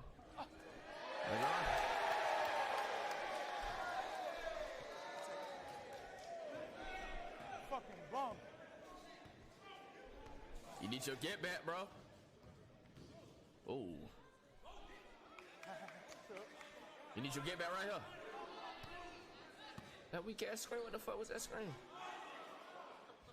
Keep giving the ball to this nigga, bro.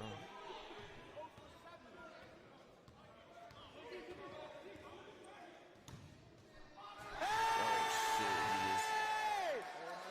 Is that not guy? Where they going to? 16? Yeah, I know. You're good. I know, bro. Hell no. I know. Stay with yours. Do what you do. Oh shit.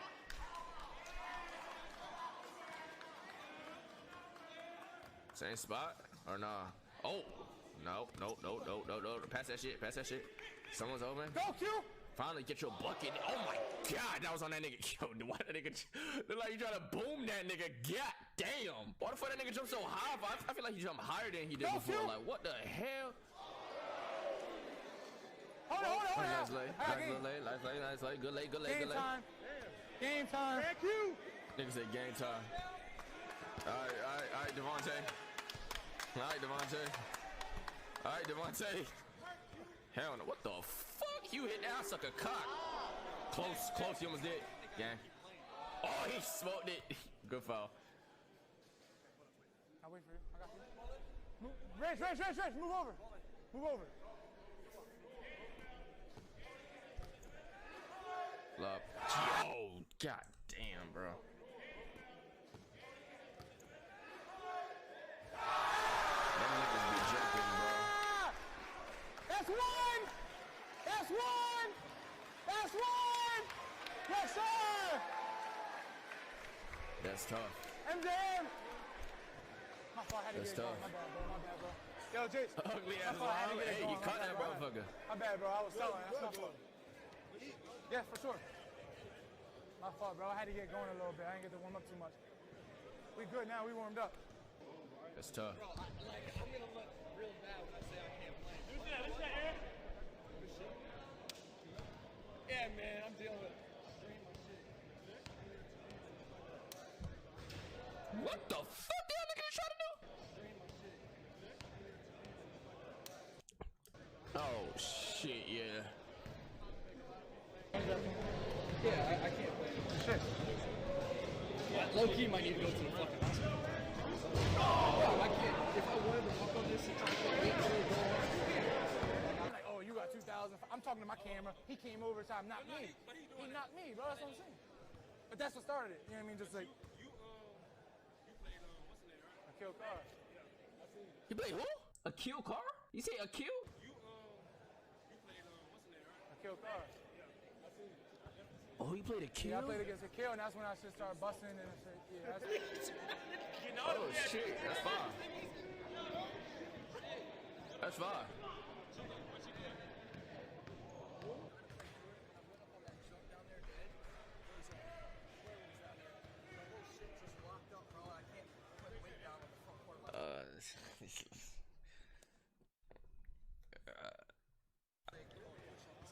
So you done? Damn. Now niggas can't play, bro.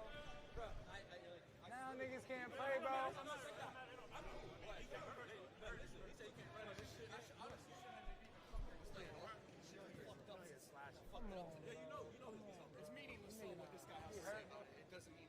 He heard though, bro. He heard it though. Bro, the fact that I even tried to come here and do this after I fucked this shit up today, I just hope you would appreciate, bro.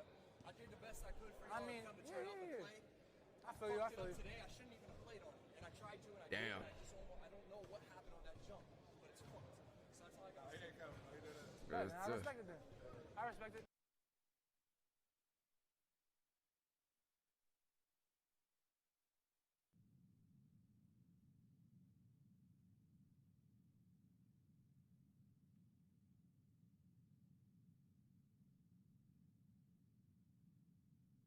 I was in a. Hey, look. I'm really finna talk to y'all niggas though. Like, I'm really finna talk to y'all. Hey, one thing's for sure, two things for certain, bro. Nothing happened. Nothing happened with Phantom. So y'all can kill all of it. Y'all can kill everything y'all got going on in y'all minds. Nothing is wrong. So stop being weird. Stop thinking it, bro. Nothing. When I say y'all, nothing is wrong. Nothing is wrong. So just shut up. Mind your own business. All right? Shut the fuck up. Mind your own business. Nothing. All right? Anyways,